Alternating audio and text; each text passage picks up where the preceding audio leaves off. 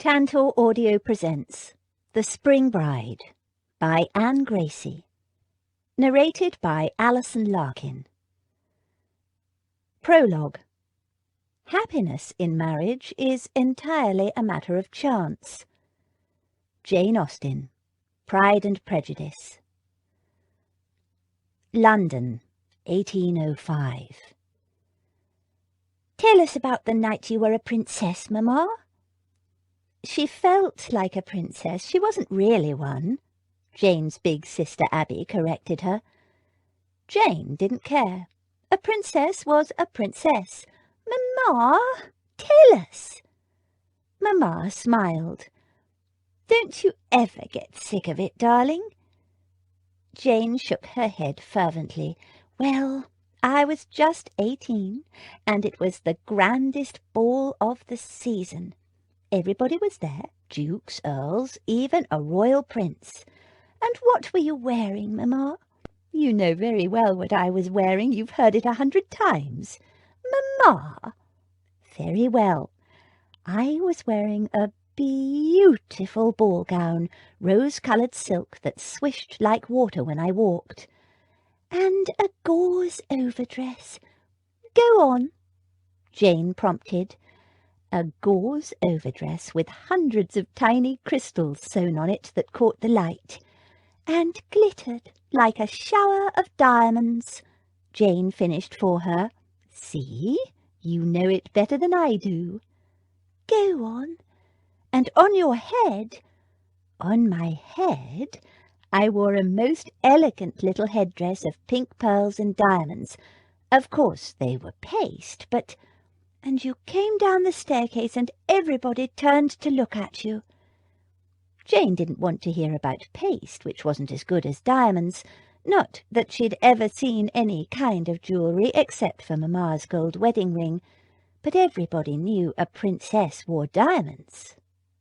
Yes, little tyrant, and everybody turned to look at me in my beautiful glittery pink dress. Mamma laughed, but the laughter turned into a coughing fit that ended with her lying back on the bed, handkerchief pressed to her mouth, exhausted. Abby fetched Mamma some water and a clean handkerchief, slipping it into Mamma's hands so that Papa wouldn't notice the blood on the old one. Amy was always secretly washing blood out of Mamma's handkerchiefs. After a while, Jane asked, "Mamma, why aren't you a princess now?" "Oh, I'm still a princess, my darling." Mamma opened her eyes and looked over Jane's head at Papa, who was standing behind her, silent and grim. "That night I met and fell in love with your Papa. He's my prince, and always will be." And she smiled up at Papa. And Jane could see for herself that Mamma really had been a princess, because the smile made her beautiful again, so beautiful as if someone had lit a candle inside her. "You'll always be my princess," Papa said in a choked voice, smoothing Mamma's hair back and kissing her on the forehead. Jane loved Papa dearly, but she knew he wasn't a prince. A prince lived in a castle, not one poky little room in a smelly old building. Mamma was supposed to have married someone else, a rich man who did live in a castle. Papa, too, was supposed to marry another lady, but then they met each other and fell in love. And because they fell in love, they had to run away and get married, because their parents wanted them to marry the other people, the rich other people. That was why Jane and Abby had never met their grandparents, even though Abby was almost 12 and Jane was nearly 6, because they were still angry. Papa and Mamma had been cast out, cut off without a penny. That's why they had no money. Papa did his best, but there was never enough. If Mamma were a princess now, she wouldn't be a thin shadow of herself, faded, sad and sick, and Papa wouldn't be so tight and angry and sad. Jane and Abby would be princesses too, and they'd all be living in a castle, not a cold, dark little room where rats scrabbled behind the walls, and none of them would ever be cold or hungry or frightened. I'm going to be a princess too when I grow up, Jane declared, and I'll have a pink glittery dress and wear diamonds and— Janey, darling, it's just make-believe, Abby began. No, I will. Ah, sweetheart, no matter what you wear, you'll always be Papa's little princess, Papa said, picking Jane up and twirling her around and around. And everybody laughed. But Jane had no doubt of it. Twirling high in Papa's arms, she looked down at the dingy little room spinning around her, Mamma lying weak and thin in her bed, and Abby crouched beside her with a clean cloth. It wasn't always going to be like this.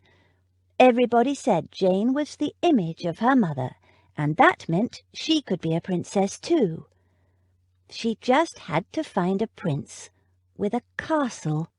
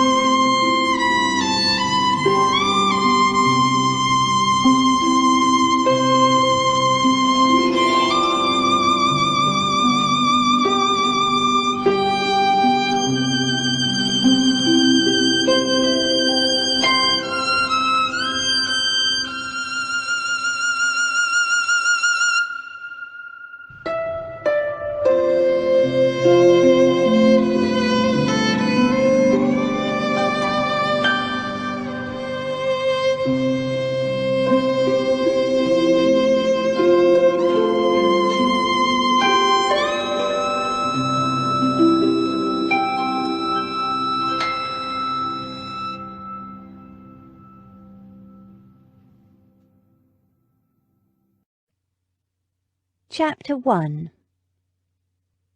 But there certainly are not so many men of large fortune in the world as there are pretty women to deserve them. Jane Austen, Mansfield Park. Mayfair, London, March 1817. That was a lovely treat. Thank you, Abby. Jane squeezed her sister's arm affectionately as they walked through Berkeley Square. I can't believe I had to wait 18 years to taste ice cream. Abby laughed. You've made up for it in the last few months. Is there any flavour at Gunter's you haven't tasted? No, Jane admitted, but I still haven't decided which is my favourite. Abby laughed again, and it's not even summer yet.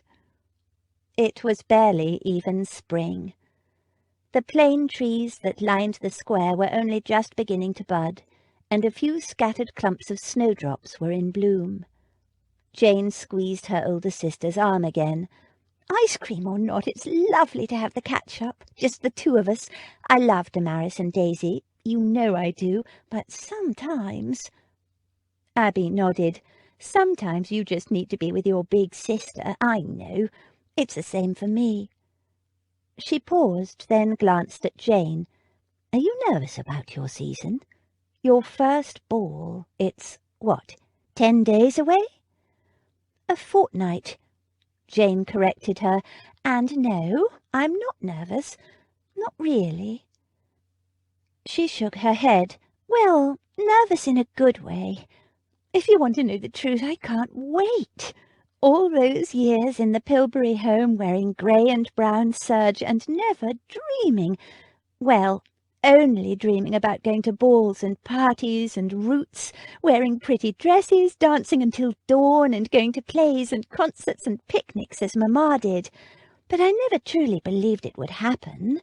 That one day— She hugged her sister, then gave a happy little twirl. It's so exciting, Abby. I feel so very lucky. We are lucky, Abby said, sobering a little, all of us. If it weren't for Lady Beatrice. I know. But she insists we rescued her, which is true, too, in a way. And truly, Abby, she's enjoying this as much as any of us. She couldn't be more delighted if we were her real nieces. Abby laughed. Good thing I married her nephew, then, which makes it almost true. Nonsense! Your marriage to Max has nothing to do with it. If I want nieces, I'll dashed well have them, Jane declared in an excellent imitation of Lady Beatrice, and they both laughed.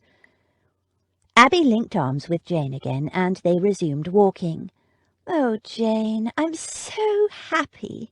Happier than I ever dreamed possible. You have no idea. Marriage is— She gave a blissful sigh, and then blushed. But you'll find out soon enough. You'll meet a handsome young man, maybe even next week at the ball, and you'll fall madly in— Do you think Damaris and Freddie will have arrived in town yet? Abby gave her a sharp glance, but accepted the change of subject. Damaris's last letter said they expected to arrive in London today or tomorrow, so they might have, yes. Oh, God, I can't wait to see her. Her letters from Venice contain some beautiful sketches. It seems like a magical place. I wonder if I'll ever get to see it. Jane? But Jane didn't want to talk about falling in love, which was all Abby talked about these days. Watch out, she said, pulling Abby back as a curricle whizzed past them. You're not in the country now, Abby. We have traffic in London, remember? They crossed the street and mounted the front steps of Lady Beatrice's house where Jane and Daisy still lived. Max, on his marriage to Abby, had rented a townhouse around the corner. He'd offered to house Daisy and Jane there as well, but Lady Beatrice had objected strongly. Stealing my girls? Losing Abby and Damaris to you and Freddie is bad enough. What's wrong with newlyweds today? Don't you want privacy? Delivered with a gimlet stare magnified by her favourite lorgnette. Abby and Max hadn't argued, and Freddie, taking the hint, had also arranged the hire of a townhouse for the season, within easy walking distance of Berkeley Square. The front door opened silently before Jane could even reach for the bell. Featherby, their butler, placed a white-gloved finger over his lips in mysterious fashion and stood back to let them in. Daisy was sitting on the stairs halfway up. "Daisy?" Jane began. "Shh!" Daisy made extravagant shushing gestures. Jane and Abby exchanged glances. What on earth was going on? Featherby, tapping his finger against his lips to reinforce the need for silence, pointed to the door to the drawing-room, which was ajar. Voices wafted out. Lady Beatrice and a male visitor. Nothing unusual there. So why were Daisy and Featherby behaving so mysteriously? "What?" Jane began. "Shh!"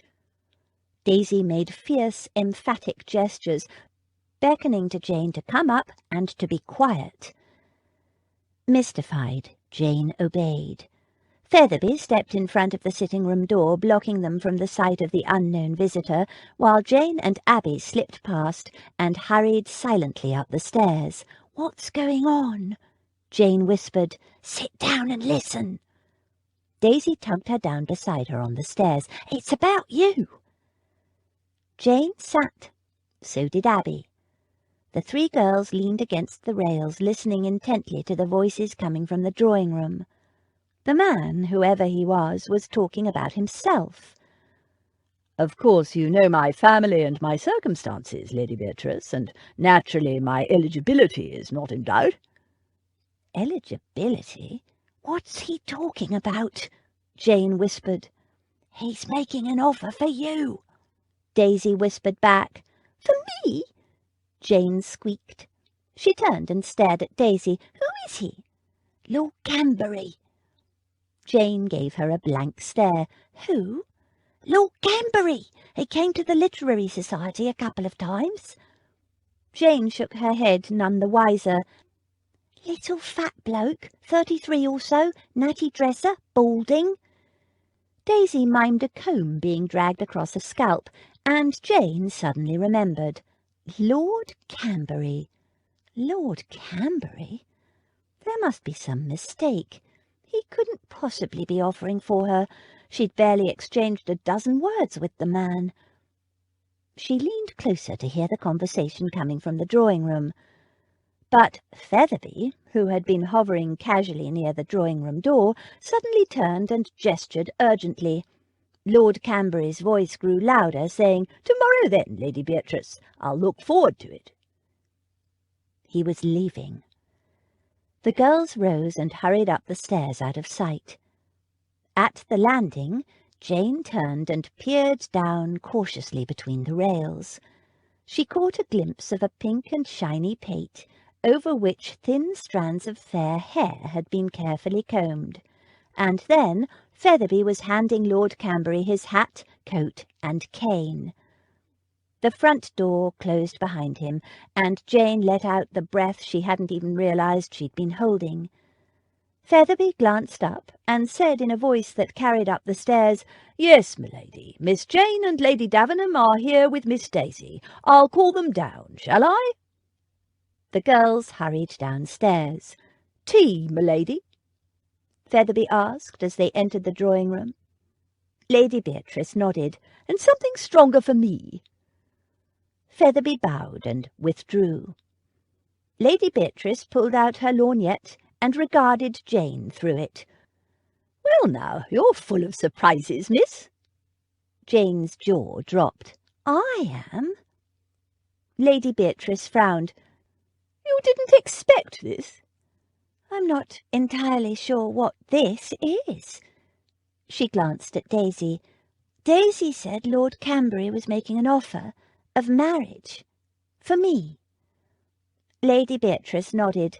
"Nothing wrong with the girl's ears. Not that any of you should be listening at doors."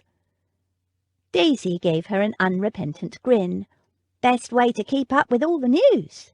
"Minx!" The old lady shook her head, sending her vivid red curls bobbing. "But you're quite right."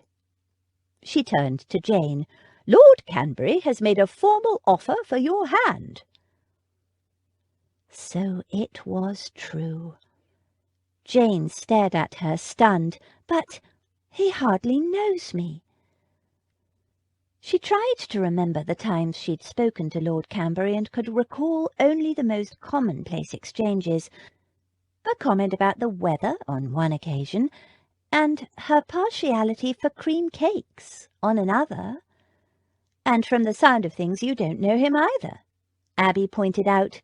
"Nevertheless, it's an excellent offer," Lady Beatrice said. "He's rich as Golden Ball, they say, only without the vulgarity. Lord Camberry prides himself on his exquisite good taste." William, their footman, brought in the tea-tray with a large pot of tea and a plate of cakes and other delicacies. Featherby followed, bearing the brandy decanter. Under Lady Beatrice's supervision he poured her tea, more brandy than tea. Abby poured for the rest of them, just tea with a little milk.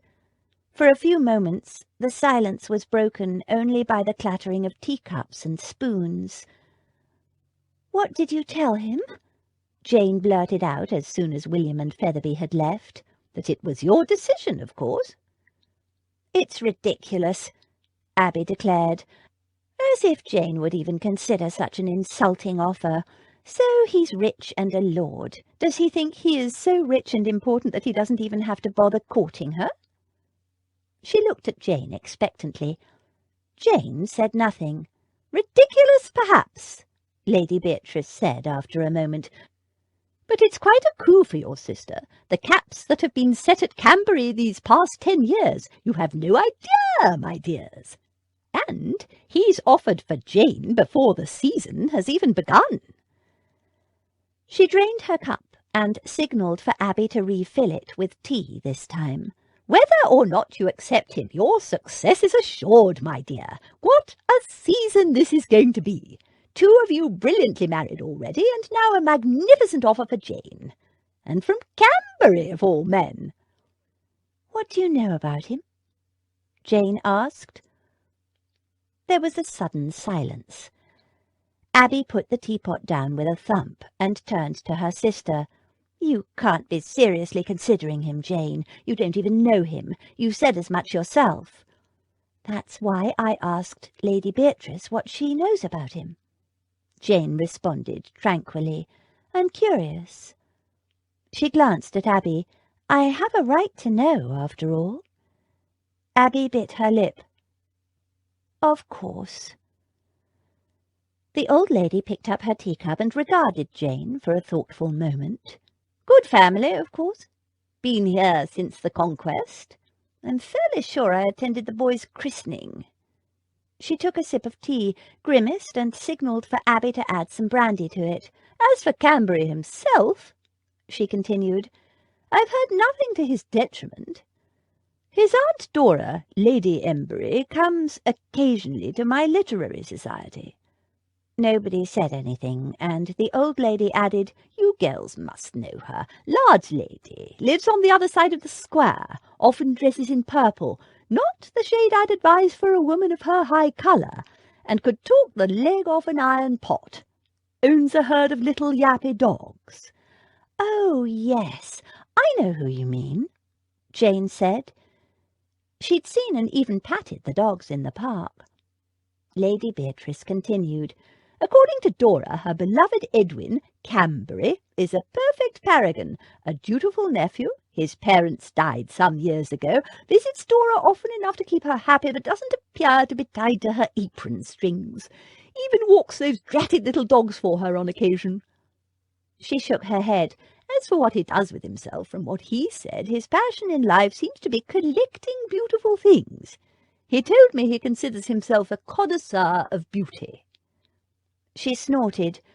"In fact, it's more or less how he referred to you, Jane. Said he wishes to acquire a beautiful wife to complete his house full of beautiful objects. Houses." She corrected herself. "He has 3 that I know of. One in London, another his country seat, Camberry Castle." "A castle?" Jane echoed. "Yes, quite a magnificent estate, and a place in Brighton. He's a member of the Prince Regent's set." "Coxcomb! I don't care whose set he's part of, or how many houses he owns, or how much his aunt dotes on him, Abby said hotly. Jane deserves better than a man who doesn't even bother to get to know her before offering for her hand, a man who wants to add her to his collection of beautiful things. I've never heard of anything so outrageous, and I hope you told him so, Lady Beatrice. The old lady made a vague gesture.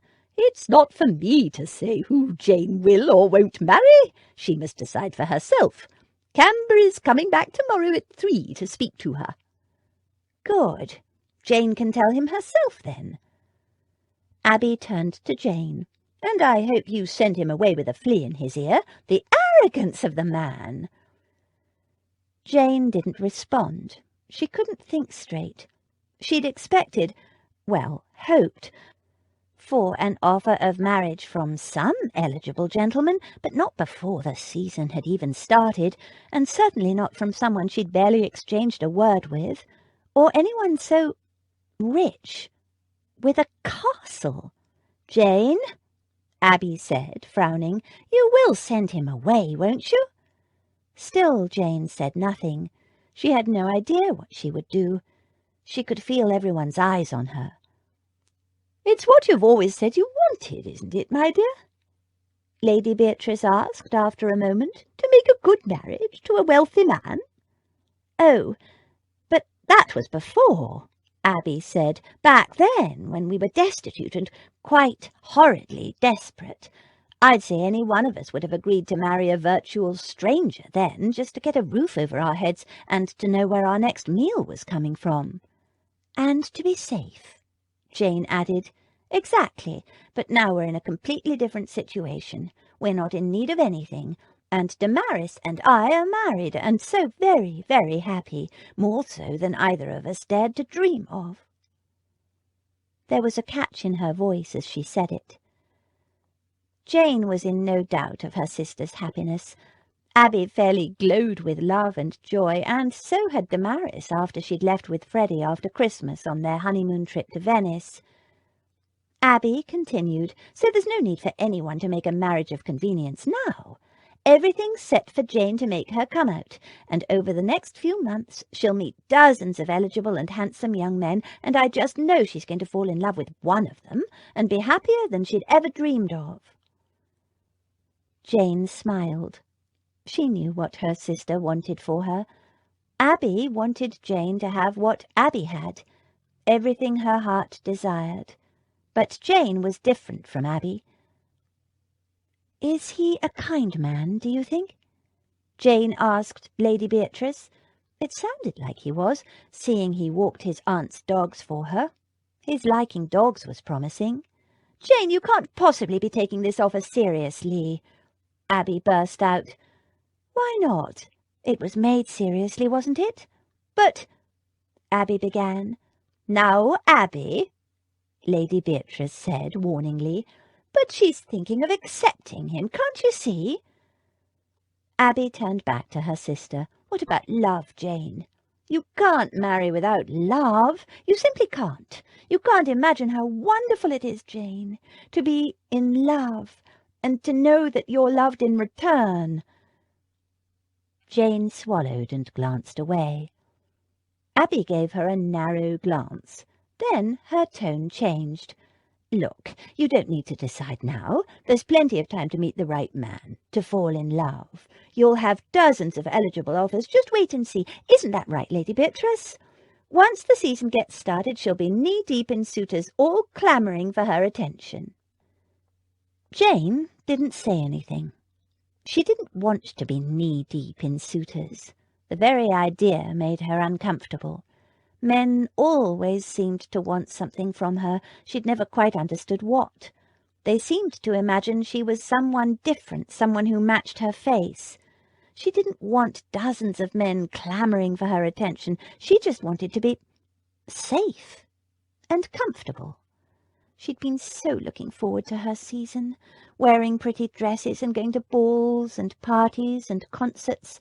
After 12 years in the Pilbury home, wearing cast-offs and hand-me-downs from the older girls, what girl wouldn't? She'd looked forward to dancing with a succession of handsome young men, too. She hadn't thought much beyond that. Oh, she knew marriage was the aim of it all, and she wanted to be married, of course she did. You had to be married to have children, and Jane wanted children more than anything. But it had all been a bit vague in her mind. She'd vaguely imagined she'd meet a nice eligible gentleman and he would propose and she would accept, and then at the end of the season she'd get married. And then her life, her real life, would start. She'd have a husband and a home, and soon she hoped she'd be blessed with her own little baby. It was all she'd ever wanted, a home of her own and children, and of course a husband made all that possible. But dozens of suitors, staring and clamouring. "Jane," Abby began again, but Lady Beatrice held up a magisterial hand. "Hush, Abby. I know you want what's best for your sister. We all do. But it's Jane's decision, and she needs time now to think it over. In peace." Abby gave a rueful smile. "Of course. I'm sorry, love." She rose and gave Jane a hug. "I didn't mean to be telling you what to do. It's a bad big sister habit. I forget sometimes that you're 18 and all grown up now. You'll do the right thing. I know you will." Jane hugged her back, grateful not to have to explain herself while her thoughts were still in turmoil. "I'd better go," Abby said. "I said I'd meet Max at 4 and I'm already late." She kissed Jane. "Don't do anything rash, little sister." "I won't." Daisy stood as well. "I've got work to do, so I'm going too. See you upstairs, Jane." Jane nodded. "In a few minutes." She wanted to talk to Lady Beatrice alone. Abby took her leave in a round of hugs, and Daisy hurried away upstairs. Jane sat down again, facing Lady Beatrice. There was a short silence while she organised her chaotic thoughts. Lady Beatrice sipped her tea and nibbled on an almond cat's tongue. "I've never had a marriage proposal before," Jane said eventually. "It's a little daunting. So I have until tomorrow to make up my mind?" "Not at all. He might press you for an answer, but if it does, and it makes you uncomfortable, refer him to me. I have no intention of letting anyone rush you into a decision. Marriage is a serious matter, my dear, and this decision will affect your entire life. So take as much time as you need." "But if he's coming back tomorrow—" "You can tell him you need more time to think it over. It does men good to be kept waiting. How often do I have to tell you girls that? Men want what they can't have. They're hunters by nature, and the harder the thing is to catch, the more they value it. Keeping them waiting and guessing is part of the game." Jane gave her a troubled look. "It's not a game to me." Lady Beatrice reached across and patted Jane's hand. "I know it isn't, my dear. It's all very serious, isn't it? And you're quite right to take your time and think it through very carefully. And even if you decide to refuse Cambury, it won't hurt your reputation at all when it gets out that you'd been asked." "Oh, but I'd never tell anyone." "Pish-tush! Who is talking about telling?" The old lady gave an airy shrug. "But such things often happen to get out. I can't imagine how, but I assure you it won't hurt your chances for it to be known that Cambury made an offer for you before the season has even started." Lady Beatrice grinned. "Every eligible miss and her mother will be ready to scratch your eyes out. I've lost track of the number of dazzling beauties that have set their caps at Cambury and failed. So, whether you accept him or not, either way, it's a triumph." She chuckled gleefully, then saw Jane's worried look and assumed a solemn expression. "But there, I don't wish to put any pressure on you, my dear. It's entirely up to you. If you don't want him, tell him so, and if you're not sure, simply tell him you need more time." "But if I make him wait, he might change his mind." The old lady eyed her shrewdly. "He might? Would that distress you?" Jane bit her lip. That was the trouble. She didn't know. Chapter 2. I lay it down as a general rule, Harriet, that if a woman doubts as to whether she should accept a man or not, she certainly ought to refuse him. Jane Austen, Emma. Gord, I'm fain knackered. Daisy stretched and groaned. She and Jane were getting ready for bed. "Vulgarity, Daisy McGill, vulgarity," Jane said in Lady Bear's accents. "Turn around and I'll get you undone." Daisy laughed and turned her back for Jane to unlace her. "I'm never going to sound like a lady, am I? I'd have to get someone else to run me posh shop, if I ever get it, that is." "You'll get it," Jane told her confidently. "We got a lot done today. 2 more outfits finished." Daisy shook her head. "Yeah, but there's piles and piles of work still to do." She plunked herself down on the bed with a sigh. "I don't know how I'm going to manage it all, to tell the truth, Jane." "Even with Polly and Ginny helping?" Lady Beatrice had given 2 of the maids permission to help Daisy every afternoon. Daisy nodded. "Even then, I reckon I might have overreached myself, Jane." "Nonsense." Jane gave her a hug. "You're just tired." Daisy's dream was to become a fashionable dressmaker, fashions to the ton, and the plan was for her to make a splash this season, having designed and made all Jane's clothes for her come-out, most of Abby's and some of Damaris's. Only some, because Freddie had taken Damaris to Paris on their honeymoon. Damaris had written apologetically that Freddie had insisted on buying her the most beautiful dresses and 2 gorgeous pelisses, that she didn't have the heart to say no to him, and she hoped Daisy wouldn't be offended. Daisy had admitted to Jane that, far from being offended, she was a bit relieved. It was a bigger job than she'd imagined, making clothes for all 3 of them for a whole season.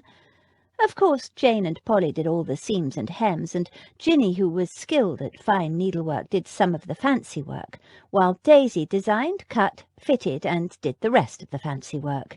And Abby lent a hand when she could. Still, it was a stretch. They'd all underestimated the amount of work it would be, and the space it would take.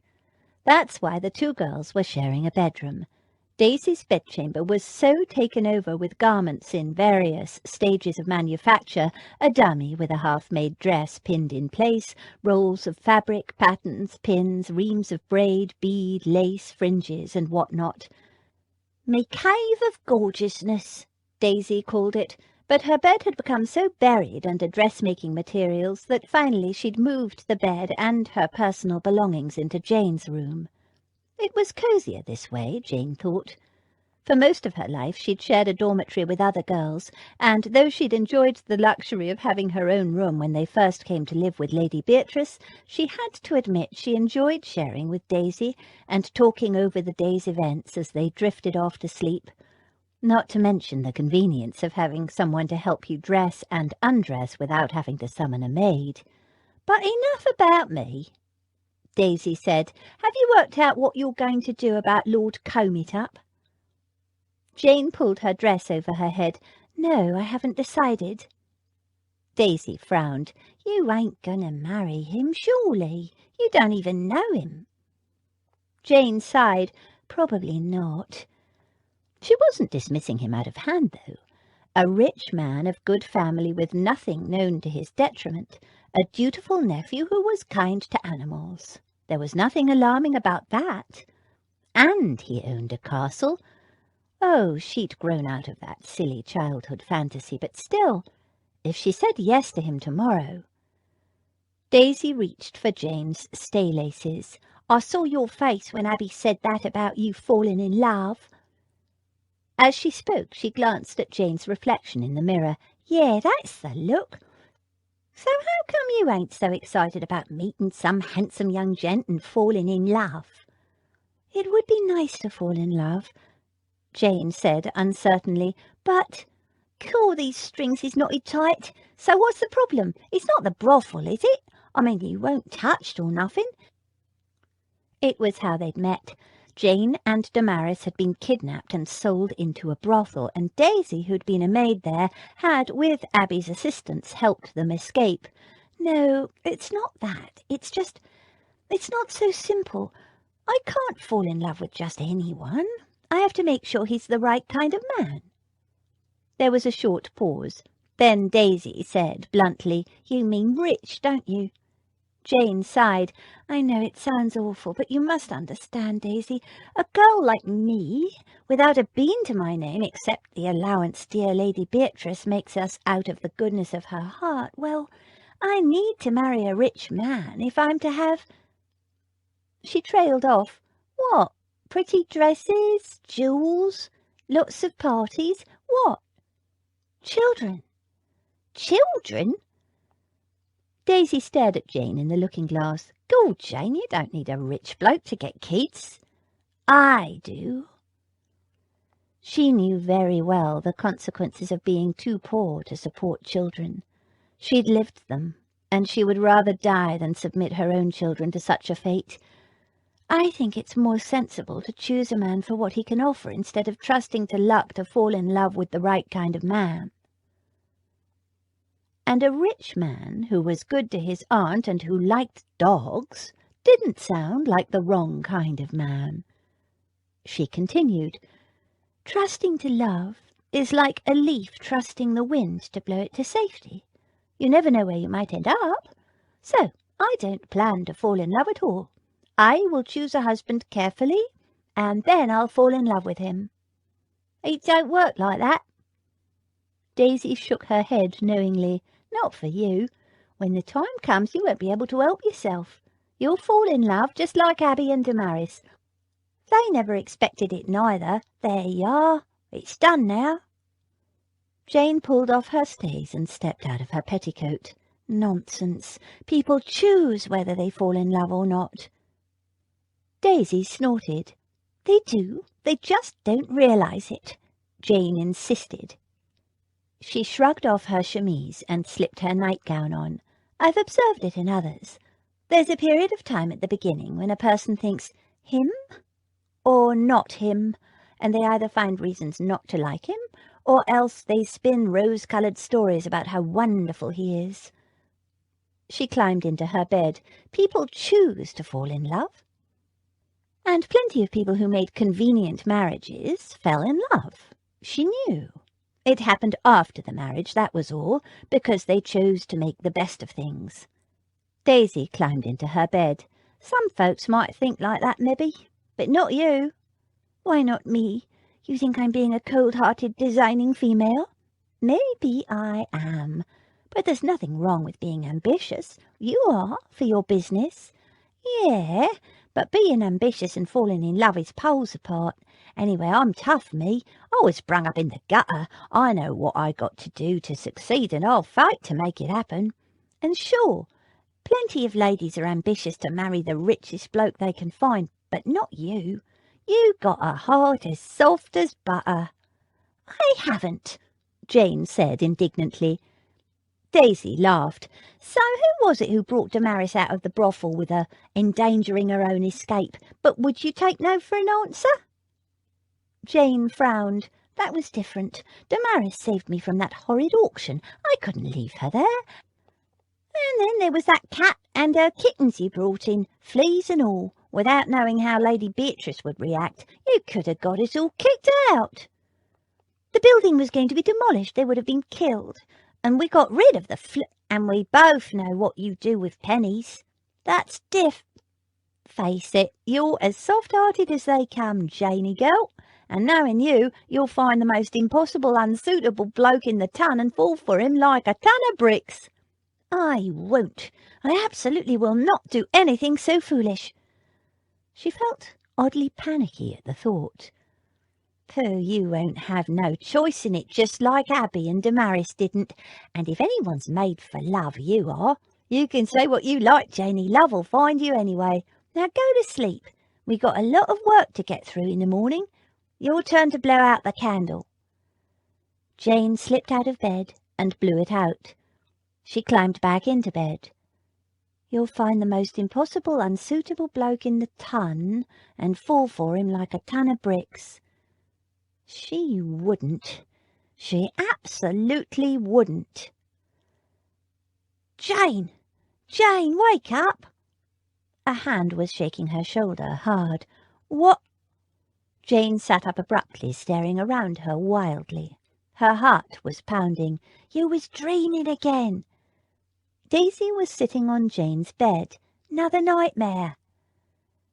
Jane blinked, and her dazed thoughts slowly came into focus. She glanced at the window. The curtains stirred slightly, letting in a few slivers of grey pre-dawn light. You all right now?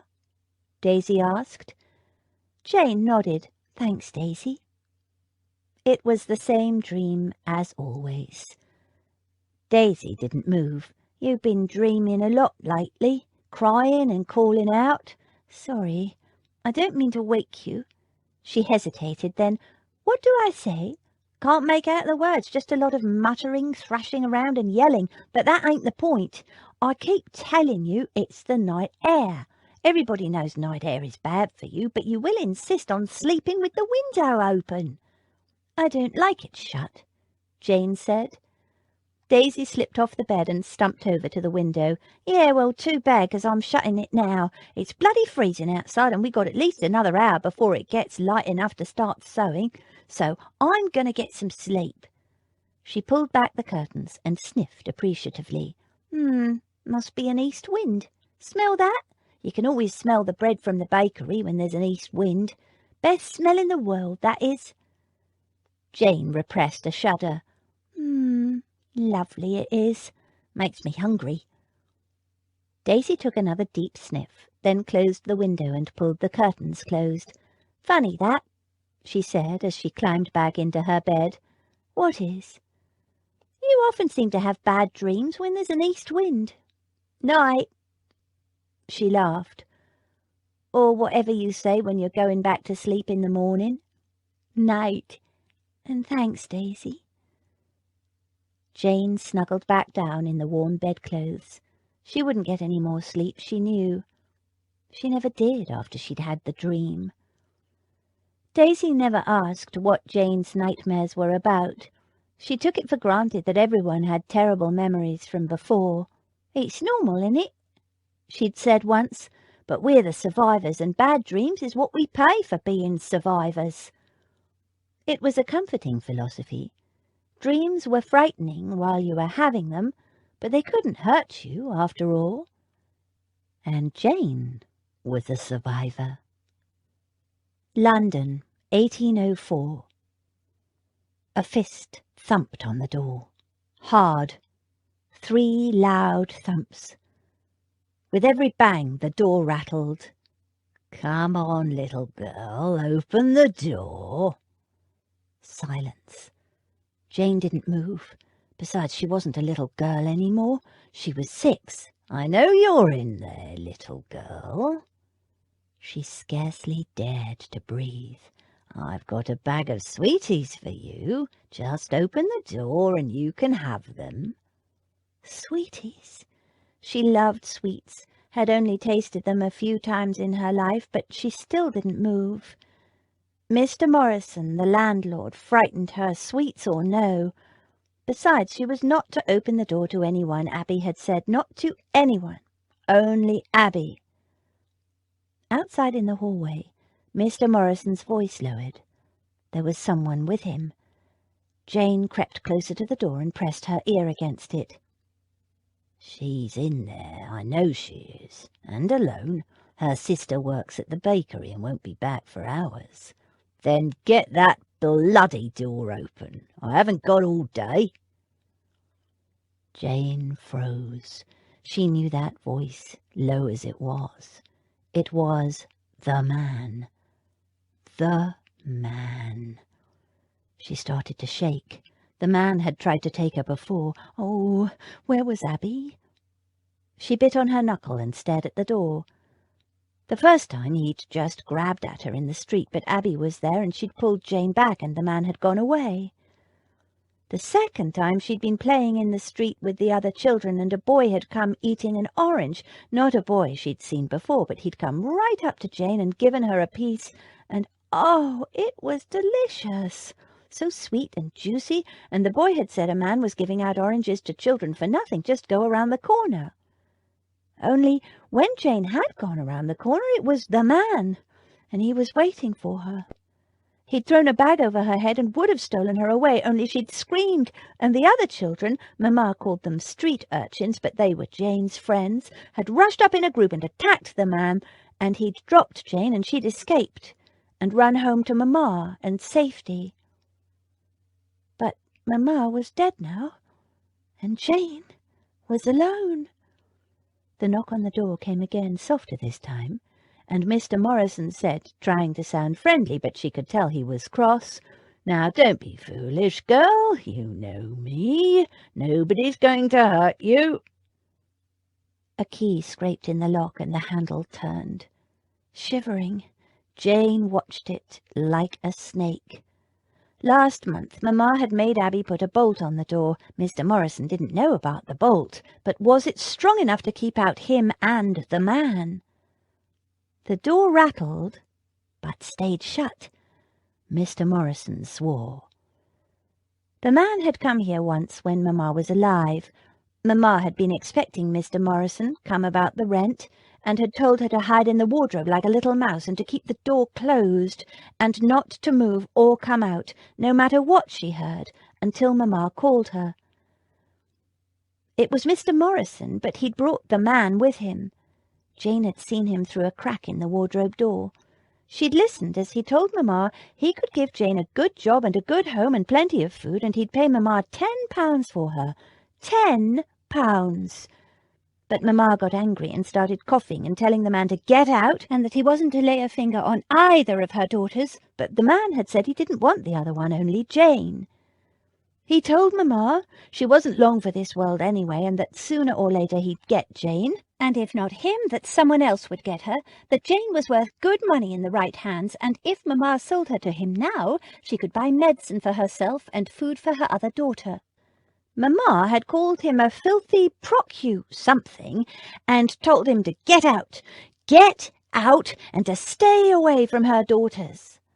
The more angry and upset Mamma got, the more she coughed, and the man had laughed, because in the end she could hardly talk for coughing.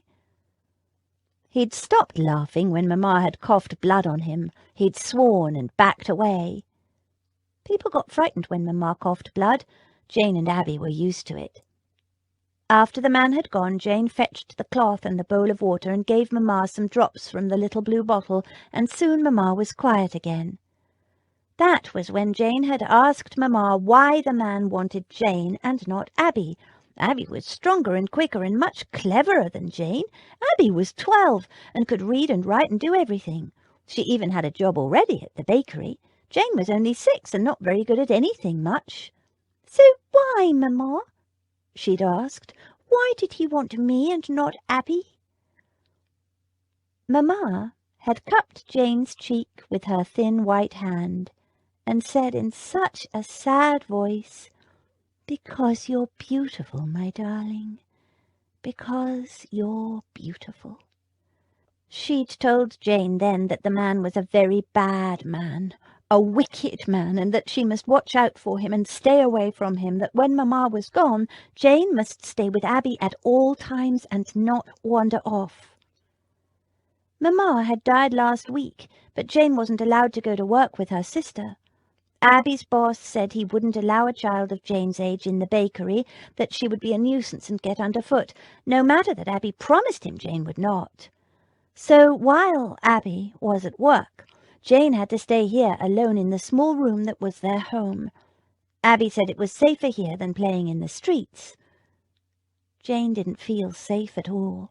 At least in the street there were the other children. The door rattled again. "Open this door at once," Mr. Morrison yelled.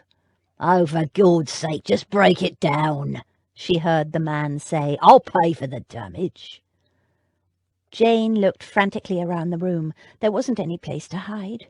They'd be sure to look in the wardrobe. There was no way out except the door. Even the window was boarded over from where it had been broken so long ago. The window! In the summer, Abby had loosened some of the nails so they could get some fresh air into the room. Crash! The door trembled. A crack appeared down the middle. Jane flew to the window. With fingers that were shaking and clumsy, she worked the loose nail out. One of the boards swung down, leaving a narrow gap.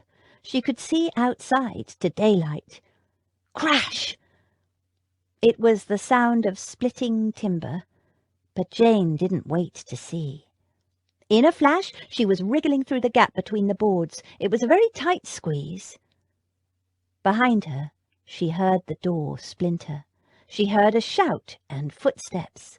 She squirmed frantically, heard something rip, felt someone grab her foot, but she kicked back and fell to the pavement in a heap, one shoe missing. "Come back here, you little bitch!" Mr. Morrison shouted, but Jane didn't wait. She picked herself up and ran and ran and ran, not stopping for breath, not caring that she had only one shoe, not caring that there was a stitch in her side, not stopping until she reached the bakery and ran around the back, and there was Abby, in an apron too big for her and covered in flour. She hurled herself at her big sister.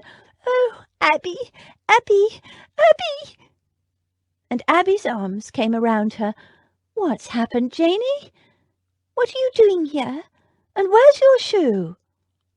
Shaking and gasping for breath, she managed, "He came, Abby, the man with Mr. Morrison, and I didn't open the door to them just like you said.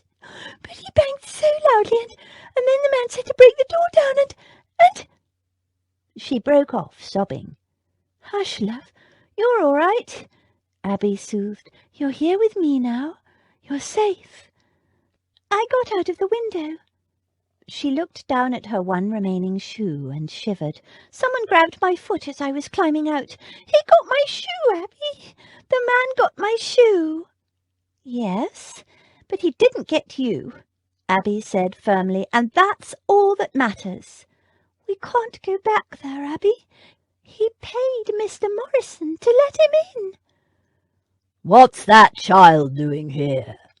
a deep voice boomed. "I told you, no children." It was the baker, fat and red-faced with a big beard. "Wait here." Abby sat Jane down on an upturned bucket and hurried away to speak to the baker.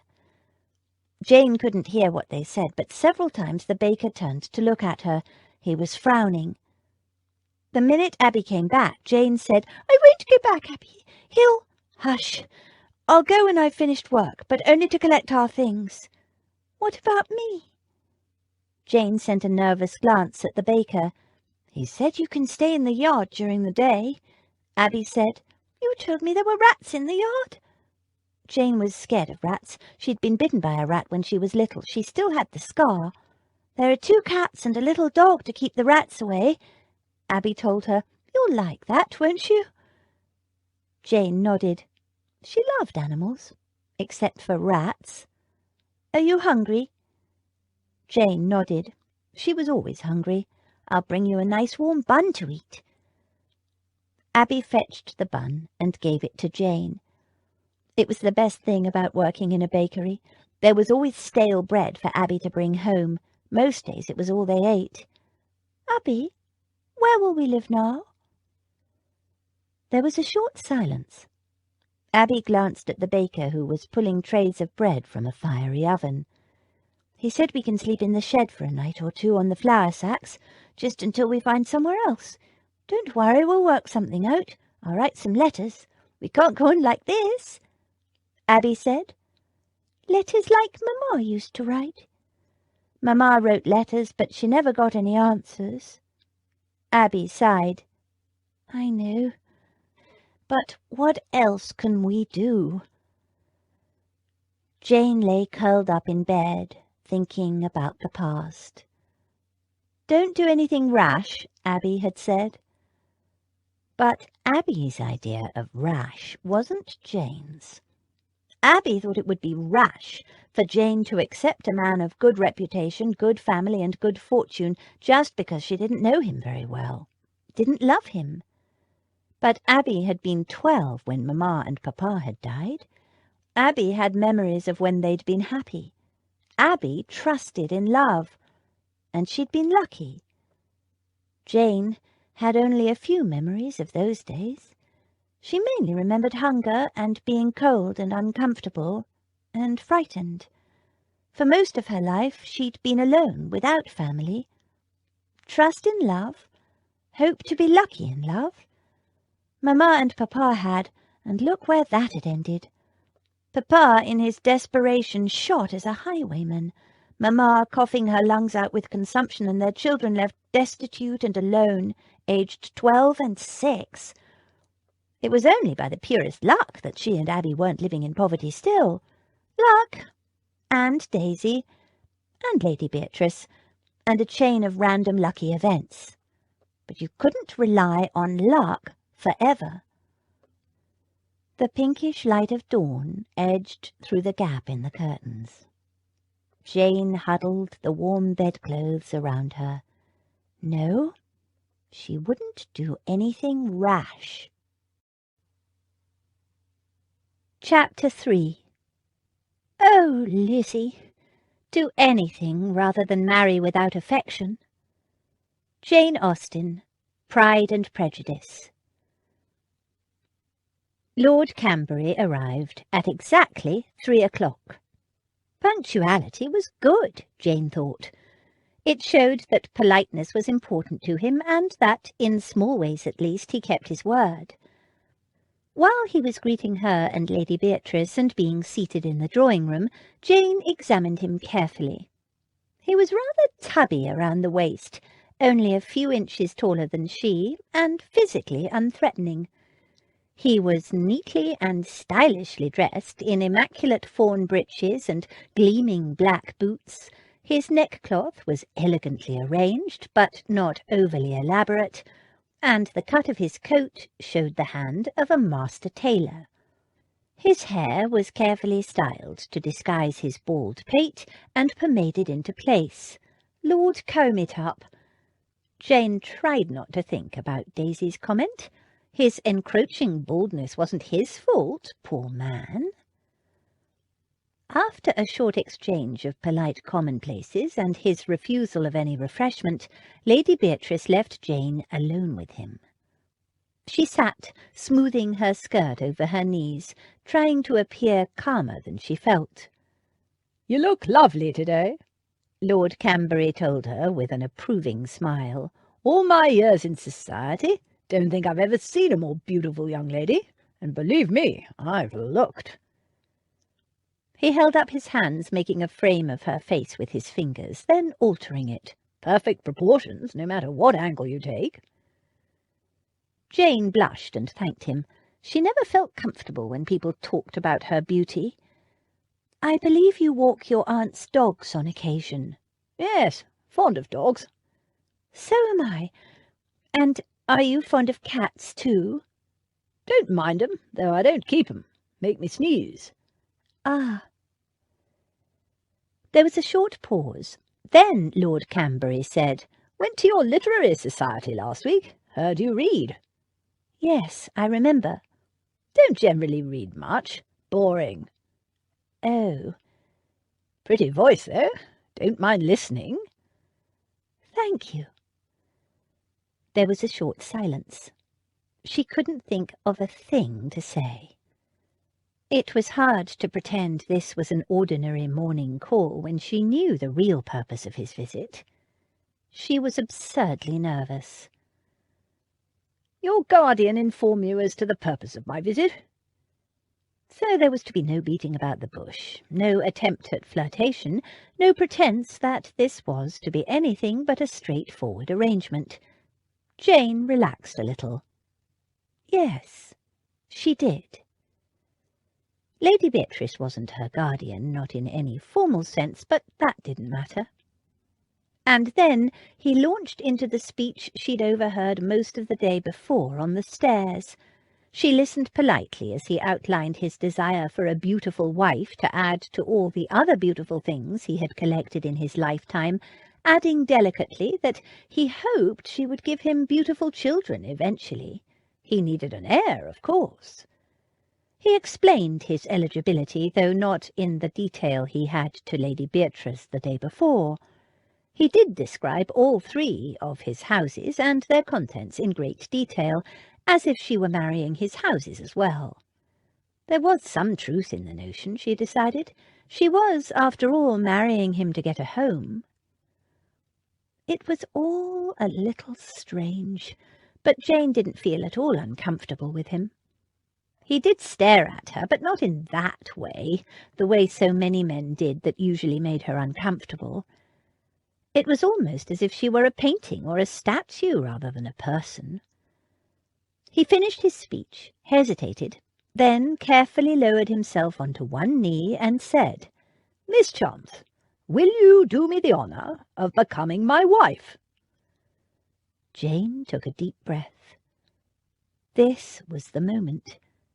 With a simple yes, she could secure her future, and that of any children she might have. But she respected that he hadn't tried to flummery her with false declarations of love, and she owed him the same honesty. It seemed she was going to do something rash after all. "Please sit down, Lord Cambury," she found herself saying. "There are 1 or 2 things I need to clarify before I answer your very flattering question." He frowned, rose with only a slight degree of difficulty, brushed off his breeches, and sat down again. "Thank you for your offer," she told him. "I am deeply honoured by it. But you need to know something about me before you ask me again." His frown deepened, but she continued, her voice shaking a little. "You asked Miss Chance to be your wife. I am not Miss Chance. Chance is a name we made up, my sisters and I, when we were in trouble and fleeing from an evil man who intended us harm. My real name is Jane Chantry." His expression didn't change. "Of the Hertfordshire Chantrys." She couldn't tell if it was a question or not, but she decided to treat it as one. "I believe so, though my sister Abby and I have never had any contact with my father's family."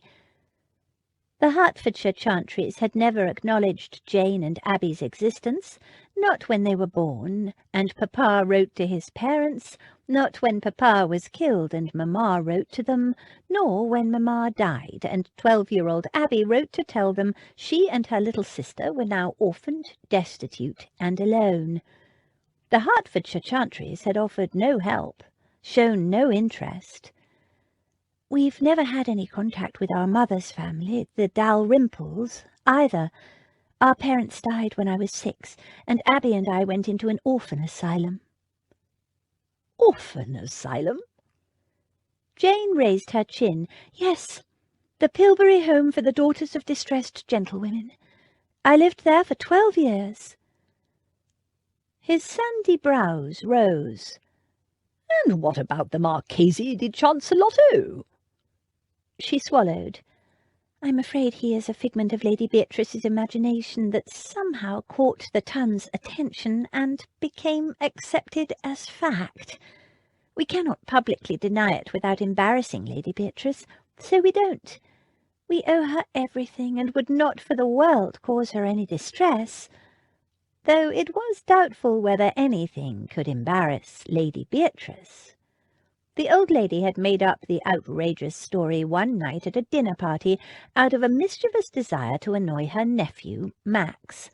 None of them had dreamed anyone would take it seriously, but the story had spread and become established as truth, much to the old lady's delight. He frowned. "And Lady Beatrice is—" "A dear and beloved friend, but no blood relation." "Yet your sister married her nephew. He know about this?" "Yes." Lord Cambury sat back in his chair, looking thoughtful. "I see. Your other sisters?" "Equally dear and beloved, but no relation to Abby and me.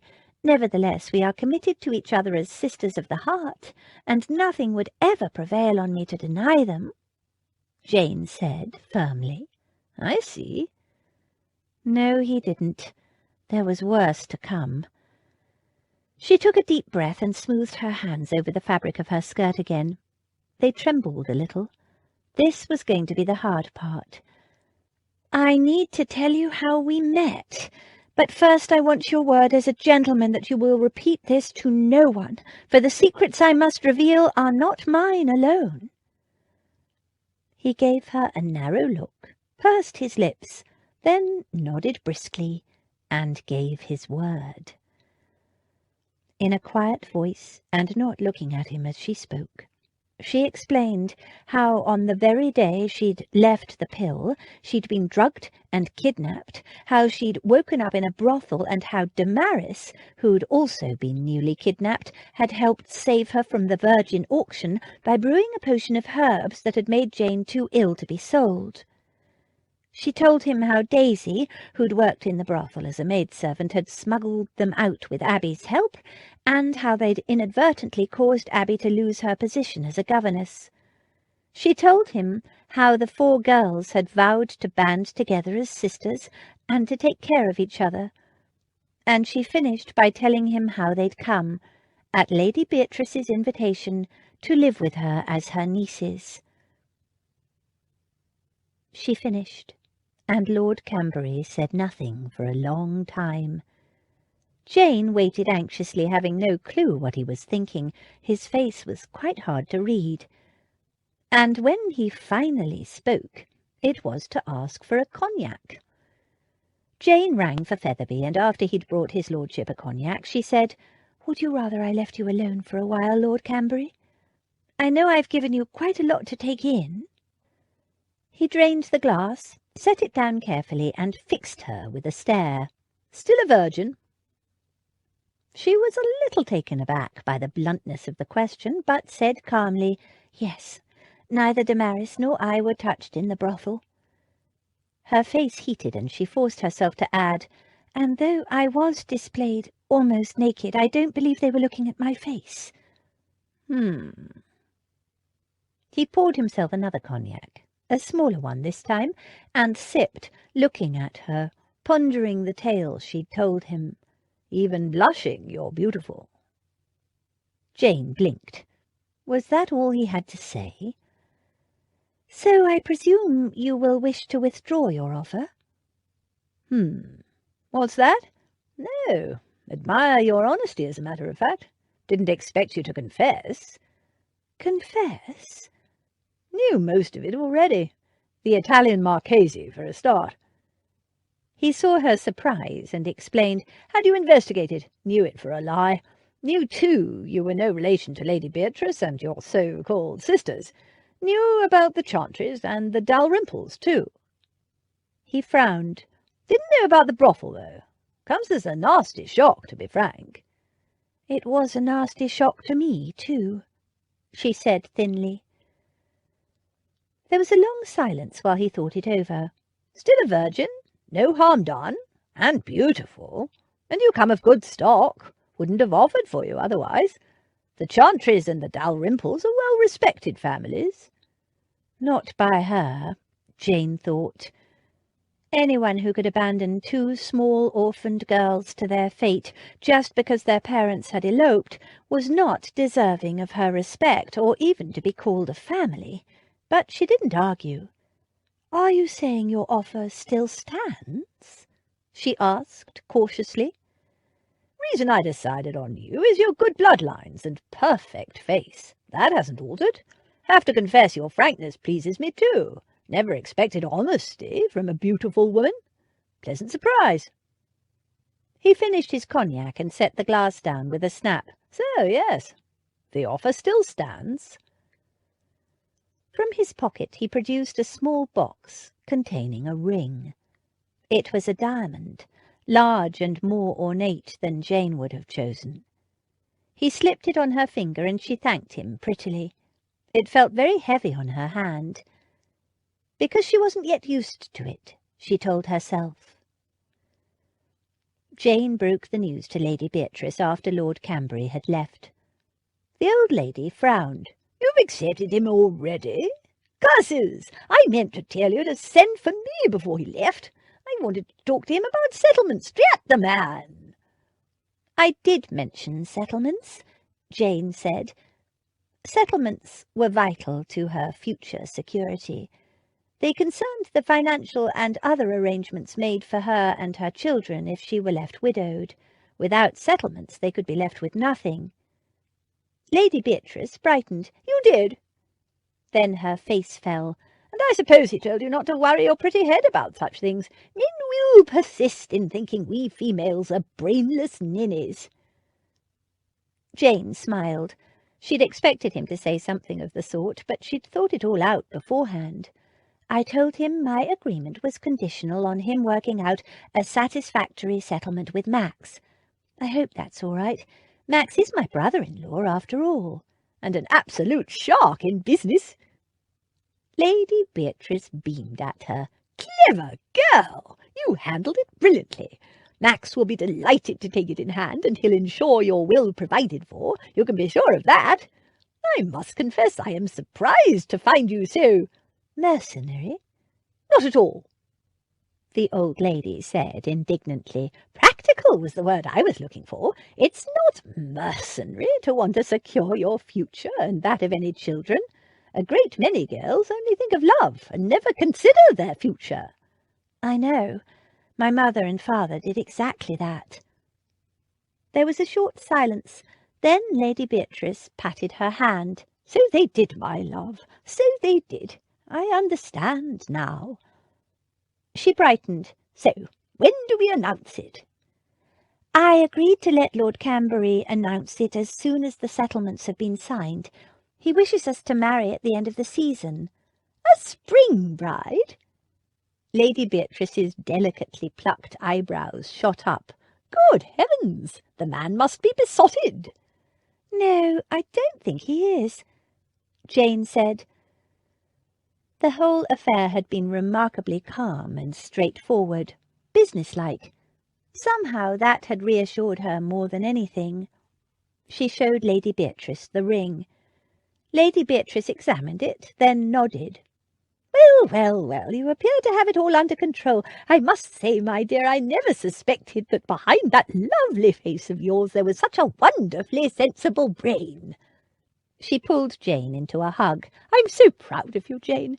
Camberry, and before the season has even started.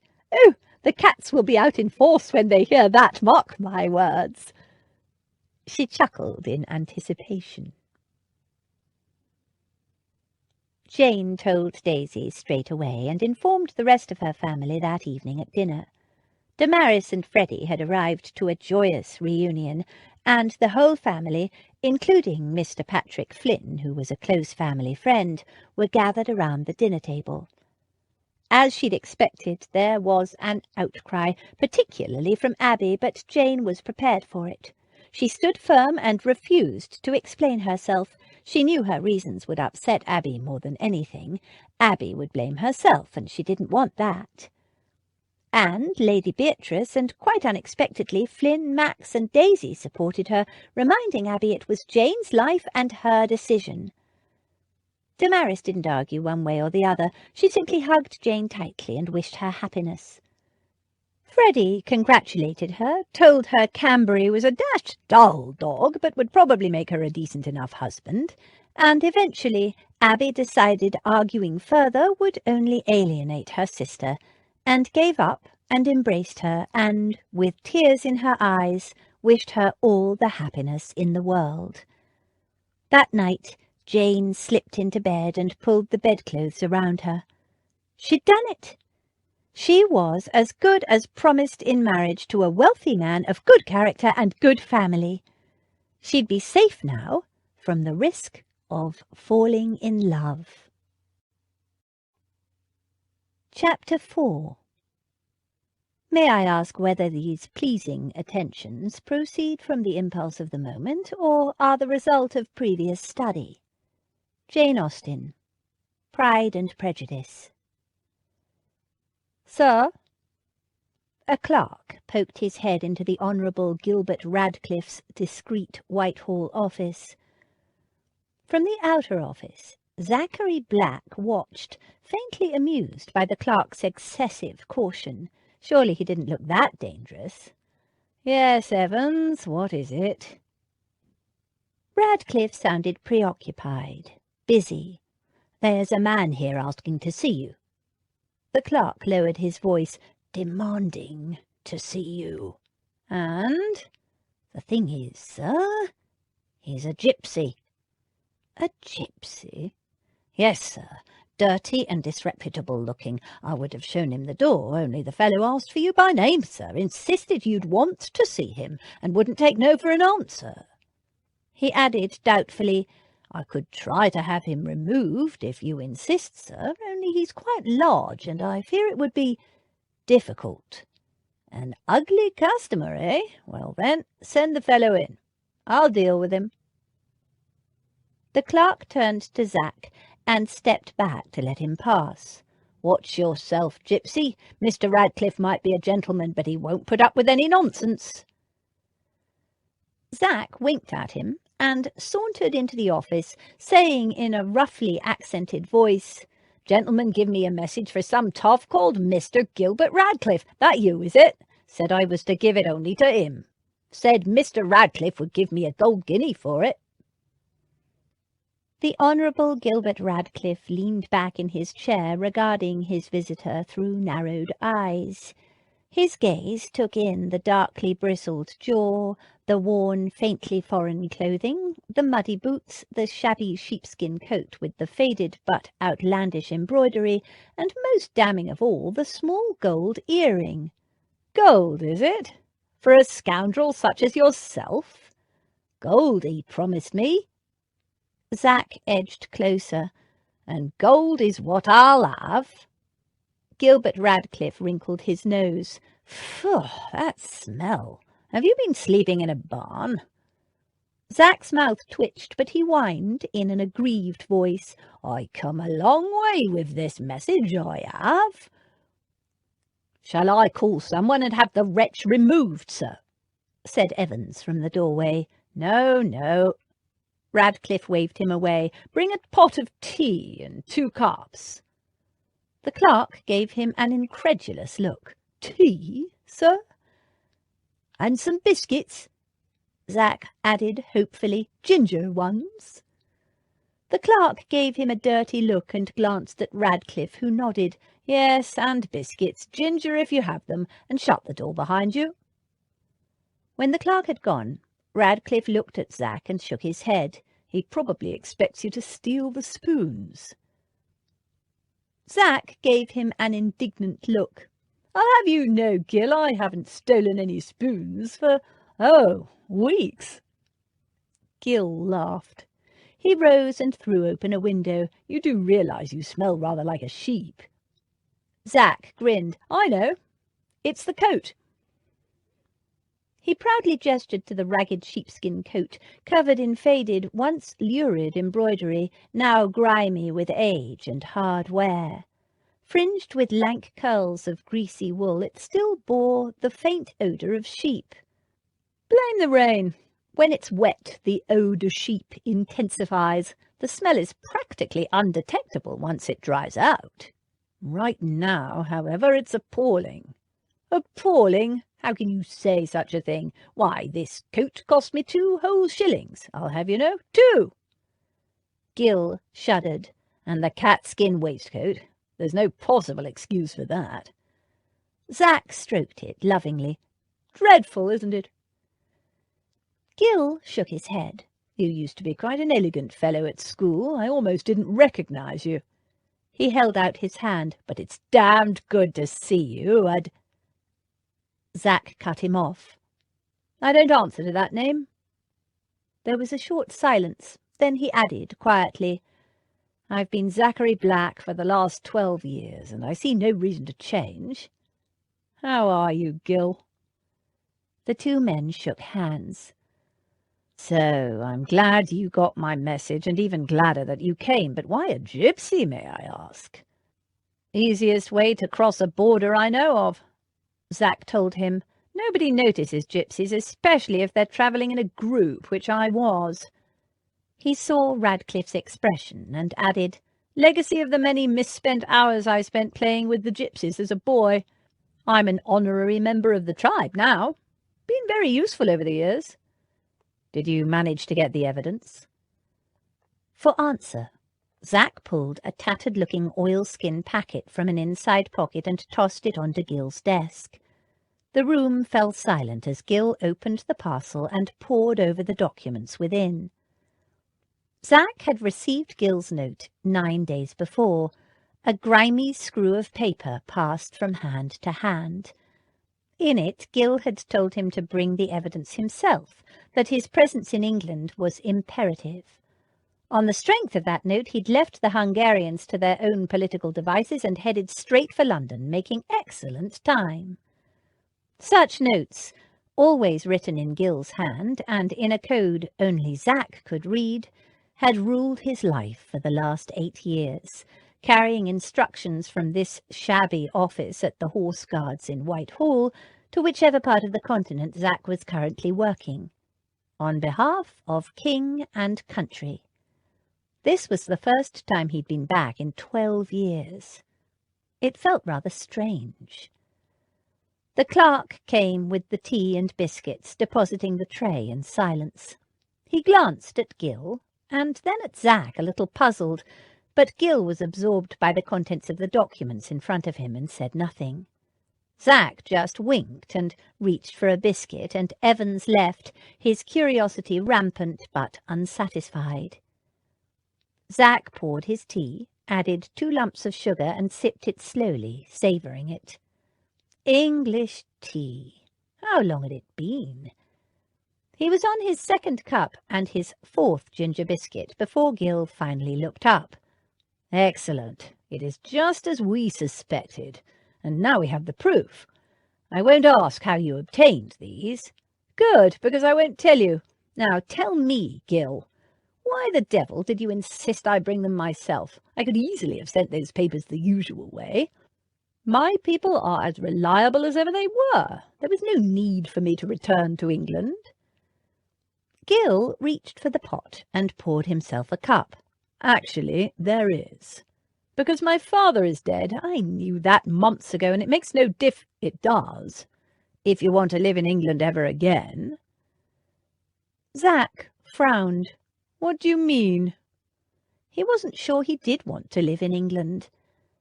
Gil added milk and stirred sugar into his tea. "I've heard a whisper."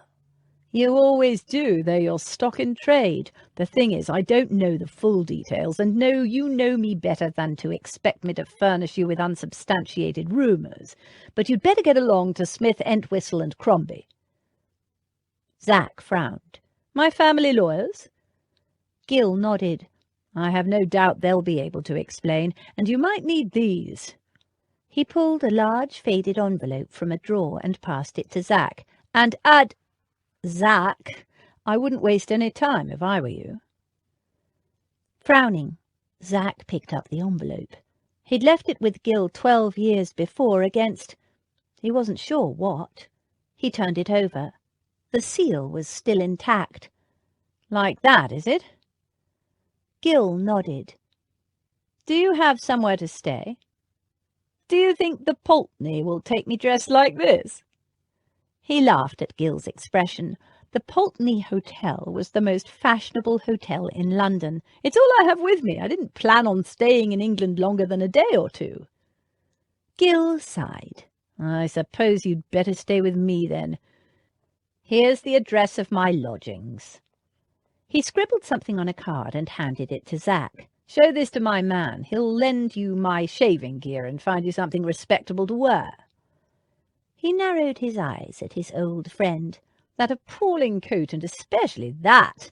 He glanced at the catskin waistcoat and shuddered. "Abomination, and not to be seen in my vicinity, understand?" Zack shook his head sorrowfully. "Gilbert, Gilbert, and I thought you liked cats." "I do. That's the problem." Zack laughed.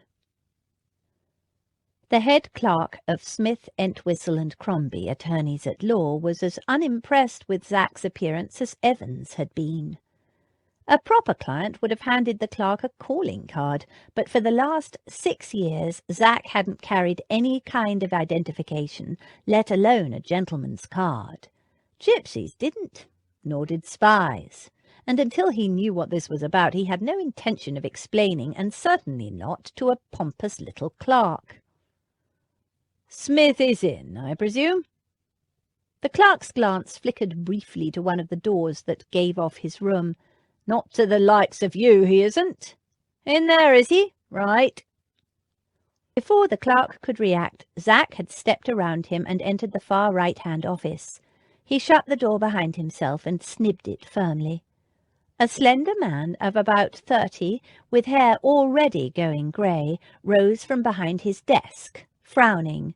"What is the meaning of this intrusion?" "Sorry, Mr. Smith," the clerk called from the other side of the door. "I couldn't stop him." "You're Smith?" Zach had been expecting an older man. "Yes, but as I said—" "Ah, you must be the son. I was expecting your father, but I suppose he's retired now." Zach sat down, choosing the most comfortable-looking chair. "Now, look here," Smith began. The clerk rattled at the door-handle, shouting, "Shall I fetch a constable, Mr. Smith?" "I wouldn't," Zach told the lawyer mildly. "It would be rather embarrassing, particularly for you." He sat back and crossed his legs, apparently indifferent to, if not totally oblivious of, the clerk hammering on the door and shouting through the heavy oak panels. Smith visibly hesitated. "Mr. Smith!" the clerk shouted again. "Shall I fetch help?" "No, it's all right, Griggs," Smith called. There was a short silence from the other side of the door. Then, "Are you sure, sir?" "Quite sure." It was so obviously a lie, Zach couldn't help but smile.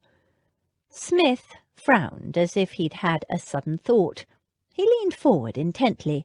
"Have we met before?" "Once, a long time ago. My name is Zachary Black." Smith shook his head. "I have a very good memory for names. I don't know any Zachary Black." "Your hair was black when last we met." Smith's hand crept briefly to his hair. He frowned. "It was but a brief meeting. You came with your father to Wainfleet, summoned there, I assume, by my late father." "Wainfleet?" Smith stared at him in disbelief. "Your late— You can't mean— Good God, no! You cannot be!" He stared at Zach in shock. "But you're dead!" "Am I? Are you sure?" he said dryly. "Well, of course I didn't. I mean, good God! I should have recognized you by those eyes alone." Smith sat in his chair with a plop. "Cutting it a bit fine, aren't you? The hearing is in 2 weeks." "The hearing?" "To declare you legally dead." He frowned at Zach's expression. "You didn't know? Your cousin Gerald has— Since your father's death, he's— Ah, Gerald! He always did want what was mine." So that was it. "Yes, but— Oh dear, you don't understand. Apart from your cousin, there are other— complications." Smith pulled out a handkerchief and mopped his brow, though the room was far from warm. He took a deep breath, which seemed to calm him somewhat. "I'm sorry, you've taken me rather by surprise. Now, first things first. Can you prove this?" "Prove what? That I'm alive? That you are Adam—" "I don't call myself that any more. Haven't used the name for the last 12 years, not since I left Wainfleet. Zachary Black, that's who I've been." Smith leaned forward over his desk. "But can you prove you are your father's son? As much as any son can prove his father." Zach pulled out the envelope Gil had given him and tossed it onto Smith's desk. "It's all in there." Smith opened the envelope and examined the papers within. He took his time, scrutinizing each document carefully. Zach sat back.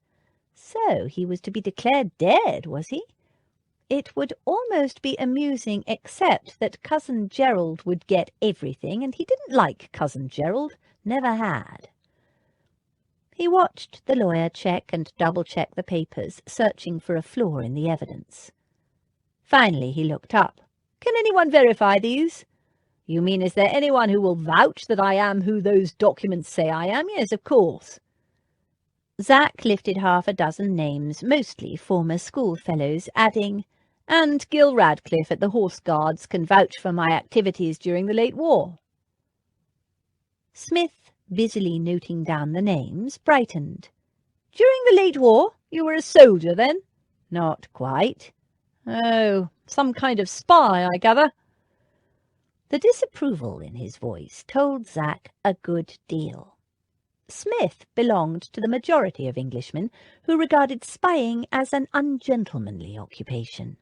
Gentlemen fought in the open, man to man, face to face. Spies lurked in the dark, trading in lies and secrets. Zach rather enjoyed the life, and ungentlemanly or not, spies risked their lives for information that saved hundreds, sometimes thousands of others. He gave a faint smile, neither confirming nor denying the charge. "Your father might vouch for me too, assuming his memory is still intact. I was just a lad the last time we met, and no doubt I've changed a good deal, but we met several times." Smith nodded. "I don't doubt it, now I know who you are. You aren't much like your father, but your resemblance to your late grandfather is unmistakable, especially around the eyes. Ill health forced father to retire, but his brain is as sharp as ever. He'll gladly identify you." Zach added with a glimmer of dark amusement, "No doubt Cousin Gerald will also identify me, though not, I fear, gladly." Smith pursed his lips. "I did advise him to wait until all legal ends had been tied up, but—" He made a faint gesture of frustration. "Always was a greedy little tick. So, is that all? Can you have the hearing stopped, or must I appear and prove my identity?" "I will try, but I am sure, in fact, that your cousin will insist on the hearing. It has been, as you know, 12 years since you've been seen in England, and, well, he—" "Having considered himself owner of all that is mine, he will be bound to dispute my claim," Zach finished for him. "He can carry on all he likes, and knowing Gerald he will, but there's no denying I'm alive and well. So, is that all then? I can leave it in your hands?" He rose. No." Smith looked, if possible, even more worried now than when Zach had arrived. "There is," he swallowed, "a complication." Zach seated himself again. "Complication? Something rather more serious." "Indeed." Zach waited. "I foresee no difficulty in establishing your identity, sir, but that in itself is the problem." "I don't follow you." "The difficulty is—" Smith took a deep breath. "The moment you have proved your identity, you will be arrested." There was a short silence. "On what charge?" "Murder." Chapter 5. Surprises of foolish things. The pleasure is not enhanced, and the inconvenience is often considerable. Jane Austen, Mansfield Park. "Murder," Zach repeated mildly. He'd personally killed 5 men in his life, each one an enemy of his country and killed in the line of duty, and in time of war. And, though he'd been indirectly responsible for the deaths of several others, again, overseas and in the service of his country, not one of those acts could be called murder. "Yes, murder." Smith seemed to feel the need to stress the word to underline the gravity of the situation. "And who, pray tell, am I meant to have murdered?" Smith seemed astonished that he would have to ask. "Your mother, of course." "My mother?" Zach eyed Smith narrowly. "This is a joke, I apprehend." "A joke?" Smith said, shocked. "I would never joke about murder." Then to accuse me of murdering my mother is simply ridiculous." "You didn't kill your mother, sir?" Smith looked relieved. "I suppose in a manner of speaking I was responsible for her death," Zack admitted with a careless shrug. He was hungry and wanted to get this nonsense over with. Smith's jaw tightened. "But I can't honestly be blamed for it," he continued. "Don't tell me they're charging babies with murder these days." Smith said in a scandalized tone, 16 is hardly a baby." 16? Zack shook his head. "I was 3 weeks old when my mother died of childbed fever. I was, some might say, responsible, but it was hardly my fault." "Ah, no." Smith flicked through the documents that remained in front of him and gave a tisk of annoyance. "My apologies, Sir, I inadvertently misrepresented the situation. I am referring to your father's second wife, your stepmother. It's her murder you're accused of." Zack sat forward. "Cecily is dead? When did this happen?" 12 years ago, sir. The night you left Wainfleet." Zack sat back. "Nonsense. I saw her several weeks after I left Wainfleet. We left there together, and she was in the pink of health. And she's written to me on and off over the years. I think the last letter was at Christmas." He frowned. "Or was it the year before? Oh, well, she's not dead. That's the important thing." Smith leaned forward and gave him a searching look. "Do you have those letters?" Zack shook his head. "Of course not. Why would I keep them?" Smith sighed. "They might have helped prove she was alive. You'll have to prove she is, you know. Can you?" The man still seemed to have doubts. Zack shrugged. "I expect so. It'll be a damned nuisance, though." "A nuisance?" Smith echoed him incredulously. "You are facing a murder charge."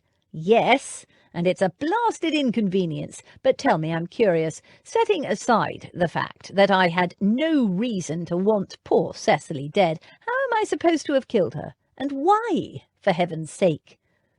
"The why is a matter of speculation. As to how—" Smith consulted his notes. Someone hit her over the head and threw her body in the lake at Wainfleet." Zack snorted. "Rather crude of me, I would have thought." "Oh, don't look at me like that, man. It's a mistake." Smith looked troubled. "Your stepmother's body was most positively identified." He raised a brow. "By whom?" "By your father." "My father?" Now that was a surprise. "And at least 3 servants." Smith glanced at the file before him and added, "The body had been stripped of jewellery, her rings in particular were missing, and—" Zack's stomach rumbled. Outside he could hear carts rattling over the cobbles and a pieman calling his wares. He hadn't yet broken his fast, apart from the ginger nuts. "And?" he prompted after a moment. Smith cleared his throat uncomfortably. "A young man answering your description sold some jewellery in London some weeks later, jewellery which your father identified as belonging to his late wife. Your mother, I mean. And some belonging to your stepmother. The jeweller swore an affidavit, and your father identified the jewels." Smith scanned Zack's face. "Do you have any explanation for that, sir?" Zack wrinkled his nose. "It's true I sold my mother's rubies," he admitted, "but they were hers by right and not entailed, and were therefore mine to sell.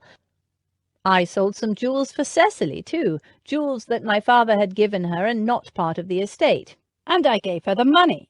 What else was she to live on? My father never made her an allowance. And the rings?"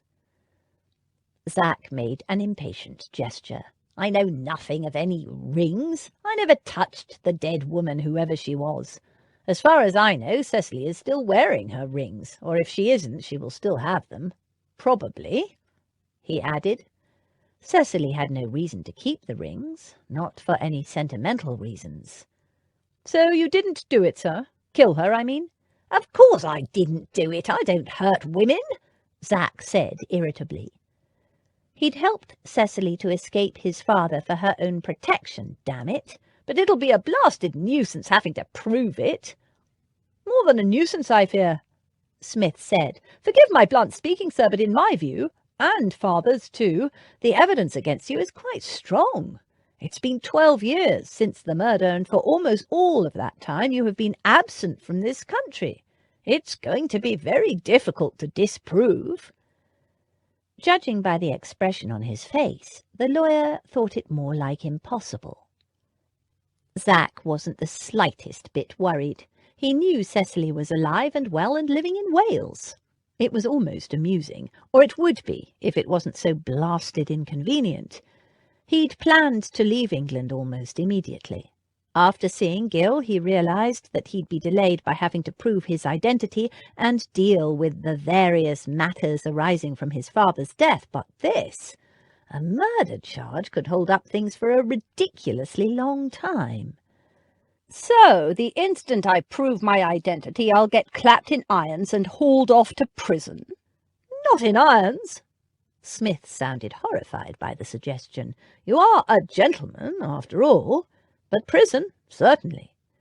You relieve my mind, Zach said dryly. He gave a short laugh. So, my choice is to claim my inheritance and risk hanging for murder, unless I produce, alive and well, the stepmother I have not seen for 12 years, or to remain Zachary Black and live by my wits as I have the past 12 years. Smith nodded. In a nutshell, and until we locate your stepmother, it would be better if you continued under your current name. If you give me her last known address, I will have her traced and obtain a certified witness statement. Zach nodded.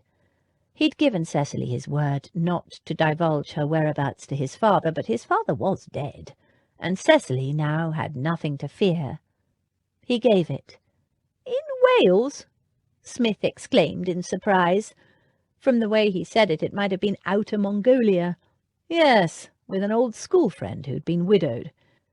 And her letters came from the same village, so you should be able to locate her easily enough. I hope so, sir.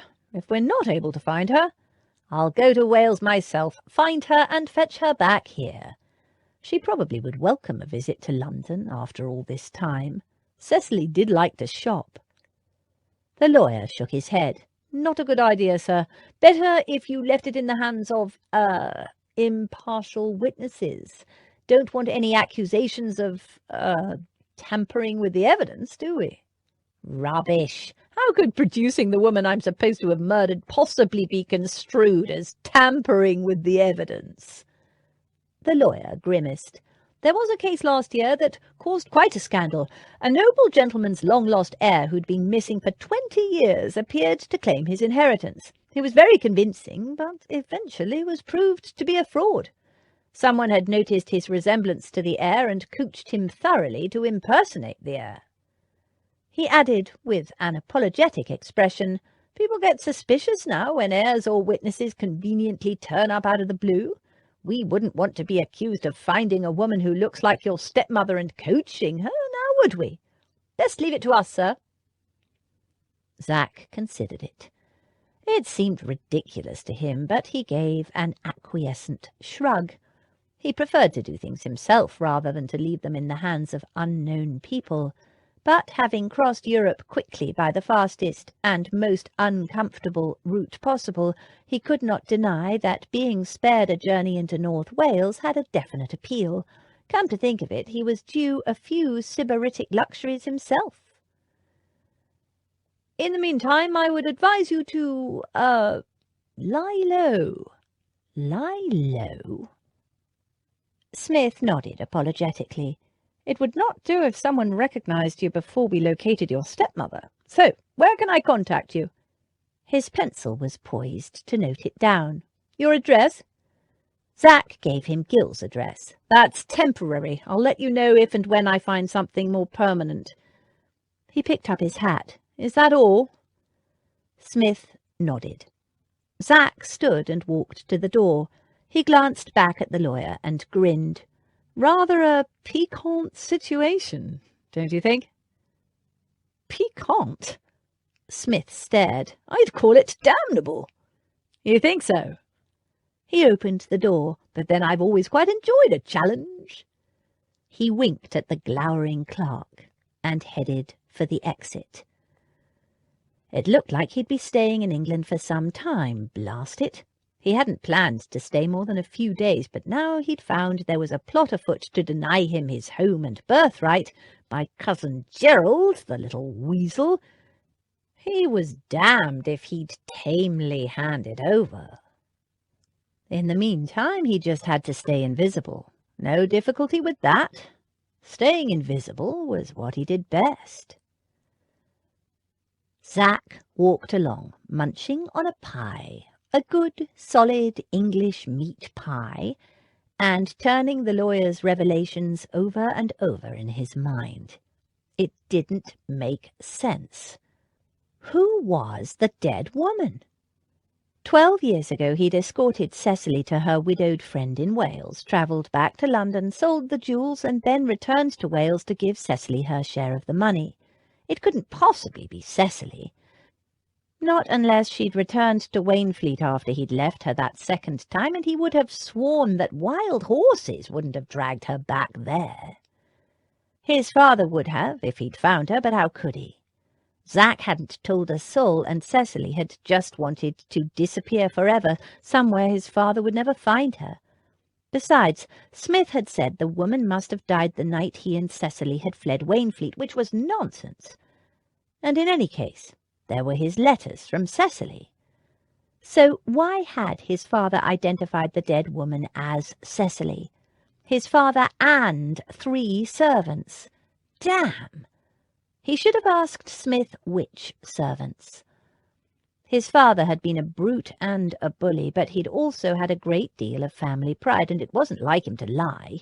Not this kind of cold-blooded lie, the kind that would make his only son a wanted man, blackening the family name. Unless he'd been in a rage. In a rage, especially a drunken one, there was nothing his father would not do, up to and including the beating of his fragile young wife and his only son, senseless. Had his father identified the dead woman as Cecily to hide the humiliating fact that she'd left him, fled his house with her 16-year-old stepson? Had he imagined in some blind, drunken, idiotic rage that they'd eloped, and blamed his son for the murder? It was possible. Or had he beaten up some other woman in a rage and identified her as Cecily to cover up his crime? That, too, was possible. But it didn't explain the servants who'd also identified the dead woman as Cecily. Zach kicked a pebble along the pavement. It just didn't make sense. It wasn't as if he could just walk up to Bow Street and seek answers to his questions. If Smith was right, the only response Zach would get was arrest and imprisonment, followed by a long wait in jail until the case came to trial and his innocence was proved, and that would be damned inconvenient. No, damn it. He'd just have to lie low until they could prove Cecily was alive and well. It was annoying, but that was all. In the meantime, he was here in England. He finished his pie and brushed the last of the few crumbs of pastry from his fingers. An England in which his father was dead. He wasn't sure how he felt about that. He crossed the road, pausing to let a wagon rumble by. He was coming to a more fashionable part of town, where elegant little shops displayed the kind of wares most people couldn't dream of owning. Quite why he'd wandered in this direction he wasn't sure. Perhaps it was merely a desire to reacquaint himself with an area he remembered from his youth. Not that anyone who'd known him then would look twice at him at the moment. There was still enough shabbily dressed people even in this area for him not to stand out. With a faint jolt of surprise, he realized he was enjoying himself. He'd missed London, missed the sound of English in all its variations all around him, the call of hawkers, the shouts of street urchins, the genteel murmur of a pair of well-dressed ladies as they passed him in the street, the distant bellow of a frustrated carter shouting at people to get out of the road, all in different accents, but all English. He was home. It was a strange feeling. Ahead, a small knot of fashionably dressed people emerged from one of the shops, just as an elegant town carriage pulled up. Some ragged children loitered nearby, but the fashionable people swept past them. It was the girl that caught Zach's eye, a slender creature dressed in blue and gold, like something out of a fairy tale. She was the last out of the shop, and after she emerged, she waited a few steps behind her companions, searching for something in her reticule. Zach's attention was drawn to the comedy of errors playing itself out ahead of her. A large footman in livery, a maid, and a companion by the look of her, all laden with parcels, fussing around a frail-looking aristocratic old lady who was struggling to climb into the landau, crossly batting away any helping hands and knocking several parcels to the ground. He glanced back at the golden girl. The street urchins had gone, but now her attention was not on the fuss around the old lady, but on something else happening down a narrow side alley. Even as he watched, she stiffened and ran into the alley. Had the children stolen something? Was she in pursuit of them? Foolish if she was. Her companions didn't seem to notice. The old lady continued to struggle to mount the carriage without assistance. The footman, juggling parcels, began to load them carefully into the boot of the carriage. The other two females fussed around the old lady while the coachman fended off abuse from the traffic he was holding up. Curious as to what would cause such a gently nurtured flower of the aristocracy to venture alone into a dirty London side street, Zach closed the distance in a few long strides and looked down the alley, and with a muttered curse started running. A group of youths were gathered in a circle kicking at something. Zach couldn't see what, but clearly the girl had. She burst into the knot of ruffians at full pelt, giving the biggest one a hard shove that caught him off balance and made him stagger. The tallest youth quickly recovered from his surprise, grabbed the girl and shoved her hard against the wall of the alley. Zach put on speed, but before he could reach them, the girl's knee came up in a most unladylike move. She connected, too. The leader bent double, swearing horribly. His friends closed in. She faced them, white-faced and tense, holding her reticule up like a weapon. She opened her mouth to scream, he supposed, but then she saw Zach coming. She instantly swiped at one of the thugs' heads with her reticule. The youth ducked, and she missed his head, but as a distraction it was sufficient. Zach grabbed the two nearest thugs by their collars and slammed them hard against the wall of the alley. They subsided there, groaning. The remaining three youths swung round to face him warily. They eyed his rough clothing. "She's ours, gypsy. Bugger off!" Zach's reply was to place himself between the girl and the youths. "You ain't from round here," one of them said, drawing a knife. "You dunno who you're dealing with." In a swift movement, Zach kicked the knife from the youth's hand. It clattered against the cobbles. "Consider ourselves introduced." "Best not interfere if you plan on living long," his friend said, sounding suddenly less assured. Zach gave the youth a cold smile. "Try me." "Behind you," the girl warned him. Zach jabbed an elbow in the throat of a lad who'd recovered from being flung at the wall and was creeping up on him from behind. He reeled back, choking and coughing. "Next one who makes a move toward myself or the young lady, I'll break his neck," Zach said, calmly. The three young men exchanged glances and edged away. One of them held up his hands. "We don't want no trouble, mister." "Then get out of here and take that rubbish with you." Zach jerked his head at the youth stirring groggily on the filthy cobblestones and the one still clutching his throat. Hastily, the three gathered up their mates and hurried away down the alley. Zach waited until they'd gone, then turned to the young woman. "Are you all—" The words dried on his tongue. The sounds of the city faded away. He stood, neither knowing nor caring where he was, drowning in a pair of wide blue eyes, blue as the sky on a Greek summer's day. She stared back, not moving or saying a word. The moments stretched. Then her eyelashes fluttered. Breaking his gaze, she glanced away and took in a long, shivery-sounding breath. The city sounds and smells rushed back. Zach blinked. What the devil was he doing? He never lost concentration. He glanced back down the alley, but the youths were well and truly gone. His gaze returned to the young woman. She was staring at him again, and again he was caught by that blue gaze. Mastering himself, he dragged in a ragged breath and said, "Are you all right?" His voice sounded hoarse. She was trembling, and no wonder. But even as his hands went out to steady her, she seemed to gather herself and edged away from him. Damn, he'd forgotten how he was dressed. "Miss," he said, remembering his role at last.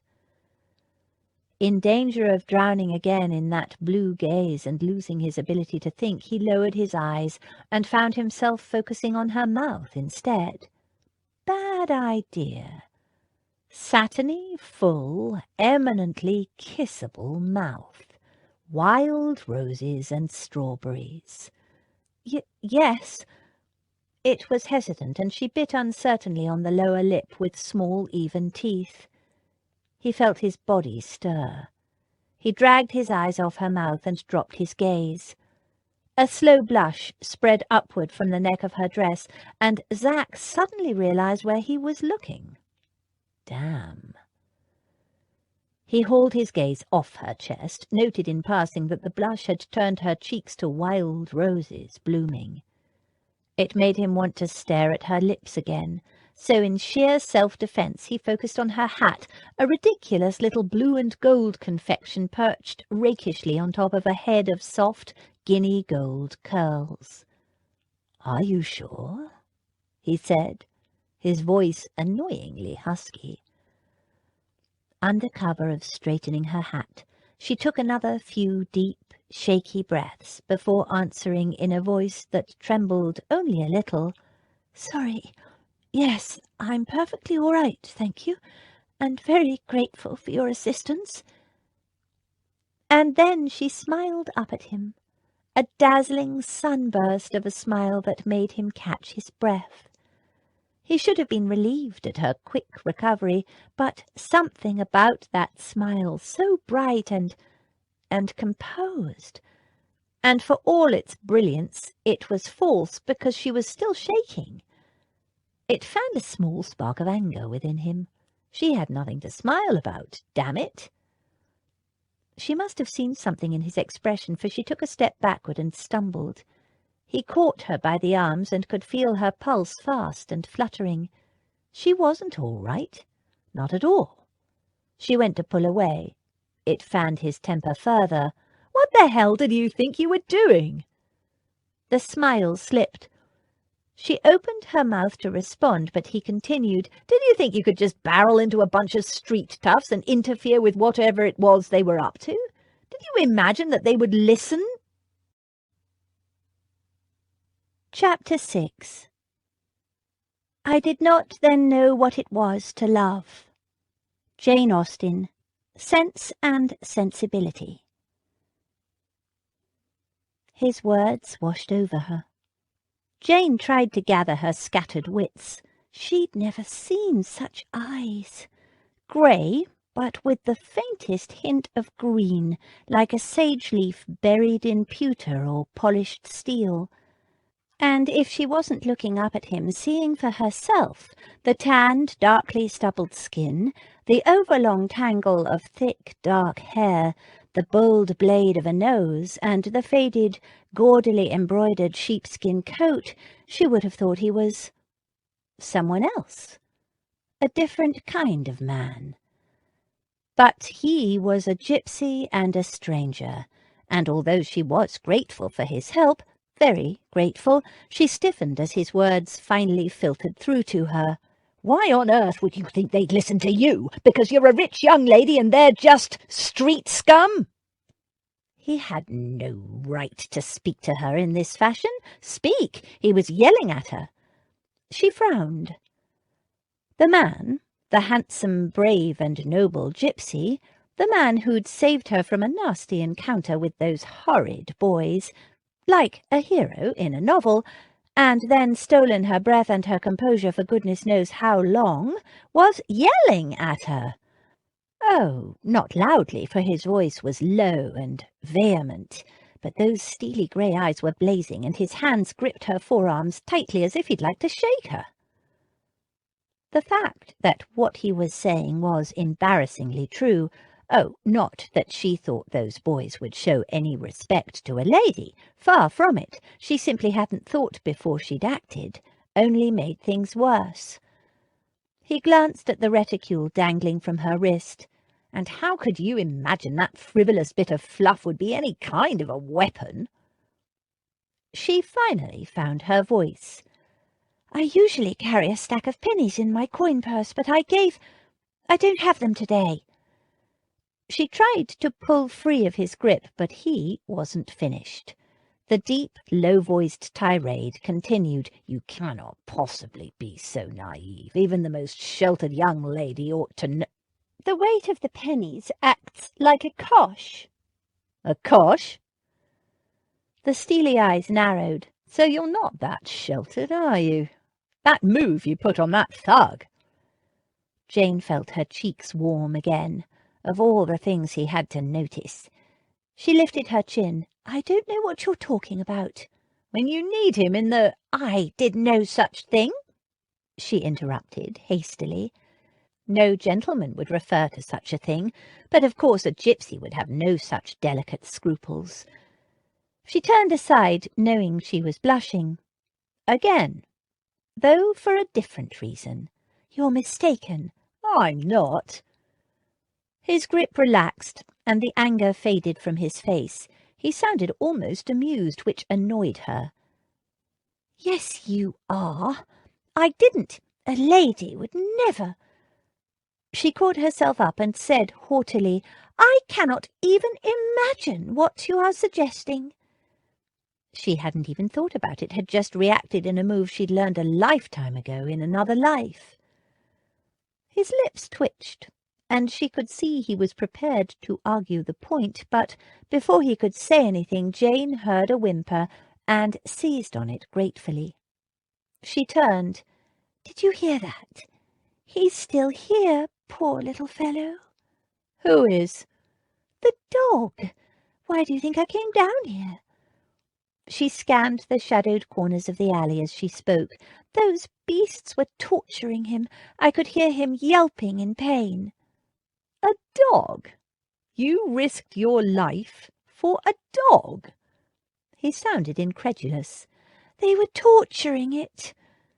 Jane searched through the rubbish in the alley, trying not to notice the dirt and the smells. And that justifies risking your life, does it? I didn't think, she admitted. I just heard a dog yelping in pain and those horrid beasts laughing so evilly, and I just had to stop them. She shuddered, recalling the way the leader of the toughs had thrust her hard against the wall, and how this tall, unshaven stranger had plucked the youth off her and flung him yards across the alley with such easy, practised violence. All on your own? She swallowed. All right, it was foolish of me, I admit, but I didn't think they'd turn so nasty. Besides, I thought William was behind me. He usually is. Who is? Oh, there he is. She started toward a pile of rubbish in a corner from which a quivering black nose poked.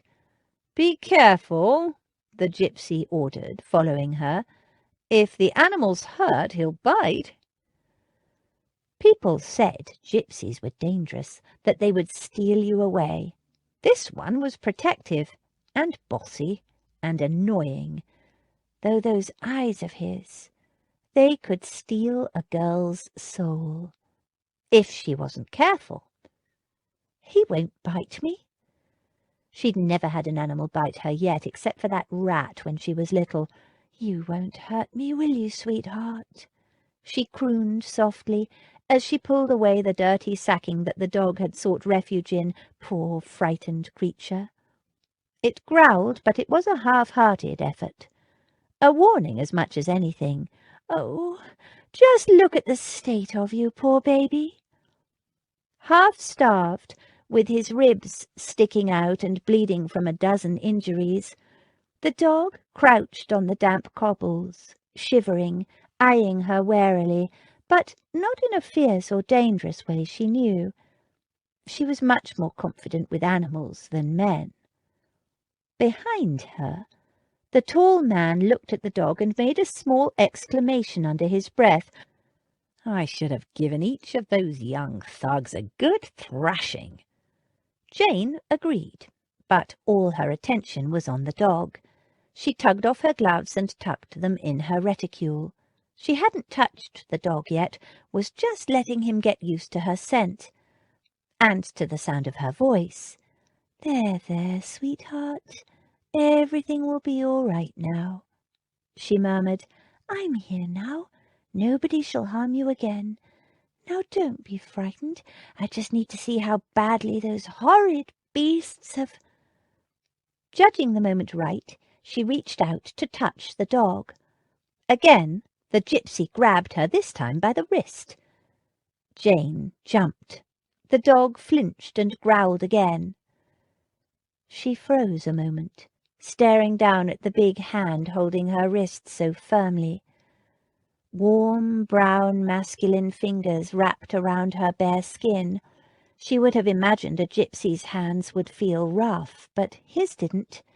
She tried to remember how those hands had smashed into those young thugs. His grip was strong, but he wasn't hurting her. With dignity, she turned her head to glare at him. An unhand me, sir, sort of glare. A society lady to gypsy sort of glare. It ought to have put him in his place. It didn't. Their gazes locked for an endless moment. Grey-green eyes bored unapologetically into hers. Warm, hard fingers gripped her firmly. The noise of the city, the dismal reek of the alleyway, even the dog faded again from her awareness. Such bright, hard, unsettling eyes. Soul-stealing eyes.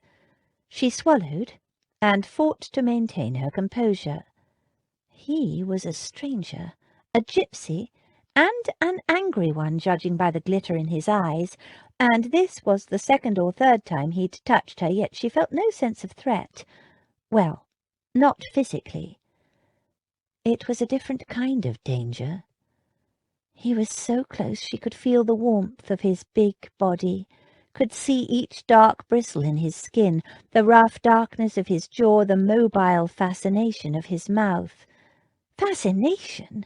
What was she thinking? A chance-met gypsy in a small side alley, rough, tough, intimidating. He'd handled those boys with a casual violence that ought to have horrified her. Instead, it had thrilled her. She ought to be repelled by him. She wasn't. Far from it. Something about him drew her in some strange way. The thought sparked a warning deep within her. "What do you think you're doing?" She wrenched her gaze off his face and glanced pointedly at his hand. A surprisingly clean hand, tanned but with clean, well-trimmed fingernails.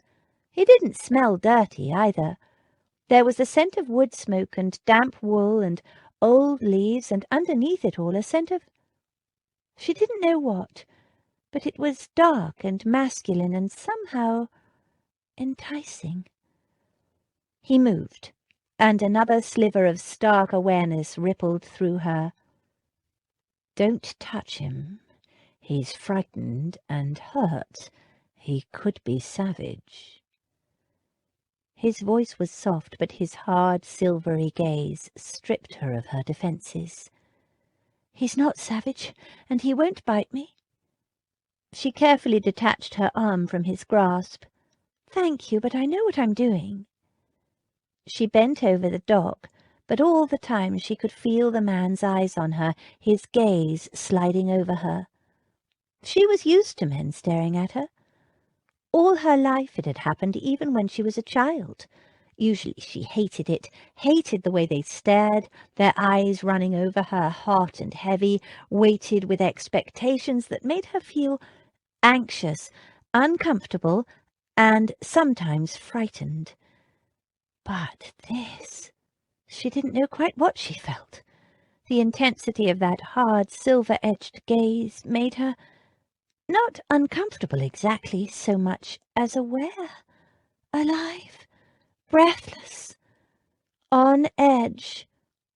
Nonsense. It was merely a reaction from the scuffle with those horrid boys, she told herself. She was no longer used to witnessing violence, only occasionally, in her dreams. Beside her he shifted, and again she absorbed that faint, exotic, manly, outdoorsy smell, the forbidden, dark, exciting, dangerous. She shivered. The sooner she got herself away from him, the better. Footsteps sounded behind them, and he released her and whirled, fists at the ready. "Oh, there you are, William," Jane said quickly, not certain whether she felt relieved or disappointed. "I knew you'd get here eventually. I told this gentleman you were close by." There she went again, calling the gypsy a gentleman. The expression on William's face showed how ludicrous he thought the appellation too. "This fella bothering you, Miss Jane?" "Not at all. In fact, he saved me from the unwanted attentions of some extremely nasty young men." She turned back to the dog. William peered over her shoulder and grunted. "A dog? I might have known it." "Poor little fellow has been cruelly injured." She reached for the dog again. "Don't! If it's hurt, it'll—" "Miss Jane knows what she's doing," William told the gypsy, adding in a pointed fashion to Jane, "though what she's doing down a dirty alley with a dirty gypsy and a dirty stray dog when she ought to be sitting in the carriage along with the other ladies is something I'd like to know the reason for." "Hush." She let the dog sniff her fingers, then stroked him softly. When he relaxed a little, she ran her hands gently over the animal's body. He quivered under her touch, stiffened a few times and whimpered once, but otherwise suffered her attentions with a patient air. And when she'd finished her examination, he tried to lick her hand. She turned her head and said to the gypsy, "See, I told you, he's not savage. He's got some nasty cuts and abrasions, even some burns. The beasts! But I don't think anything is broken. Maybe a cracked rib or two, I can't tell yet, but he's going to be all right, I'm sure of it." She rose to her feet. The gypsy and William reached out a hand to assist her at the same time. The gypsy won. It was the 4th time he'd touched her.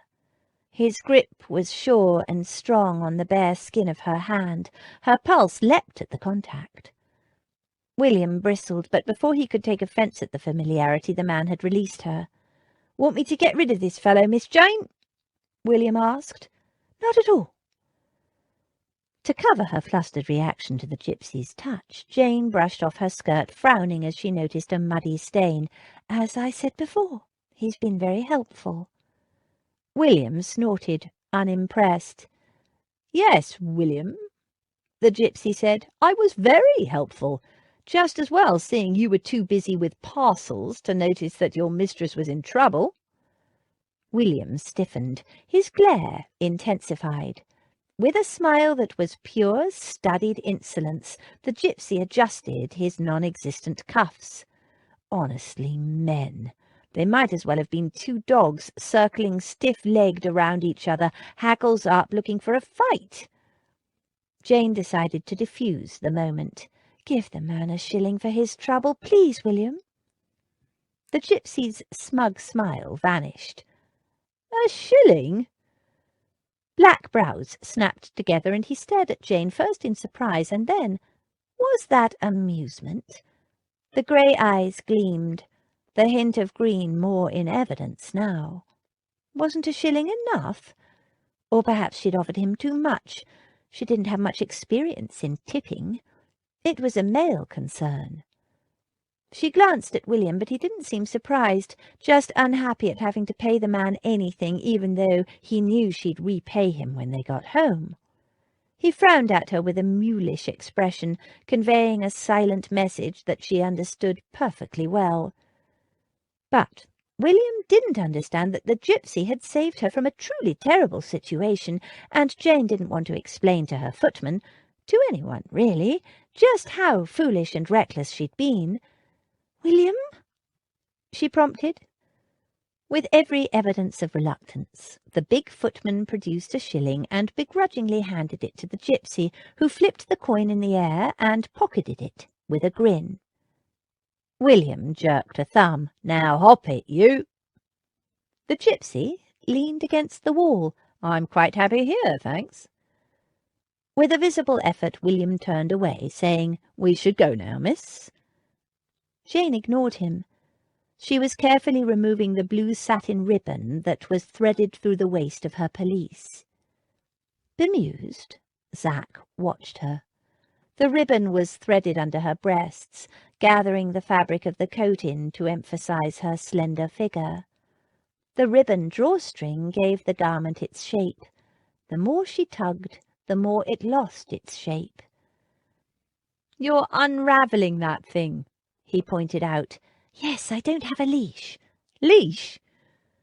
Zach looked from her to the dog. It was a beaten-up, barrel-bodied, squint-eyed brindle creature with a blunt nose and a face like a fistful of wrinkles, quite the ugliest-looking brute he'd ever seen. "You mean you're going to keep it?" In his experience, ladies of quality kept overbred bundles of dainty fluff, not, he looked at the dog again, whatever this was. There was a Staffordshire or bulldog somewhere in its ancestry, he'd wager, along with a dozen other breeds, and possibly a warthog. Whatever, it was not a dog for a lady. "You're going to make a pet of that?"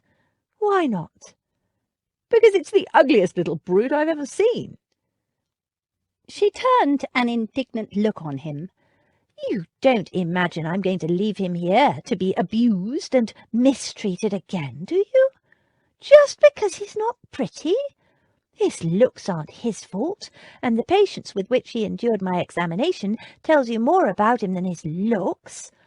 In any case, he's half-starved. Look at those ribs. And hurt. I wouldn't leave any animal in such a condition. It's obvious nobody cares for this poor little fellow. So you'll come home with me, won't you, darling?" She finished tying the blue satin ribbon around the neck of the dog and straightened. The dog shook itself, wagged its ragged excuse for a tail, which involved wagging its whole body, and sat on her foot with an air of ownership. She laughed and patted its head. Brave little fellow.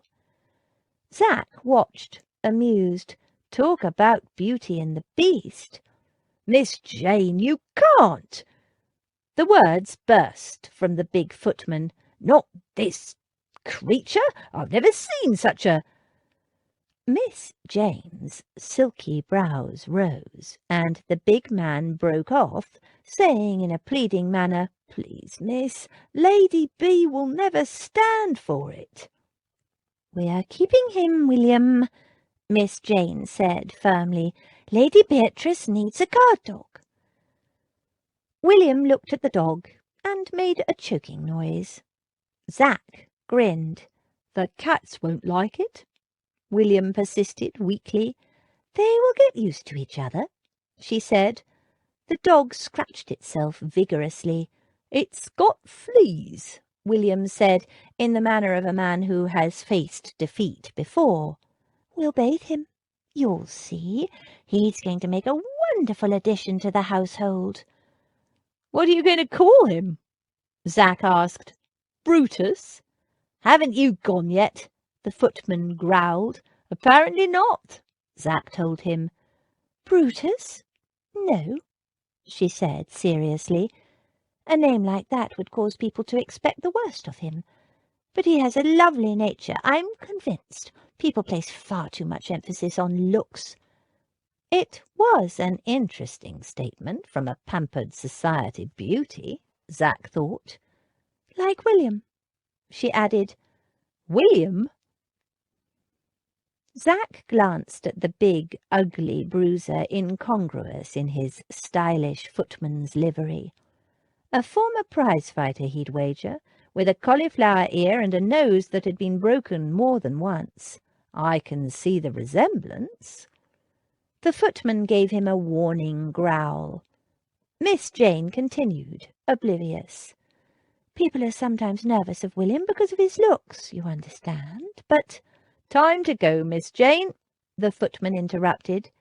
He'd gone a little pink about the ears, but really he's the gentlest, kindest, sweetest-natured soul. "Oh, give over, Miss Jane," the footman muttered, turning a delicate shade of puce. "I don't know what my sisters and I would have done without William," she finished warmly. "What about naming him Rose Petal?"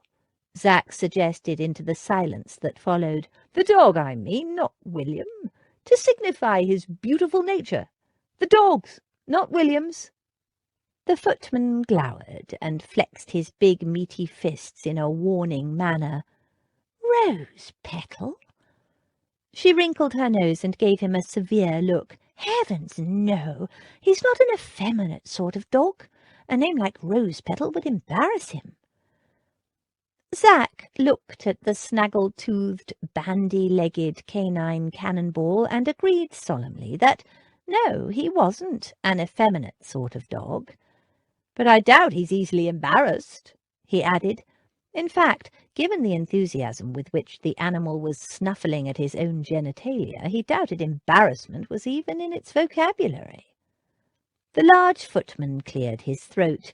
"Miss Jane, if you think Lady B is going to let that animal with all its dirt and fleas and blood and who knows what else into her nice new landau—"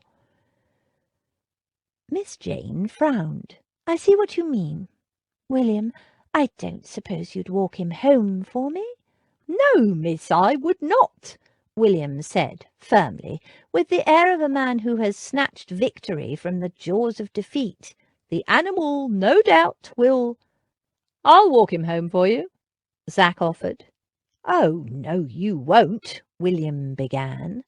"The very thing," Miss Jane exclaimed with a dazzling smile for Zack. "Thank you." Now that, Zack thought dazedly, was a genuine smile. He took the end of the blue satin ribbon from her. "What's the address?" "Berkeley Square, number—" "Miss Jane, you can't give out your address to any riffraff you meet in the street." "Ah, but William, I'm not your run-of-the-mill riffraff," Zack said, enjoying himself hugely. "I'm the riffraff that saved Miss Jane from a group of thugs when her footman was worrying about parcels." William glowered. "That's true," she said, "and I'm sure he'll take very good care of the dog." "Very good care," Zack assured her. She gave him her address. "Give the man another sixpence, William. It's quite a long walk to Berkeley Square. William, or Featherby, our butler, will give you another shilling when you deliver the dog," she assured Zack. "But—" William began. Zack promptly held out his hand. It was quite fun being tipped by a footman. He'd always experienced tipping the other way around. Besides, he could do with the change. Most of the coins he had were foreign. William sourly produced a sixpence and handed it over, along with a look that suggested that if Zack valued his skin, neither he nor the dog should come within half a mile of the house on Berkeley Square. "Now come along, Miss Jane. Lady Beatrice is waiting." But Miss Jane wasn't finished. "Thank you, Mr. Black. Zachary Black. At your service," Zack said. Bowing slightly, and although he knew it was the height of bad manners to ask a lady her name, he was currently being riffraff, so he added, "And you are—" "The likes of you don't need to know her name," the footman growled before she could say anything. She gave Zach one of those bright, impersonal smiles she seemed to think would put him in his place. Again. He grinned knowingly. The smile faltered. She looked away, a slight pucker between her brows. "Take good care of my dog, won't you, Mr. Black?" "I will indeed," Zach assured her, holding the blue satin ribbon that was attached to the ugliest dog in London. He watched her walk down the lane toward the waiting landau, then, assisted by the big footman, climb lightly in. Zach and the dog made slower progress, reaching the main street just as the carriage pulled away from the curb. She was facing the other way, but she turned her head and looked at him. He couldn't read her expression. The carriage turned a corner, and he stood a moment, gazing at nothing, just the busy street, and found himself thinking of small purple flowers hiding among heart-shaped dark green leaves. Violets! Why on earth was he thinking of woodlands and violets in a busy London street? And then it came to him. Her perfume. The scent of violets. Then a smell wafted up that smelled nothing like a violet. He glanced down at the dog. Phew!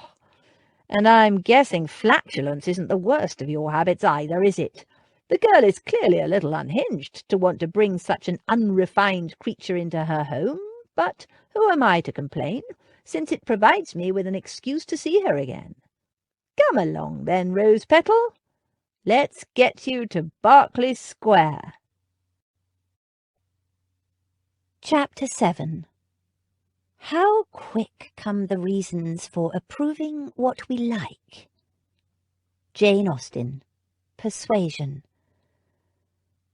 "Where on earth did you get to, girl?" Lady Beatrice demanded as Jane climbed into the carriage. She was huddled in fur up to her ears. "It's damned freezing sitting here, and the racket is atrocious." The street was filled, in fact, with traffic blocked by her ladyship's waiting carriage, and the racket was the loudly voiced complaints coming from the other drivers. Lady Beatrice's driver sat awaiting her ladyship's instructions, sublimely unaware of the insults hurled his way. "Well, girl, did you forget something?" Jane began, trying to think of how best to break the news of her new pet. She gave William, taking his place at the back of the landau, a warning glance, in case he planned to take it upon himself to explain for her. On the way back to the carriage he'd made no bones about his disapproval of her behaviour, or the company she kept. "Oi, what's happened to your pelisse?" Daisy demanded. "It's got a dirty mark there, and you've gone and lost that blue satin ribbon, and it took me ages to find the right shade of blue, and it was the end of the roll." "Sorry, Daisy." Jane hadn't thought twice about using the ribbon as a leash, but now she felt a twinge of guilt. It hadn't occurred to Jane that the ribbon would be hard to replace. "Well, get along, man, don't dilly-dally." Lady Beatrice leaned forward and poked the driver with her cane. "You're holding up the traffic." Jane hadn't intended to look back, but as the carriage moved off she turned her head just as the tall gypsy emerged from the alley with the dog. He stood watching, still and silent.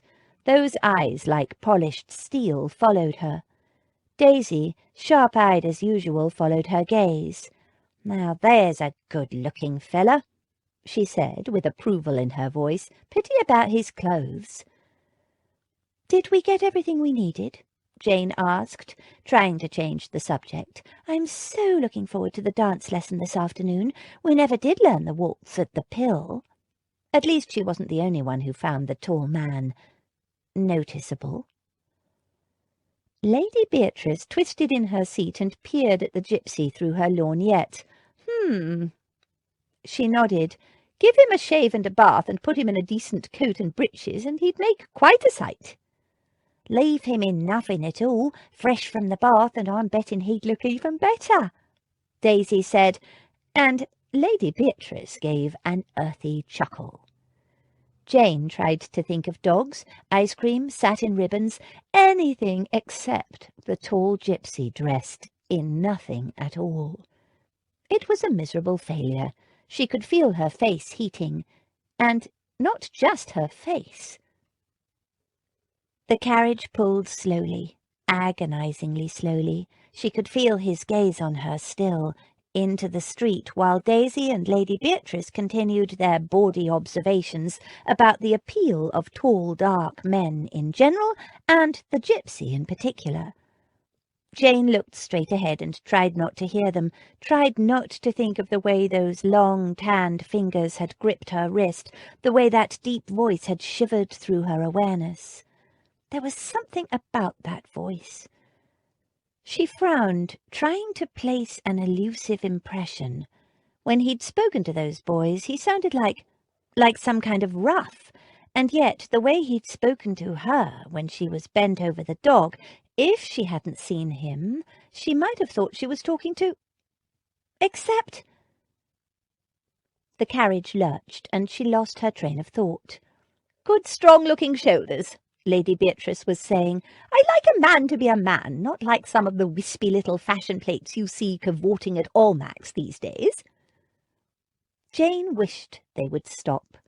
It wasn't seemly to talk in such a way about a chance-met vagabond, especially one with such strange, compelling eyes.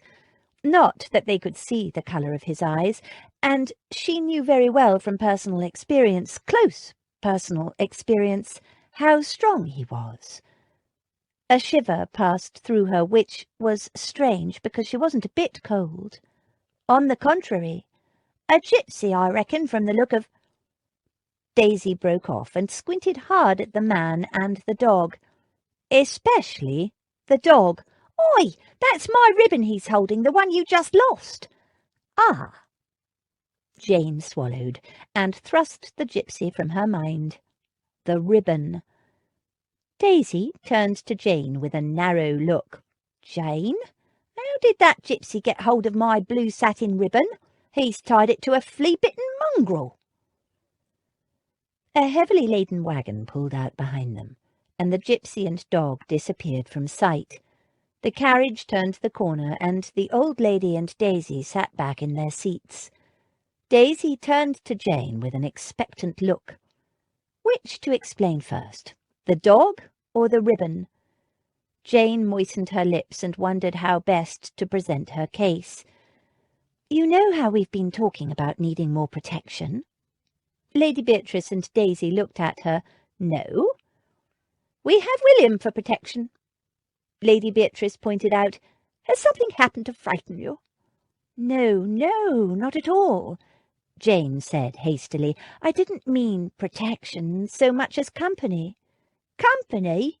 We got plenty of company," Daisy said impatiently. "The house is never empty, what with morning callers that come in the afternoon, and the literary society folk, and everyone else. But what I want to know is how that gypsy fella got hold of my ribbon, because you won't convince me it fell out of its own accord. My clothes don't fall to bits." "So did he pinch it from you? They can, you know, gypsies, pinch things from you without you even noticing." Jane would have liked to blame the gypsy, but people could be imprisoned and transported to the other side of the world for stealing a handkerchief or a loaf of bread, and for all she knew a ribbon. So she couldn't. Besides, the dog would be delivered soon with the ribbon around its neck. "I gave it to him," Jane admitted. "The dog needed a leash." "So you gave him my blue satin ribbon?" Daisy said incredulously. "From your new pelisse, which without that ribbon now looks like a bloomin' sack." "I'm so sorry, Daisy. I didn't realise that shade would be hard to replace, but after all, a dog is more important than a pelisse." "Quite right," Lady Beatrice said crisply. "Dogs are all very well in their place, but nothing is more important than the fit of a pelisse." But I had to give it to him. He was injured and might have run away. Who? The gypsy? Lady Beatrice asked. No, the dog. She took a deep breath. Don't you think it would be nice to get a dog? Lady Beatrice stared. A dog? Why on earth would I want a dog? She said dog the way some people would say elephant, as if the whole idea were too outrageous for words. Jane cast around for a reason that might appeal. I believe it's tremendously fashionable at the moment. Daisy, who was assiduous in keeping up with all the latest fashions and fads, shot Jane a narrow glance, but said nothing. Lady Beatrice pursed her lips, put up her lorgnette, and thoughtfully regarded Jane through it. What kind of a dog were you thinking of? A poodle? A pug? An elegant little Italian greyhound, perhaps? No, I was thinking of something sturdier.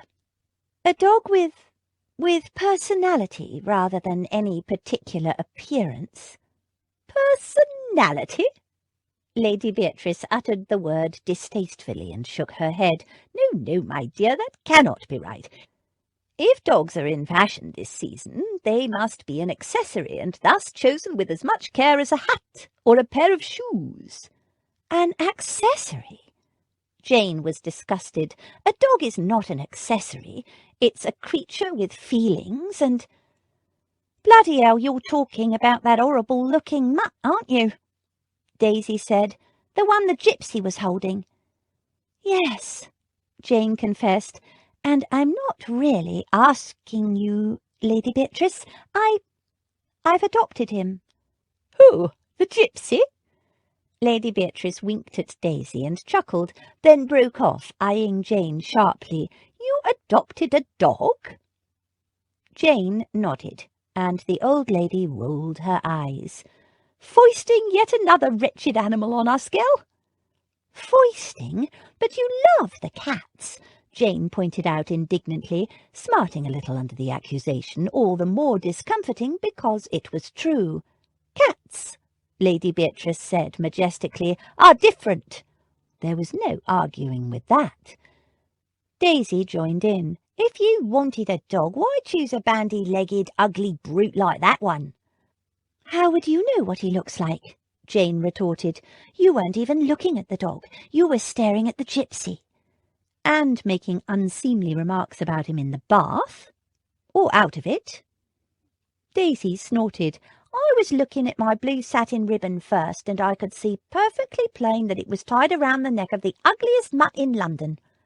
She turned to Lady Beatrice. Truly, it's an horrible-looking animal. He's not the handsomest of dogs, it's true, Jane admitted, but he has a noble soul and will make a wonderful companion, I'm sure. Noble soul? Daisy made a rude sound. Oh, pish-tush, enough squabbling, girls. The old lady waved her hand. I'll take a look at the animal and decide for myself. I presume it's being delivered. Jane nodded, but didn't explain by whom. Daisy slanted her a knowing look and gave a snort of laughter. Jane tried not to look self-conscious, but her cheeks felt uncomfortably warm. I'll inspect the creature when it arrives, Lady Beatrice said as the landau pulled up in front of their house. Now hurry up and change out of your street clothes, girls. Damaris and Abby will be joining us for luncheon. They should be here shortly. Just Damaris and Abby? Jane asked. Not the men? Max doesn't take luncheon, says it's a meal for ladies, and I dare say Freddie is the same. She added waspishly, having an ale and bread and cheese at noon, or a meat pie bought in the street, isn't luncheon, apparently, because men have no need of luncheon. She snorted. As Jane and Daisy changed out of their street clothes, Jane explained what had happened in the alleyway. I don't know what would have happened if he hadn't been there, Daisy. I knew it, Daisy said. That handsome gypsy fella got you all of a flutter, didn't he? Jane blinked. That wasn't the impression she'd tried to give. In fact, she'd absolutely minimized the gypsy's involvement in the telling of the story. He did not, and I was not all of a flutter. Daisy said in a don't-believe-a-word-of-it way. Was he handsome? Jane added airily, if belatedly. I didn't notice. Daisy made a rude sound. As I recall, Jane turned indignantly, it was you waxing lyrical about his appearance. Naked from his bath, you said. You and Lady Beatrice quite shameless you were. I wasn't the slightest bit interested. Daisy said nothing. She didn't need to. Her look said it all. And if I were in a flutter, which I wasn't, it was no doubt because of those horrid wicked boys from whom he rescued me. Handsome and heroic. He gets better and better. Sounds like you had a lucky escape. Bit silly to take on those blokes on your own, though. Good thing he came by when he did. I know. Jane sighed. I'm always the damsel, never the knight. Daisy twisted around to stare at her. Never the knight? It wasn't dark. No, knight with a K. Then, remembering that it was less than a year since Daisy had learned to read, she said, a knight in shining armour with a sword.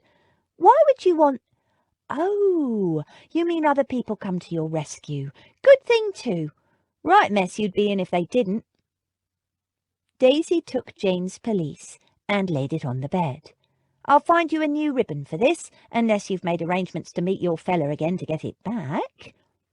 Jane turned away. He's not my fellow, and you're making far too much of it. It was nothing, really nothing. Right, that's why you were staring back from the carriage, staring at nothing, like he was a big bowl of strawberries and cream and you all starving hungry. I was looking at the dog, Jane said with dignity. Oh, the dog got you all flushed and bothered, I see. Daisy's eyes were dancing. I wasn't flushed, or if I was, it was the relief. Yes, the relief of saving that poor animal from those dreadful ruffians. Has he got a name, this gallant knight of yours? Daisy asked casually, putting her own pelisse away. Zachary Black. Oh, stop it! There is no need to look so knowing. It was only polite to ask. He'd just offered to bring— She broke off. I was being polite, that's all. Polite. Daisy nodded. And of course you usually go around introducing yourself to gypsies you meet in the street. Lady B know about this interesting little habit of yours, does she? He's not a gypsy. At least, I'm not sure. She frowned, considering his accent. She caught Daisy's speculative look and felt her cheeks warming. Oh, don't be silly, Daisy. You know I couldn't possibly be interested in someone like him. Because you're betrothed to Lord Comb-it-up. Don't call him that. And yes, I am betrothed, and I wouldn't dream of looking at any other man. Daisy shrugged. No harm in looking, I reckon, and your bloke is a right tasty eyeful. Jane glared at her. He's not my bloke. It's quite ridiculous to talk like that. And she didn't like Daisy referring to him as a tasty eyeful either, even though, in all honesty, no, she wasn't even going to think it. Daisy ignored her. Speaking for myself, I quite like a fellow who's a bit rough round the edges, as long as he ain't rough with me. I don't fancy them all smooth and polished and natty like Lord She caught Jane's eye, like some of those fellas that come to the literary society. She wrinkled her nose. Nothing of interest there, nothing to set a girl's pulse racing. Jane tried not to think of how the gypsy's touch, the look in those hard green-grey eyes, even his smell, had set her pulse racing. Marriage is not about that kind of thing, she said, tidying her hair in the looking-glass. Daisy gave her an incredulous look. It's not, Jane insisted. It's for security and for having children, and having a home in which to raise them, and protect them. If you say so. Me, I don't never plan to get married, so what would I know? Daisy added with a grin. But I wasn't suggesting you marry the gypsy, lovey. Just that you fancy him to bits. I do not. I don't fancy anyone. Daisy gave her a thoughtful look. You never talk about love or fancies or anything like that, do you, Jane? Why not, I wonder? Even Lady B does it sometimes, and Abby and Damaris never stop." "That's different," Jane said. "Besides, Abby and Damaris are married now." "Yeah, but you don't have to be married or in love to fancy a good-looking bloke. It's only natural, and it ain't nothing to be ashamed of." Downstairs the front doorbell jangled, and Daisy's face lit up. "Oh, that'll be Abby and Damaris now. I can't wait to see 'em. It's been that long since we had a proper talk, just us girls without the men. Besides, I'm starving, so hurry up, Miss I never noticed he was handsome." She hurried toward the stairs, whistling a jaunty tune. Jane followed, pressed her lips together as she recognized the tune. "Away with the raggle-taggle gypsy-o." She was not, absolutely not, about to have her head turned by a handsome gypsy. The very idea was ridiculous, ludicrous, impossible. She was a betrothed woman. Zachary Black was merely delivering a dog for her. It took forever to get to Berkeley Square, partly because of Rose Petal's determination to investigate interesting smells and christen lamp posts, and partly because Zach had spotted a market where he'd bought some healing herbs and a pot of ointment from a gypsy woman, and a red leather collar, and a lead, a chain, because he didn't trust the dog not to chomp through a leather one. "A fine laughing stock you made of me in your blue satin ribbon," he'd told the dog severely as he buckled on the collar. "The ugliest dog in London in the prettiest ribbon. Apart from which, I don't trust you an inch. If you spotted a cat or some other mortal enemy, would you respect the restraining powers of a blue satin ribbon?" The dog looked up, panting gently through that atrocious but endearing snaggle-toothed grin. "I didn't think so. No honour at all. And this collar is too smart for you by far, I know, but you're coming up in the world, Rose Petal. Just think of it. She's offered me 2 shillings. 2! Aren't you impressed? I wouldn't have given 2pence for you." He clipped on the chain. "Don't get any ideas about it changing your status in life, though. She's probably forgotten you by now, or changed her mind about keeping you. Girls like that are impulsive. They don't think things through. Look at the way she charged into that pack of bullies." It still stunned him, the way she hadn't hesitated. Foolhardy and impulsive, yes, foolish too, but undeniably brave, and all to rescue a street mongrel, and an ugly one at that. In Zach's experience, ladies usually cooed and fussed over pretty little creatures, balls of fluff, or puppies. Appealing-looking animals. "Not you," he told the dog. "Not an appealing bone in your body, is there?" The dog glanced up at him, wagged his entire behind at Zach, and grinned that tongue-lolling, lopsided, hideous grin. Zach laughed. "Your appeal, while not immediately obvious, is an acquired taste. But she didn't know that when she risked her skin for you, did she? Those louts could have hurt her quite badly." She was an intriguing mix. She was clearly a sheltered young lady of the ton.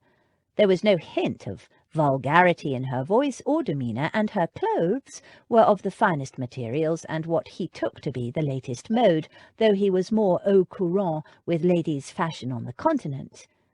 And there was a definite innocence about her. Those blushes couldn't be faked. Yet she knew what a cosh was, and how to use it.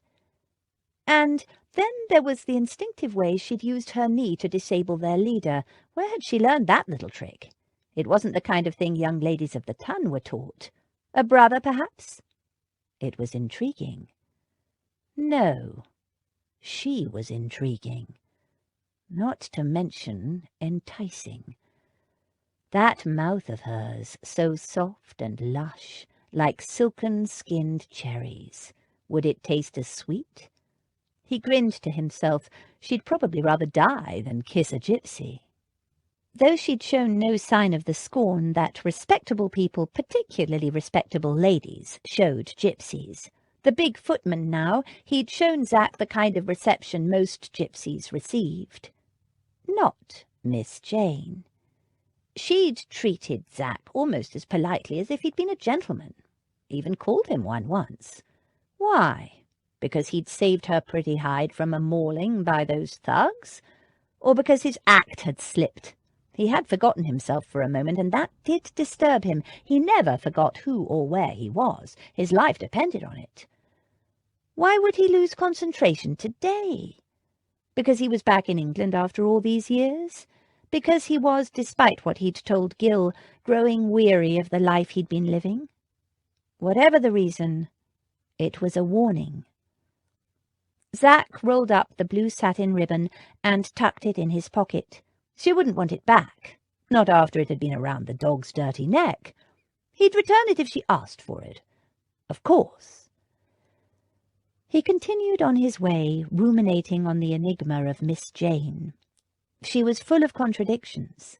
A lady with a footman who airily told the footman to pay the gypsy and yet didn't talk down to him or try to freeze him out as most ladies would.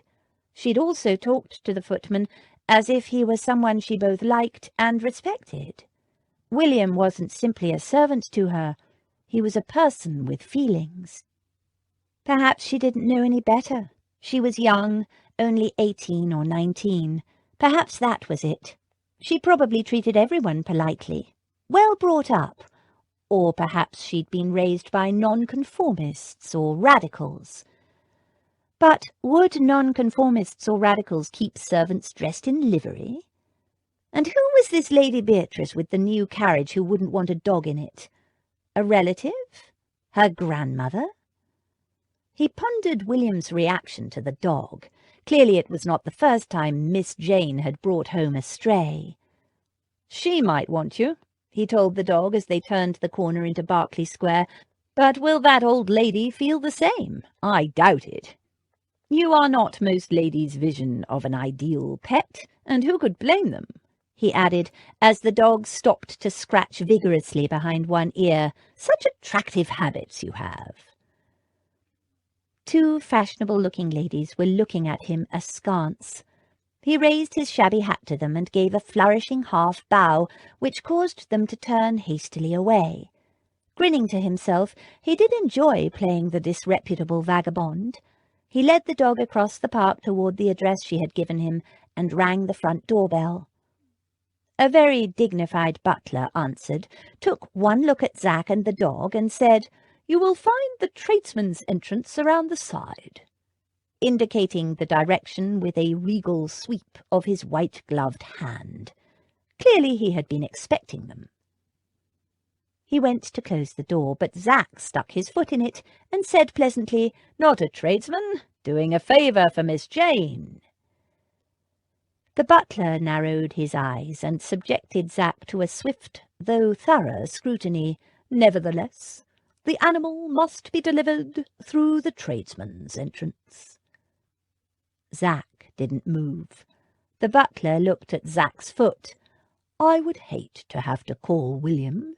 Miss Jane would be so embarrassed by a scuffle on her aunt's front doorstep." Zach frowned. The butler added smoothly, "Such an incident would hardly add to the young lady's case for keeping the animal." The fellow had him there. With a grin, Zach withdrew his foot.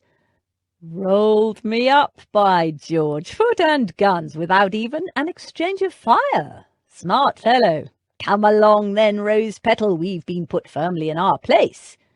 To the butler he said, "Tell Miss Jane the dog and I will be waiting for her in the square." The butler frowned.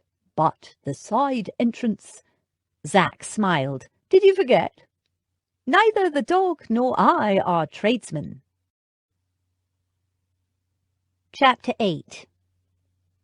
I have not the pleasure of understanding you. Jane Austen, Pride and Prejudice. Luncheon was a light, informal affair.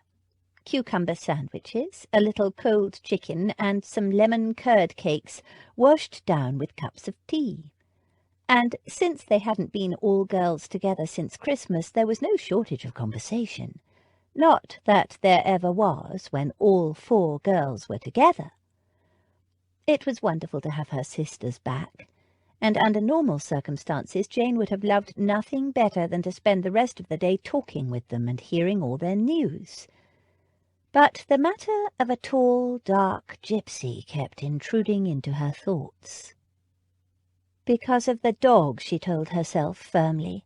She had to get him cleaned up and presentable-looking before Lady Beatrice saw him. As he currently was, muddy, bloody, beaten up, and flea-ridden, she wouldn't have a hope of being allowed to keep him. It would be different when she had a home of her own. She wouldn't have to ask anyone's permission to adopt a dog then, except Lord Camberry, and he liked dogs. She kept glancing at the clock on the mantel. How long would it take him to get to Berkeley Square? "Jane Girl, what the deuce is the matter with you?" Lady Beatrice asked, interrupting a story Damaris was telling. "You keep looking at the clock. Are your sisters boring you, or are you expecting someone to call?" Clearly the dog had not even crossed her mind, and a good thing too. "Of course I'm not bored," Jane, embarrassed, assured them. "Truly I'm not. Go on with your story, Damaris. It all sounds utterly delightful." To her surprise, they all laughed. "Delightful indeed," Damaris said with a chuckle. "I was in the middle of relating my travel sickness woes. Not something I had intended to bore you all with, but Abby did ask, and despite the misery getting there, though Freddie was so sweet you wouldn't believe, I do not regret going to Venice. Freddie was right. It's a magical place." Jane blushed. "I'm so sorry, Damaris. I was wool-gathering." "That," Lady Beatrice said crisply, "was apparent. I would have expected you'd show some interest in the land of your birth." Jane's jaw dropped. The land of her birth. As if Lady Beatrice hadn't made up the entire story of them being born in Venice, when she knew perfectly well they'd all been born in England. Damaris and Abby giggled. Daisy rolled her eyes. Of them all, Daisy was the one most disapproving of Lady Beatrice's flights of fancy. Lies, Daisy often said, never did nobody no good. "Is there something wrong, Jane?" Abby asked. "She's waiting for an handsome gypsy to bring her an ugly mutt wearing a blue satin ribbon," Daisy said. Abby laughed. "Have you taken up fortune-telling, Daisy?" "No, it's true. I'm getting a dog, but he's not really that ugly," Jane said. "He's like we were, before Lady Beatrice rescued us, homeless and without a family or anyone to care." "Very affecting, I'm sure," Lady Beatrice interrupted. "However, we have yet to decide whether the dog stays or not. You may show it to me, and then we'll see." She bent and picked up Snowflake. "There are the cats to consider."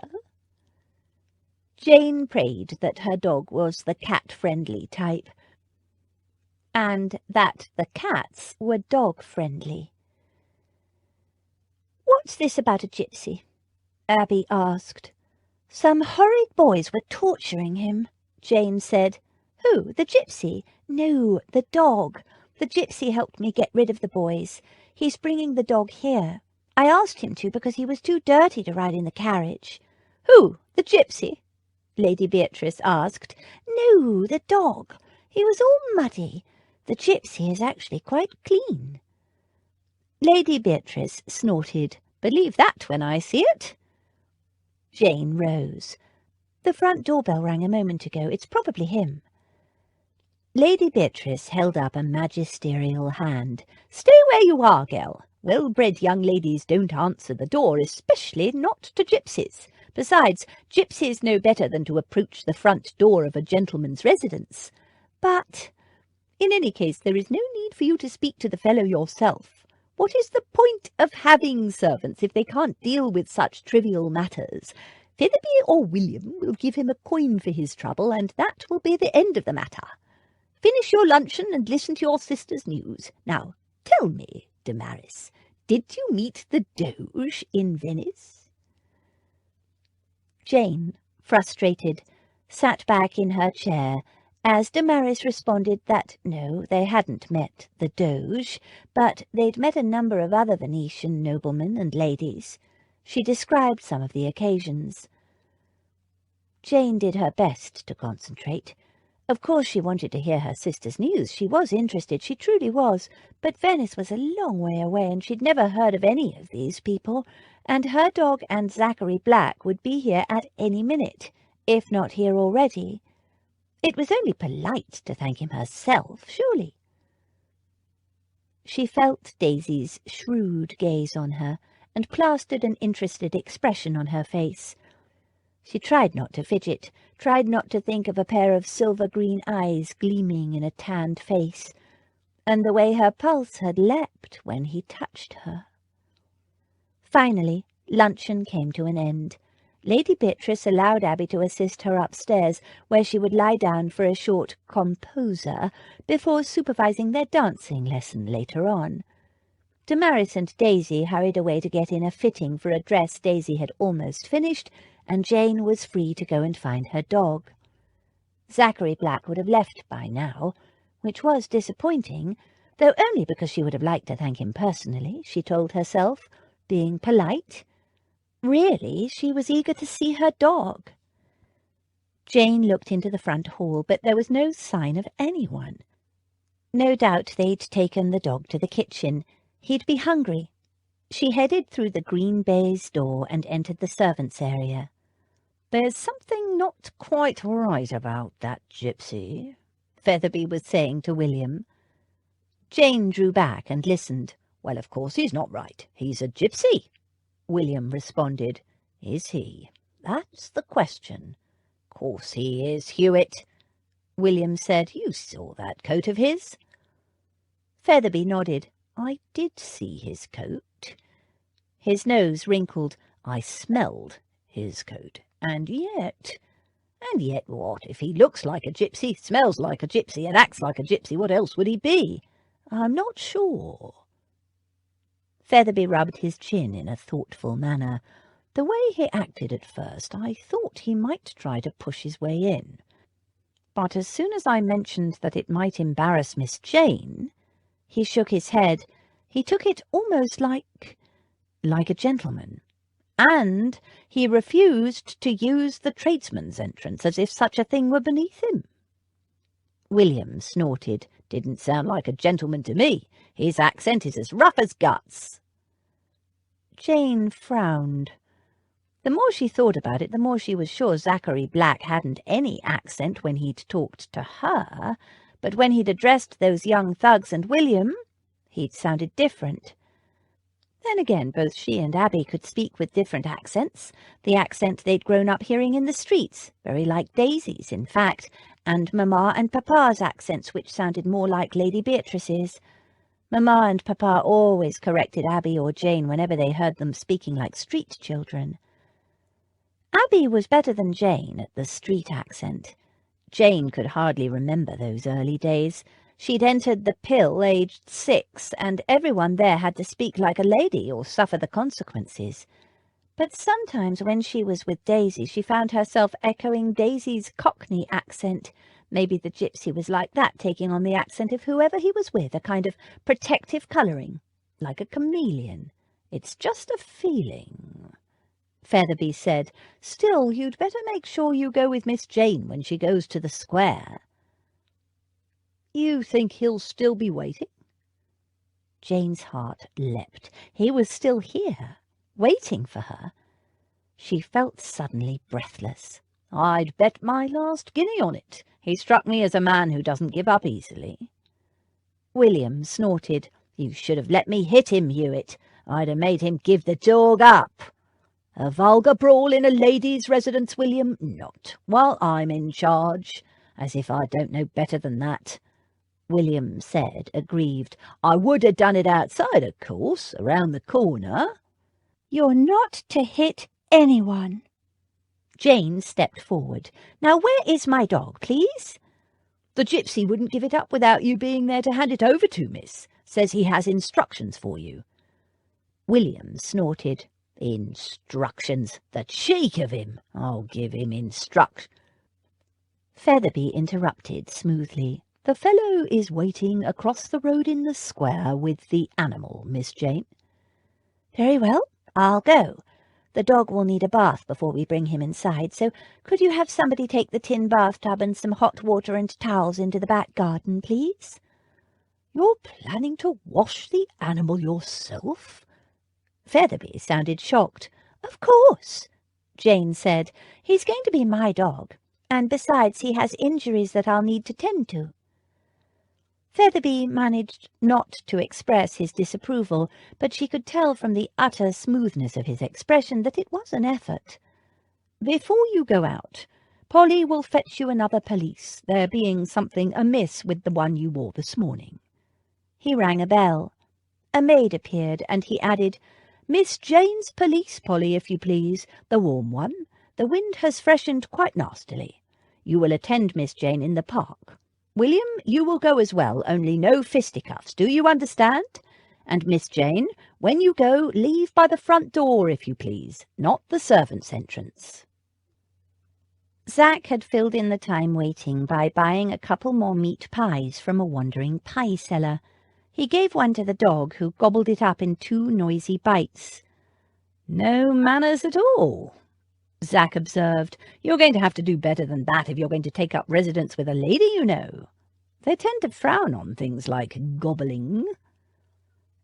"Mr. Black?" The soft female voice was so close, Zach was startled into dropping the remnants of his pie. How had he missed her approach? A loud slurping sound at his feet indicated the pie had not been neglected. She looked radiant, in a red wool pelisse and a blue velvet hat that exactly matched the colour of her eyes. "Thank you so much for waiting, Mr. Black. I was sorry to think you might have left without me thanking you." She glanced up at him with a shy little smile, and Zach's brain simply stopped working. "Jane," he managed to mumble, "quite the orator." Luckily she was accompanied by a maid and the large footman. "Oi, gypsy, not so familiar," the big footman growled, and Zach found his brain again. He dragged his gaze off her face. "William," he said with every appearance of delight, "how I've missed you." The big footman glowered. "William, would you wait over there with Polly, please?" she said, pointing to a bench that was close but took them nicely out of earshot. The big footman reluctantly moved away, and she turned back to Zach, her cheeks a little flushed.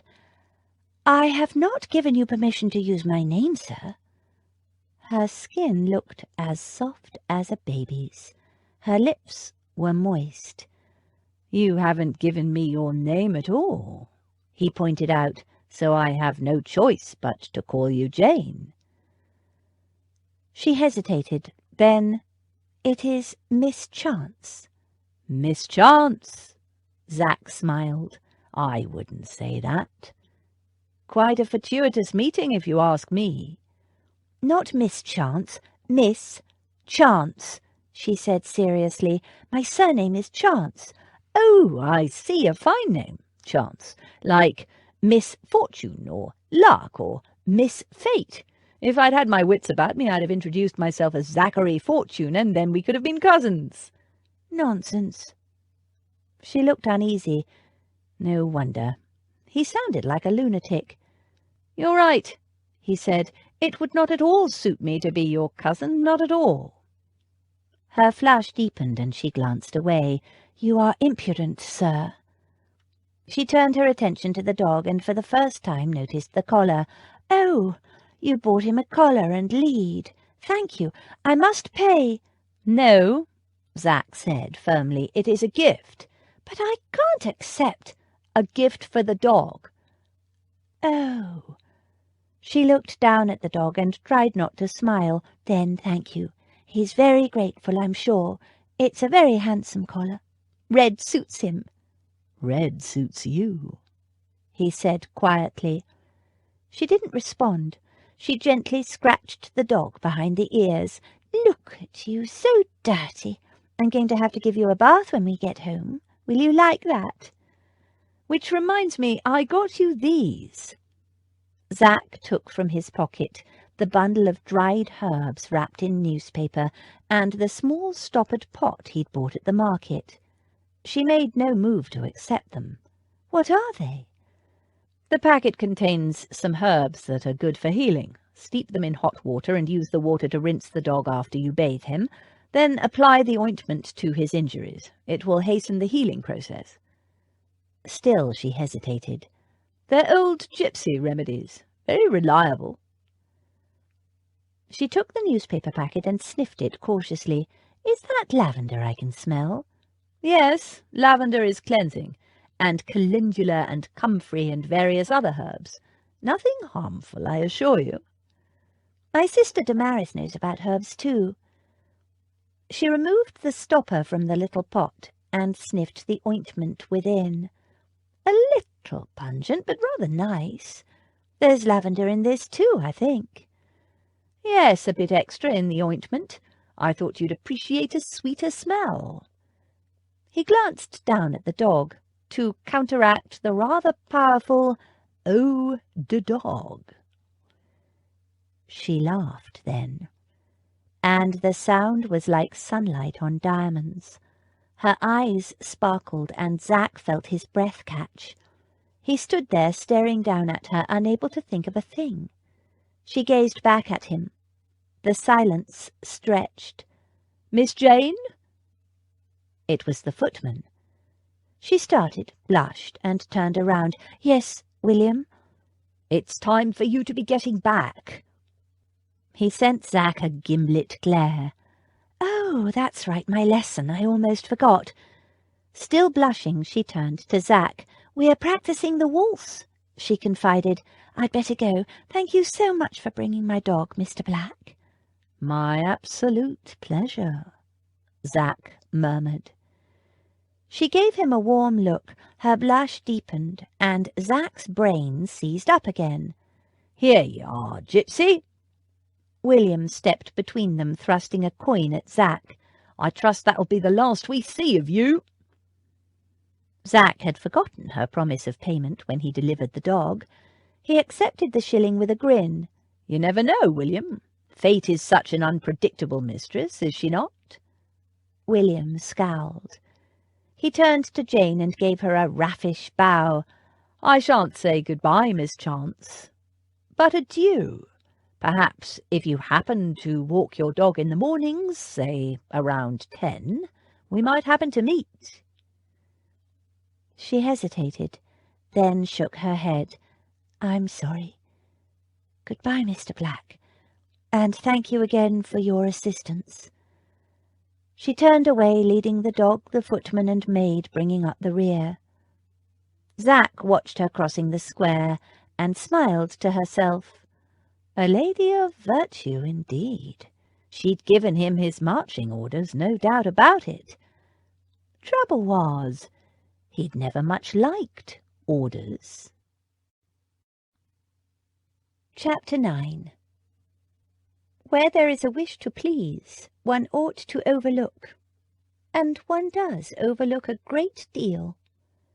Jane Austen. Emma. "Well," Lady Beatrice said after dinner, "let's see this dog, then." They were all gathered together, Abby and Max, Damaris and Freddie, Daisy and Jane, in the smaller, cosier drawing-room. Lady Beatrice had even invited Flynn for the first family at-home dinner since Freddie and Damaris had returned from Italy, which said a lot for her affection for him, but Flynn had already commenced his hunt for the finest young lady in London, and was engaged for the evening. "Now, but the dog hasn't had time to settle in yet," Jane said. It was too soon. She'd bathed him and anointed his injuries, but he still looked very much the worse for wear. Besides, she hadn't yet discovered the extent of his house-training, if any, and, more to the point, his attitude toward cats. All three of the half-grown cats were present. Snowflake lay, as usual, curled in Lady Beatrice's lap. Marmaduke was stretched out along the back of the sofa, while Max the cat dangled bonelessly over the knees of his namesake, Max the man. "Is the animal clean?" the old lady asked. Yes. She'd bathed him 3 times using lavender soap, lavender having healing properties as well as smelling lovely, and in the last rinse she'd used a decoction Damaris had made of the herbs Mr. Black had given her.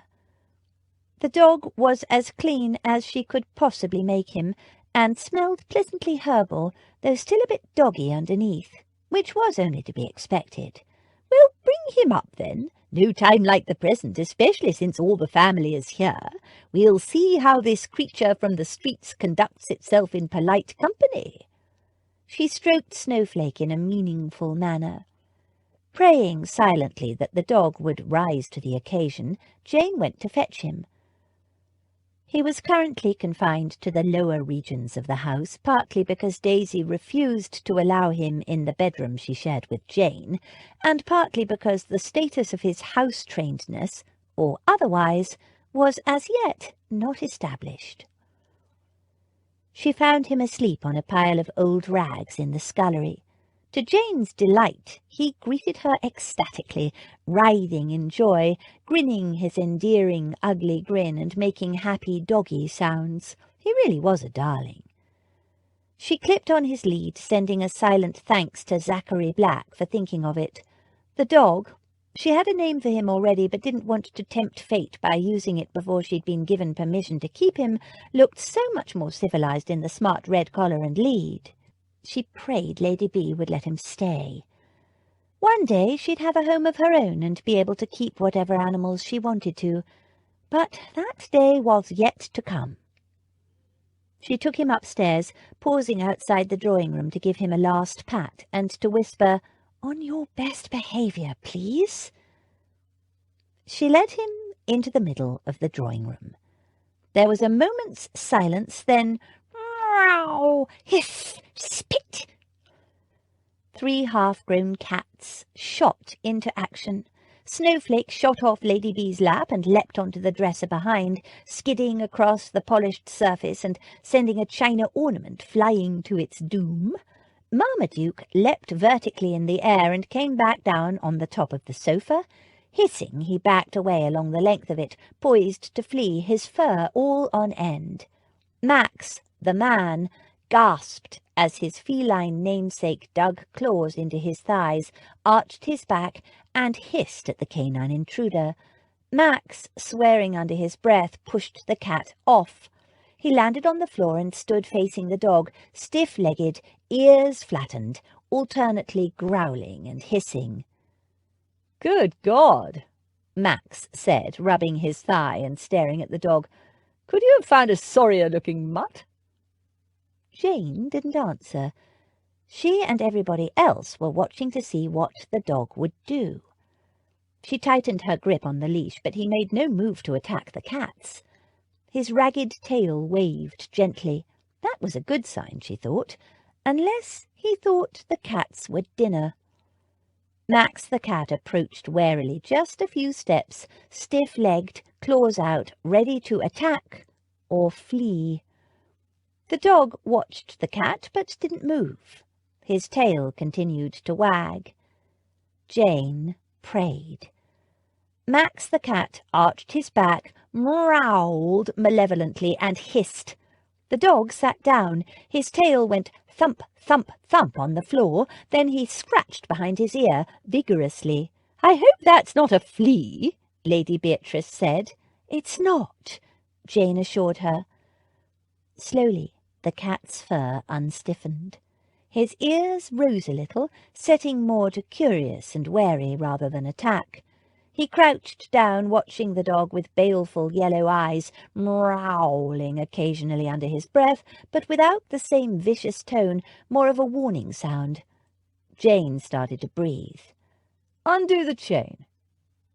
Max's voice made her jump, but "They've met each other now. Might as well see how they behave while we're here to prevent any carnage." "No," Jane said, "not yet. He's not ready." Max raised a brow. "It's my dog," she told him. "That's yet to be decided," Lady Beatrice said. "Oh, but—" "Look," Damaris said softly. While they'd been talking, Max the cat had edged closer and closer. As they watched, he leaned forward tentatively and gave the dog a cautious sniff, then drew back ready to pounce or flee. The dog, panting gently, gave an amiable grin. At least, Jane thought it was amiable. To everybody else, she was sure it looked horrific. His tail went thump, thump, thump. Again the cat drew cautiously near, one paw raised in warning. He smacked the dog once, twice. Everybody held their collective breath. The dog eyed the cat, yawned hugely, then flopped over on his side and went to sleep. "Well, I think that answers the question," Freddie's voice said into the silence. "He's quite clearly a menace to cats." Everybody laughed. "So, may I keep him?" Jane asked breathlessly. "Please." Lady Beatrice eyed the dog with a pained expression. "It's a demmed ugly creature. Are you sure you don't want something prettier?" "No, I want this dog. He needs me." Jane knelt and stroked the dog's head. He opened one eye, licked her hand, and went back to sleep. Lady Beatrice made a helpless gesture with her hand. "Very well, if you must." Jane jumped up and hugged her. "Oh, thank you, Lady Beatrice. You'll see he'll be the best-behaved dog. I'll make sure of it." Lady Beatrice waved her away. "Take the animal back downstairs, girl. It looks as fatigued by all this as I am." "Do you have a name picked out for him yet?" Abby asked, as Jane led the dog toward the door. "Yes, of course," Jane told him. "Almost from the first moment I met him." "Well, don't keep us in suspense," Freddie said. "It's Caesar," Jane told him, "because I'm certain he has a truly noble nature, and he's just proved it." She closed the door behind her. The room exploded into laughter. "Never mind," she told Caesar. "They will come to love you eventually." "Now you look like a down-on-his-luck clerk," Gil said in disgust. Deeming Zach's appearance too appalling to take him to dine at his club, Gil had sent his manservant out to fetch steak and kidney pudding from the inn around the corner. "Dashed shabby. It's almost as bad as that gypsy outfit." "Flatterer." Zach examined his reflection in the looking-glass. He was delighted with the new clothes. The gypsy look had outlived its usefulness. It had helped him cross countless borders virtually unnoticed, but now that he was in London and frequenting fashionable areas, it would draw the wrong kind of attention.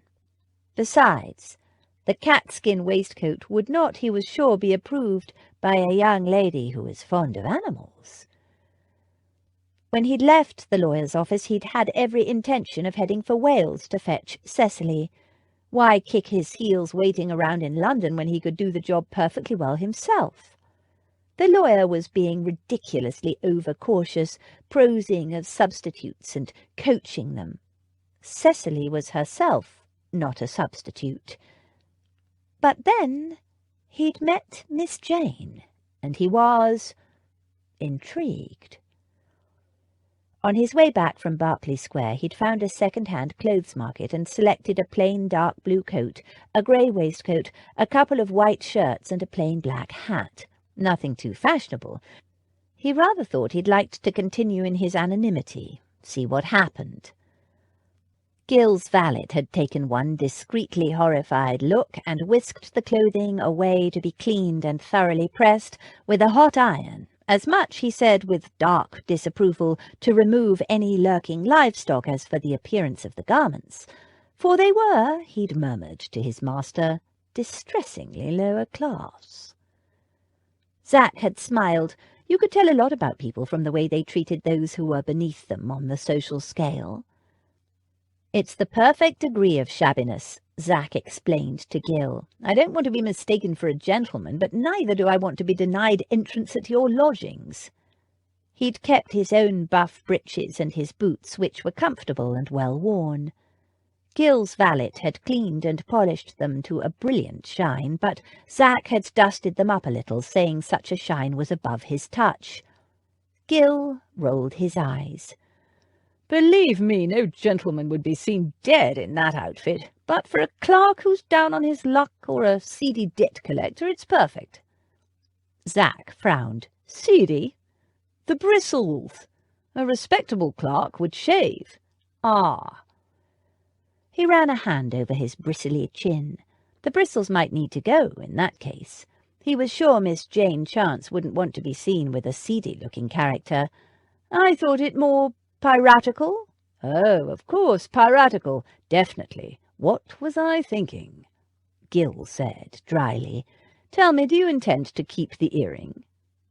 Zach fingered his earring. "I did wonder if it might be fashionable. Saw a chap with an earring on the stairs earlier. Big, dark-haired fellow, dressed as a gentleman, apart from an eye-blinding waistcoat. That's the one. Flynn, an Irishman. Took over Freddie Monkton Coombs's rooms and his valet when Monkton Coombs got married a couple of months ago.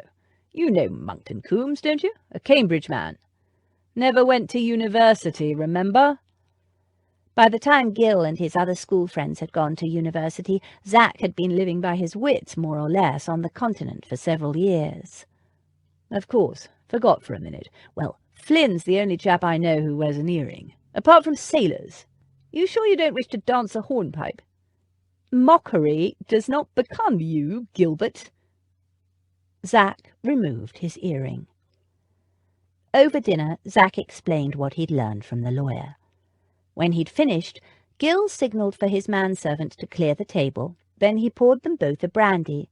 "So, a murder charge. That complicates things." "Nonsense. It's just a misunderstanding. Cecily is alive and living in Wales, as you well know, having forwarded her letters over the years." Gil nodded.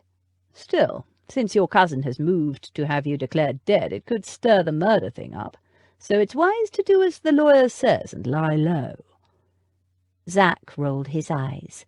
"The fellow's ridiculously overcautious. I could easily fetch Cecily myself from Wales, but he insists on sending his own man. Had some crazy notion that I'd be accused of coaching a woman to impersonate her." "Ah, he'd be thinking of the Breckenridge affair." "The what?" "Case last year. Duke of Breckenridge's long-lost heir turned up after being missing for 20 years. Old man in tears of joy, fatted calf killed. You can imagine the farce." He gave Zach a shrewd look. "Turned out to be a fraud. Left a nasty taste in everyone's mouth. As well to err on the cautious side." "It's ludicrous. Cecily is alive. She isn't a fraud, so there's no case. I was intending to go and fetch her anyway. Damn sight more efficient to do it myself rather than hang around here kicking my heels and lying low." Zach snorted. "Skulking around, hiding, more like." "How shocking," Gil said. "How anyone could expect you to skulk or hide or lie low. Tisk, tisk, tisk." His words forced a reluctant grin from Zach. "That was different. It was my job. There was a worthwhile purpose to it." "And keeping your neck from getting stretched is not a worthwhile purpose?" "There's no question of my neck getting stretched," Zach said irritably. "Cecily's alive." They subsided into companionable silence. After a while, Gil said, "So you'll stay for the hearing?" "To assert my status as the living heir? Of course." "Good." Gil pulled out a card and wrote on the back of it. "Then take this to my tailor tomorrow. His address is on the back. Tell him I sent you and order yourself some decent clothes. You'll need to look like a gentleman." He passed Zach the card and sat back. "And after that?" Zach sipped the brandy thoughtfully. "Not sure, to be honest." "Wainfleet? Can't leave it to rot." Much as he felt like it. Wainfleet had always been very much his father's domain. Now it was his. He wasn't sure how that made him feel. If I could sell it, I would, sight unseen, but the damned place is entailed, so I'll have to put in a manager, I suppose. And then you'll do what? Return to the same work, after 8 years of it? Zack shrugged. Why not? But, truth to tell, he didn't know what he wanted. Yesterday his plans had been simple, his future crystal clear. Get the Hungarian papers to Gil, then return to the continent, and take up where he'd left off. Now the past was rising up to haunt him.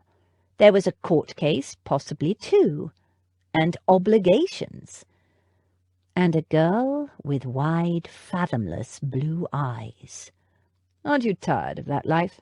It's not the same now since we've defeated Boney. There's still a need for intelligence and information, of course, but... But what? Nothing, Gil said. If you enjoy it, I suppose. I just thought now, since you have alternatives. And there was the rub, Zack thought. Gil's words had struck closer than Gil knew. Zack had been getting weary of travelling, of dwelling in the shadows, living a life of adventure and uncertainty. It had been exciting at first, but after 8 years, and a war, the zest of danger had palled. He'd served his country well, but now being here in England after 12 years abroad had unsettled him. Against all his expectations, it felt almost like... No, that was ridiculous. He'd never felt at home in England, or anywhere else, certainly not at Wainfleet. What to do with the rest of his life? He had no idea. He drained his glass. I hate making plans. They inevitably fail. It was easier to go where chance took him. Not inevitably, Gil reproved him. Gil prided himself on his ability to plan. Still, if you're planning to stay and thwart your cousin's claim, not to mention sorting out that murder charge, there'll be plenty of time for you to make up your mind. You're welcome to stay here as long as you need. The guest quarters are a little poky, but... Zack laughed. I've slept in coal cellars and haystacks. Your spare room is palatial by comparison. Silence fell. They sipped their brandy. The fire hissed and crackled gently. Outside, the patter of rain against the windows and the incessant rumble of the city that never slept. Tell me, Gil, what do you know of the Chance family? Gil frowned. Chance family. In particular, a Miss Jane Chance lives with a Lady Beatrice someone on Berkeley Square. Gil nodded. Freddie Monkton Coombs, who I just mentioned, fellow who used to live Chance, I said, not Monkton. I'm getting there. Freddie married Miss Damaris Chance, Miss Jane's sister. Lady Beatrice, well, strictly speaking, she's the Dowager Lady Davenham, but she's a law unto herself, the old girl, and prefers to be called Lady Beatrice, daughter of an earl, you know. She's said to be the girl's aunt. Said to be. Zack frowned. Gil made a vague gesture with his wine-glass. All a bit havey-cavey, if you ask me. Everything is havey-cavey to you, Zack pointed out. You're probably suspicious of your own mother. Not my mother, Gil retorted, unperturbed. Above rubies, my mother. My father, now. Zack gave a snort of amusement. So tell me about these sisters and their havey-cavey aunt. Oh, there's nothing havey-cavey about Lady B, apart from being a little eccentric. Ancient noble family, counts half the ton as her friends, and the other half she's related to. But the sisters appeared out of nowhere 6 months ago, supposedly from Venice. The story is they're the daughters of Lady B's half-sister Griselda and a Venetian Marchese. He paused and eyed Zack over his wine-glass. The Marchese di Chancelotto. His lips twitched. The Marchese di Chancelotto. Zach choked on his brandy. The name was outlandish, nothing like any Italian or Venetian name he'd ever heard. Gil nodded. Precisely so. So, the girls are adventuresses? Gil shrugged. Not clear. They're very popular. Lady B conducts what she calls a literary society. Everyone who's anyone attends, and the girls read the books aloud, so even though the season hasn't yet commenced, they're very well known, especially with the older set, who positively dote on them. And nobody's ever called them on their story? Well, it's not called polite society for nothing. In any case, the eldest girl married Lady Beatrice's nephew, Max, Lord Davenham, who must know the truth, and another married Freddie Monckton Coombs, Davenham's best friend. Which suggests that there's nothing havey-cavey about the girls. That, or they're such charmers their husbands don't care, Gil said. He took a sip of brandy. But you asked about the younger sister, Jane, did you not? She's not out yet. None of them are. But she's reputed to be a beauty, a diamond of the first water. She is.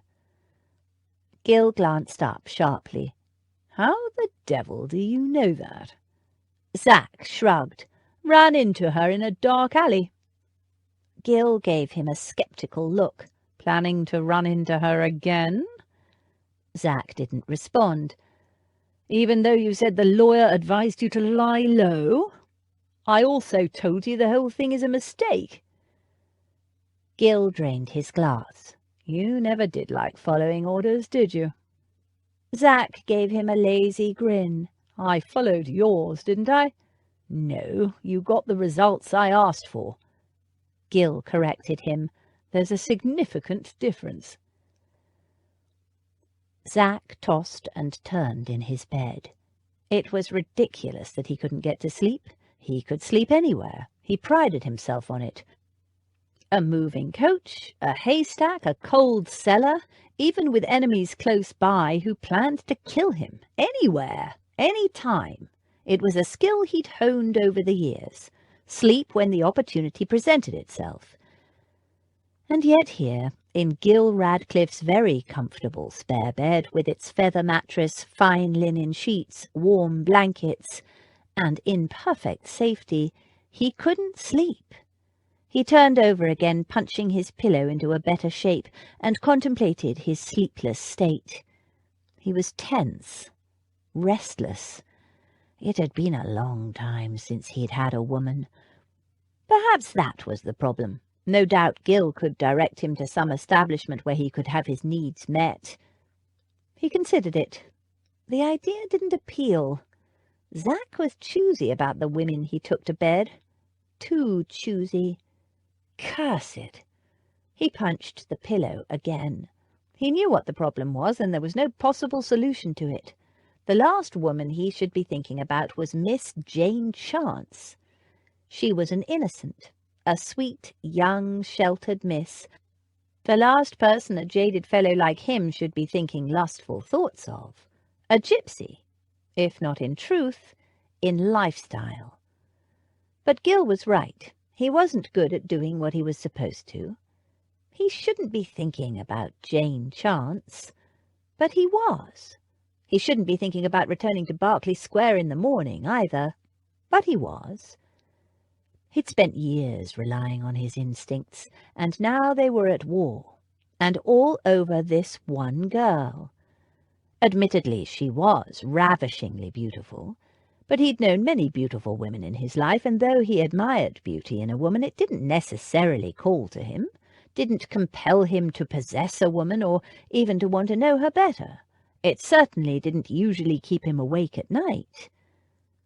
But those wide blue eyes, blue as the Mediterranean on a summer's day, and just as easy to drown in, and that complexion, silken English peaches and cream, and the softest-looking, most kissable cherry-dark mouth he'd seen in a long time. He groaned and turned over. He was leaving England as soon as practicable.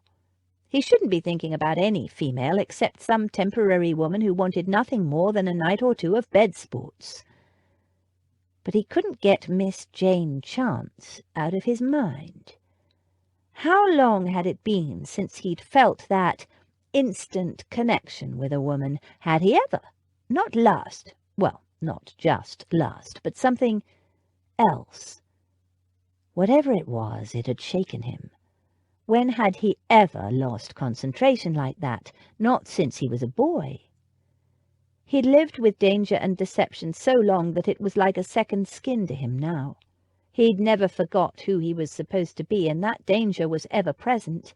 But today his accent had slipped several times, and he'd forgotten for a moment, actually forgotten, about those young thugs.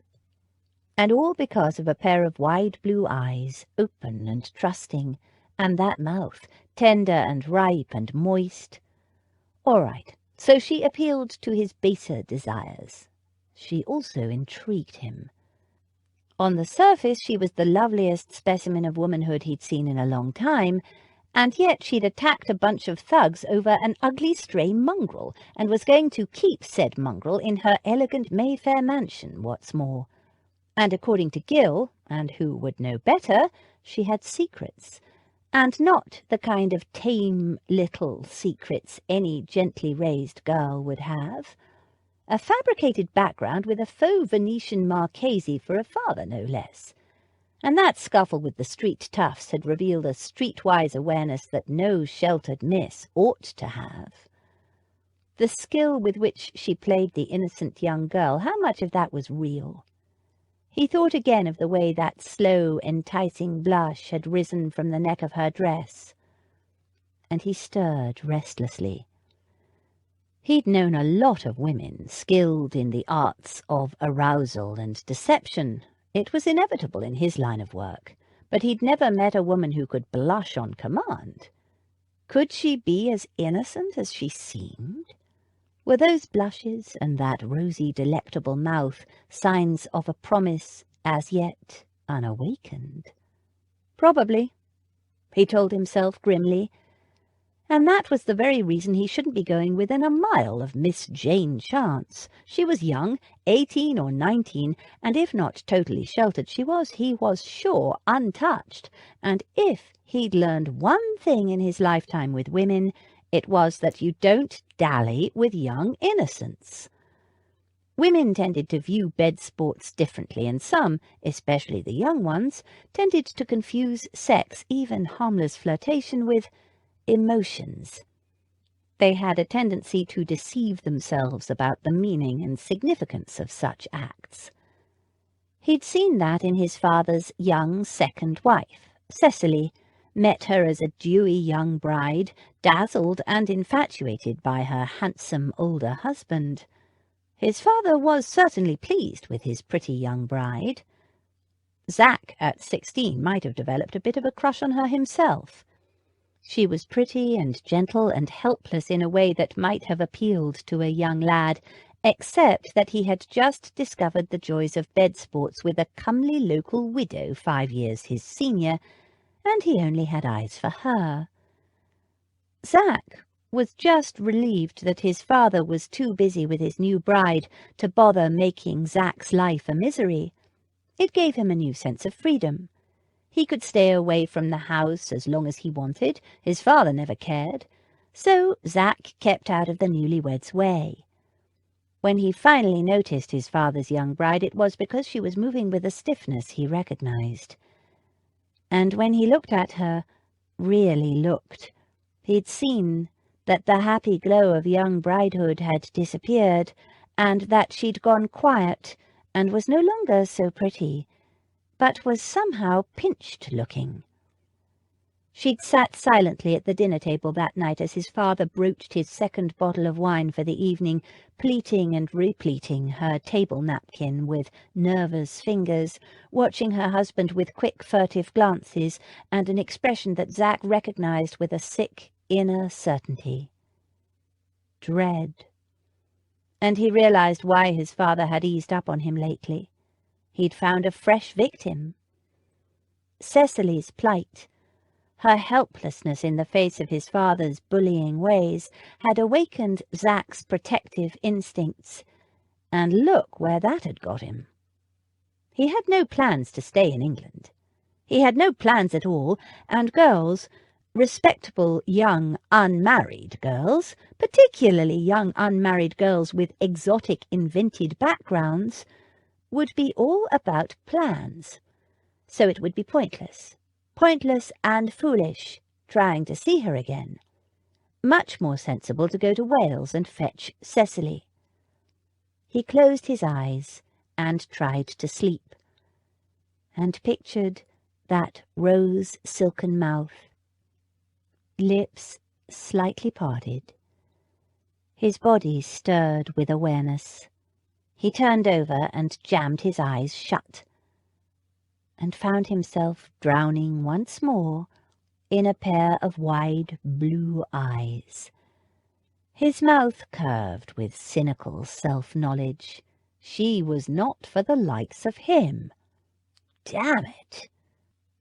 He punched the pillow again. Chapter 10. An engaged woman is always more agreeable than a disengaged. She is satisfied with herself, her cares are over, and she feels that she may exert all her powers of pleasing without suspicion. All is safe with a lady engaged. No harm can be done. Jane Austen, Mansfield Park. The gypsy was the first thing Jane thought of when she woke. The curtains were stirring with the breeze from the open window, but she could hear no rain. Good. She could take Caesar to the park. Perhaps if you happen to walk your dog in the mornings, say around 10, we might happen to meet. A slow smile curved her lips. Of course she wouldn't meet him. That was out of the question. She was a betrothed woman. Still, it was exciting to have a man suggest an assignation. And not just a man. A stranger. A dark, unshaven gypsy stranger who gazed at her with the most beautiful eyes, as if he'd like to eat her up. Like the big bad wolf. A little thrill of excitement rippled through her. She lay snuggled in the blankets, the cool air from the window fanning her warm cheeks. It wasn't as if anything could come of it, after all. She wouldn't be meeting him alone and unchaperoned. Young, unmarried ladies of the ton didn't go anywhere alone. Besides, ever since that kidnap attempt last year, right in Berkeley Square, Lady Beatrice was stricter than ever, and William or Polly or one of her sisters always accompanied Jane when she went out. What if he did come to the park again? What would she do? She'd never so much as flirted with a man before. Growing up, she'd had so many problems with men trying to touch her, in the street and even in church twice, and expecting things from her, and imagining she felt about them the way they felt about her. She'd learned not to give men the slightest bit of encouragement. Though discouragement didn't always work. Some men enjoyed the challenge, even when she was a young girl and had no interest in boys or men or anything like that. It had been a problem. At school, the drawing master had kept her back one day, and with no warning he'd grabbed her and tried to kiss her. Luckily, Mrs. Bodkin had come in and stopped it, but the drawing master had blamed Jane, saying she'd tempted and encouraged him, and it was so untrue. He was old and hairy and had grey hair sprouting even from his nostrils and ears. She hadn't even thought of him as a man, just the drawing master. But even though he'd been dismissed, Mrs. Bodkin had subjected Jane to a severe lecture on forwardness, temptation, and brazen behaviour, and she'd been punished every night for a week afterward by having to copy out tracts from the Bible about the sins of women. She'd learned not to tell anyone if a man was bothering her. Nobody, except her sister, ever believed she wasn't to blame, and Abby had left the pill by the time Jane was 12, so she'd learned to recognise the signs and do her best to avoid them. Now For the first time ever, she was tempted to follow Daisy's suggestion and flirt with a man. Not just any man. With Mr. Zachary Black, of the darkly handsome face, the gleaming silvery eyes, and the dashing smile that caused her insides to curl up deliciously. She hugged the thought to herself. The idea of an assignation with a dark and dangerous stranger thrilled her, but she couldn't bring herself to do it. An assignation was a little too calculated. But if she took the dog out later and they happened to meet, nobody could say she'd made an assignation then, could they? And if he didn't wait for her, well, that would be that. In the meantime, how had Caesar fared in his first night in a lady's residence? Jane quickly threw off her bedclothes and dressed hurriedly, hoping her dog had not disgraced himself. To her great relief and pride, he had not. It seemed he'd also made a friend below stairs. Cook had seen him dispatch a rat in the yard that very morning. Snapped its spine with one bite, miss. A joy to watch him it was. She gave Jane a choice bone for the dog, adding, "I never thought much of dogs, to be honest, but he's better than them spoiled, useless moggies of her ladyship's any day." It was a good sign, Jane thought. Cook was very influential with the other servants, and if she approved of Caesar, he would be well treated in Jane's absence. After breakfast, teeming with repressed impatience, she sat upstairs with Daisy, sewing the seams of the dresses she would wear during the season. Daisy wouldn't trust her with anything visible. They sewed until the clock chimed 10:30. Then Jane set her sewing aside, went downstairs and clipped Caesar's leash on. She was determined not to hurry. She didn't have an assignation. She'd made it very clear she wouldn't meet him at 10. So, in the square, she casually glanced around. There were nursemaids talking in small clumps, while around them children played, bowling hoops and playing hopscotch. She saw one or two people walking dogs and taking the air, but of a tall, dark gypsy there was no sign. She tried not to feel disappointed. Of course he hadn't come. She'd made it quite clear she had no intention of meeting him. So she felt William glance sideways at her and immediately started walking briskly along one of the paths, leading Caesar, affecting an airy unconcern as if it hadn't even occurred to her to look for anyone.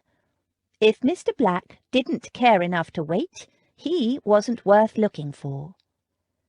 Caesar suddenly jerked at the chain, pulling hard away from the path. A rat?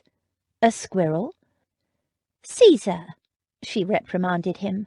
But the dog took no notice. He strained eagerly at the leash. She looked up and saw what the dog had noticed already.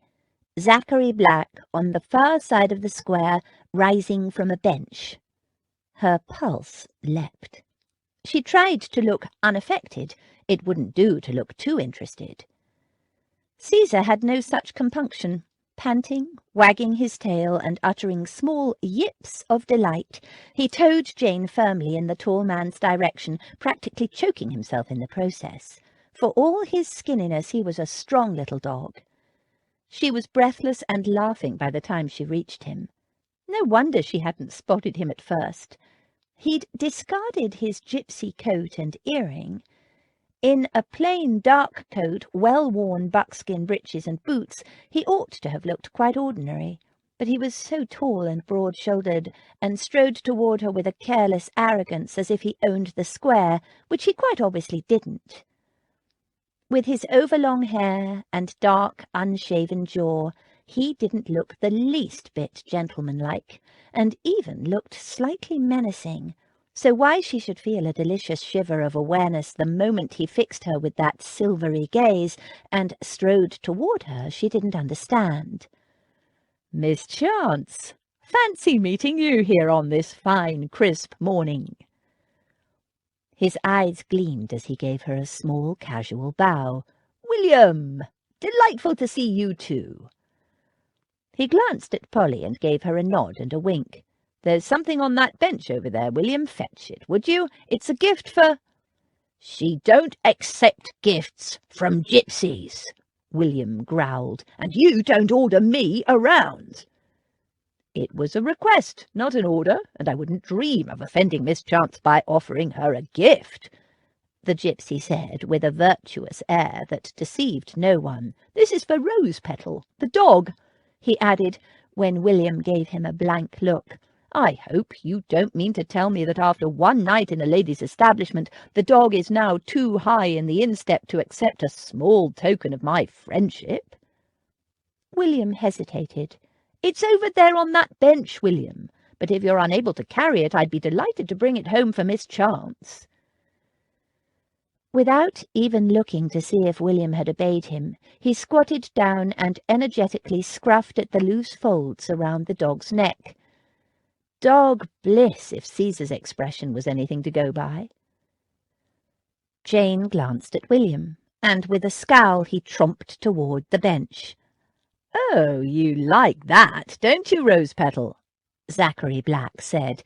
"You have landed on your feet, haven't you? Spoiled rotten already, I'll wager." His hands were bare, big, and elegantly shaped with long, strong fingers. His knuckles were grazed, wounded in her service. "He's called Caesar now," Jane told him. Her words came out a little throaty. Zachary Black laughed as he straightened, but not in an unkind way. "He'll always be Rose Petal to me, though perhaps I should start calling him Lavender now. He smells a good deal better, and that ointment looks to be working already." "It is. We bathed him with the herbs you gave me too. Thank you so much for them." William returned, carrying a large, shallow, woven willow basket. "Oh!" Jane exclaimed. "A bed for Caesar! Thank you! It's exactly what I needed." "I thought so when I saw it in the market." He was spending quite a bit of money on her dog, Jane thought. "Can I pay you for—" He put up a hand. "Not at all. It's my pleasure. As I said, it's a gift. For the dog." He smiled at her, a swift slash of white in the tanned face. She felt her cheeks warm. When he smiled at her like that— "Shall we walk? That dog needs exercise," he said, and Jane nodded. "So tell me," he asked, as they strolled along the path, "how has he settled in? I hope he didn't disgrace himself on his first night." "Not at all," Jane told him, matching her steps to his. Walking made things easier. If she didn't have to look at him, her brain wouldn't get so scrambled. In fact, he has done amazingly well, much better than I expected for a dog raised in the streets. Dark brows rose. "Housebroken?" Jane laughed and crossed her fingers. "It's early days yet, but so far so good. He also impressed Cook by killing a rat." "Oh ho! That's the sort of ingratiating creature you are, is it, Rose Petal?" Zachary Black said. "Very clever, making friends with the cook.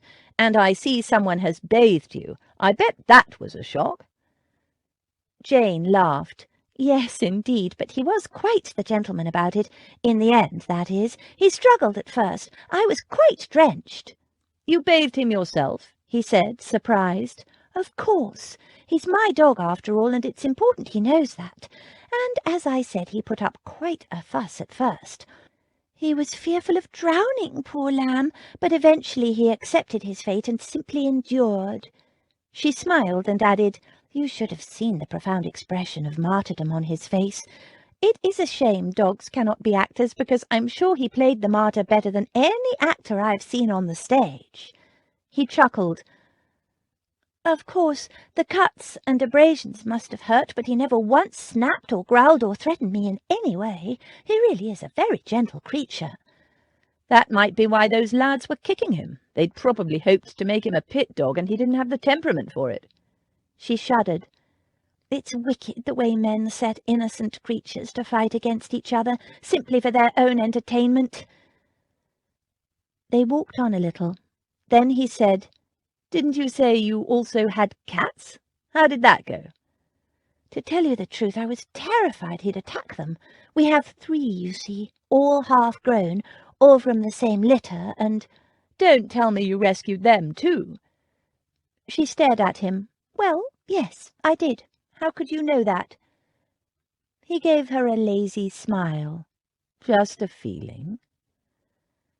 The smile seemed to curl around her insides, and it was a moment before Jane could gather her wits and continue the story. "They were in a place an old building, scheduled for demolition, and they would have been killed. We brought the mother cat with us, but she abandoned them, and us, soon afterward." "And so you kept all 3 kittens? Of course you did. Why would I even ask? So how did these lucky cats react to Rose Petal's arrival?" She laughed. "They were horrified. They spat and growled and climbed up the furniture." "And Rose Petal?" She described how, as everyone watched, Max the cat approached the dog, with menace in every claw and whisker. He's the bravest and most dauntless of the kittens. Well, of course, I had no idea what Caesar would do, and I was so worried because Lady Beatrice was by no means convinced we needed a dog, and she's very fond of the cats. And then—" She glanced down at the dog and smiled. "Then?" "Caesar rolled over and just went to sleep. You should have seen the cat's expression, and everyone else's." He laughed then, a rich, deep laugh that warmed her insides. A sudden flush of heat rippled through her, and though she glanced away as if perfectly composed and indifferent, she could not help but be aware of his stance, the close proximity of his tall, hard body, the angle of his head as he looked at her, and the intensity of his gaze, which she affected not to notice. Her neck ached with the effort not to turn her head and look, gaze, stare her fill of him. The trouble was, he was beautiful. The faint tan of his skin, unfashionable as it was, only made the contrast of his white teeth and brilliant silvery eyes stronger, and the dark slash of his brows, the high-angled cheekbones, and the dark, bristle-roughened jaw. She felt her hand closing in a fist. She longed to stroke that jaw, feel the roughness under her palms, feel the hard line of his jaw beneath. As for his mouth, framed by that dark roughness, the way he smiled was a pure invitation to sin. He could have been created by Michelangelo or Machiavelli or some other brilliant and scandalous Italian, and she needed to remember that. He was dangerous. Associating with him was like playing with fire. Such a relief that he was quite impossible, and that she was safely betrothed. His gleaming, brilliant gaze dropped to her mouth, and it was as tangible as a touch. Her lips tingled. She felt her face warming. William cleared his throat in a meaningful manner, and Jane glanced at him and realized they'd done 2 complete circuits of the square. "I'd better go now," she told Zachary Black. "I have a lesson to attend." A dark brow rose. "More lessons?" She nodded. "You have no idea how many things there are to learn for my season. Thank you so much for Caesar's basket. I'm sure he's very grateful, or will be tonight, when he sleeps in it." He bent and patted the dog. "I'm not sure gratitude is even in his vocabulary, though it ought to be. But joy certainly is, isn't it, you rascal?" he added, as Caesar grinned his crooked, sloppy grin and wagged his entire body in delight. They said their goodbyes.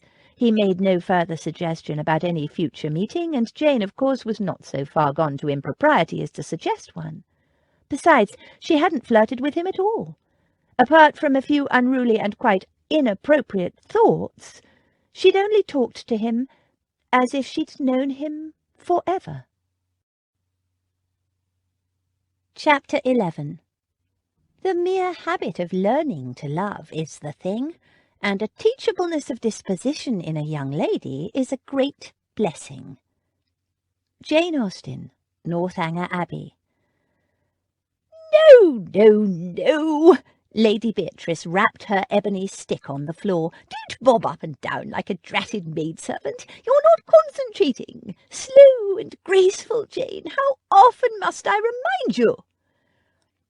Jane, Damaris and Abby were assembled in the front drawing-room of Lady Beatrice's house, practising their curtsies. Daisy sat on the sidelines, ostentatiously sewing. Now that Abby and Damaris were back in London, almost every morning had been devoted to lessons in deportment, lessons in how to behave in every conceivable situation, and, after that, dancing lessons. Though Jane, Abby and Damaris had been gently born and spoke and behaved as ladies should, none of them had grown up in a gentleman's residence or had what Lady Beatrice considered an acceptable upbringing.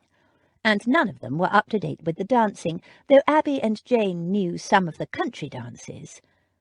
As for Daisy, for reasons of her own, Lady Beatrice insisted she attend lessons too, even though Daisy declared loudly and often that it was a waste of her precious time, she wasn't making a blasted come-out, and she had sewing to do.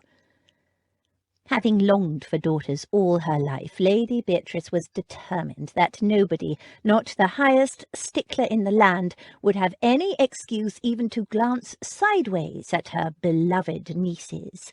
They would, each one of them, shine, even Daisy. So she drilled them all like soldiers. "What's your sisters? Abby? Damaris?" She rapped her stick on the floor, and first Abby, then Damaris, walked to the middle of the floor and sank into a slow, graceful curtsy. The old lady snorted. "See, Jane? Perfect! Daisy, you next." Daisy looked mutinous. "Why should I? I ain't going to make any grand come-out, so why should I make a fool of myself pretending?" It was her bad leg making her self-conscious, of course, but in this Lady Beatrice was adamant. "Your intentions are neither here nor there. No niece of mine will leave my house less than perfectly trained, for whatever she might encounter." Daisy opened her mouth to argue, but the old lady flapped her hand in irritation. Yes, yes, yes, I know you intend to become the most fashionable dressmaker in the ton, and I approve, even if it is in trade."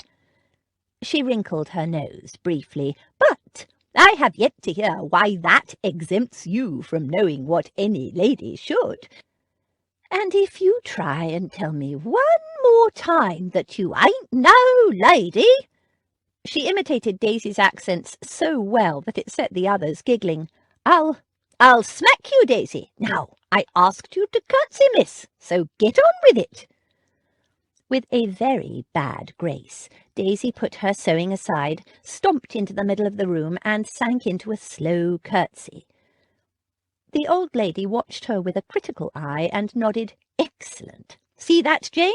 And Daisy has a bad leg to match her bad mood. Now, your turn again." Jane sank once more toward the floor. "Slowly, child, slowly, and don't bounce up." Jane skipped across the room to bestow a hug on the old lady. "I promise you I'll be perfect on the day, dearest Lady Beatrice. I'm just so excited. It's my dream, you see, doing what Mamma did, making my come-out, dancing and going to parties just as Mamma did." Abby smiled. "She used to make me tell her Mamma's stories over and over again." Jane nodded vigorously. "And even after Abby left the pill, I used to dream of making my come-out, just like Mamma, being Cinderella." "Cinderella?" Frowning, Lady Beatrice raised her lorgnette. "You mean that girl who went around with no shoes, dirtying her feet in the cinders of the fire? You used to dream of being her?" She sounded appalled. "Yes," Jane said sunnily, "and you're my fairy godmother." "I am not," Lady Beatrice declared, revolted. "I would never drive around in a pumpkin pulled by rats, or whatever horrid creatures they were. It's a vile notion, quite disgusting. As for the woman's choice of footwear, ridiculous! What use, pray, is a glass slipper? Cold, inconvenient, and dashed uncomfortable, I'll be bound. No flexibility in glass, you see, so the girl, even if she was used to wearing shoes at all, which it wasn't, would be clumping all over the dance floor like a clumsy, dratted elephant. She pondered the stupidity of glass slippers and snorted, "Ridiculous! Only use for a glass slipper would be for a gentleman to drink champagne from." She sighed reminiscently. "Did I ever tell you about the time the Duke of—" She broke off, recalling her company, and cleared her throat. "What are you all standing about grinning for? Jane, again, if you please." "You're quite right." Jane, laughing, bent to kiss the old lady again on her powdered cheek. "You, my darling Lady Beatrice, are better than any fairy godmother could ever be." Lady Beatrice, deeply pleased, but determined not to show it, gave a sniff, and said gruffly, "Well, this Cinderella won't be going to the ball unless she learns to curtsy better than that, and stop twirling like that, you're making me quite dizzy." Jane laughed and gave a last happy twirl. "I know, I'm just enjoying myself." "Get away with you, girl. It's not my lessons that have you in aught. It's that dratted animal you saw fit to bring home. You're in a hurry to get back to it. I know. Why, I don't know, for it's the ugliest creature I've seen in all my life." "I know, but he has a beautiful nature, and you're right, I am a little worried about leaving him shut in downstairs." She gave the old lady a guilty look. "I'm not sure if he's used to living in a house yet." Lady Beatrice shuddered and flapped her hand in a long-suffering manner. "Go on, then. I can see I'm not going to get a bit of sense out of you. Ring that bell on your way out, and tell Featherby to bring tea for your sisters and me. And mind you don't get muddy paw prints or dog hairs on that dress. It was once my favourite, even if it has been made over." She shot a dark look at Daisy. "As you wish, my lady," Jane said, and gave her a deep, slow, utterly perfect curtsy, then bounced up and danced across the room to tug on the bell-pull. "Ha! See, you can do it, you wretched girl, only don't bounce afterward." With each word, Lady Beatrice banged the floor with her ebony stick. As Jane reached the door, the old lady called, "And don't be late for your dancing lesson. Half an hour until that little Frenchman comes." "Wouldn't miss him for the world." Jane blew her a kiss and hurried away. Sinking back in her seat, Lady Beatrice sighed. "I'm too old for this." She rolled her eyes in a long-suffering way that deceived nobody. She was enjoying herself hugely. "Where are you going, missy?" she demanded, spotting Daisy hurrying toward the door. "I ain't got time to sit around drinking tea. I got sewing to do." "You work too hard," Lady Beatrice told her. "You're looking quite worn, my dear." Daisy shot her an incredulous look. "Don't matter what I look like, does it? Them clothes won't sew themselves, especially when I got to waste time making curtsies." "Those clothes," Lady Beatrice, Abby, and Damaris said together. "That's right, and this is me chance in a lifetime to make something of myself, and I don't aim to waste it." She opened the door where Featherby the butler was about to enter. He stood back to let Daisy pass through the door first. "You'll be back here for the dance lesson, Daisy," Lady Beatrice reminded her in a firm voice. Daisy turned around. "Why do I have to learn to dance?" she said, exasperated. "I ain't going to any of those toff balls. I don't want to go to them, and I got work to do." "You still need to learn," Lady Beatrice insisted. "Every lady should be able to dance." "Yeah, but I ain't no—" Daisy stopped, remembering the old lady's earlier threat. "With a gammy leg like mine, there's no point in me even trying to dance." "There is a point, even if you don't see it," the old lady said austerely. "You will oblige me in this, Daisy. 30 minutes, and if you forget, Featherby will send William to fetch you." She glanced at Featherby, who bowed slightly in acknowledgement of what they all recognised as an order. "All right, but it's a waste of my precious blooming time," Daisy grumbled, and stumped off. She hurried to the bedchamber she shared with Jane and found her struggling out of her dress. "Here, let me!" She started undoing the hooks at the back. "The old girl still wants me to go to them dratted dance lessons. Talk her out of it, can't you, Jane? What do I want with dancing? She knows I don't want to be no fancy society lady. I just want to make dresses for them." Jane stepped out of the dress and shook it out. It really was very pretty. "Abby already tried yesterday after you argued last time, and if Abby can't change her mind, she won't be budged on it, I'm afraid." Daisy muttered something rude under her breath. She tossed the dress over Jane's head and nimbly did it up. She tugged it straight, glanced at Jane in the looking-glass, and said slyly, "That big handsome gypsy fellow. You met him this morning, didn't you?" "Who?" Feeling Daisy's shrewd gaze on her, she added airily, "Oh, him. As it happens, I did bump into him in the park. Purest coincidence." Daisy laughed. "Coincidence, my foot! That's why you was all flushed and excited, nothing to do with being Cinderella." Jane felt herself redden. "It was, and I wasn't. It was nothing." She tried to look as disinterested as possible. Daisy quirked a sceptical brow. "So you never talked to him, just saw him at a distance, eh?" "He brought Caesar a basket to sleep in. It was only polite to thank him." "Politeness again, is it? Well, Daisy snickered. "Admit it, lovey. You fancy him." "Oh, very well. Yes, maybe I do. A little." "Did? But you're the one who said it was only natural to admire a well-made man, and that's all it is." "Was?" It was all it could be, and a very good thing. A man like Zachary Black could never fit into her plans.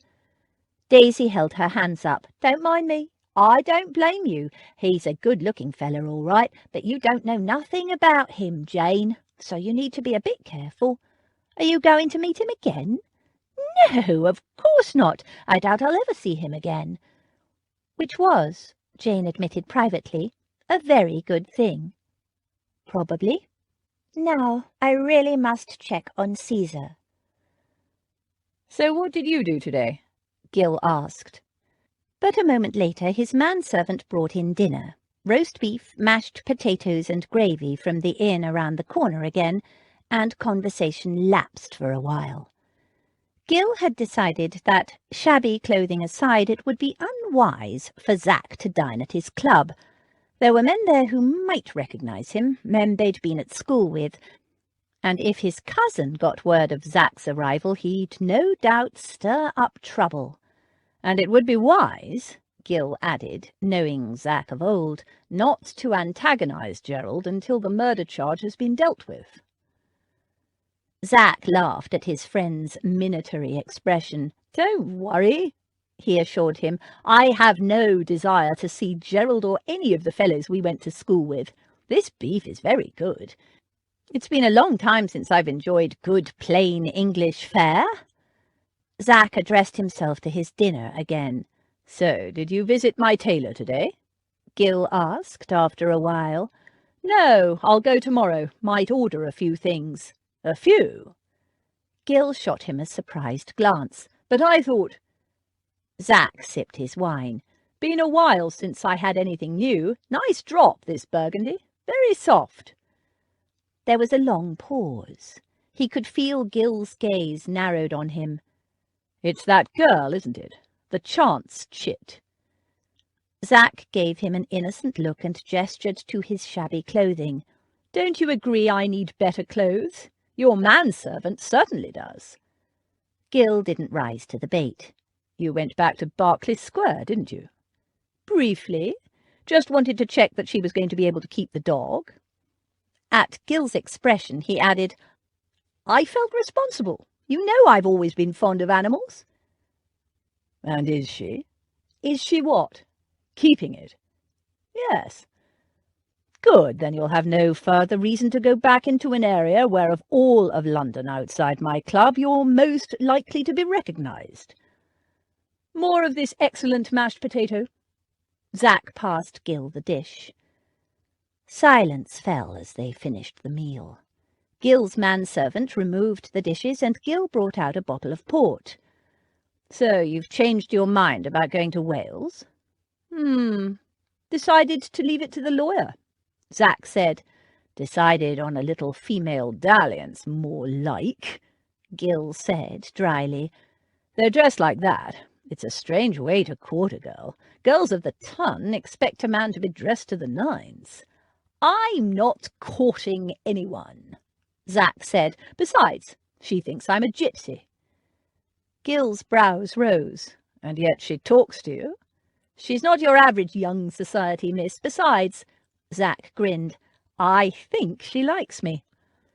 Though she persisted in giving him no encouragement, no overt encouragement at any rate. The way her eyes had lit up today when she saw him was enough encouragement for him. "What if someone recognizes you?" Zack shrugged. "Why would they? It's 12 years since I was last in England, and according to my cousin, everyone thinks I'm dead. And even if they didn't, I don't look the same. I was a mere scrubby schoolboy when I left, and was not known to the tarn at all. Stop fussing. Nobody will recognize me." There was a short pause. Then Gil shook his head.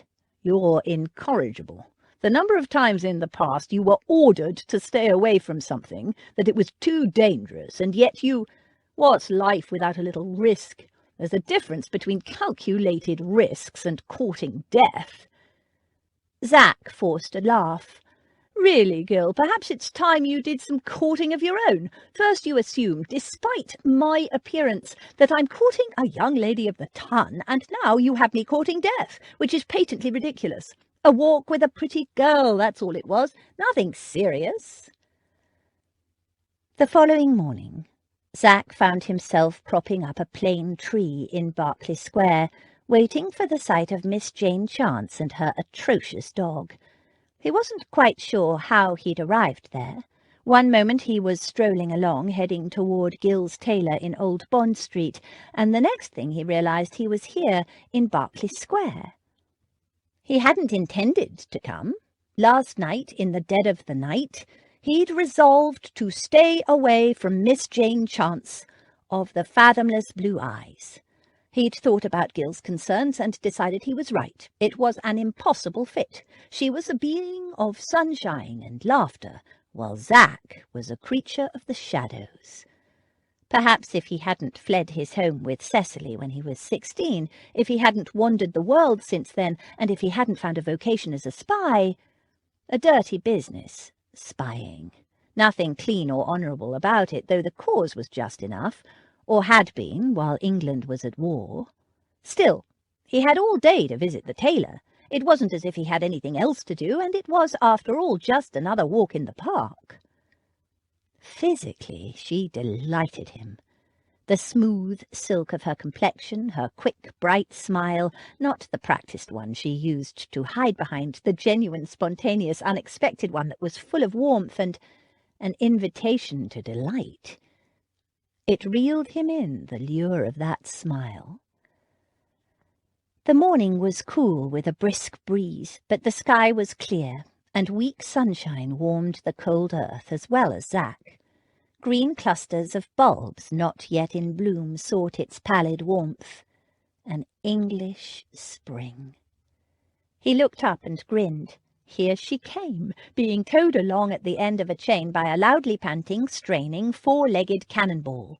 She was laughing and reprimanding the dog in one breath, and when the creature finally stopped at his feet and she looked up and saw who it was, the look in her eyes, warmth and welcome. It caused an unfamiliar tightness in his chest. "Good morning, Miss Chance. I see you were dragged helter-skelter across the square by this disreputable fellow." He bent to give the dog a vigorous rub. "Is that any way to treat a lady, sir? Is it?" Rose-Petal grinned and writhed happily, agreeing it was indeed. Zack straightened. "Shall we stroll around the square for a bit? It's a little chilly standing still in this breeze." And without thinking, he offered his arm. She hesitated, and he withdrew the offending limb at once. Fool! He'd forgotten for a moment who he was supposed to be. She was a respectable young lady. It wasn't proper for her to take his arm. But she surprised him by stepping onto the path with a look that indicated she might not take his arm, but she would walk with him. Zach was impressed. Not many ladies of his acquaintance, in fact none he could think of, would walk in public with a disreputable-looking fellow such as himself, especially not in such a fashionable district with half the ton to witness it. She had unexpected character, this girl. They strolled along the path, Zach matching his longer stride to her smaller one, her footman and maid following. Today she wore a pair of tiny blue earrings that bobbed and swung as she moved, blue as her eyes, blue as a Greek summer sky. They were half hidden by curly wisps of hair. He longed to smooth back those gossamer curls, to trace the delicate whorls of her small, elegant ears. Ye gods! Fascinated by a woman's ears? Yet he was, undeniably, though her ears were the least of it. Why did she fascinate him so, to draw him back here day after day, to walk chastely under the eye of her maid and footman in the sight of half of fashionable London?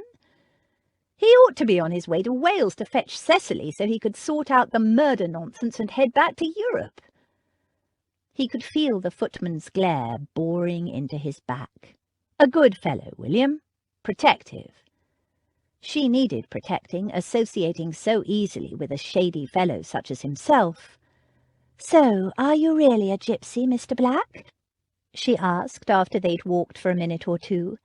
There was no hint in her voice of the contempt respectable people usually reserved for gypsies, just warmth and sincere interest, and a hint of doubt. He'd let his act slip more than once with this girl. Zach shrugged. "I'm a member of the tribe. I travel with them from time to time." It wasn't a lie. She glanced at his ear. "I see you've taken out your earring. I know another man who wears an earring. His friends say he's a pirate. He isn't, of course. They're just joking. He used to be a seaman." "I was a pirate once," Zach said, without thinking. She gave him a doubtful look, and he hastened to assure her, "Only we were called privateers. It was during the war, and we captured an enemy ship and rescued some English hostages." She still looked at him dubiously, so he added, "I gave up the sea after that." He glanced around cautiously, leaning closer, and said in a low voice, as if imparting a deadly secret, "I get seasick." She laughed. "So did Admiral Nelson, I believe. It didn't stop him." "Admiral Nelson was a pirate? I'm shocked, appalled, and all this time I've thought him one of England's heroes." She laughed again. "He was a hero, and of course I didn't mean he was a pirate. I meant seasickness didn't stop him living a seagoing life." "Well, it's not for me. Terra firma for me, every time." That laugh of hers, so warm and spontaneous, he vowed silently to make her laugh as often as he could, saving up the sound to take back with him when he left England again and returned to the shadows. She cocked her head curiously. "Were you truly a pirate?" "Privateer, which means it's legal, and patriotic." They strolled on under the still bare trees. Spring was coming late to England. "Where do you come from, Mr. Black?"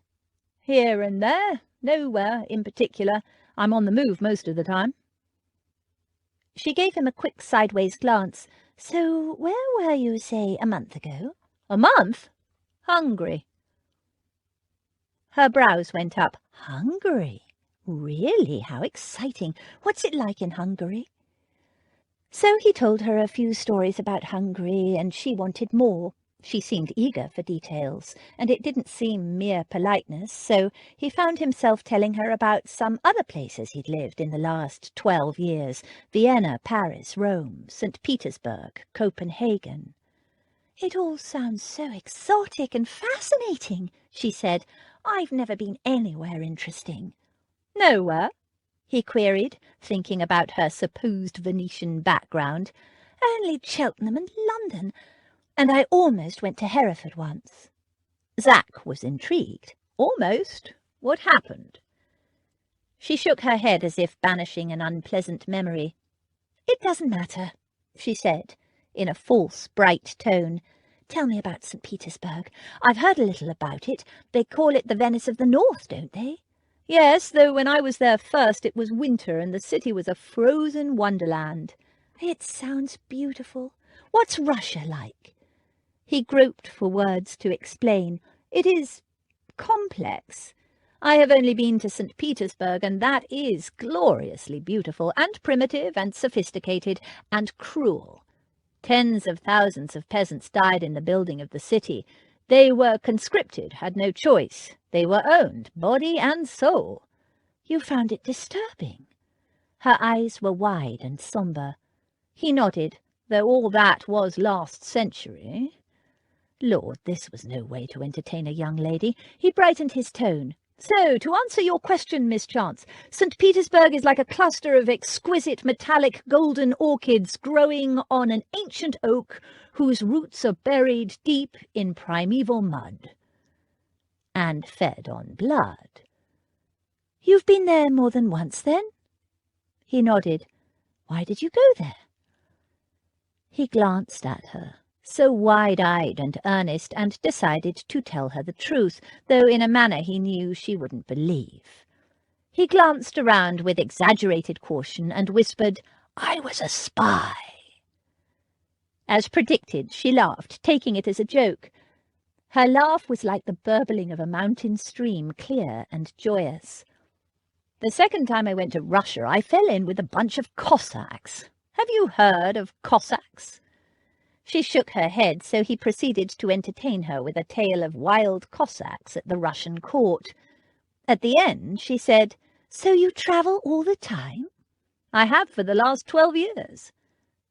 Suddenly it seemed a long time. "And you don't have a home?" "No."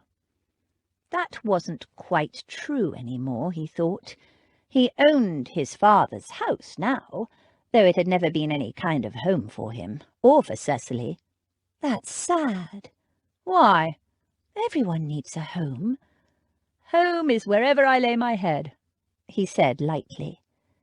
She gave him a thoughtful look. They walked on. "I couldn't live like that," she said eventually. "Having a home is very important to me. One day I'm going to have a home of my very own." He glanced across at the tall white house on the other side of the square. "Isn't that your home?" "Well, yes, of course it is, in a way." He gave her a quizzical look, and she added, "We live there by the kindness and generosity of Lady Beatrice." He didn't like the sound of that. "And in return she requires certain things of you?" "Oh, no, not at all. Well, in a way, but only— Oh, it's hard to explain, but truly there is no need to look so concerned. She is the kindest, most generous soul, and I love her dearly." Seeming to think he needed more convincing, which he did, she added, "She's sponsoring my entrance into society. She was prepared to do it for my sisters too, only—" "You have sisters?" "Yes, but 2 of them are married now, and the third, well, Daisy has other plans." "Any brothers?" he asked, thinking of that knee-to-the-groin trick she'd demonstrated in the alley. "No brothers, just my 2 brothers-in-law." "Miss Jane, it's time to go," the large footman growled from behind, and Miss Jane obediently gave Zack a sunny goodbye and hurried away across the square, her dog pulling against the lead and glancing back in a martyred fashion at Zack. He wanted to stay with Zack. Foolish animal not to appreciate a home with a warm, affectionate woman. There'd be no future with a man like Zack. Chapter 12. She was of course only too good for him, but as nobody minds having what is too good for them, he was very steadily earnest in the pursuit of the blessing. Jane Austen, Mansfield Park. Over the next week, Jane bumped into Zachary Black in the park almost every day. It wasn't in any way planned, not on her part at least. She took Caesar for a walk every morning, but never at quite the same time. There were other things to be fitted into her days. Life was getting busier as the start of the season drew closer. The Duchess of Rothermere's ball was said to be the event that would launch it this year. Jane could hardly wait. Her very first ball, and the dress Daisy had made for it was a secret. Daisy even made Jane wear a blindfold for her fittings. It was all quite thrilling, and of course she trusted Daisy implicitly. But almost every day, no matter what time Jane took Caesar out, Zachary Black somehow managed to turn up. Sometimes he had a small gift for her. No, not for her, for the dog, he would point out each time with a virtuous air, for William's sake, and a faint, wicked smile for her. It had become a small private joke between them. One day it was a small metal disc with a hole drilled in it.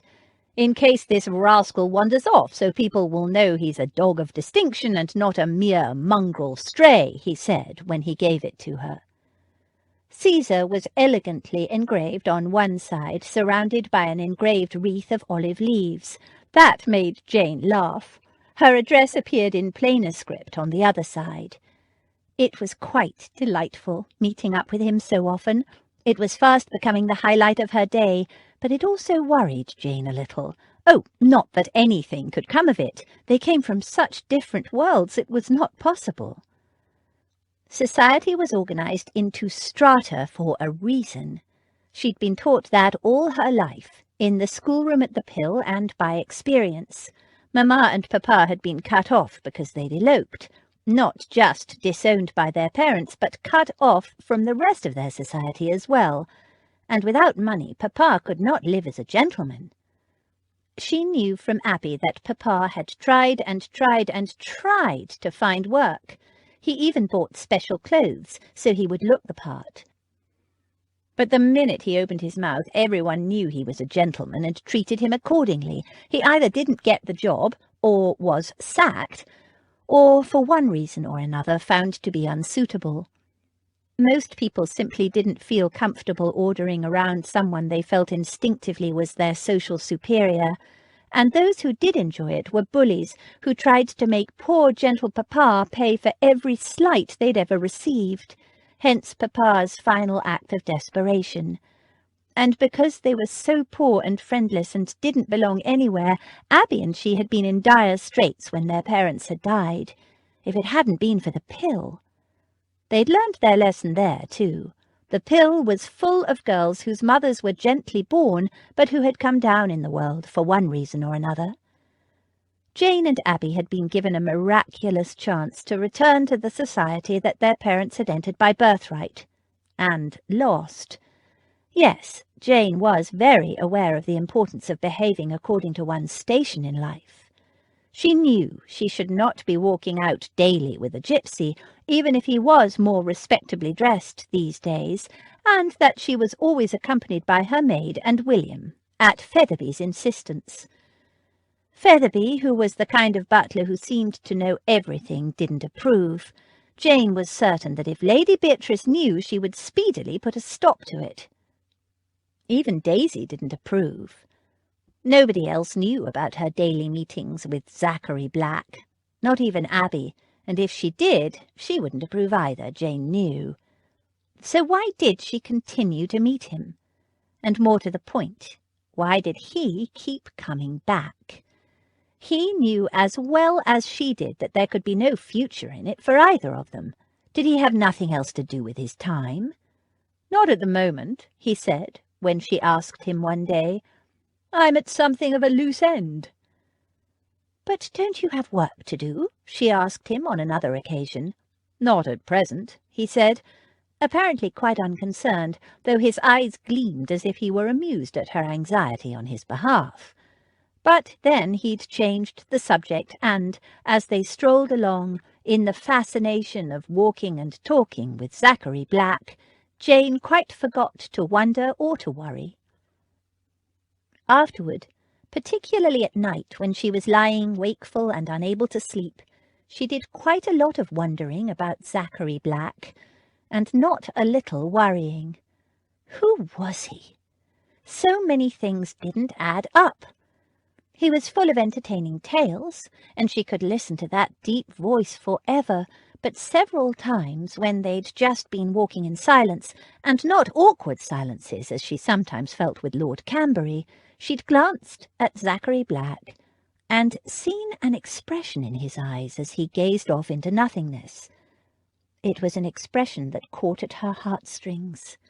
He seemed so alone, so lonely.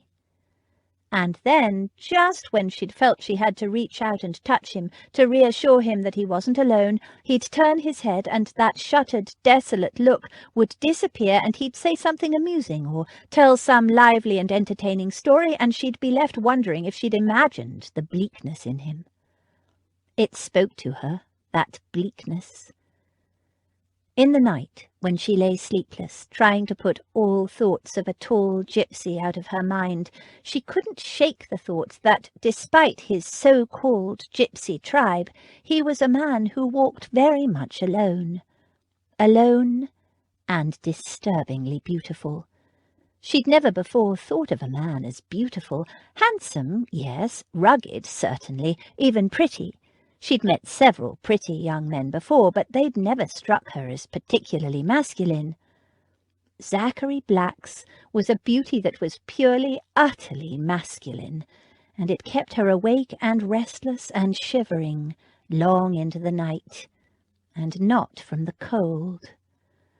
Lord Camberry, too, called on Jane every day, and the more Jane saw of him, the more she thought she could be comfortable with him.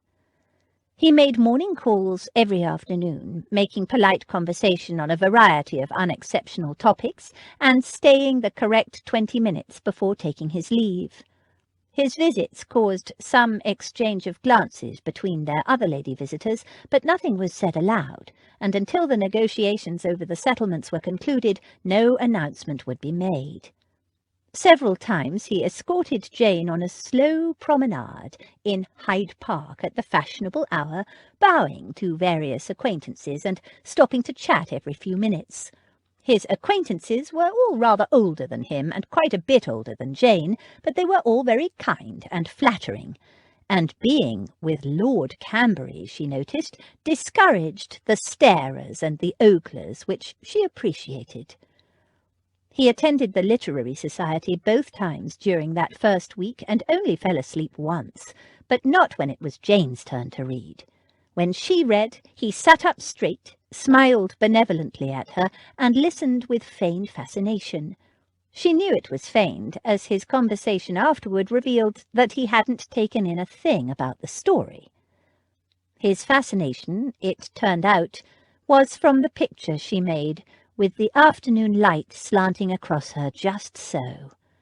After they were married, he told her he would have her portrait painted in just that pose. He was at all times kind, courteous, and considerate of her comfort, and while his company wasn't particularly exciting, he did make her feel safe and comfortable, which was very pleasant. And if she found his conversation a trifle dull at times, well, that was quite her own fault. She needed to learn more about the things he was interested in. That was all. Besides, it would be different when they were married. She would be busy with the household and things, and he would stop referring to her looks so frequently. That was the thing she found least comfortable. But it would pass, she was sure, once he was more used to her. "Cour, he does go on, don't he?" Daisy commented once after Lord Camberry had joined them for part of their promenade and treated them to a lecture about various artworks he owned and how Jane resembled and complimented them. "He means well," Jane said. Daisy didn't get out very often these days, and she valued her walks in the park and resented anyone disrupting them. And Lord Camberry tended to behave as if Daisy didn't exist.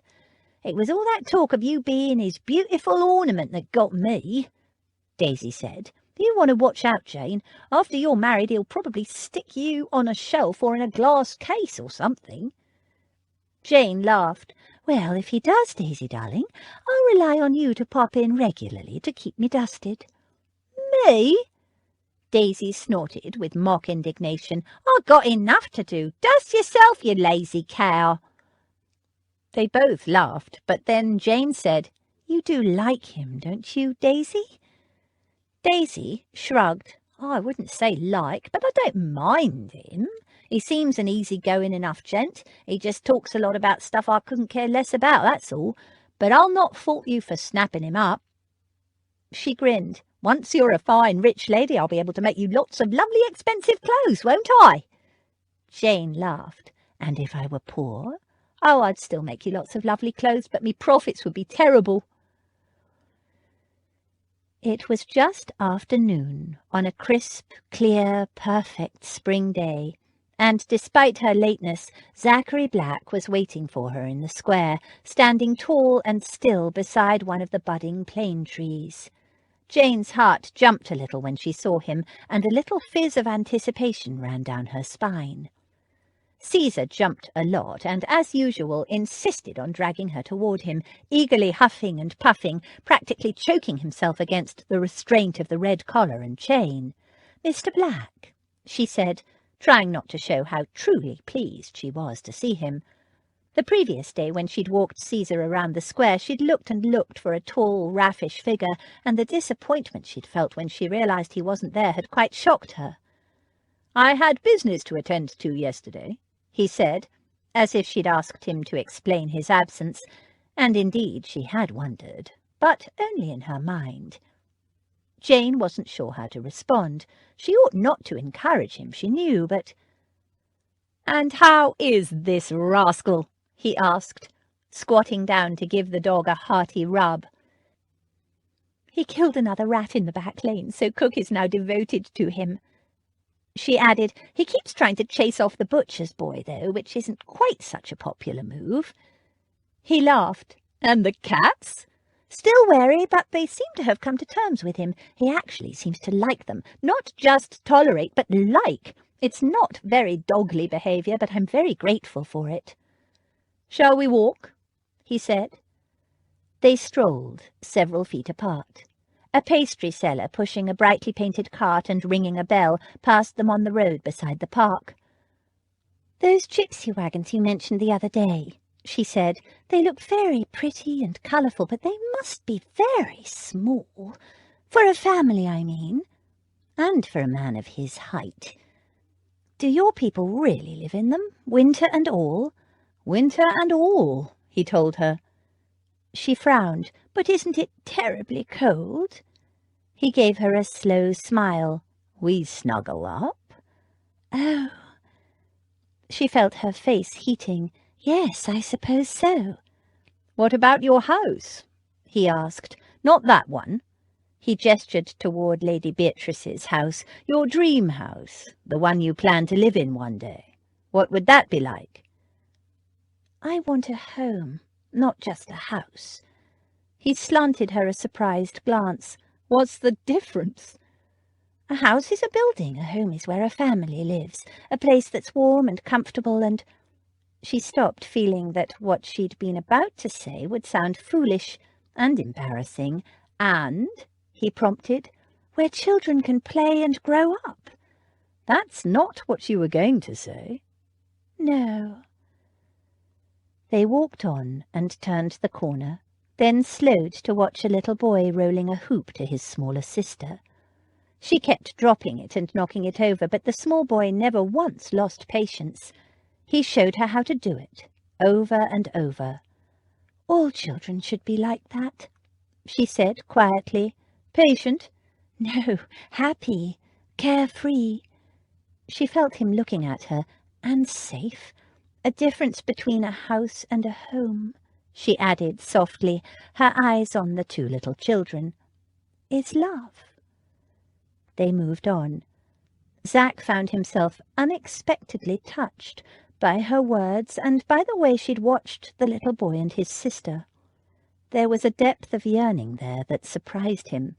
He'd imagined she was the type who'd grown up having everything she wanted provided for her with no effort.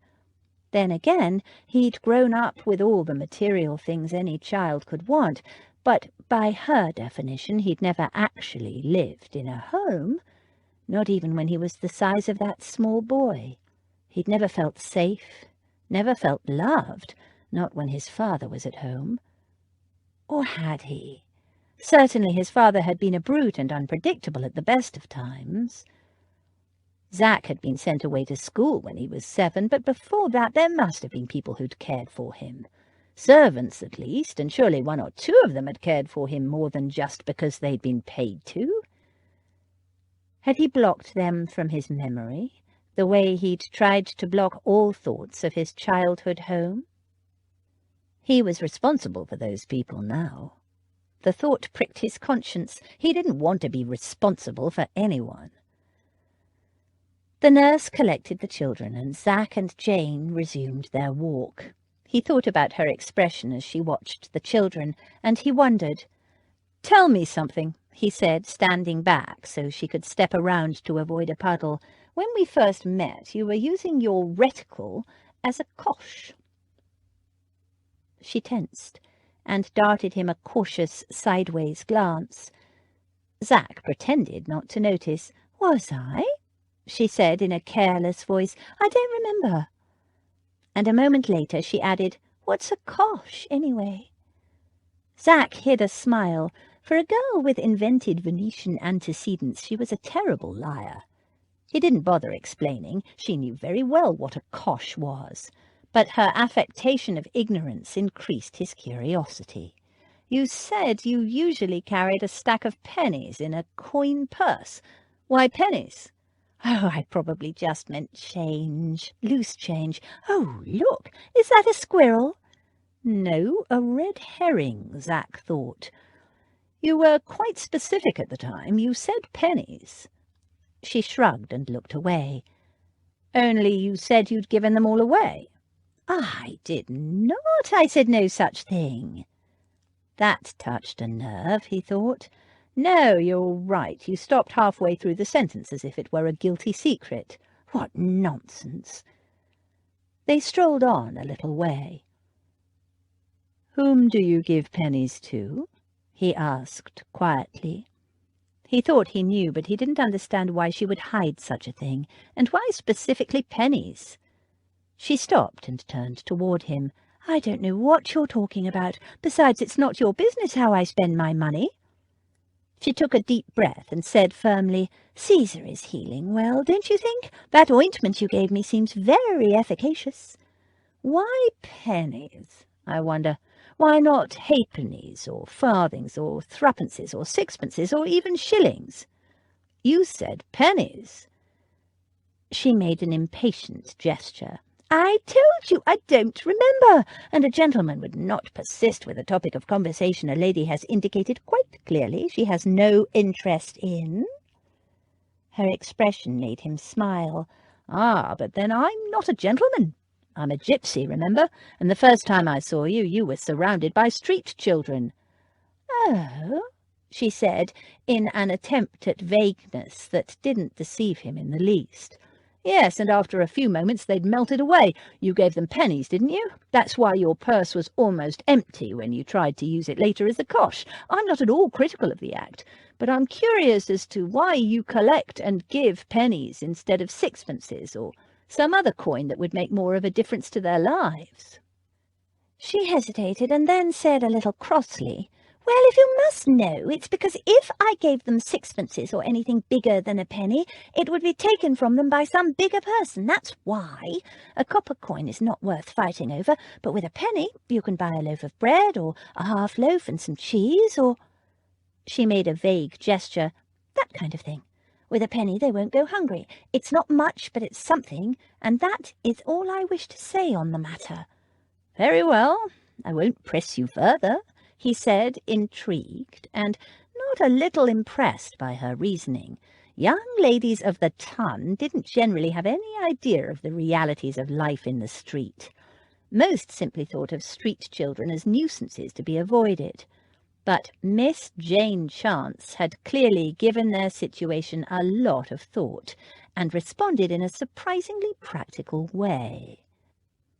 They moved on, and as they walked back in the direction of her aunt's house, a large, well-upholstered woman in a buttoned-up purple pelisse came toward them. In front of her, attached to white leather leads, scampered 2 white balls of fluff. Seeing them, the woman halted in mid-path. She looked at Jane in seeming outrage. The balls of fluff yapped and growled hysterically, apparently just as outraged to see Rose Petal in their park as the woman was to see Jane in hers. "Lady Embury!" Jane smiled warmly at the woman. "How lovely to see you. Don't mind Caesar, he won't hurt a fly."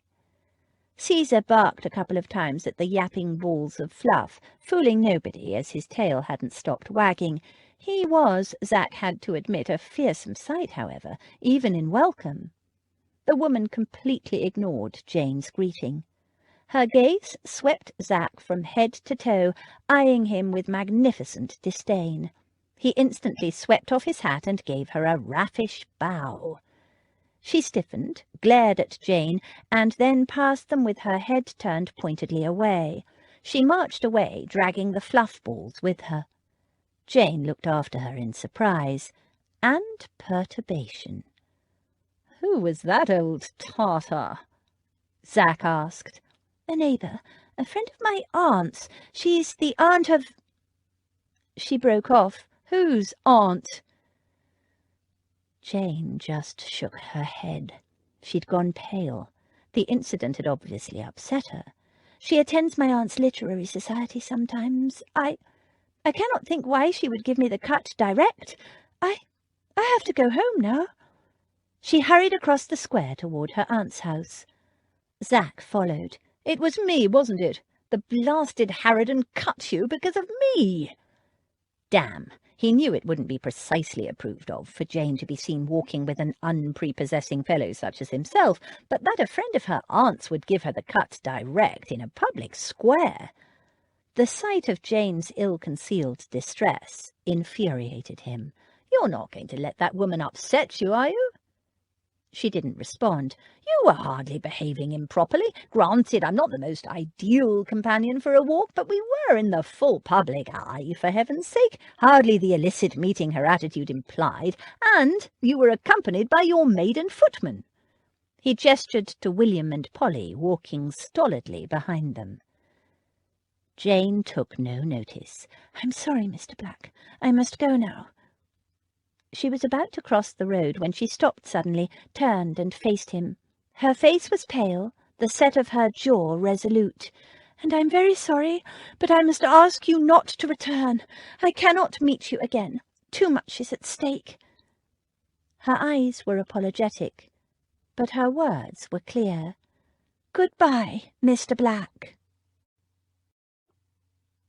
Chapter 13. Angry people are not always wise.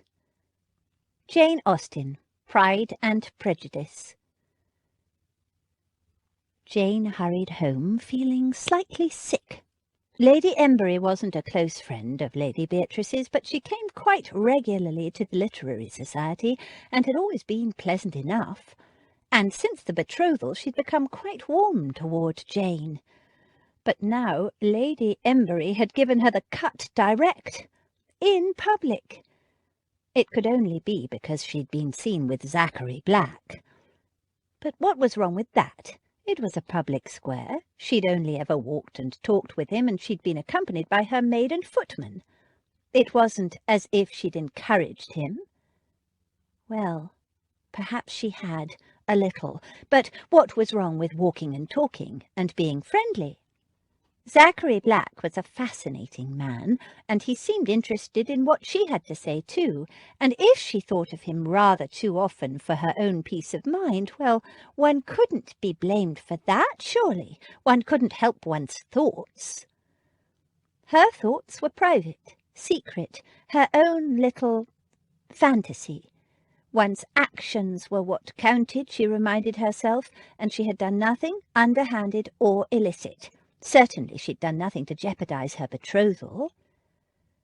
She had a cup of tea, which did a little to settle the hollow feeling in the pit of her stomach, then went upstairs to join Daisy. Sewing seams was always quite soothing. There was nothing to worry about. She'd overreacted.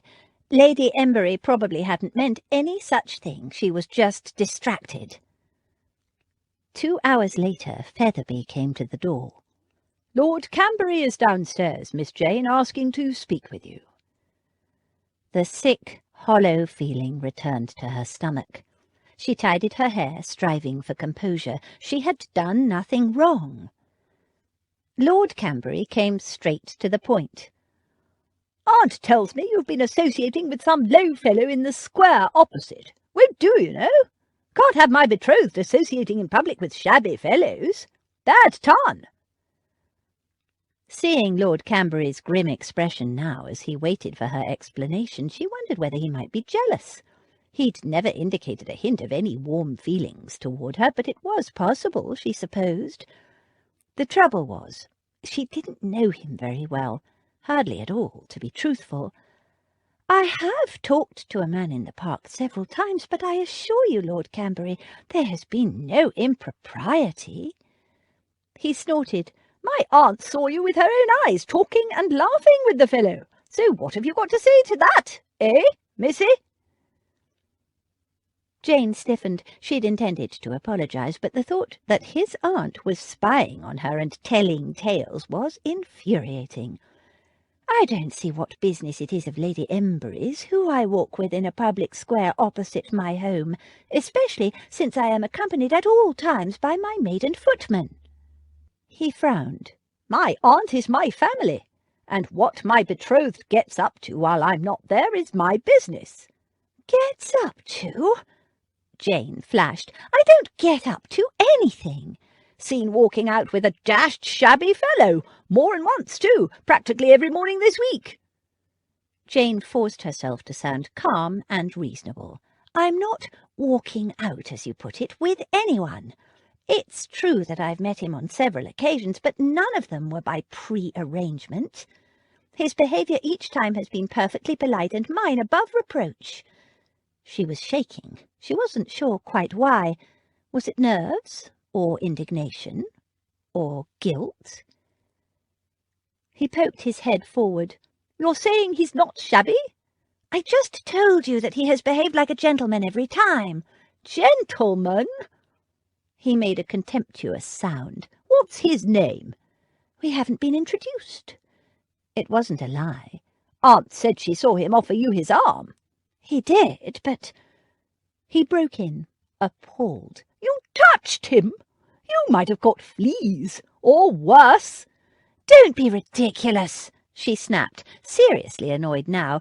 "As I was about to say, I did not take his arm, which I'm sure your aunt saw, but only because we hadn't been introduced. He is as clean as you or I." Lord Cambury snorted again. "I doubt that. Shabby, my aunt said. Outmoded old coat, unshaven, needs a haircut." Jane frowned. "Yes, his clothing is rather well worn, though what's that got to—" "See? Shabby." Satisfied that he'd made his point, he sat back in his chair. "I don't see what an outmoded coat has to do with anything." He sat up, clearly shocked.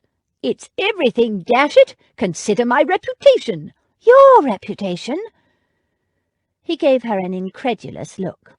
"Good God, girl, the Prince Regent himself consults me on matters of taste and beauty. No point in becoming betrothed to the most beautiful girl in the town if she's seen in public with some shabby good-for-nothing, now is there? The company you keep reflects on me." Jane could hardly believe her ears. He wasn't objecting so much to her meeting another man. It was Zachary Black's clothing that was the offence, and its effect on his own reputation. Presumably an exquisitely dressed villain would be preferable. "I forbid you to see any more of this rogue." "I will try, but I cannot promise." "Cannot? Cannot? Will not, more like." His eyes bulged with outrage. "Obstinate chit! I was about to send the notice of our betrothal to the Morning Post, but I can always change my mind, you know. Nothing has been made public yet." Change your mind?" Jane faltered, shocked by her own recklessness in challenging him. She hadn't had the dream once since she'd accepted Lord Camberry's proposal. She couldn't lose it all now, not for the sake of a few hours of pleasant conversation with a man who might fascinate her to a frightening degree, but who could never offer her anything more. "No, please, you do not understand. I have never encouraged this man to meet me, never made any arrangement. For myself, I am happy to promise, but whether he will take any notice—" Lord Camberry leaned forward. "Ha! The fellow bothering you! I'll have the rogue dealt with if he is." "Dealt with? What do you mean?" "Could give him a good thrashing, teach him a lesson." "You?" She couldn't imagine it. Short and tubby Lord Camberry would never get the better of a powerfully built man like Zachary Black. "Of course not me. I would not so demean myself. Send men to do it, of course." "I beg you will not," she said, horrified. "Beg?" He frowned. "What is this fellow to you that you would beg?" "Nothing," she lied. "But he once performed a signal service for me, and in common decency you cannot have him beaten." "What kind of signal service?" "He rescued my dog from a gang of thugs who were torturing him and all set to kill him." He sniffed. "That ugly creature! Better to have let it die." Jane's jaw dropped. "I thought you liked dogs." "I do. Properly bred uns, not ugly, ill-bred mongrels. Was meaning to speak to you about it, matter of fact. Plan to get you a proper dog once we're married, if we're married." He gave her a long, brooding look, which indicated he was by no means certain that they were going to be married. The sick, hollow feeling grew in Jane's stomach. She forced herself to concentrate on the matter in hand. The gentleman in the park, also rescued me from the unwelcome attentions of those same street thugs." "Did he?" "Humph." "Yes, they were very rough and nasty, and I feared for my life, but he drove them off and saved me, which is why I am polite to him when we happen to meet in the park." She scanned his face, but had no idea what he was thinking. "So yes, I do beg you not to send men to beat him up. It would not be honourable or just," she added desperately, "and I know you to be an honourable gentleman." He gave her a long, brooding look. "I protect what's mine, missy." Jane nodded. "Yes, of course, and I appreciate it." She was shaking. He rose and picked up his gloves, ready to take his leave. She rose. "Lord Camberry?" "Yes?" "The betrothal?" He gave her a long look, then gave a gruff nod. "I'll send the notice today." Relief swamped Jane, so much so that she had to sit down again.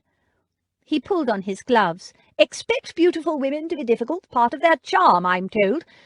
But you're skating on thin ice, missy, very thin ice. I have a title and a reputation, and I will do whatever it takes to protect them. Understand?" She nodded.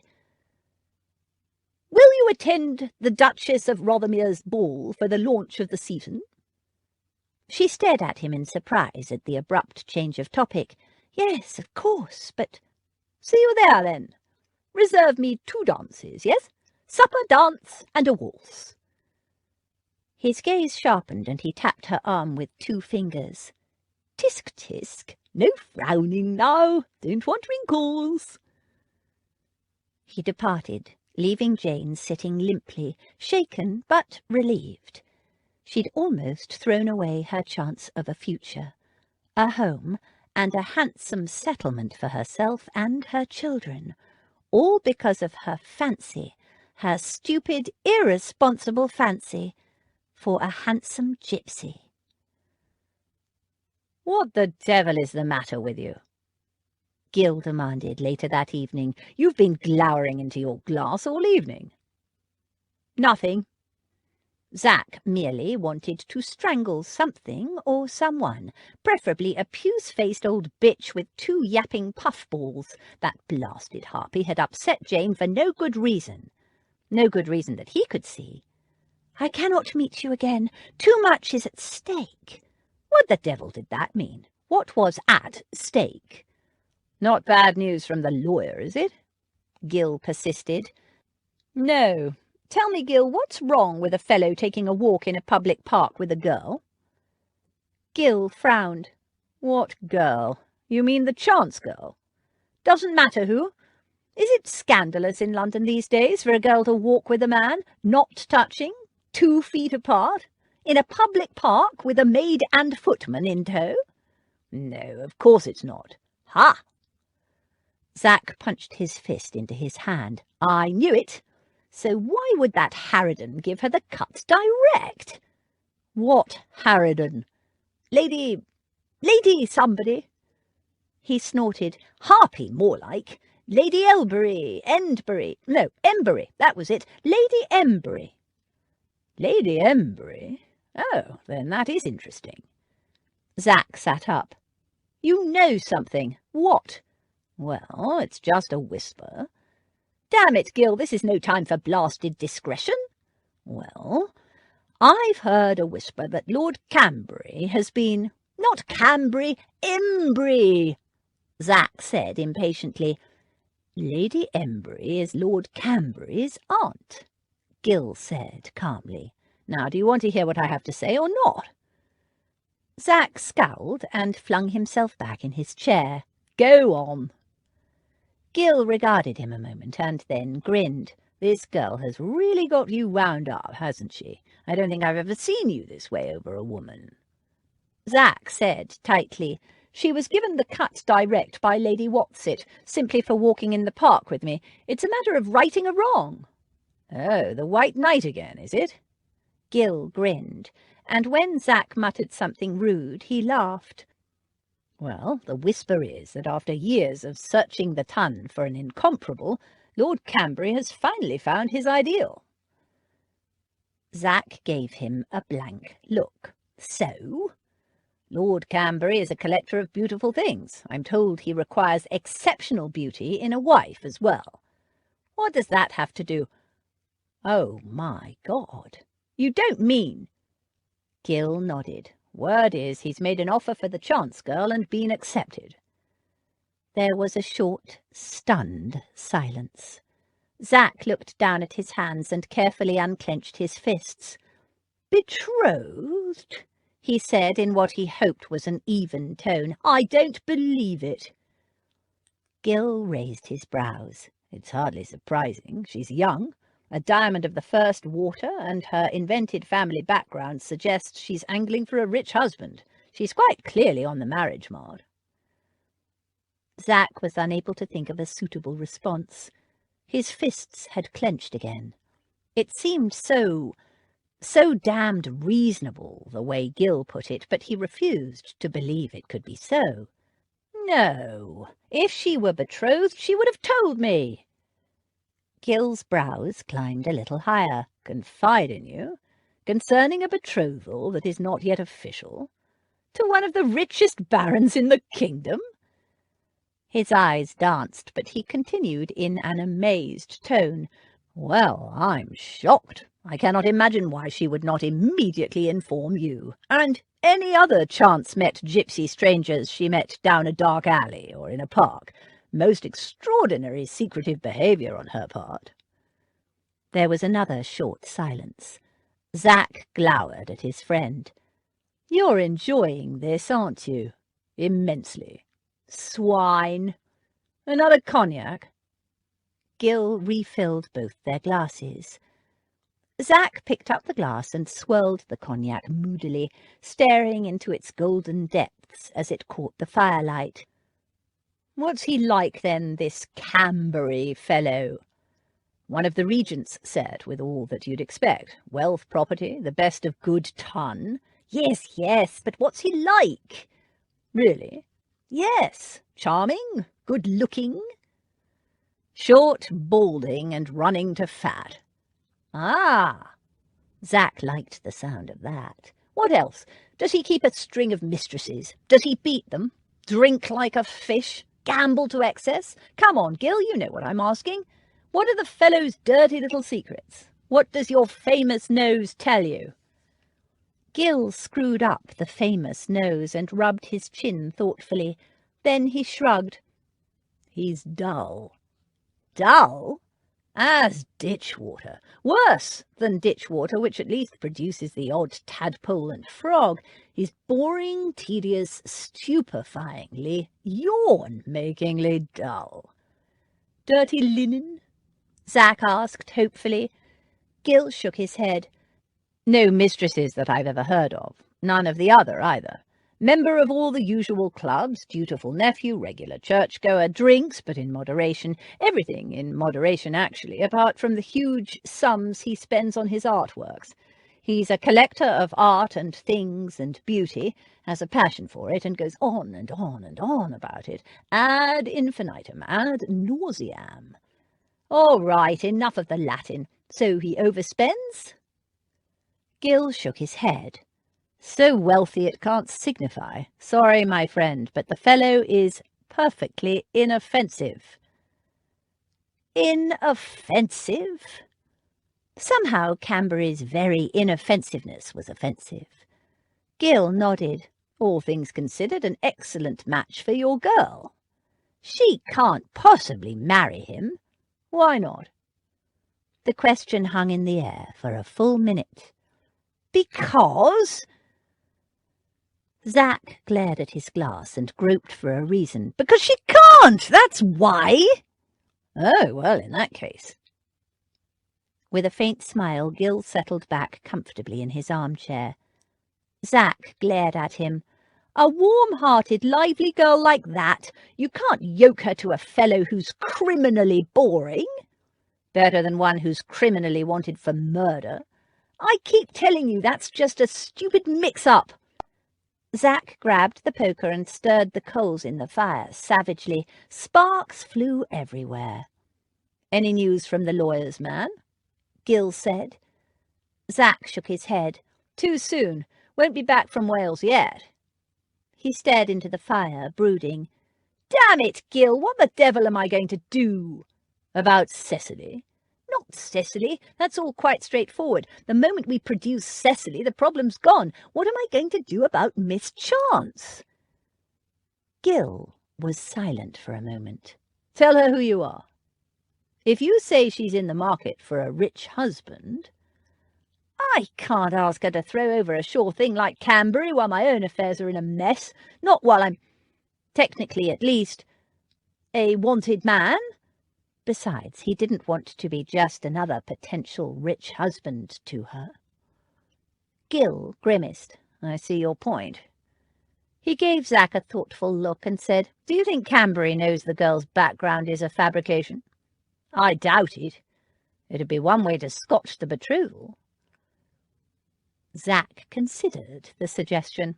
It was tempting, very tempting. Camberry sounded exactly like the kind of stuffy fellow who would recoil from any whiff of a shady background in his future bride. But he couldn't do it. If Camberry was who she really wanted, Zack wouldn't ruin things for her. Much as he'd like to, he couldn't betray her like that, not even for her own good. He tossed back the cognac and poured himself another glass, and a thought occurred to him. What if Camberry isn't her choice at all? He said to Gil. What do you mean? What if that woman she lives with, Lady Who's-it? Lady Beatrice? Yes, her so-called guardian. What if the old lady or the sister is forcing her to accept the fellow because of his wealth? That makes more sense to me. It was obvious now he came to look at it. She was the youngest of the sisters. Their aim in coming to London was to hook themselves rich husbands. 2 of the sisters had already done so. Davenham and Monkton Coombs must have been easily gulled. And now the older sisters were forcing Jane to marry a frightful bore for the sake of his money. Damn their eyes! Gil considered it. then shook his head. "Don't see it myself. Doesn't sound like the old lady at all." Zach didn't argue. It all made sense to him now. She was being pressured into it. "If you ask me, your best hope is that Camberry bores her into calling it off," Gill said. "Good thing I won't ask you then," Zach said dryly. "Well, what else can you do?" Gill drained his glass and set it aside. It was the question that occupied Zach's thoughts for the rest of a very sleepless night. Chapter 14. "Oh, what care I for my house and my land? What care I for my money, oh? What care I for my new wedded lord? I'm off with the raggle-taggle gypsy, oh." Traditional folk song. Jane woke before dawn, sweating and shivering despite the chill draught coming from the window that was open just a crack. The dream again. She hadn't had it for days, not since she'd accepted Lord Camberry's offer, but this time the dream had suddenly changed, and she found herself struggling to escape a tall, dark gypsy who seized her and carried her off into the night. Only she wasn't so much struggling as clinging to him. "You're skating on thin ice, missy." She was. She knew it. She didn't understand Lord Camberry at all. What kind of a man got more upset by her being seen talking to a man in a shabby, worn-out coat than he had been about her being kidnapped and taken to a brothel? Whatever, she would learn from her mistake. Obviously, appearance mattered to him a great deal. In all things, she must not jeopardize her future for the sake of a few hours' conversation with Zachary Black. No matter that her heart beat faster at the sight of his tall, lean figure striding lazily toward her, no matter that the minutes she spent talking to him flew by like seconds, and that at night in her bed she relived those moments over and over like a squirrel counting her nuts before winter. Zachary Black was not any kind of man she could marry. He had no money, no home, no job, and worse, it didn't seem to bother him in the least. And even though she was sure Max would give him a job if she asked, she wasn't at all sure Zachary Black would take it. It was clear, from the tales he told, that he liked his wandering life. He was, as Daisy had said, just a passing fancy, and she would be a fool to think anything else. Her future was elsewhere with Lord Camberry, and she had other things to think about, like the ball tonight, her first ever ball. Jane took Caesar to the park later that morning. William followed like a large, silent shadow 3 paces behind her. She had no expectation of seeing Mr. Black. It was Caesar snuffling and dragging at the lead that alerted her. She stopped dead. How dare Zachary Black put her in this position again? She had told him in no uncertain terms that she could not, would not see him again, that it was too much of a risk. Yet there he was, his tall, lithe figure strolling across the park with that self-assured gait that seemed so much a part of him. She ought to turn around, march back across the street, and disappear into Lady Beatrice's house. But her traitorous feet, not to mention the dog, refused to budge. "One more time," a small voice inside her said. "One more time."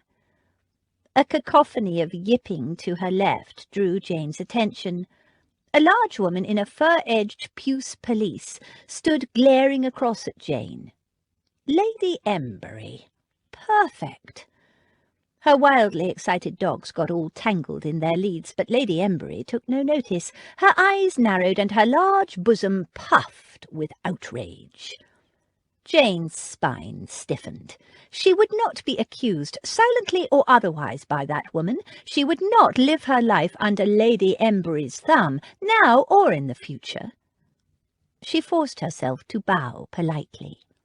She could almost hear the woman's sniff of outrage in response. What was she supposed to do? Apologize for being in a public square? For being approached by a man she had not asked to approach her? She would not. A firm crunch of gravel behind her told her Mr. Black had arrived. She turned to greet him with cool composure. "Mr. Black, I did not expect to see you again." He ignored the dog snuffing happily at his boots. "You're betrothed!" It sounded like an accusation. Her spine stiffened further. She hadn't intended to discuss it, but she supposed if he knew why she'd told him she couldn't see him any longer, it would help. "Yes, but how did you know? It hasn't been formally announced yet." He dismissed her question with a curt gesture. "They're forcing you, aren't they?" Her brows drew together. "Who are you talking about? Forcing me to do what?" "Lady Thingamy, your guardian or aunt or whatever you call her, owns the house you live in." He indicated it with a jerk of his head. "She's forcing you to marry this fellow, isn't she?" "No. Lady Beatrice loves me. She would never force me to do anything." "Pressuring you, then? For your own good?" "No. I told you." "Your sister, then? The one who's married to her nephew?" "No, of course not. Nobody is forcing me, or putting any pressure on me, to marry Lord Camberry. Quite the contrary, in fact." "Quite the contrary?" He frowned. "You mean they don't want you to marry the fellow?" Belatedly, she realised it was quite inappropriate to be standing in the park discussing her betrothal with him. "I don't wish to discuss it." "You mean you're marrying the fellow of your own free will?" She didn't answer. "Why, for God's sake?" She stepped around him and continued walking, dragging a reluctant Caesar after her. "Why on earth would you choose to marry such a man?" He sounded so appalled by the idea that it gave her pause. She stopped and turned toward him. "Is there some reason you know of why I shouldn't?" There was a short, tense silence. Then the words burst from him. "He's all wrong for you." "I asked for a reason, not an unsolicited opinion. Do you have one?" She waited for him to explain further. "Nothing that I know of," he said sullenly, "but—" She marched off, her temper growing. She was fed up with people telling her what she could and couldn't do. What business of his was it whom she chose to marry? How dare he question her choices? It wasn't as if he was planning to offer her any alternative, was he? It wasn't as if he could. And now, to confront her in this accusatory manner. Zachary Black caught up with her in a handful of steps. "You can't marry him." She was walking as fast as she could without running. He seemed to stroll, damn him. Why not? He's a respectable gentleman of the ton, with a good reputation, a dutiful family man who— "My father was a gentleman of the ton with a reputation as a dutiful family man, but he was an animal when he drank, and he beat me and his wife, possibly both wives, only my mother died before I knew her, savagely." Zach broke off, shocked. He'd never told anyone that before. She swung around and stared at him wide-eyed. "Your father beat you? That's dreadful." Zach said nothing. He hadn't meant to say that. Then her brow creased in puzzlement. "A gentleman of the ton? I thought your father was a gypsy." "My real father." It wasn't a lie, but he knew how she'd interpret it, that his father had begotten him on a gypsy woman. "Oh, I see."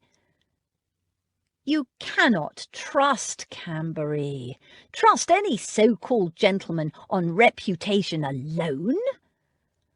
Her brow pleated with worry. "Do you know something ill of him? Have you heard rumours or anything?" He didn't answer, so she added, "Mr. Black, are you trying to tell me that Lord Camberry beats women too? Is that what you're saying?" Zach was tempted to lie and say yes, but with those wide blue eyes gazing anxiously into his, he couldn't lie to her. He sighed. "No, I've heard nothing to his discredit." Her lips pressed together. Her eyes sparkled with some emotion he couldn't read. "But he's all wrong for you. He'll bore you to death in a week. You can't marry him just because he's rich. There are more important things than wealth, you know." She made no reply. She simply marched away, her head held high. Her cheeks were a little flushed. Zach followed. "Listen, I have feelings for you, and I suspect you have feelings for me. But I won't pursue an unwilling girl. If you tell me now, and to my face, that you harbour no tender feelings for me, that I am mistaken, I'll leave you alone." She hesitated as if she were about to say something, but in the end she kept walking, saying nothing. The words burst from him, unrehearsed and unplanned. "Be clear on this. It's marriage I'm talking about." He hadn't meant to say that either, but once the words were out, they felt right. She stopped dead, and for a moment he thought she was going to ignore him. But she straightened her shoulders and turned toward him. "I'm flattered by your interest, but I cannot encourage you. I am already betrothed. Before I became betrothed, I considered marriage very carefully and rationally. It was not a light or frivolous decision I made to accept Lord Canberry's offer." Her face was set, but her eyes were troubled. "Carefully and rationally, eh?" He sent her a burning glance. "So love doesn't come into it at all?" She looked uncomfortable. "For something as serious and binding as marriage, a girl in my position needs to consider a range of factors." "What sort of factors? You mean money, property, a title, that sort of thing?" His temper was growing. He wanted to grab her, to toss her over his saddle and ride off into the sunset with her. She didn't deny it. Her flush spoke for her. He felt his lip curl. "So your sole intent is to snag a rich husband?" You make it sound so cold-blooded, and I'm not." He laughed, a short, hard sound. "Yes, you are. Still, you deserve better than a fellow like Canberry." She kept walking, and Zach said, following, "You can't let yourself be sold off like this." "Oh, grow up," she snapped. His jaw dropped. "What?" "I said grow up," she repeated. "Oh, it's all so easy from where you stand, isn't it, Mr. Black? You look at me and see the fine clothes, and you see I'm living in a big house in the best part of town, and you imagine it's all so perfect, don't you?" "You can't possibly imagine, can you, Mr. Black, that I might know what it is to be hungry, what it is to be cold, what it is to have nowhere safe to sleep at night?" She broke off and took a deep, steadying breath. "I didn't." "I have nothing, not a penny of my own, but the allowance Lady Beatrice gives me, and she has no reason to give it. I am no kin to her. It is nothing but kindness, charity, if you will." Her eyes glittered with unshed tears, angry unshed tears. "I have little education, no skills, nothing but my face to recommend me. Lady Beatrice has given me the opportunity to make the kind of marriage that will secure my future, mine and any children I might have, and neither you nor anyone else is going to stop me from having it, no matter how much I might—" She broke off, shaking her head. "Oh, please, just go, and don't come back. I do not wish to see you ever again." "Jane!" "You don't have permission to use my name." He caught her wrist. "You're wrong, you know. Quite wrong." "Let go of me!" She tugged angrily at her arm, and he released her. "You have a great deal more to offer a man than your lovely face and figure," he said urgently. She stared at him a moment, then shook her head. "Please, just leave me alone. I cannot—" "Don't sell yourself short." She stiffened. "Sell myself." She swallowed and said bitterly, "And what if I do? It's none of your business, is it?"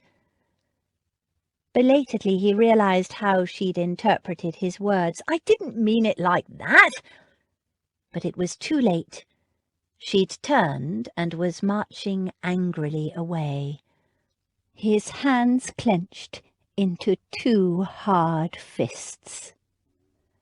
William stepped on the path facing Zack, his posture indicating that if Zack wanted to make an issue of it, he'd be delighted to oblige.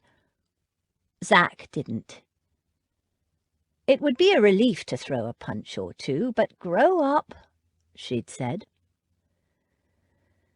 Jane returned to Lady Beatrice's house feeling shaken by her outburst, but also strangely feeling better for it. Served him right, she thought, as she took Caesar out the back and refilled his water bowl. She watched the dog lap up the water. Stupid, insufferable, arrogant man telling her how she should live her life. She picked up a brush and started grooming Caesar. "You'd think a gypsy would understand the hard realities of life, wouldn't you?" she told the dog angrily. "But no, apparently not. You and I know better, don't we, Caesar?" She stopped brushing for a moment, staring at nothing, thinking about his words. "You have a great deal more to offer a man than your lovely face and figure." Such a nice thing to say, but then he'd followed it with that slap in the face. "Sell myself," she said to Caesar. He pricked up his ears. It was true. "No, it's not true," she told the dog. "It's an exchange, a bargain. Lord Camberry and I will each get what we want out of this. It's what marriage involves." "More or less." "Stupid, stupid man." She wasn't talking about Lord Camberry. She sighed. "I know, it's just as equally stupid, stupid me. Why do I feel this way? I don't want to, and yet—" He tempted her, too much, but they both knew he was an impossible choice. She'd known falling in love was a reckless and dangerous thing. Jane had been certain she could prevent it happening, certain she could make herself fall in love with whomever she married, or at least learn to love him. People did it all the time, made sensible marriages with nothing more between them than respect and goodwill, and then, after marriage, they came to love each other, learned to love each other. It was a much more sensible and prudent way to build a secure and contented life, and Jane had planned to be just exactly that kind of sensible. Indeed, she was letting herself think and dream far too much about someone who was nothing like the kind of man she should marry, simply because the mere sight of him walking toward her made her whole body tingle, as if champagne were fizzing gently under her skin. She'd been playing with fire, and if she'd been burned, well, it served her right. All he had to do was look at her, and she became ever so slightly breathless.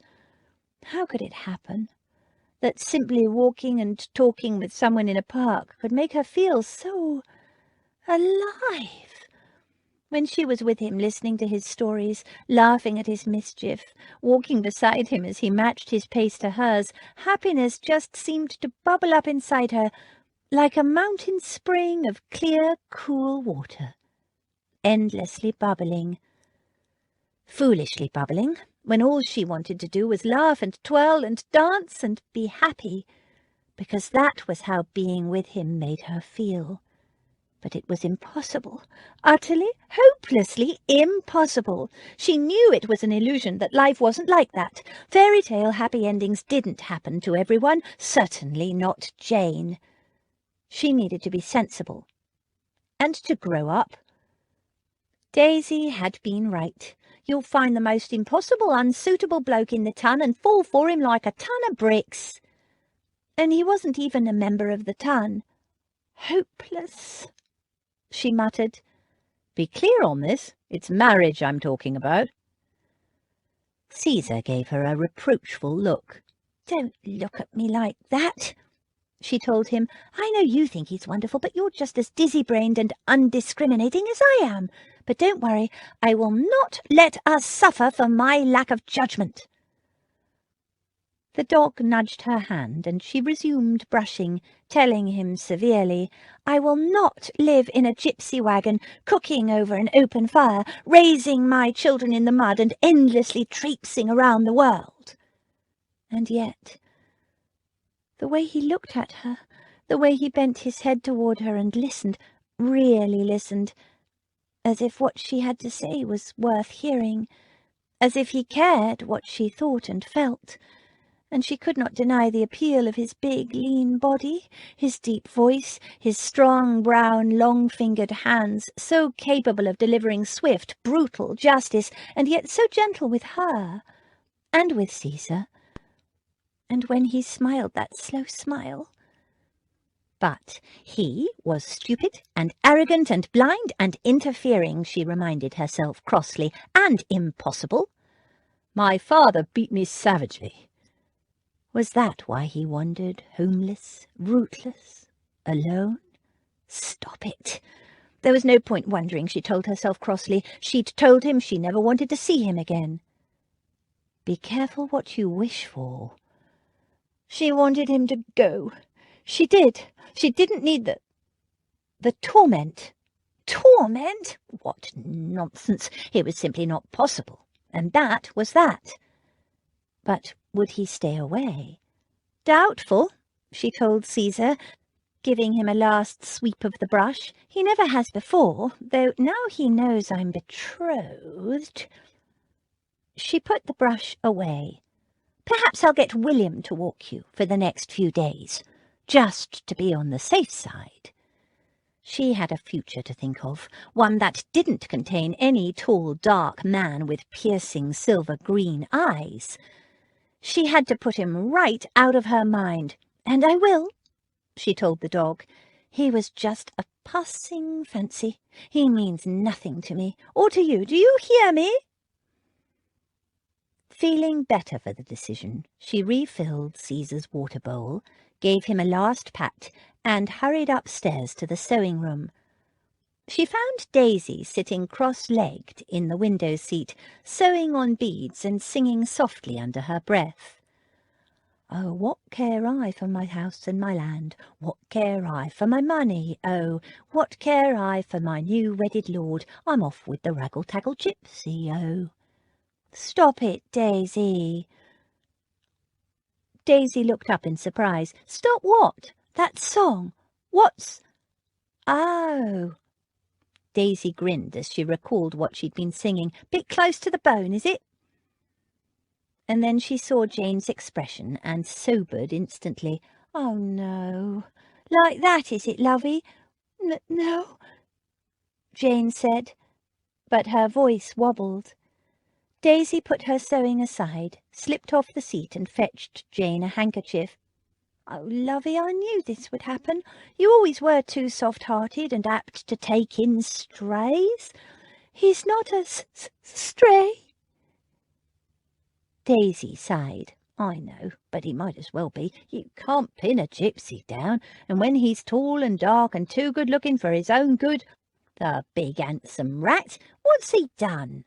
I told him I never wanted to see him again. Daisy slid an arm around Jane's waist. It's probably for the best then, innit? I know. The tears she'd been fighting spilled down her cheeks, and she scrubbed them vigorously away with the handkerchief. I won't cry over him. I won't. That's the spirit, lovey. No fella's worth crying over. He's arrogant and irritating and interfering. That he is, Daisy agreed, who'd never even spoken to him. I hope I never see him again. Good, Daisy said briskly. Now go and wash your face and your hands and under your nails if you've been petting that blooming dog, and then come back. We got a few hours yet before you need to get ready for the ball. You can hem or do a seam. Jane stared at her a moment, then gave a tremulous laugh and hugged her. Oh, Daisy, you are wonderful, always so down to earth and practical. Daisy grinned. Got to be. If I don't look after me, nobody else will. It was a timely reminder, Jane thought, as she went to wash her hands and face. The lady in that song, oh, no doubt she'd be happy with her gypsy the first few weeks or even months, but when the first baby came along, what then? She'd regret the loss of her fine feather bed and her house then. Babies needed to be warm and dry. And safe. Zach trudged through the streets, oblivious of all that surrounded him. his thoughts in turmoil. She was marrying a dreary little fat bore for money.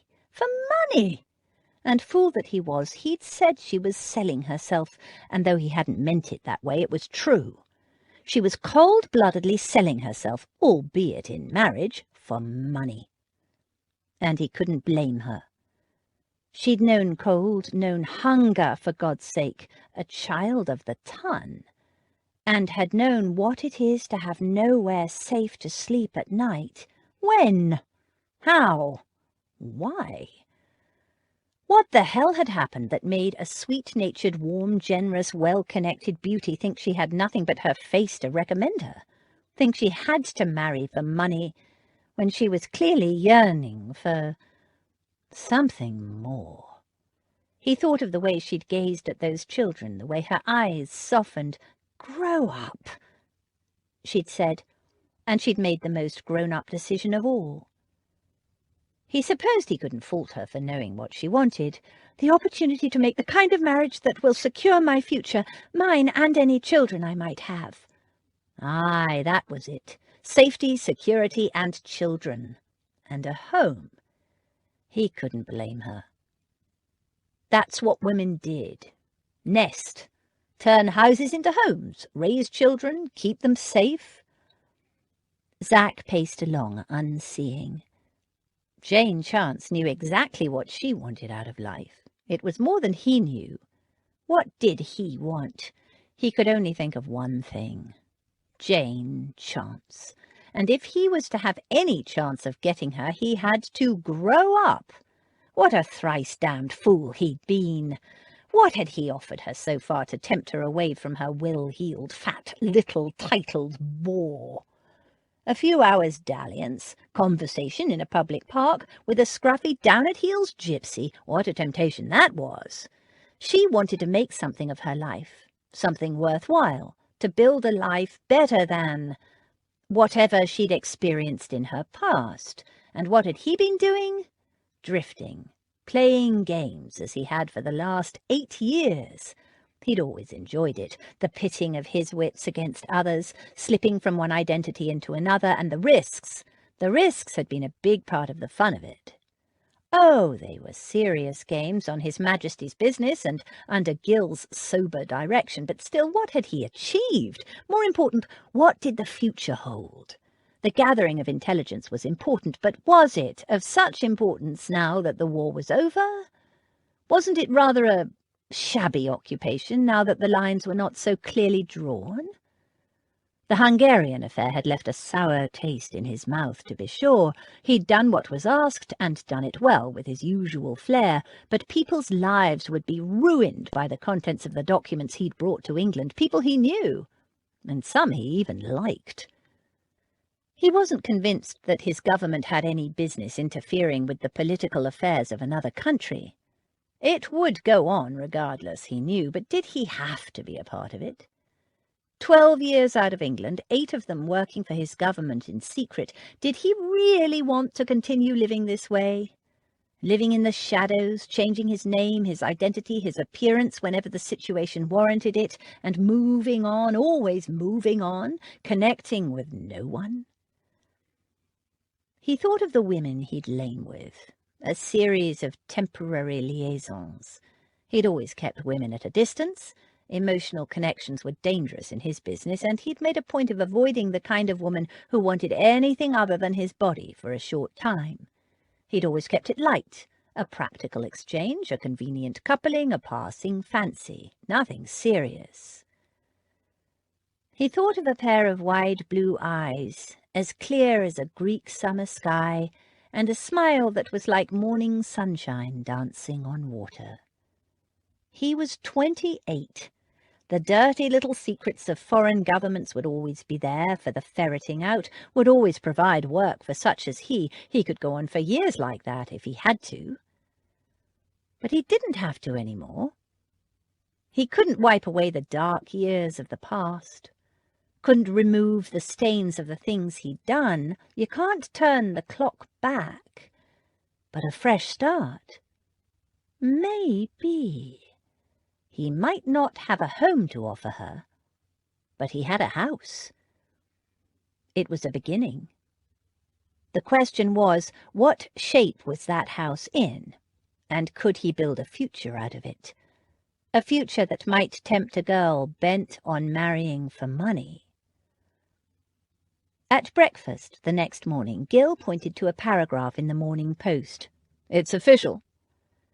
Zach glanced at it and gave a curt nod. The announcement of the betrothal of Miss Jane Chance to Lord Cambury. "I know. Word is they plan to marry before the end of the season," Gil said. "Spring wedding and all that." Zach grunted. He didn't want to think of it. "I'm going out of town for a few days," he told Gil. Gil frowned slightly. "To Wales?" "No, waste of time. Cecily will be on her way to London by now. I'd probably pass them on the road and not even know it. I'm going down to take a look at Wainfleet. See what needs to be done." "What?" he added, catching Gil's surprised expression. "I have responsibilities, you know." "I know. Just didn't expect you'd be embracing them so quickly." "Well, I am. It's time I grew up." There was a short pause. Then Gil said, "And if you're recognised?" "It won't be an official visit. I just plan to sniff around quietly, get a sense of how things are going." He rose from the table. "I'll be back in a couple of days. If Cecily arrives in London before I return, will you look after her?" Gil agreed, and Zach took himself off to pack. He sent a note to the lawyer instructing him to deal with Gil in Zach's absence, and headed out of London. It would take him less than a day to reach Wainfleet. It was raining, so he hired a yellow bounder for most of the way, intending to stay at the local inn and hire a horse for the last few miles, and to explore. Sitting for long hours in the chaise gave him plenty of time for reflection. He'd thought her pampered and spoiled, sheltered from the harshness of life, and her revelations had shocked him. That she'd known hunger and cold, and had had nowhere safe to sleep. Safe to sleep! His imagination turned over possibilities, each one more disturbing than the last. She'd seemed so innocent. Yet he had no doubt every word was true, and not just because of the passionate conviction in her voice. The inconsistencies he'd noticed about her, they all made sense now. She'd known poverty. Serious, frightening poverty. No wonder she wanted a rich husband and a home of her own. He couldn't blame her. Once or twice he found himself smiling, thinking of the way she'd ripped into him. Little vixen. He'd deserved it, too. It had been the kick in the pants he'd needed. As twilight fell, and the coach stopped to light the lanterns, he reflected that she'd been preparing for her very first ball. He recalled the way her whole face lit up with excitement as she'd told him about the lessons she'd been having, the dress she was to wear, which she hadn't even been allowed to see properly yet. Small, innocent pleasures. She took nothing for granted. If he hadn't been such a fool, hadn't enjoyed playing the gypsy, hadn't listened to the lawyer's idiotic advice about lying low, he might have been there tonight to lead her into her first waltz. There would be other balls, he told himself. It didn't help. Chapter 15. To be fond of dancing was a certain step towards falling in love. Jane Austen, Pride and Prejudice. Jane held her breath. Ta-da! Daisy whipped off the cover she'd draped over the long cheval looking-glass, and Jane saw for the first time what her dress looked like on. Oh, Daisy! Oh, Daisy! Jane twirled around slowly, gazing at her reflection in the looking-glass. The fabric swirled gracefully around her body as she moved, flowing like water, like mist. The gauzy white silk had a subtle and delicate cross-weave that threw up the palest pink shadows in the folds of the skirt. especially imported fabric, compliments of Max and Flynn. The bodice was decorated with hundreds of tiny pink crystals which winked in the gaslight. "It's the most beautiful dress I have ever seen," Jane breathed. "Oh, thank you, Daisy. I cannot think of the words to describe how I feel." "You look like a princess in a fairy tale," Abby said, blinking back tears. "Oh, Jane, you're the very image of Mamma. I wish she and Papa could see you now. Oh, dear, I think I'm going to cry." "Oi, stop that now," Daisy interrupted. "We don't want nobody dripping tears all over my good silk now, do we? If I'd wanted watered silk, I'd have used it." Laughing and crying at the same time, Abby stepped back. She turned to her husband and said helplessly, "I'm not sad, truly. It's just that she's the image of our mother.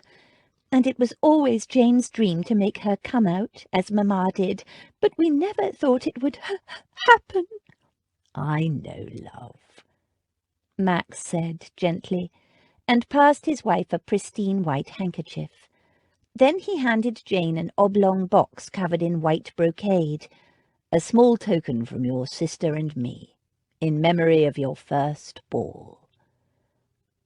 With shaking hands, Jane opened it. It contained a necklace of pearls and crystals and a pair of pearl drop earrings. She gasped and looked at Abby. Abby nodded. "It was as close as we could get to the necklace Mamma described, but we thought you'd prefer pink." "Oh, I do. Thank you so much. I love it. I've never seen pink pearls before," Jane murmured, taking the necklace out of the box and holding it up against herself. "Can you do it up for me, Abby?" "South Sea Island pearls," Max told her. Abby fastened the necklace. Then, when Jane had donned the earrings, she hugged her. "Enjoy your first ball, little sister." "And you enjoy yours, big sister," Jane responded happily. It wasn't right that all the attention was on her. It was the first ball for all three of them, Abby and Damaris too. She wished Daisy would come too, but she'd refused. "Don't crush the dresses," Daisy warned. Abby was dressed in vibrant green silk, the hem of which was embellished with delicate swags of gold net, held up by tiny gold-embroidered tassels. Around her neck she wore a magnificent necklace of emeralds. "Quite right," Lady Beatrice said, appearing at the door. "The girl looks lovely. Well, both of them do, but Jane especially. You've done a superb job, Daisy, my dear. The choice of that fabric is a triumph." "Yes, Daisy," Abby agreed, "and the one you made for Damaris is stunning. So original and so very modish. You're going to have people lining up with orders after this." "Are you quite sure you won't come, Daisy?" Lady Beatrice asked her. "I did arrange it with the Duchess. She said I was welcome to bring you, and you ought to be there to witness the sensation your dresses will cause. It's your first ball too, you know. Your dresses." Daisy shook her head. "No time. I got work to do. Those dresses is launching me business tonight. I don't need to be there." "No, not if you're as stubborn as a mule," Lady Beatrice muttered. Everyone was quiet in the carriage on the way to the ball, Abby no doubt thinking of Mamma and Papa, as was Jane in a way. This was always Jane's dream, Abby had said. Jane thought of Mamma's story, and a small part of her wished that the man waiting for her on the other side of the ballroom would be tall and dark, with gleaming silvery green eyes. No, that was nothing but a foolish fantasy, she told herself firmly, an impossible dream. She had a very nice, very suitable man waiting for her, and he would give her everything she'd ever wanted. She looked across at Abby and Max sitting opposite, and caught them in a burning exchange of glances. Abby, whose arm was linked through Max's, sighed happily and snuggled closer to her husband's big body, not caring in the least whether she crushed her gown. Max covered her hand with his and looked down at his wife with an expression so intimate, so intensely private and loving, that Jane had to look away. She swallowed. Everything she'd ever wanted. Almost. The Duchess of Rothermere's major domos stood at the head of the stairs leading down into the ballroom and announced each person as they arrived. Lady Beatrice came first, wrinkling her nose at being called the Dowager Lady Davenham, then Max and Abby, Lord and Lady Davenham, and finally Jane, a mere mischance. Lord Camberry was waiting and came forward as they were greeting the Duke and Duchess. In formal ball dress he looked quite distinguished, though it had to be said that black satin knee-breeches and white silk stockings were not the best design for a man of his figure. Jane smiled warmly at him. He scanned her appearance critically, then gave her a little nod of approval.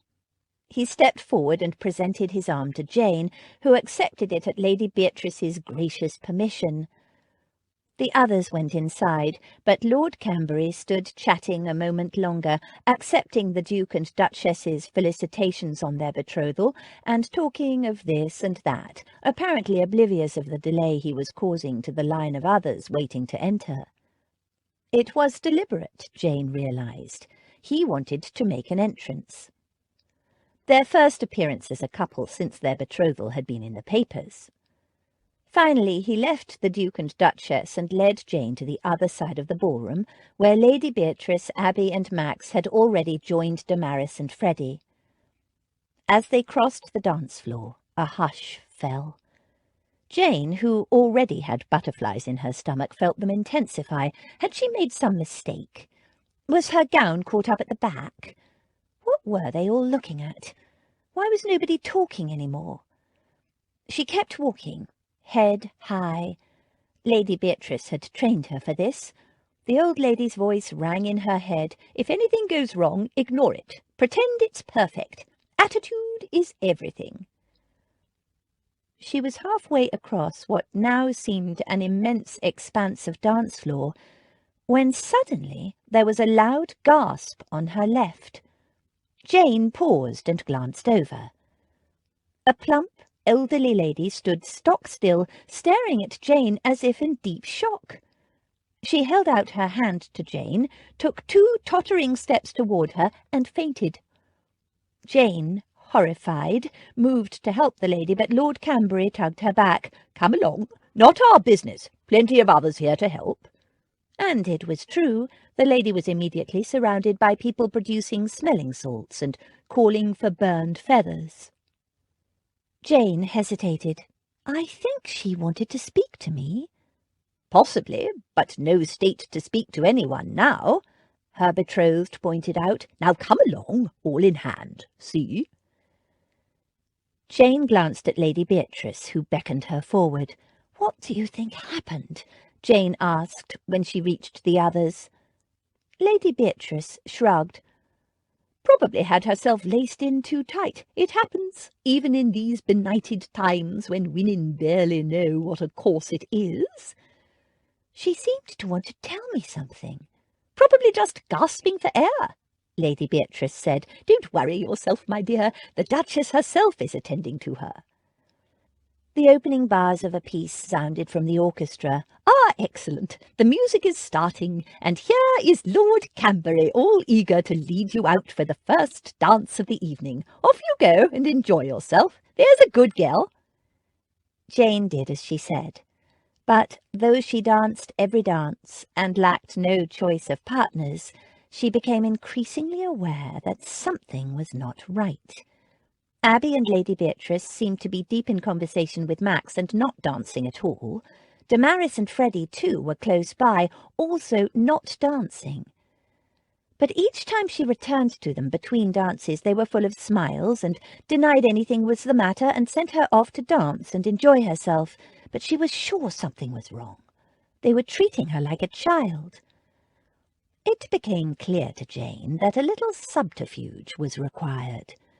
When the next dance was about to begin, she excused herself apologetically to her partner and disappeared into the ladies' withdrawing room.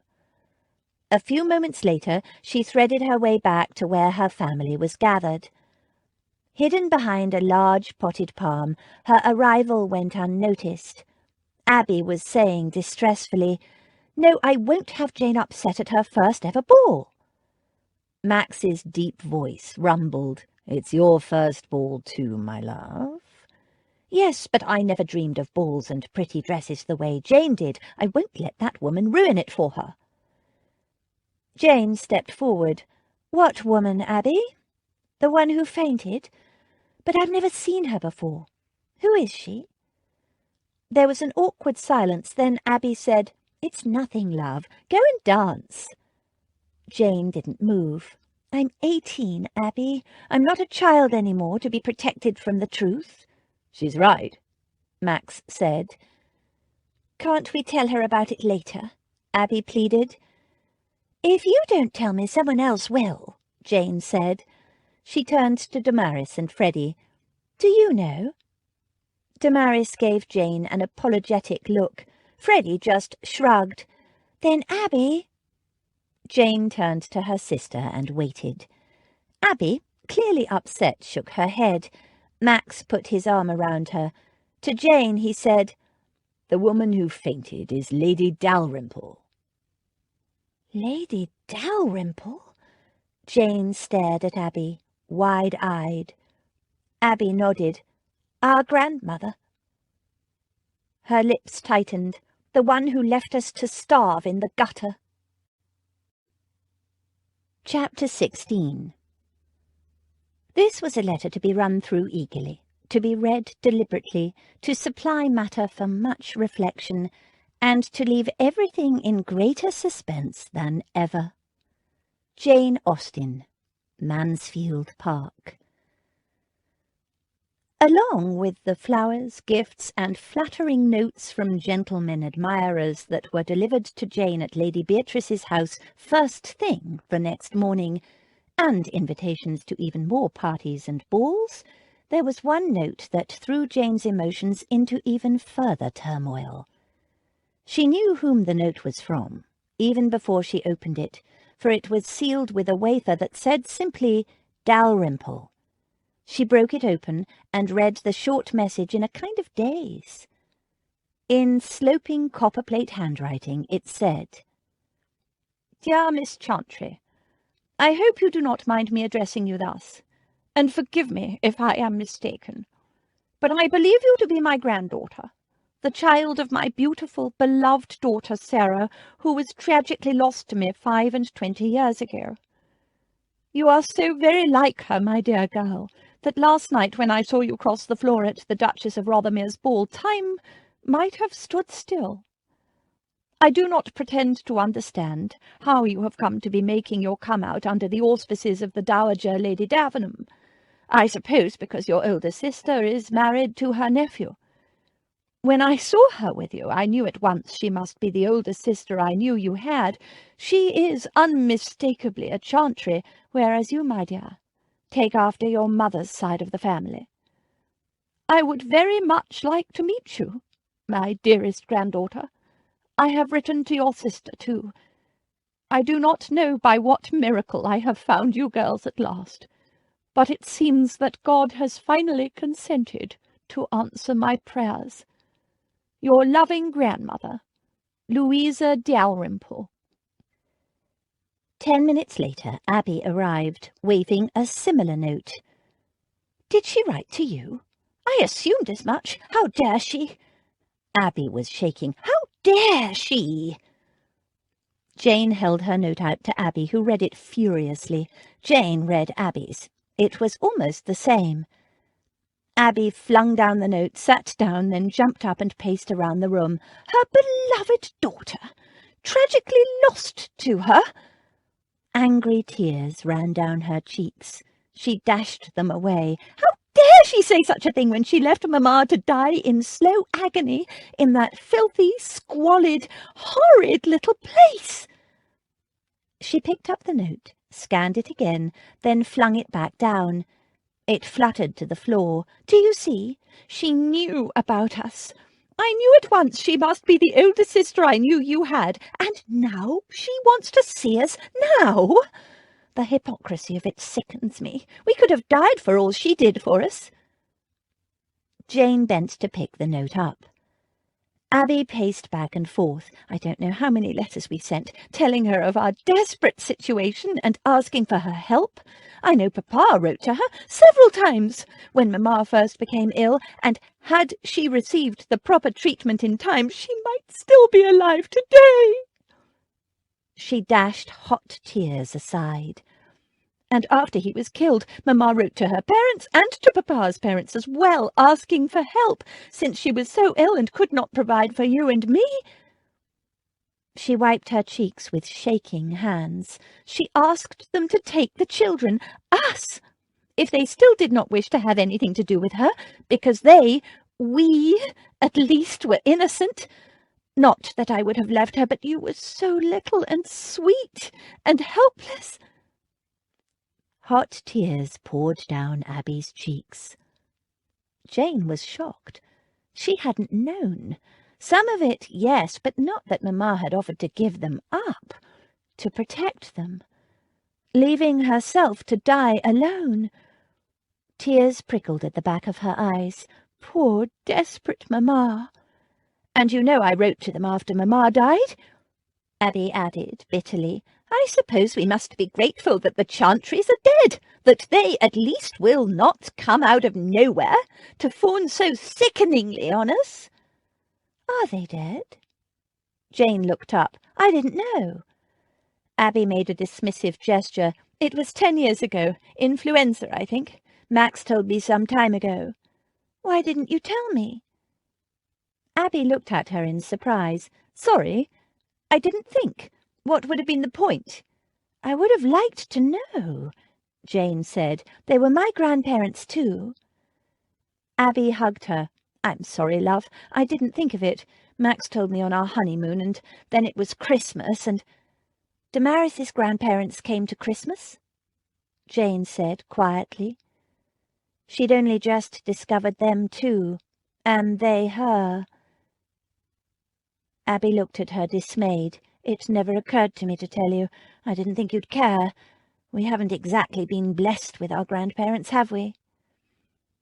Jane looked at the note still in her hand and bit her lip. "What are we going to do about this?" "Burn it," Abby said. "If that woman thinks she can crawl into our lives now.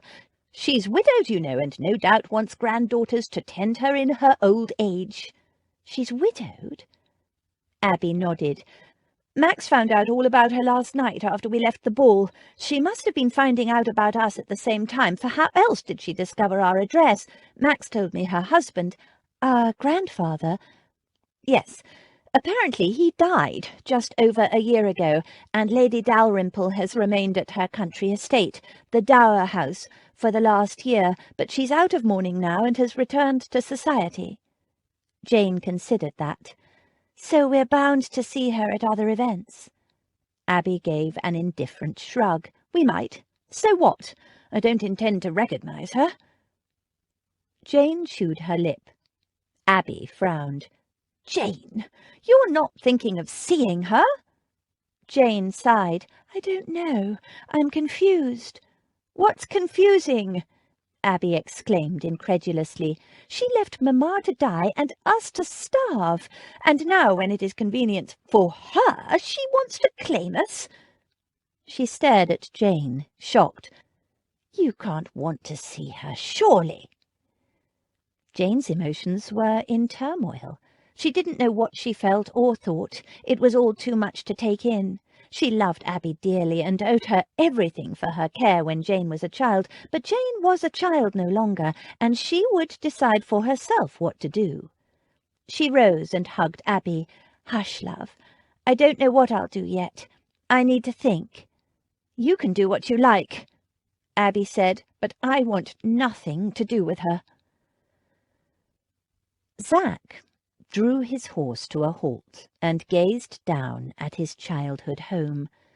It looked achingly familiar, and yet somehow not what he'd expected. He'd remembered the building as big and cold and stark, But now, looking down at it and having experienced European architecture at its finest, he was surprised to find it elegant, even graceful in its simplicity, almost modern, and yet it had been built in the 17th century. The absence of the firm hand of his father was in evidence. The drive needed raking, the lawn was in need of a trim, and the flower beds looked forlorn and rather weedy. But it was spring, after all, and the mullioned windows gleamed in the pale spring sunshine. He could see no people, though, which surprised him. Jane Chance claimed a house was not the same as a home. He remembered Wainfleet as a house despite the people, or maybe because of them. His father had insisted on rigid formality, so few of the servants had any time for a small boy. Zach had sought his entertainments elsewhere. He looked at the lake where he was supposed to have drowned Cecily, and remembered house parties in the summer, with boating on the lake, ladies in wide-brimmed hats and light summer gowns being rowed by gentlemen, and picnics set up by the lakeside. He was never allowed to participate. Such events were for adults, not small boys. He'd watched from his room. Today the surface of the lake gleamed like polished pewter. It could do with a good clear-out, too. Those reeds were starting to take over. His horse shifted restlessly, tossing its head, and Zach moved on, moving away from the house. He had no plans to get any closer. He doubted many people would remember him, let alone recognize the man he'd become, but if anyone did, there was bound to be a fuss, and he didn't want to be bothered with all that just yet. Besides, it was the estate he was interested in, not feelings. He had no interest in wandering down the unpleasant byways of his childhood memories. He rode around the estate, coming across familiar landmarks with unexpected pleasure, noticing changes. But the more he saw, the more disturbed he became. He'd come here just to remind himself what he'd left, to see what was to be done, but mostly just to get away to think. He'd never seriously thought about marriage before, had in fact assumed it wasn't for him, but Miss Jane Chance had him thinking all sorts of things he'd never before considered. The more he saw of Wainfleet, the more he noticed things that needed doing, fields lying fallow that should have been ploughed and ready for spring planting, if not already planted, swampy areas that should have been drained, coppices and orchards that needed attention now, before the spring growth, fences that were sagging and ought to be repaired, all small things on their own, but adding up to a pattern of neglect that concerned him. His father had, he thought, been a good steward of the land, old-fashioned and hard-headed in his opinions, but responsible. He'd drummed into Zach the duty the younger generation owed to those who came before. His father had been dead a year, and since then it looked as though nothing had been done. Zach's fault. He'd assumed the estate manager, whoever it was, would simply continue on as before. There was work for him here. Not just repairs and the restoration of order, but new possibilities, new methods of farming that could bring prosperity to tenants and landlords alike, a chance to build something fresh and new and good out of something old. "Grow up," she'd told him. His mind spun with possibilities. He rode on, circling around the estate, and came to the edge of the forest at the rear of the house. He'd spent many hours of the day in this forest. A faint, overgrown path wove through the trees. Just past there was a stream where he'd fished sometimes, and a clearing where the gypsies used to camp each year. He'd haunted their camp as a boy, absorbing their lore without realizing it. It had helped shape his life, and on occasions to save it. He dismounted, tied his horse to a tree, and followed the little path. And heard a crash and a sharp, sudden cry. He raced toward the sound and found beneath a large, spreading oak a small boy of about 7 or 8 lying on the ground, still and unmoving in a tangle of small branches. He bent over the boy. To his relief, The child's eyes were wide and aware. One arm was bent at a slight angle. Broken, Zack thought. The boy stared up at Zack with a panicked look on his face, his mouth moving like a beached fish, unable to breathe.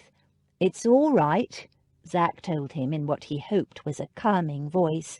He hadn't had a lot to do with children. "You've had the wind knocked out of you. It'll come back in a min—" "Ah, there you are," he finished, as the boy sucked in a desperate lungful of air. The boy said nothing, gasping in air until the panicked look faded.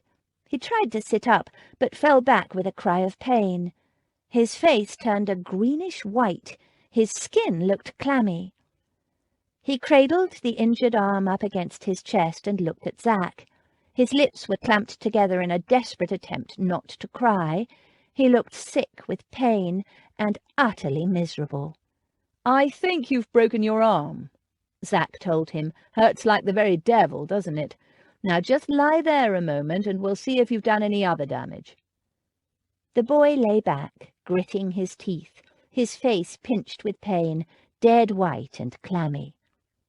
"I'm Zack," he told the boy as he tested the child's other limbs. "Fell out of the tree, did you? I've done that before." The child said nothing, clinging to his dignity and the contents of his stomach, Zack thought. He flinched and gasped when Zack felt his ankle, but he never uttered a sound.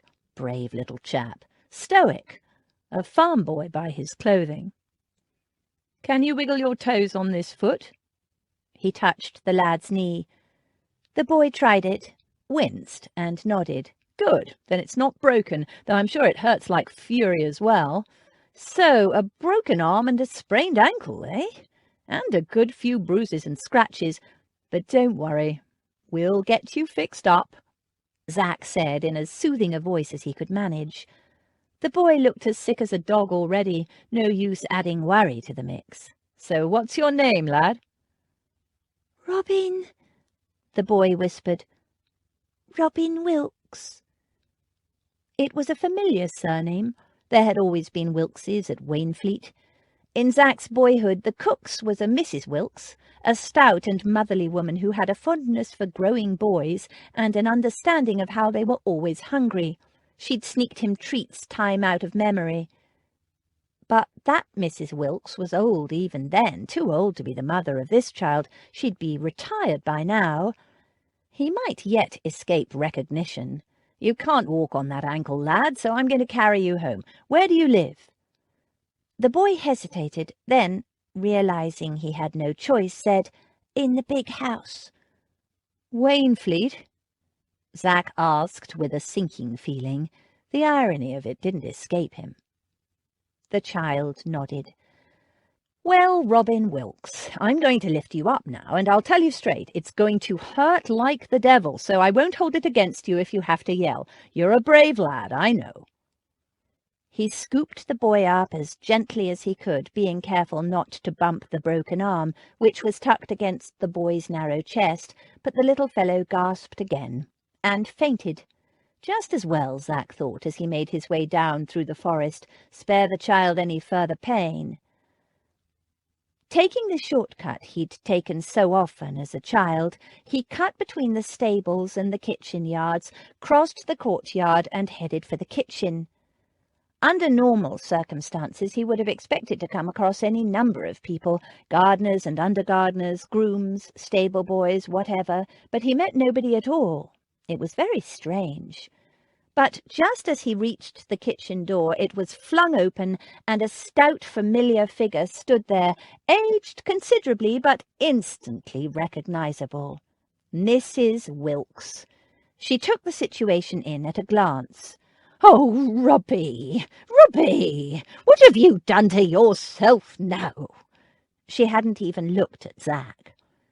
The boy had regained consciousness and managed to say, "Don't fuss, Gran, I'm all right."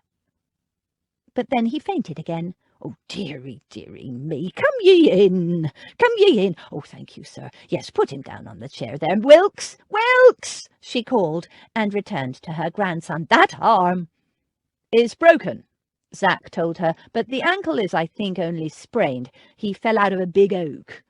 She'd barely glanced at him. All her attention was on the boy. That'd be right. Never out of trouble, that one.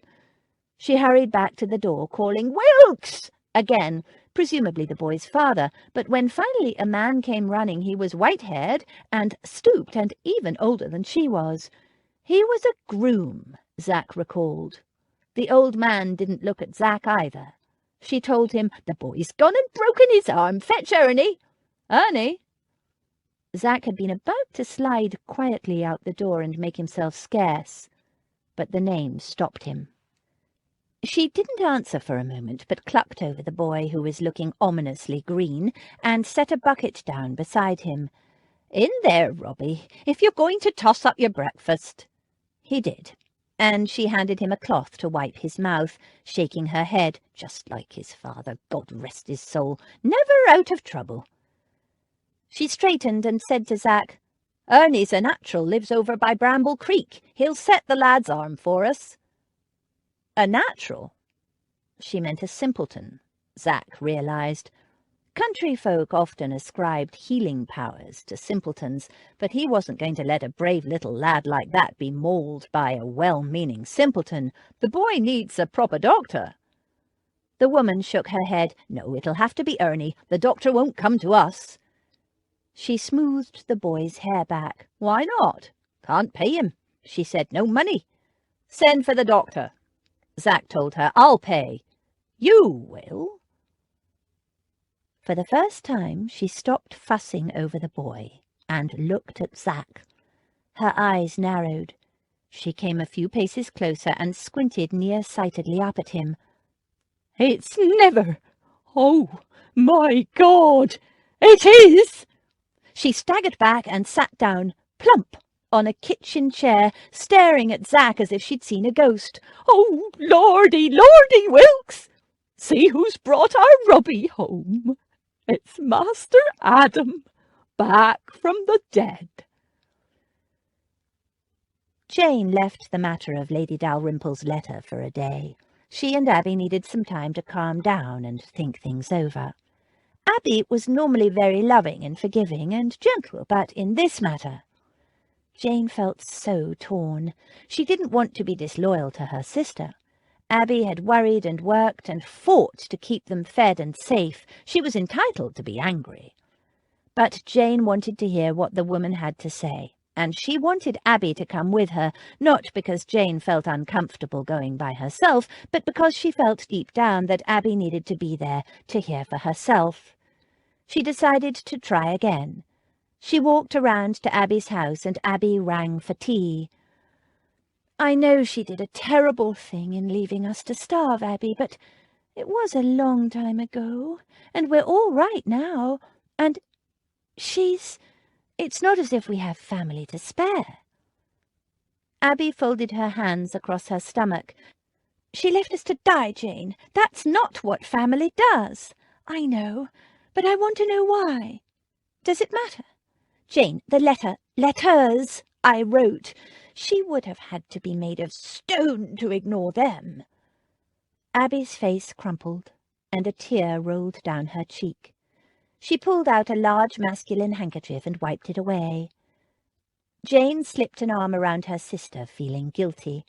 "I owe you everything, Abby, darling, and would not for the world distress you, but I want to know." She swallowed. "She's Mamma's mother, and the other night she looked genuinely distressed, Abby. She fainted." "Because of the shock, because she never expected to see us, see you, because you're the image of Mamma, because we weren't supposed to exist." There was a long silence. It wasn't like Abby to be hard or bitter, and although Jane could understand her sister's anger, she didn't feel it as strongly. She'd been too young to know what it had really been like for Abby. Her sister had borne the brunt of all their problems, and all before she was even 12 years old. But Jane yearned for family, and she knew Abby did too deep down. This was just defensiveness. Abby didn't want old wounds reopened and unhappy emotions stirred up. Jane could understand that. Abby's life was happily settled now. She had a home, and she had Max, whom she loved to distraction and who adored her in return. Abby had everything she'd ever wanted now. Jane didn't. Jane took her sister's hands in hers. "When we first came here to live with Lady Beatrice, you changed our name from Chantry to Chance." Abby frowned. "You know why. It was for our own safety." "Yes, but you also said it symbolized a fresh new chance for each of us. We each got that chance, didn't we, Abby? Damaris never believed she could wed, and yet now she's married to Freddie, and I've never seen her happier. Daisy, a maid-servant from a brothel, is on her way to becoming the finest dressmaker in London. And you, who were destined to be a governess for the rest of your life, looking after other people's children and never having the chance of a child on your own." Abby burst into tears. Jane was horrified. Abby never wept, and now Jane had made her cry twice in a matter of minutes. "Oh, love, I'm sorry. I'm so sorry. I never meant to upset you like this." Abby mopped her face with the large handkerchief and gave a rueful laugh between the sobs. "It's not your fault, Jane, darling, and I'm not really upset. It's just, with all this talk of second chances and family and children—" She wiped her eyes, folded the handkerchief and tucked it back into her reticule. "Max says I've become the veriest watering pot since—" Jane frowned. "Since what?" For answer, Abby took Jane's hand and laid it on her belly. It took a moment for Jane to understand. "Abby, you mean—" Abby nodded and gave her a misty smile. "Only Max knows at the moment, but I wanted to tell you first. Little sister, you're going to be an aunt." Chapter 17. It isn't what we say or think that defines us, but what we do. Jane Austen, Sense and Sensibility. "I'm surprised you recognized me," Zach said as he finished his meal. The doctor, a stranger to Zach, had set Robin's arm and left. The boy was tucked up in bed now, fast asleep, having been dosed with laudanum for the pain. Mrs. Wilkes chuckled. "You have your father's eyes, and your grandfer's at that, my lord." "Aye," her husband chimed in. "Living spit of old Lord Wainfleet. Your grandad, I mean, not your pa." Mrs. Wilkes had cooked and served an enormous dinner, which she'd wanted to serve in the dining room, but Zach had no intention of dining alone in state. Much to her outward horror but secret pleasure, he'd eaten in the kitchen with her and her husband. "It's not as if I haven't eaten here 100 times before," he reminded her. He'd forgotten it, but coming here reminded him that this room had been something of a refuge for him as a small boy. It still felt that way. Now he was here, there were things he needed to know. "What has happened here since my father's death?" Zach asked. "I remember this place is always busy." Wilkes nodded. "Skeleton staff now," he said. "But we'll be all right now that you've come home, Master Adam. Thought you were dead, we did." "Thought yon cousin of yours was going to be the new master," Mrs. Wilkes said darkly. "Mr. Gerald, he be the reason Wainfleet is in limbo." "Limbo?" Zach frowned. "How so?" "Stopped the money," Wilkes explained. "Wanted to take control the day your father was buried, but the lawyers said no. Had to wait. Look for you." He sucked on his pipe and contemplated that. "Got his own lawyers," Mrs. Wilkes prompted. "Got the estate. What did they call it, Dad?" "Frozen," Wilkes said. "Assets frozen, they called it, till the rightful owner be proved."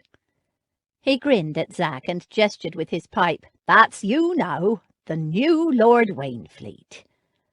Mrs. Wilkes chuckled. "Mr. Gerald's going to be green as a frog when he finds out you're back. Fancied himself lord of the manor, he did, strutting around, telling us all what to do."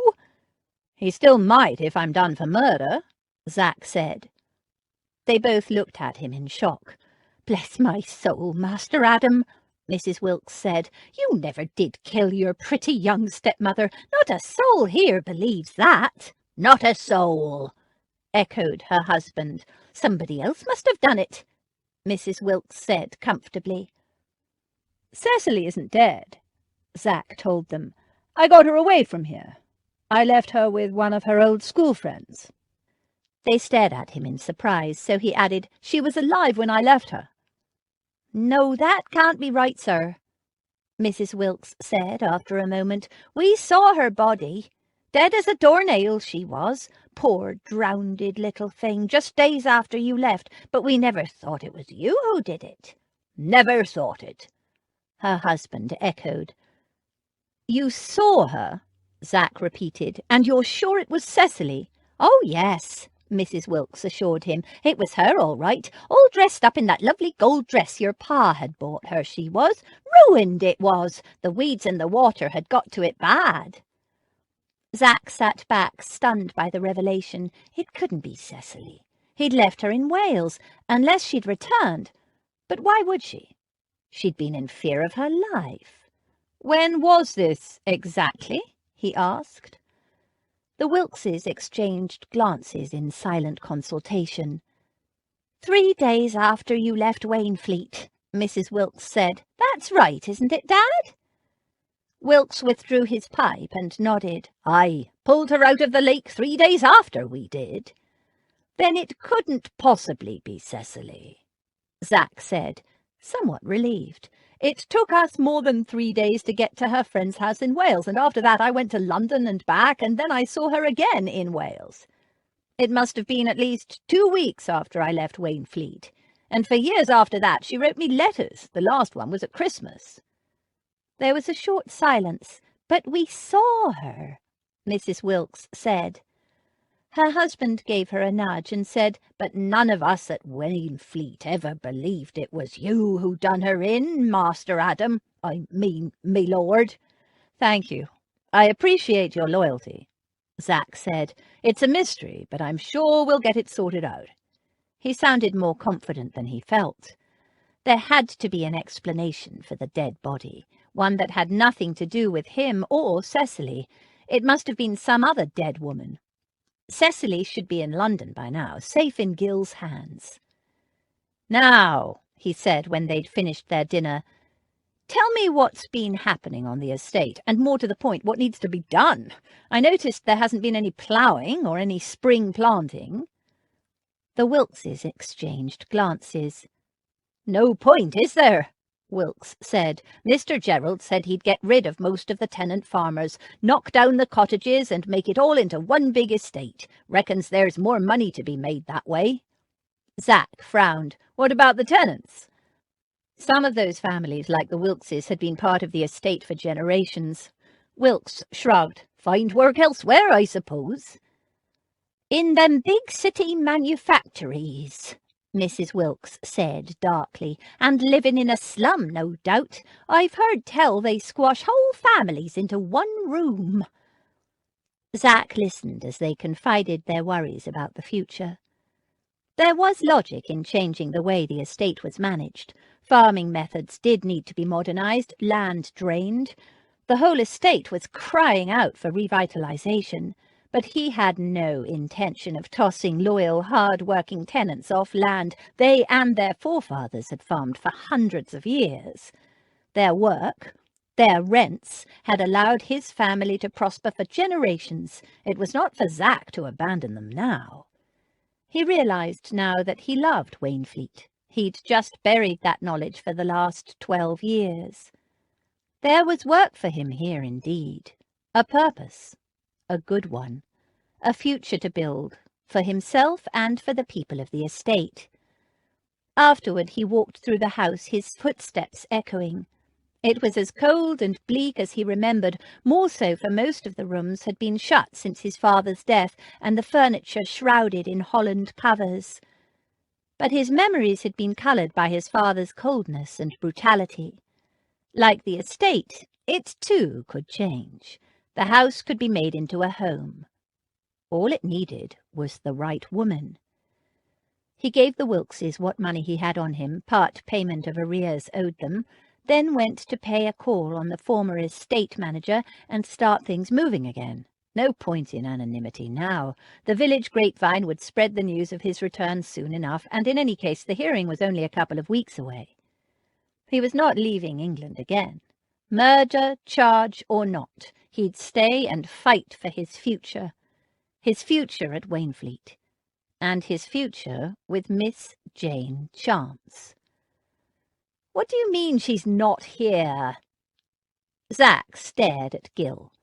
He had arrived in London a bare half-hour earlier. "I know North Wales is a long way, but surely by now—" "The lawyer's man returned the evening of the day you left for Wainfleet," Gill told him. "I spoke to him. He claimed he couldn't find Cecily or any sign she'd ever been there." "What?"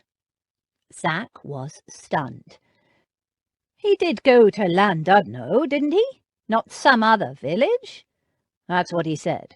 Claimed he went to the address you gave, but said that not only was Cecily not there, but that the woman who answered the door, a Mrs. Thomas, right?" Zach nodded, and Gill continued, "said she'd never heard of Cecily." "Rubbish! She went to school with her." "She told him she'd lived there all her life and that no English lady had ever been to the village." He added, "The woman spoke only Welsh, no English at all." "Nonsense! I met her. I stayed with her 12 years ago. She speaks perfect English." He ran his fingers through his hair, baffled by the report. "Whoever this fellow talked to, she can't have been Mary Thomas. Or if she was, it must have been a different Mary Thomas. It's a common enough name in Wales." Gill shrugged. "I'm only saying what he told me. He said he had to use an interpreter to be understood anywhere in the village." Zach shook his head, unable to fathom it. "I don't understand. Llandudno is small. Maybe 1,000 people in total. How could anyone not notice Cecily in a village that size?" He claimed he also checked every house in the same street, as well as others in the village. The story was the same. No English lady had ever come to Llandudno. "Rubbish!" Zach thumped the table in frustration. "He's either incompetent or lying. I left Cecily there, damn it! And when I went back 2 weeks later with the money I got from selling her jewels, she was still there, settling in with Mary Thomas as happy as a grig. And she wrote to me from there, dozens of letters, damn it! You forwarded them on to me." "I know." Zach rose and started to pace. "I should never have trusted that blasted lawyer in the first place. I'll go to Wales myself and find her." "No need. I've already sent one of my men," Gill said calmly. "He left 3 days ago, so he should have news for us soon. He's a good man and a native Welsh speaker. I also told him to find witnesses who could swear Cecily was alive after the body was discovered. If Cecily has left Wales, and that seems likely, we'll need to prove that it wasn't her body." "Thank you." Zach sat down again, somewhat relieved. Her friend, Mary Thomas, the one who can speak English, could testify that I took her there alive and well. And what about the innkeepers where we stayed at along the way? Even the postilions. Surely someone would recall a nervous young woman with a badly bruised face escorted by a 16-year-old boy, even if it was 12 years ago. And send someone to Wainfleet. We need to find out who that body really was.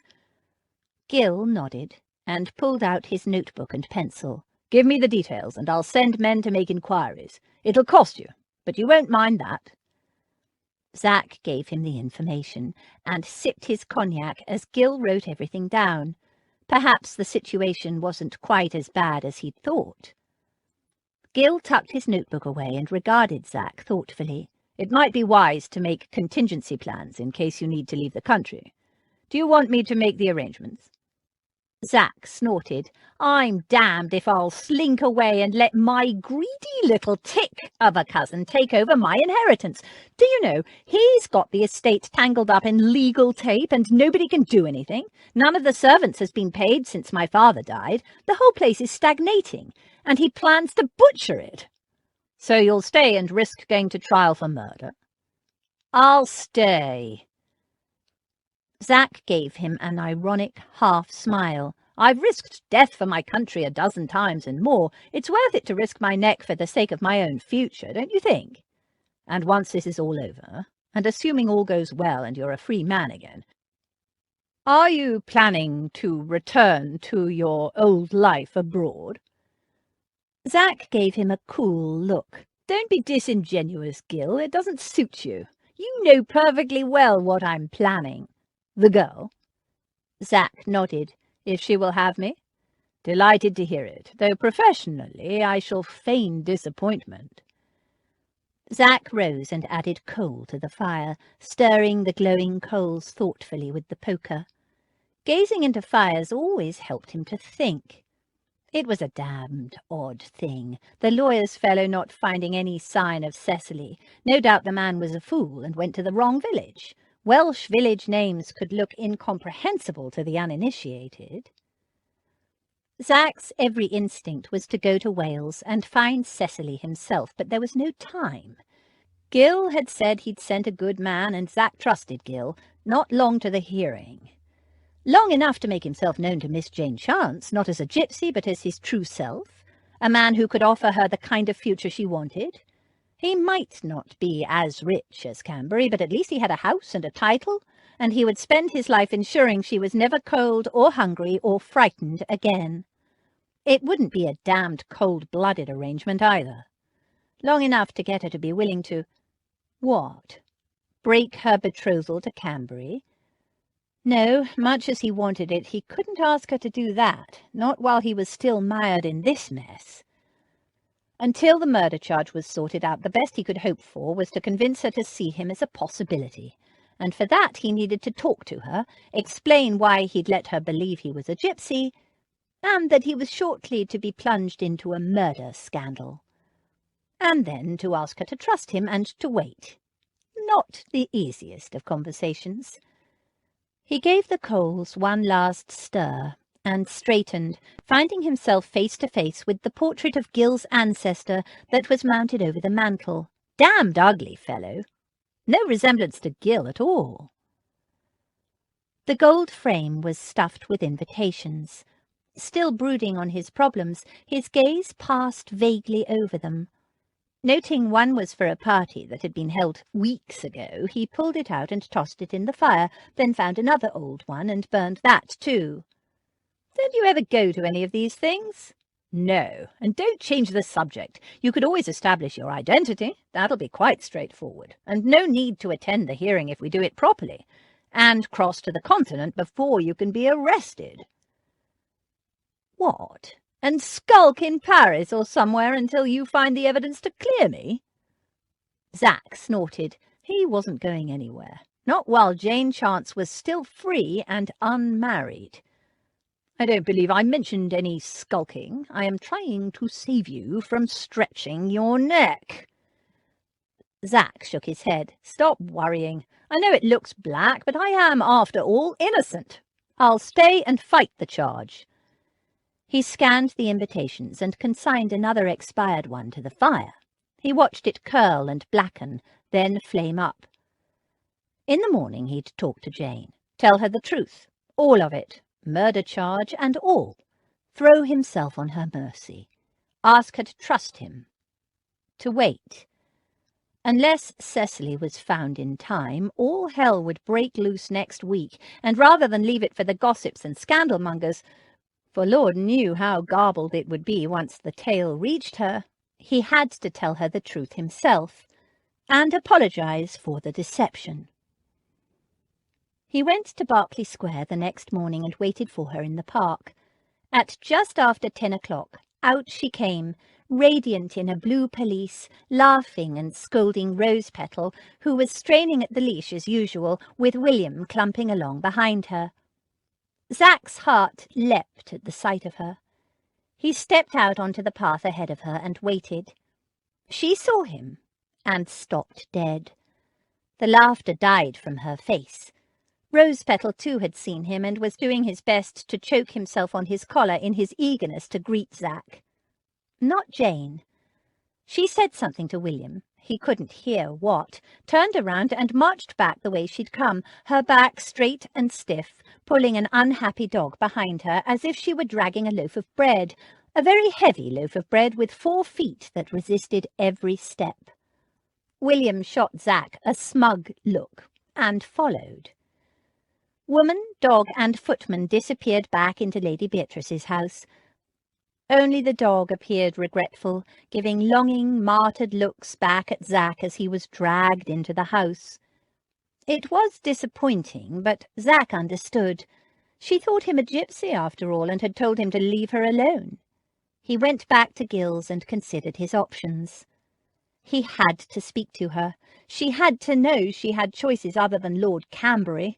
Well, of course she had choices. Practically any gentleman of the ton would be happy to offer for her, despite her lack of fortune. But she needed to know he was a choice too, a real one. Or he would be when he beat this blasted charge. He couldn't let her throw herself away on a wealthy windbag who saw her as something to add to his collection of beautiful things. Since she refused to talk to him, he had no option but write to her and explain. He sat down at Gill's desk, selected a fresh sheet of writing paper, sharpened a quill, dipped it in ink, and began to write.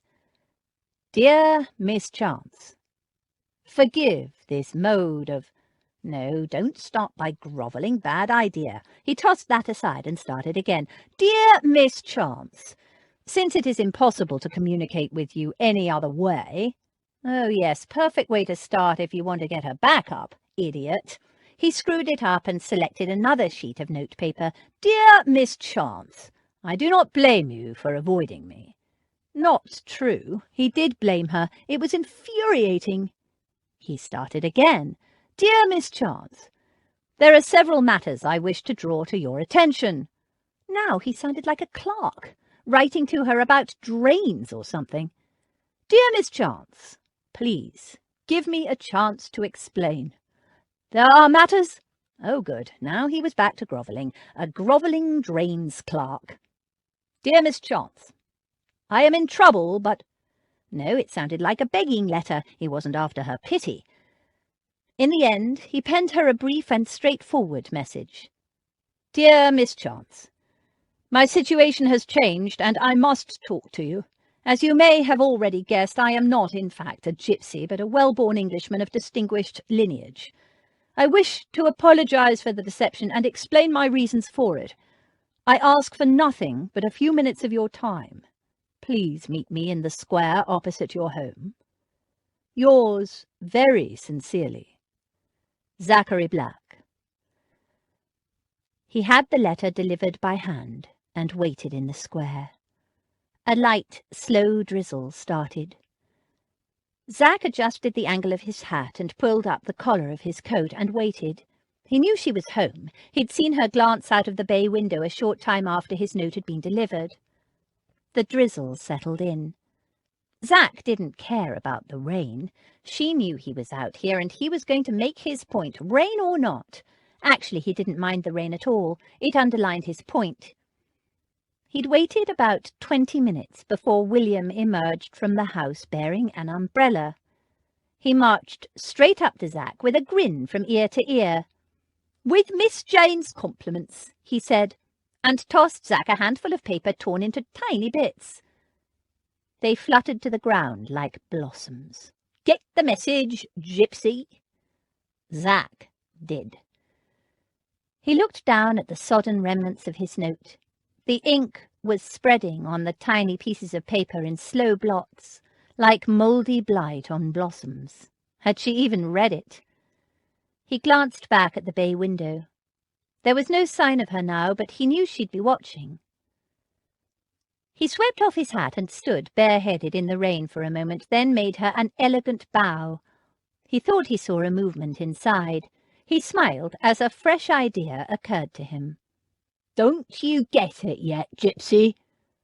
William said. "No use looking over there. It's goodbye and good riddance to you." Zack laughed. "Do you know, William, I think you might just have tempted fate." Chapter 18. All the privilege I claim for my own sex is that of loving longest, when existence or when hope is gone. Jane Austen. Persuasion. The fool! What was he doing standing in the rain? Jane stood well back from the bay window and glared at the arrogant figure standing so tall and careless in the square opposite, seemingly indifferent to the rain. He took off his hat. No, swept it off, and the rain soaked into his thick dark hair. Even from here she could see it curling a little, clinging to his forehead in dark clumps, looking like a victor's olive-leaf crown. He looked straight at her as if he could see her standing there, and he couldn't, she was sure he couldn't. And then he bowed with such grace and style she wanted to hit him. He smiled, and a warm shiver rippled through her. She folded her arms crossly and tried to ignore the spreading warmth inside her. He was too good-looking and confident for his own good, certainly for her good. She would not see him, under any circumstances. How dare he come back? She hadn't seen him for days, nearly a week. She thought herself safe at last. She hadn't missed him at all, not a bit, not in the least. Had hardly even thought of him. Much. In any case, thoughts didn't count, and what she'd been thinking was relief. Yes, relief. It was the dreams that were the problem. She could control her thoughts to a point, but in dreams she had no control at all. In the past couple of nights Daisy had had to wake her several times, saying, "Another nightmare, lovey?" And Jane, hot and sweaty and all twisted up in her nightgown, had agreed. But they weren't nightmares so much as enticements, like the fairy tales of old where some beautiful magical being enticed away an otherwise sensible girl, and she was never seen again. Her eyes dwelt on the tall figure standing in the rain, bareheaded and imperious, acting as if he owned the place, as if the rain couldn't touch him, as if she had no choice but to see him.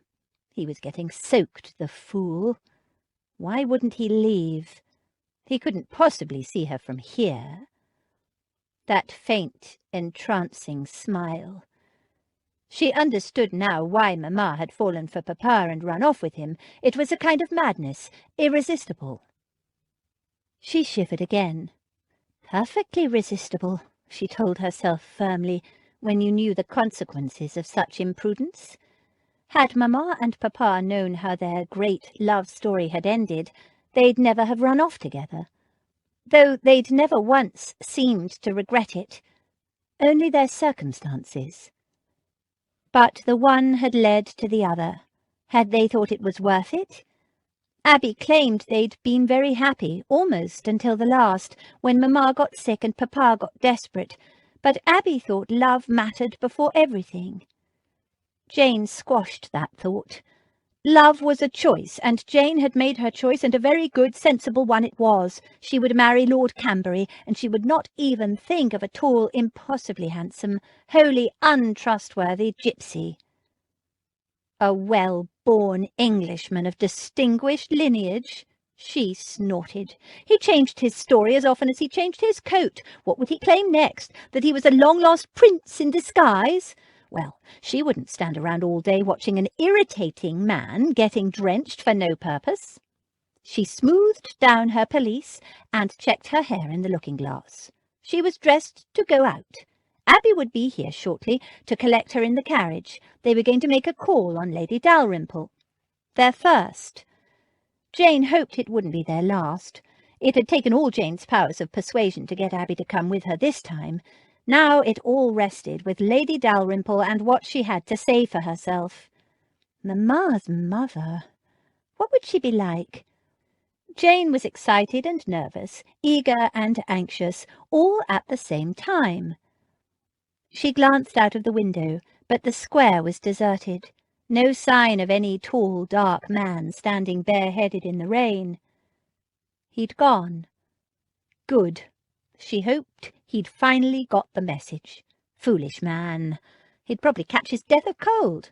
Serve him right.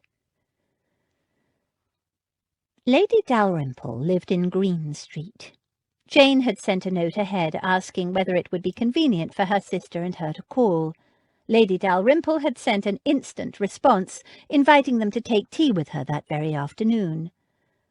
The carriage swished through the damp streets. Abby sat stiffly, clutching her reticule, pale and resolute. Despite her presence, she was far from accepting a reconciliation. "I will accompany you and hear what she has to say," was all she would promise Jane. Jane was grateful for her presence. She didn't know what to expect, but she was hopeful at least. Abby slipped her hand into Jane's. "Don't expect too much of her, love. She's hurt us enough already." Jane nodded. "It's all right, Abby. I'm prepared." Abby gave her a rueful smile. "No, you're not. You're too soft-hearted for your own good." The carriage pulled up in front of a small, pretty house, and the driver pulled down the steps for them, holding a large umbrella. The front door opened before they could reach the doorbell, and a butler ushered them into a small, elegant parlour. Lady Dalrymple rose to greet them. Fashionably dressed in lilac silk, she was small and plump, with a soft, pretty face, gently wrinkled about the mouth and eyes, and light, tawny fair hair attractively streaked with silver. Her eyes were blue, the same colour as Jane's. In 40 years' time, Jane thought dazedly, I will look a lot like this. "Oh, my dears, my dears!" Lady Dalrymple exclaimed breathlessly, hurrying toward them. "I thought this moment would never come, and I'd go to my grave not knowing. Oh, let me look at you. Jane, the image of my darling Sarah. Oh, I cannot believe it. My dearest, dearest girl. And Abigail." She turned to Abby. "Oh, my dear, so very like your papa, and with just that same look he used to get the poor boy. But let us not be morbid on this happy, happy occasion." And apparently oblivious of the tears pouring down her soft, plump, lightly powdered cheeks, she embraced them, first Jane, then Abby, still talking all the while. Quite stunned, and not a little overwhelmed by the effusiveness of the greeting, Jane glanced at Abby, currently standing stiffly in Lady Dalrymple's embrace, to see how she was taking it. The expression on Abby's face was strange. Jane had no idea how to interpret it.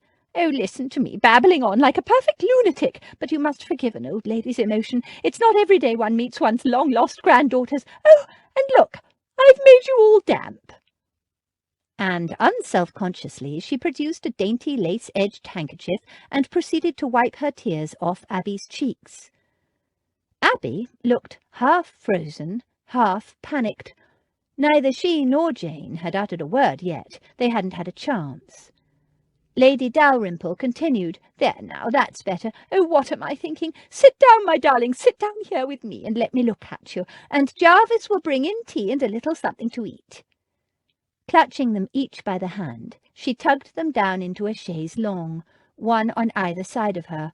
"Oh, my Sarah's daughters! Oh!" And the tears came again. "Tisk, tisk, look at me. Such a sight I must present, and I had such good intentions for this meeting."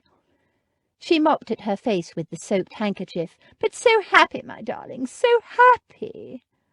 She gave Jane a wondering look. "I cannot believe it. Here you are, looking just exactly like my poor darling Sarah before I lost her, as if more than 25 years had not passed. We were very much alike in so many ways. I was once as pretty as Jane here, though you would never know it, to see me now." Abby's eyes met Jane's. "Lost her?" Abby repeated in a flinty voice. Jane could see she was struggling for composure. Lady Dalrymple looked at Abby, and her face crumpled. "Oh, my poor darling, those letters you wrote! I vow I never wept half so much in my life when I read them. You brave, miraculous, wonderful child!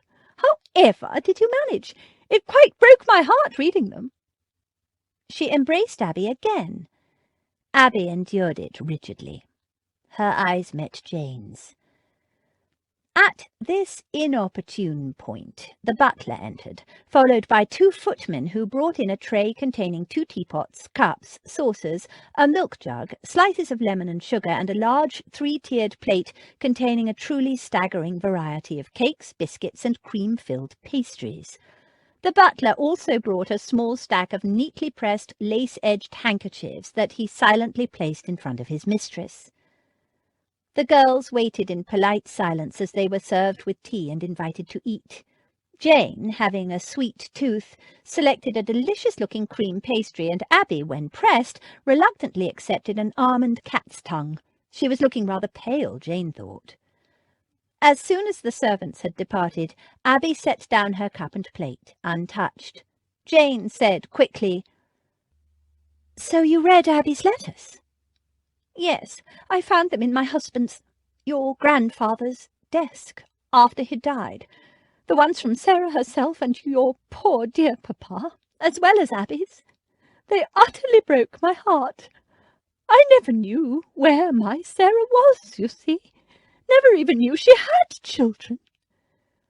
She put her cup and plate aside and blew her nose fiercely. She looked at Abby's face. "Oh, my dear, you didn't think—" "You did! I can tell." She took Abby's hands in hers and said urgently, "I read those letters for the first time just a year ago, some weeks, well, probably several months after George, your grandfather, died. If you only knew how I regretted not doing it the day he died." She wadded her handkerchief. "I had no idea they were there, you see. He'd never told me, and I'd never so much as touched his desk. He was always dreadfully fussy and meticulous about that, and so it wasn't until he'd died and I had to clear out all his papers, and then—" She shook her head. "And by the time I got to that horrid Pilbury place, you'd left it, Jane." Jane's eyes widened. "You went to the Pilbury home? Looking for me?" "Of course I did, for both of you. But Abby was long gone, and you'd already departed for Hertfordshire. Only the woman, Bedwin, Mrs. Bodkin. Yes, she said you'd disappeared on the way. Some very confusing story, but in the end she said you'd gone to your sister in London." She turned to Abby. "So, of course, I went there, but those frightful people you were working for—" "The Masons?" Abby said, shocked. "Yes, ghastly parvenus. You poor darling, having to work for such people. The wife was frightful, simply frightful, and of course when I discovered they'd dismissed you without a character. My granddaughter, just a few short weeks before." The bright blue eyes sparkled with indignation for a moment. Then she slumped and heaved a gusty sigh. "But you'd gone, and nobody knew where. I even hired a man to look for you, but—" She shook her head. "I thought I'd found my Sarah's daughters, but instead I'd lost you again." And more tears rolled down her cheeks.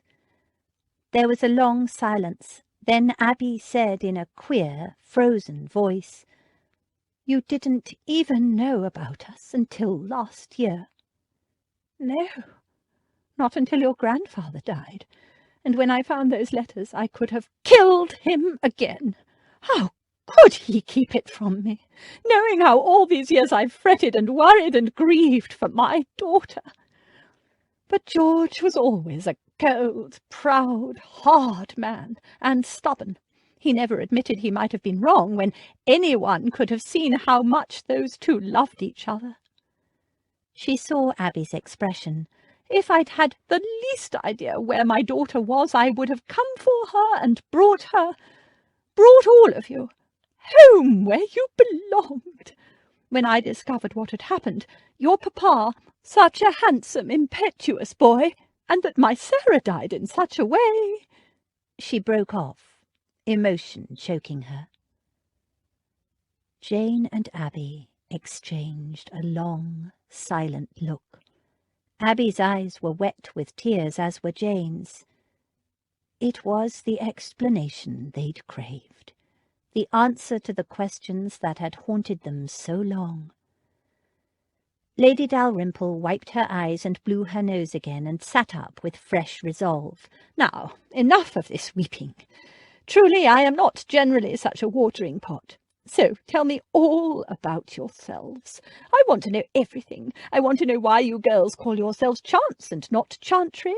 I want to know what your connection is with Lady Davenham, old Lady Davenham, Beatrice, I mean. And of course I am dying to know how Abby went from being a governess to those ghastly sits one minute and married to the fabulously wealthy and handsome Max Davenham the next, and clever Jane, the making the cat of the season, Camberry no less. What a pity he's losing his hair, but never mind, what a hat's for. And I must hear all about that came to be. The betrothal, not the baldness, poor boy, but first Abby, as she is the elder. She looked expectantly at Abby. Abby stared at her for a long moment. Then she gave a shaky laugh.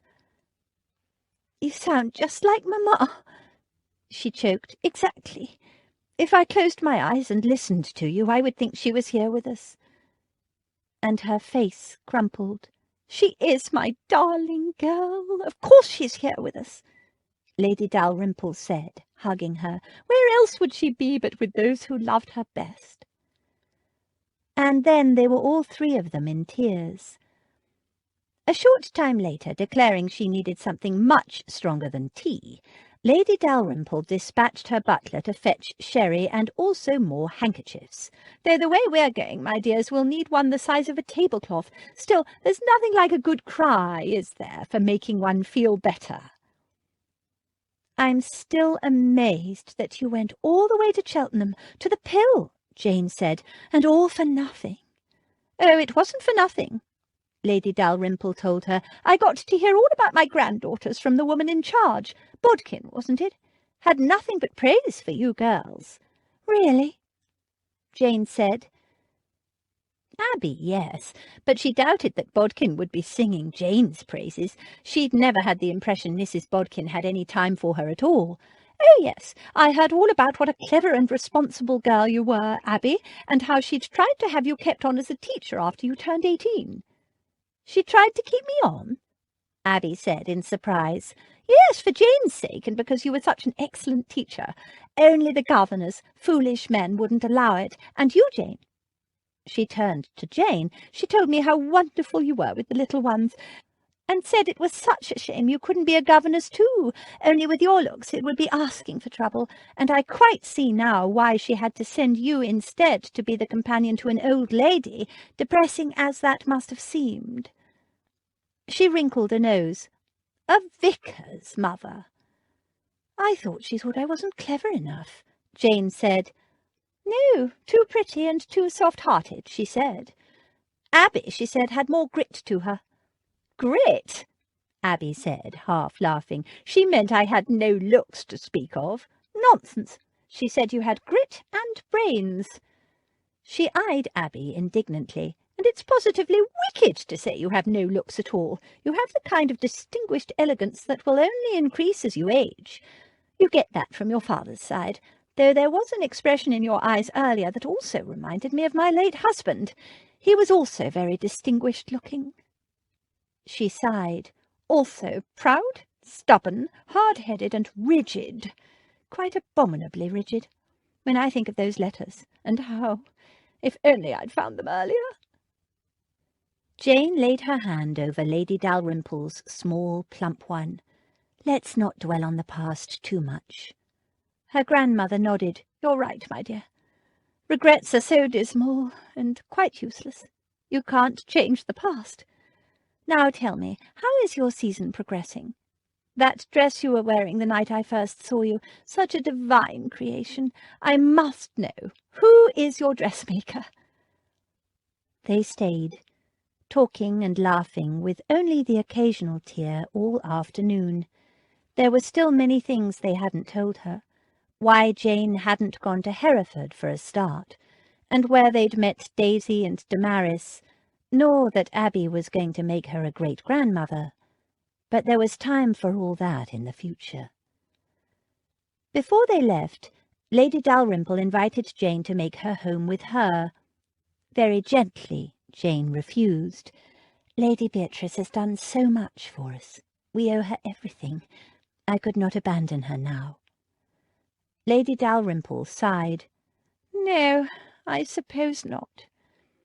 "But I will come and visit you often," Jane promised, seeing the disappointment on the old lady's face. "You don't think you're going to get out of being a grandmother, do you? We have years to make up for." "Oh, you dear sweet child." Lady Dalrymple groped for another handkerchief. As the two sisters drove home, Abby said, "Thank you for making me come, little sister. I wouldn't have missed that for the world. We have a grandmother." Jane hugged her. "Does she really sound so much like Mamma?" Abby nodded. "It's uncanny, her voice, the melodic pitch of it, the cadence, and the way she rattles on, skipping from one subject to another." She laughed. Whenever Mamma did that, Papa used to tease her about it and say she was just like her mother. Jane smiled and leaned her head on Abby's shoulder. "You've forgiven her?" Abby nodded. "Impossible not to, really. She must have just missed us, you know. By a week or two." "I know." They were silent a moment, trying to imagine what their lives would have been like if Lady Dalrymple had found Jane at the Pill and rescued Abby from the Mason household. "I'm not sorry," Jane said, just as Abby said. "I don't regret it in the least." They both laughed. "I can't imagine not having Damaris and Daisy and Lady Beatrice in our lives," Jane said. "No, and I would never have met Max," Abby said softly, placing a hand over the slight swell of her abdomen. "We might have started off in a dreadful place, but it's all worked out perfectly for us, hasn't it, Jane?" Jane forced her mind away from thoughts of a tall, dark figure with compelling silvery eyes. "Perfectly," she echoed. It sounded a little hollow. Abby glanced at her. "Are you all right?" Jane nodded. "Just a little tired after all that emotion. Thank goodness the masquerade ball is tomorrow night. I barely have enough energy to climb into bed tonight." "You look delightful." Jane was going to the masquerade ball as a shepherdess, wearing a gown of pale blue silk, looped up in several places around the hem to reveal a froth of white petticoats beneath. It was an old dress of Lady Beatrice's, cut down, much to the old lady's outrage. "You'd have the girl wear an old dress of mine to the masquerade of the season, where everybody who's anybody will be there to see her?" But Daisy was adamant. "I'm not going to cut into new fabric on something that's only going to be thrown away afterwards, and this'll do fine and will save me time as well as money." Lady Beatrice, Damaris and Abby had made their own arrangements for their costumes. Damaris and Abby were keeping them a secret, but Daisy was determined she would make every single outfit Jane would wear for the season, or bust. Jane was getting worried it might indeed be bust, but she didn't say so. This was Daisy's dream, after all. "Save you money?" Lady Beatrice was appalled at the notion. But Jane and Abby had spent their entire lives wearing other people's cut-down clothing, and they understood the need for economy, particularly the economy of time. "I agree with Daisy," Jane said. "I'll only ever wear it once, and besides it's going to look delightfully old-fashioned and so pretty." "And no shepherdess would wear the latest fashion, would they?" Abby added. The old lady sniffed. "No shepherdess would ever wear hoops either." "And shepherdesses wear silk, do they?" Daisy said. "Fancy that." Lady B lifted her lorgnette and gave her a beady look. "Wretched girl! Would you have Jane dress in rags for the sake of authenticity?" She pronounced the word with delicate disdain. Daisy laughed. "Just saying, and there won't be no— Yeah, I know. Won't be any hoops needed when I'm finished with it." "I suppose she can be one of Marie Antoinette's shepherdesses," Lady Beatrice conceded begrudgingly. "She and her ladies used to play at being shepherdesses and milkmaids and such poor deluded creatures." So the dress was altered and was pronounced to be satisfactory by all concerned, except for one feature. "How will people know she's supposed to be a shepherdess?" Daisy wondered. "She don't look like no shepherdess I ever seen." "Doesn't inny and saw," Lady Beatrice corrected her absently. "We could find a sweet little lamb at one of the markets," Jane suggested. "Nonsense! You'd get attached to the dratted animal, forget its purpose in life is to be dinner, and next thing you know we'd have a silly great sheep blundering around the house," Lady B said severely. "Besides, one does not take livestock to a ball, Jane. Not even a masquerade ball. It's simply not done." In the end, the required effect was achieved by Damaris cutting out sweet little lamb shapes from white felt that Jane sewed around the hem of her dress. A shepherd's crook painted white and tied with a blue ribbon, a white velvet mask trimmed with lace, and a pretty little straw hat à la bergère put the final touch to Jane's outfit, and she left for the masquerade ball feeling very satisfied with her appearance. Jane, Lady Beatrice, Abby and Max rode together in the carriage, Lady Beatrice magnificent as good Queen Bess in gold and purple brocade and a splendid ruff, and Abby dressed as a mermaid, with a green sequined mask and a green sequined tail peeping from beneath her frothy green skirts and hooked up in a convenient loop over her arm. Max was nominally dressed as King Neptune with a trident, nominally because other than the trident and a black velvet mask, he was otherwise dressed in his usual formal black knee breeches and coat. Over them he wore a midnight green domino, which he informed them represented the sea. "I'm not much of a one for costumes," he said as he climbed into the carriage. "I never would have guessed," his loving aunt told him. At the entrance to the ballroom, Jane paused a moment, drinking in the sight. Hundreds of candles burned in the chandeliers overhead, their tiny flames reflected and magnified through the myriad of crystals that hung from them, making the scene below shimmer and dance. Before them was a sea of fantastical and exotic creatures. Egyptian queens, milkmaids, winged fairies, harlequins, Greek and Roman gods and goddesses, and more. Of course, not everyone had worn a costume. Many had simply worn a domino over their usual formal dress and donned a mask. The masks ranged from the simple strips of black velvet worn by a number of gentlemen to elegant and intricate confections worn by the ladies. "Oh, I wish Daisy could see this," Jane said. "She could have come. I did arrange for her to attend, but she's a stubborn wench," Lady Beatrice commented. "Said she needed to work." "Work!" She sniffed. "Girl works too dratted much, if you ask me." Jane didn't say anything. Daisy was working flat out, she knew, but it wasn't the only reason she refused to come. Daisy was very good at not letting herself want what she knew she couldn't have. Unlike Jane. Sometimes a taste of something was worse than nothing at all. If you didn't know about something, you couldn't crave it. Like Zachary Black. If she'd never met him, never felt the touch of his hand, never gazed into those gleaming silvery eyes. No, she wasn't thinking about him. "I can see several milkmaids, but not a single shepherdess," Abby said, gazing out over the shifting throng. "Certainly none with a flock of sheep conveniently attached," said Lady Beatrice caustically. "Oh, look," Jane said. "There's Damaris and Freddie, and they've gone all Chinese. Don't they look wonderful?" She waved, and Damaris waved back. She was gorgeously attired in an exotic-looking Chinese-style dress, and Freddie was dressed as a mandarin with a long droopy moustache and a sumptuously embroidered Chinese robe. Abby said, "And is that—" "Yes, it's Mr. Flynn, dressed as—" She gave Flynn a long, thoughtful glance. "Would you say he's dressed as a pirate?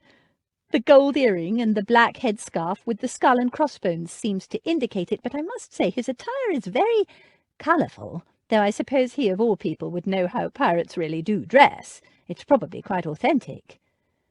Lady Beatrice gave her a blistering glance. Authenticity again, is it? She sniffed. A masquerade ball is about fantasy, not authenticity. Flynn, seeing them, gave a rakish bow. He was dressed in tight red pants, thigh-high black boots, a violently multicoloured waistcoat, a white shirt and a purple and gold brocade coat. He wore a cut-glass thrust through his black leather belt. A fine figure of a man, Mr. Flynn, though I hope that cutlass is fake, Lady Beatrice commented, watching him make his way toward them through the throng. Check before you accept a dance with him, girls. If your dresses catch on it, there'll be ribbons in no time. Men never think of such things. Flynn wasn't the only one who'd noticed their arrival. A number of other young single gentlemen were hastening toward them. Well, well, Jane's arrival has been noted. Here come your dance partners, girls. Lord Cambury, who arrived dressed as Julius Caesar in white robes and an olive wreath, had claimed his dances the day before. The first waltz of the evening, and the dance before the supper dance, which was a country dance, and Jane had already written his name on her card.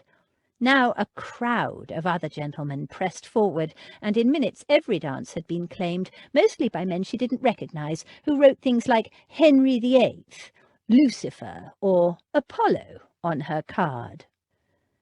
The next few hours passed for Jane in a happy whirl of laughter and dancing.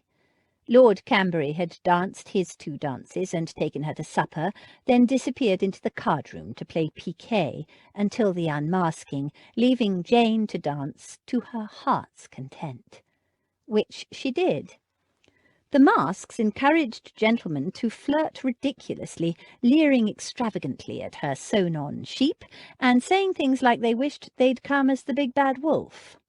Most of them were boys not much older than Jane and not to be taken seriously, and because she wasn't Miss Jane Chance tonight, but a simple shepherdess, Jane found herself able to flirt back quite unself-consciously. It was all the most delightful fun. Chapter 19. Piracy is our only option. Jane Austen, Sense and Sensibility. It was the last waltz before the unmasking. A shadow fell across her. Jane glanced up, and there stood a tall, dark stranger, a pirate by his dress. His eyes glittered through the slits of his mask, not a proper mask, just a ragged strip of black velvet that covered half his face. She tensed. There was something about him, the way he stood there, the shape of him, the way he held himself. His breeches were black and tight and hugged his long, powerful thighs faithfully. Jane wanted to look away. She couldn't. His boots were high and black and reached to mid-thigh. A bold red sash cinched his lean waist. Beneath a black leather waistcoat his shirt was loose, white and flowing, and laced carelessly almost to the throat. Almost. Shockingly, it lay open at the neck. She could see the faint beat of a pulse in his throat, his naked throat, tanned and strong-looking and masculine. She swallowed. It couldn't possibly be him. He would not dare, surely. All she could see of his face, apart from those intense, unreadable eyes, was a clean-shaven jaw and a square, chiselled, freshly shaven chin. She'd never seen him shaved, but still she was sure it was him. His mouth was stern, unsmiling, beautiful. And where did that thought come from, she wondered feverishly. "My dance, I believe." His voice was low and deep and came straight from her darkest, most turbulent dreams. "Zachary Black, what are you doing here?" she hissed. "I came to dance with you, of course. What did you think?" The devil danced in his eyes. White teeth gleamed briefly beneath the mask. "I told you it wasn't goodbye." "Don't be ridiculous. This is a private ball. A very exclusive private ball. You cannot be here." "And yet I am." He gave her that slow, lazy smile. Zachary Black, the gypsy, was a handsome, intriguing ruffian, but this man was beautiful in his lithe, piratical arrogance. She forced herself to concentrate. "You should not be here. You are trespassing, and I am already engaged to dance this waltz." "Yes, with me." She checked her dance card. "No, it says Radcliffe, and I know Mr. Radcliffe, and you are not he." "I'm here in his place." Through the slits in the mask his eyes gleamed. Did he think it was amusing to be here? An impostor dressed as a pirate? If anyone realized that a gypsy had somehow managed to gain entrance, there would be a fearful scandal. And Zachary Black would be... She wasn't sure what would happen. A beating, arrest, some kind of trouble anyway. "This is a private ball. Invitation only. How did you get in?" He smiled, a flash of white, wolfish beneath the velvet mask. "Purloined one." "You mean you stole an invitation?" His eyes gleamed through the raffish velvet mask. "Pirate, remember?" "But why would you do such a mad, risky thing? If you're discovered—" "Stop worrying." The orchestra played the open bars of a waltz, and he stepped closer and reached out lazily. She took a hasty step backward. "No, go away. You must leave. My partner will be here any minute." He took her hand and swung her out onto the dance floor. "Stop it! Mr. Radcliffe isn't here. I am."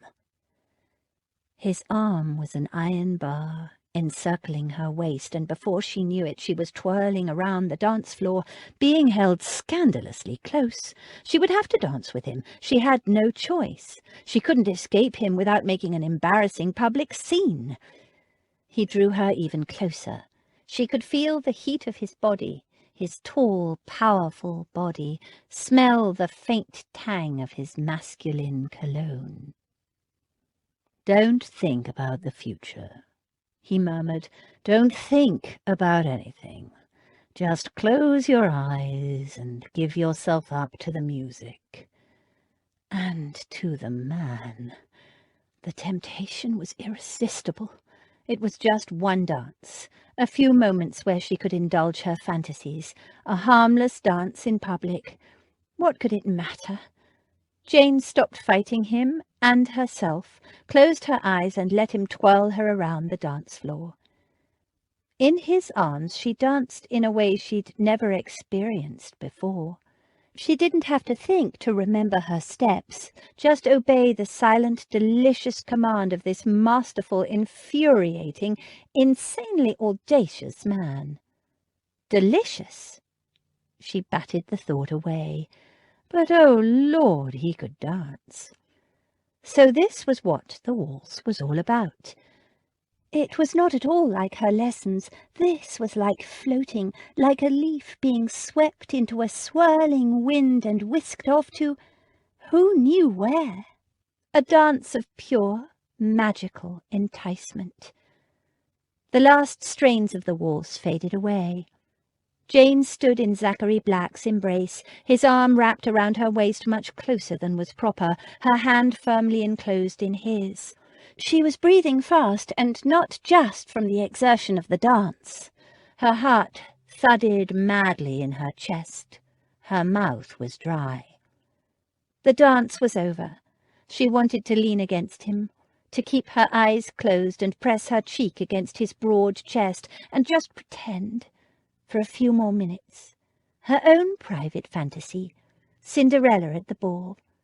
She wanted it to go on forever, not caring who he was, who she was, to be just a man and a woman floating in a dream, a blissful dream she didn't want to wake up from. But in the distance she could hear exclamations and laughter. The unmasking had begun.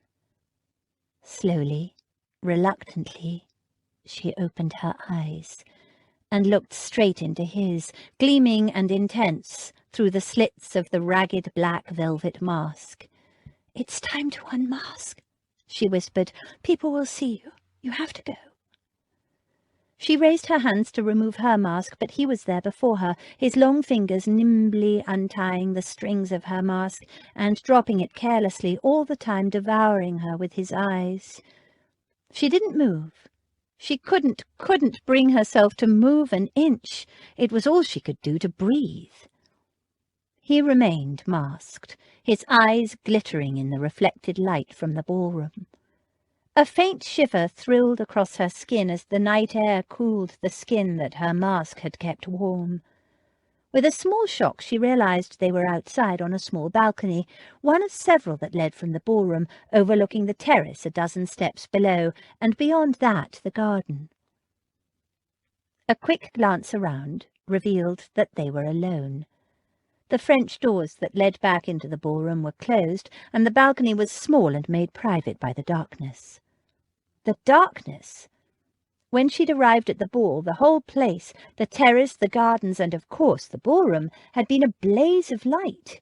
The gaily coloured lanterns that had been placed along the terrace and strung between the pillars had, in this one small balcony alcove, been extinguished. Here, where she stood with Zachary Black, there were only shadows, made deeper by the brightness outside. Nobody could see them. The situation shocked her back to reality. She was no longer an anonymous, simple shepherdess, free to flirt and dance and have fun, but Jane Chance, a girl with obligations, and expectations, and a betrothal. And he was an impostor, here by stealth and dishonesty. There could yet be a scandal if he were found out. He must have prepared this earlier, extinguished the lanterns, planned every move. It was a scandal waiting to happen.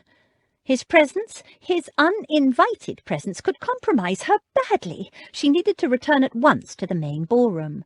"You have to leave," she repeated. "It's dangerous to be here. If you're found..." There would be unpleasant consequences for both of them. He made no move. "I came here to talk to you as well as dance," he told her. "You wouldn't meet me in the park, wouldn't respond to my note. Did you read it?" "Yes." She glanced at the doors back to the ballroom. She was getting anxious. Lord Cambury would be looking for her. "I have to go." She moved toward the door. He stepped in her way, blocking her escape with his big, strong body. "So you know I am a gentleman. But there are other things I need to explain." "I said I have to go!" She tried to push past him, but he caught her by the arm and pulled her back. "I came here tonight to talk to you." And in a low, rapid voice he explained that he was a gentleman with a large estate and a fortune, not as large as Cambury's, but substantial enough.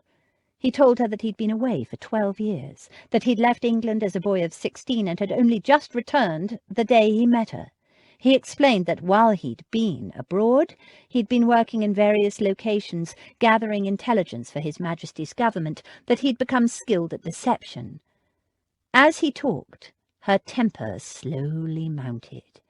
To think she'd been having dreams about this man. How could she have let herself fall for this charlatan? At the end of the recital, he paused.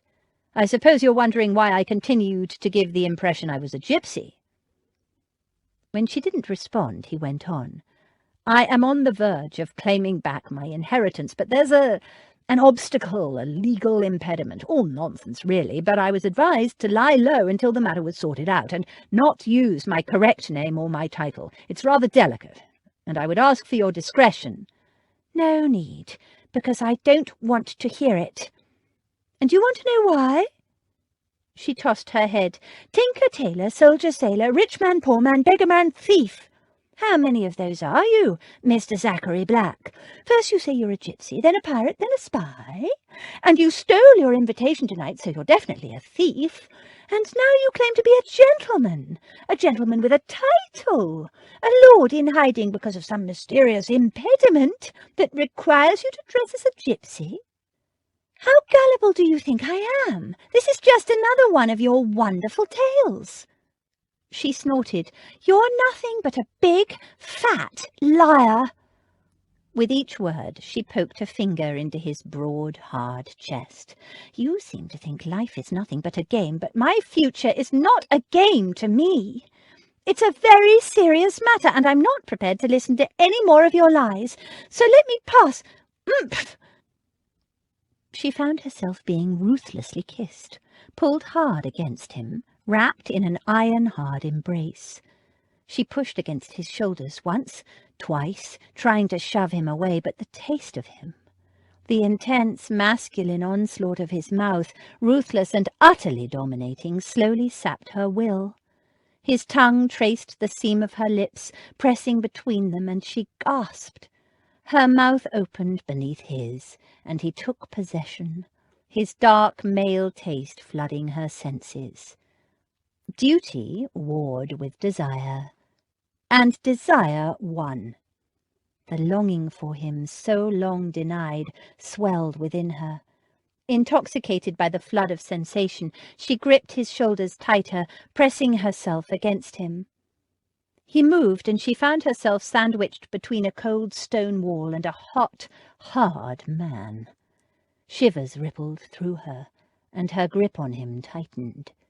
With a deep moan, he settled his big, warm body over hers, pressing her firmly against the cold wall, dominating her effortlessly, masterfully. Any desire to escape had evaporated long since. She could taste the hot, hard need driving him. The intensity of it was almost frightening. Almost. After the first shock of his possession, and as the smoky, dark taste of him entered her blood, she gloried in it, this ravening passion, this seething need for her, for Jane, for the thing inside her that leapt to life at his touch, causing this firestorm of need to rise within her. She met him kiss for kiss, a desperate, demanding urgency released within her, driving her to want more, crave more of him. He made a sound deep in his throat, a growl of hunger and approval. She pressed herself against him, needing to get closer. His lips were firm and sure, his tongue as darkly velvet as his mask, as he stroked, enticed, aroused. The kisses deepened. She clung on. There was a leashed power in the way he explored her mouth, feathered kisses across her cheek, her eyelids, her throat, all the while returning to plunder her mouth in an insistent rhythm that called to something wild and primitive inside her. She could feel the hunger in him, firmly controlled. She was ravenous. Without knowing it, she'd craved this all her life. This. Him. She slid her hand into the open neck of his shirt, the fine linen weave cool against her feverish fingers, and then the warmth, the heat of his skin, man's skin, so different from her own, man's smell. She breathed in the scent of him, the scent of clean, fresh linen, and underneath the scent of man, a faint, musky scent of desire, and some crisp-smelling cologne. Enthralled to his kisses, her hands learned him. The strong column of his throat, the clean, sharp jawline, the faint abrasion of a freshly shaven jaw. Her fingertips, her palms tingled with that delicious abrasion. Her frantic caresses dislodged his velvet mask. It drifted to the floor unnoticed. She ran her fingers into his thick, dark hair, clean, soft, and freshly cut, and all the time kissing, kissing. Blind with need, she arched and squirmed against him, wanting more. Her tongue tangled with his, she wanted to climb his body like a cat and dig her way somehow deeper into him. She didn't know how long she stood there locked in his arms, given up wholly to the man and the moment, when a sound penetrated her blissful daze. The French doors to her left were rattling. Someone was calling her name. Chapter 20. He shall not be in love with me if I can prevent it. Jane Austen, Pride and Prejudice. Zachary Black muttered something rude under his breath and released her. A faint chill swept over her. She sagged against the wall, her knees strangely spongy. "Jane! Jane! Are you out there?" Lord Cambry stood on the other side of the French doors, his face and hands pressed to the glass, trying to peer into the gloom of the balcony. He rattled the handles in frustration. "Oh, God!" she muttered. "It's all right. The doors are locked," Zachary told her. "You'll have to go." For answer, he gave her a hard, searing kiss.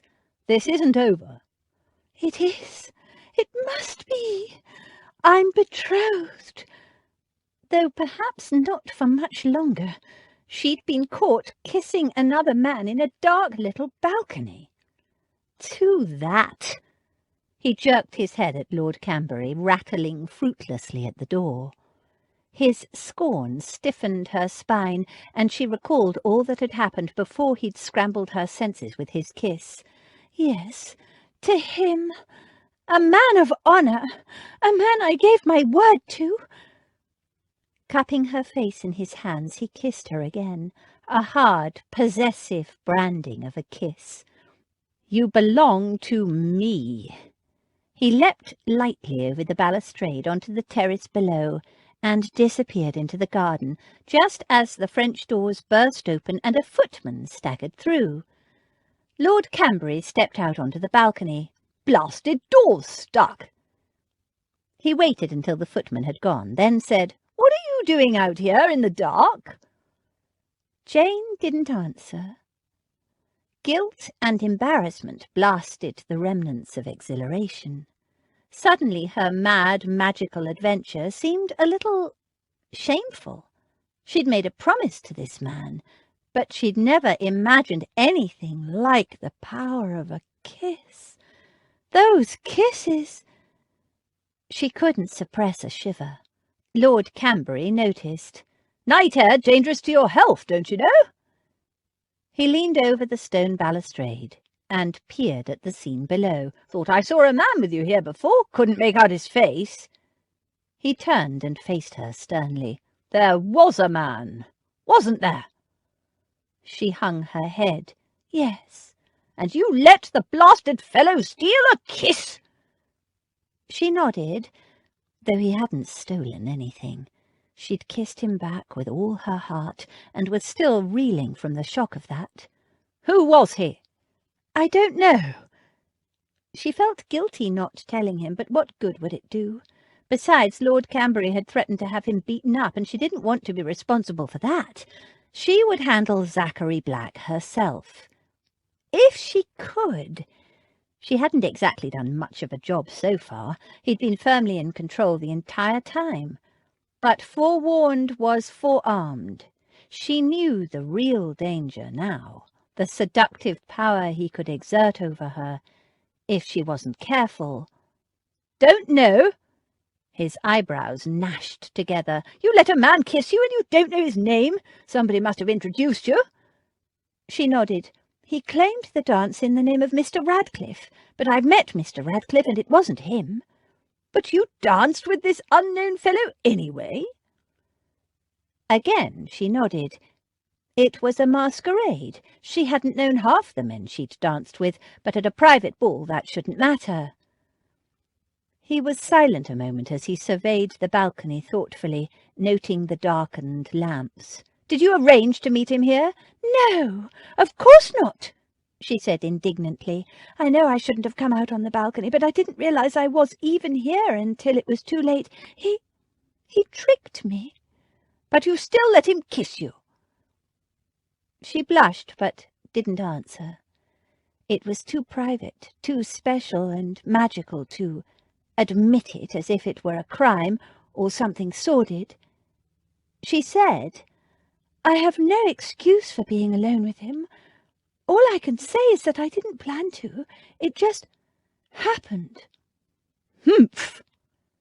He regarded her sternly. "Going to have to do something about this. Can't have you going off with strange men at balls and letting them kiss you. Think we should call the banns immediately." Her head came up in shock. The banns? He nodded. "Bring the wedding forward. Make sure of you before it's too late." "You mean you still want to marry me?" He shrugged. "Women are faithless by nature, beautiful ones even worse. Not surprised other men want you. My job is to make sure I get you first. After you've given me an heir, you can do what you like as long as you're discreet about it. Until then, missy—" He gave her a hard look. "I protect what's mine." It was a crossroads moment. Jane had a clear choice between Lord Cambry, who offered her everything she'd ever wanted, except love and trust, and Zachary Black, about whom she knew nothing, who had a tale for every occasion, and who stirred her emotions like no man she'd ever known or even dreamed of.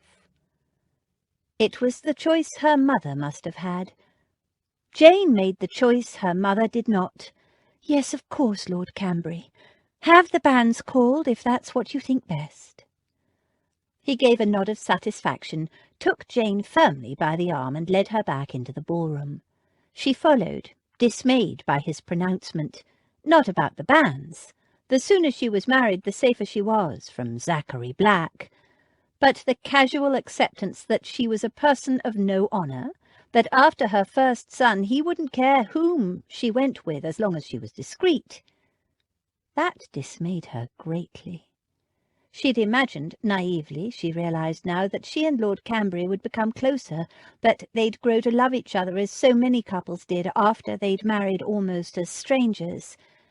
He, however, seemed to have no such expectations, and the expectation he did have of her, that she would be faithless, that he expected her to tell lies and deceive him with other men, that she was like something that other men would want to snatch, that she would let them unless he stopped her. It made her feel somehow dirty, and all because she'd been caught kissing Zachary Black, which hadn't felt dirty at all. It had felt sublime, exhilarating. But it had been wrong. She had earned Lord Cambry's disapprobation. The ball was coming to a close. Jane went through the motions of thanking her hostess, saying goodbye to various people almost in a daze. She couldn't wait to get to bed, to think about everything that had happened. She was confused, torn, deeply disturbed, and angry with Zachary Black for causing it all. Daisy was asleep when Jane got home, but just as she was climbing into bed, a sleepy voice said, "How was it?" Jane had no idea how to answer. Magical? Disastrous? Thrilling? She took the easy way out. Lovely. Any other shepherdesses? No, the costume got a lot of compliments. Some of the boys I danced with were so funny about Damaris's lambs, pretending to be big bad wolves. Really, they were more like puppies. What about Abby and Damaris? What did they wear? Jane briefly described their costumes. Daisy gave a huge yawn. Nice. Anything interesting happen? Not really. Only her first kiss. Kisses, and a magical waltz with an unabashed scoundrel who kissed like a dream, unleashing desires within her that she hadn't known existed. He'd almost ruined her future with Lord Cambry, and now the very thought of that same future was disturbing. "My job is to make sure I get to you first. Get to you." As though she were a bitch in heat put to breed. But she knew that was the way of things, so why did the idea of it dismay her now? Because the banns were to be called? Because the wedding would be in less than a month? She didn't know. She felt a little selfish not wanting to share the details of her adventure with Daisy, but too much had happened to talk about yet. She needed to be alone with her thoughts, to sort out what had happened, what she thought, what she wanted and what to do. It was all so horribly complicated. It was, at the same time, precious and sordid, magical and banal. As for those kisses, she wanted to keep them secret like her own private treasure. Besides, she was afraid Daisy might crow that she'd been right. Knowing you'll find the most impossible, unsuitable bloke in the town and fall for him like a ton of bricks. She wouldn't. She hadn't. It was just one dance and a kiss. Well, several kisses. One incident, which she would put behind her and never repeat. Jane blew out the candle, lay down and pulled the covers up to her chin. She lay quietly for a few moments, pondering the events of the evening. "Daisy," she said after a minute, "is it wrong to kiss a man if you're betrothed to someone else?" There was a surge of bedclothes as Daisy sat up. "You kissed a man? Who?" She didn't sound at all sleepy now. Jane was thankful that the darkness hid her blush. "Oh, no one. I was just thinking, wondering, really, because after I am married, of course, I won't kiss anyone except Lord Cambury." She couldn't really imagine it. Daisy lay down again. "If it was me, I'd be getting in a bit of kissing and cuddling while I could. I don't reckon Lord Cambury is the kiss and cuddle type." "Why do you say that?" "Dunno, really, just a feeling. Has he kissed you yet?" "No, he's been everything that is proper." "Well, then." There was a short silence. Then Daisy added, "I reckon if there's a fellow you fancy and he wants to kiss you, I wouldn't be saying no. Not until you have to. As long as it's just a kiss you're talking about, nothing serious." But it wasn't just a kiss at all, Jane thought. There was nothing just about it. But she couldn't explain that. It was too precious, too personal, too private, too disturbing to share. "Night, Daisy." "Night, Jane." She snuggled down deep into her bed. She couldn't possibly sleep. She wanted to think about that dance and those kisses. "And where did you get to last night?" Gil asked Zach over breakfast the next morning, as if I didn't know by the haircut and shave. "Out tomcatting, eh?" "Far from it," Zach told him virtuously. "I was a complete gentleman." Then, reflecting that it wasn't quite the case, he clarified, "I was distressingly celibate, and somewhat of a pirate." He speared another thick rasher of bacon. "English bacon. Nothing like it." Gil directed a sceptical glance at him. "Gentleman or pirate, you can hardly be both." "You can at a masquerade." Gil glanced at the mantelpiece where his invitations and calling cards were jammed into the frame of his gloomy ancestor. "You unprincipled rogue. I might have wanted to attend that." Zach reached for a piece of toast and buttered it lavishly. "Dear boy, you did attend it." Gil's eyes narrowed. "I did I? And what mischief did I commit?" "Mischief? Far from it. You waltzed. Superbly, I might add, with a beautiful young shepherdess." "And?" he prompted after a moment. "And kissed her on the balcony. Oh, don't look at me like that. She knew it wasn't you." Gil poured himself another cup of coffee. "Did anyone see your face?" Zach didn't dignify that with a response. He ate his toast. Gil spooned marmalade onto his toast, spread it carefully, then cut the slice into neat fingers. "You're mad. You do know that, don't you?" he said mildly. "How you ever survived these last 8 years is beyond me. You're determined to run your neck into a noose, all for a female who don't even—" "Careful, Gil." Gil surveyed him over his coffee cup. "Like that, is it?" Zach took another piece of toast. He was still brooding. He'd spent all night thinking about it. "She didn't believe me, Gil." Her scornful repudiation of his story had shocked him to the core.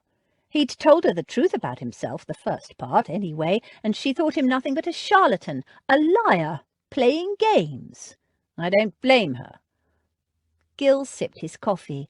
"I blame the catskin waistcoat. No right-thinking, animal-loving girl would believe a thing you said after seeing you in that." Gil, this is serious. I know. I'm enjoying it immensely. I don't think you've taken anything seriously in years. It's quite a promising development. He finished his coffee. So what will you do now?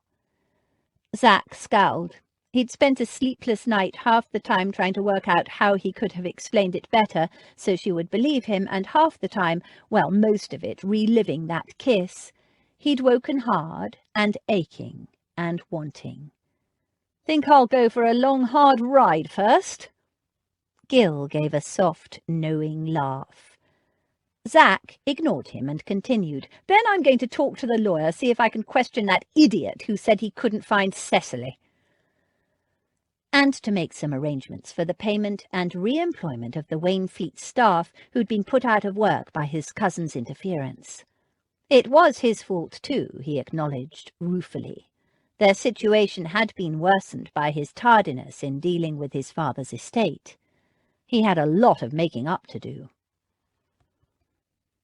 Canberra's had the banns called, Gil said the following morning at breakfast. St. George's, Hanover Square. Word is, they'll be married by the end of the month. The banns? Damn him for an impatient, blasted swine. Zach clenched his fist. The bastard must have seen them kissing on the balcony after all, and was racing her to the altar before Zach could get her to change her mind. At least it's not a special license. Zach frowned, deep in thought. He had to do something. He couldn't go on with her thinking he was amusing himself at her expense. He had to make her understand he was telling the truth, and that he was. That he wanted her. That he could offer her at least as much as Canberra, not quite as much, wealth perhaps, and not a castle, but he wasn't a damned bore. Just a big, fat liar. He made up his mind. Doing anything special this afternoon, Gil?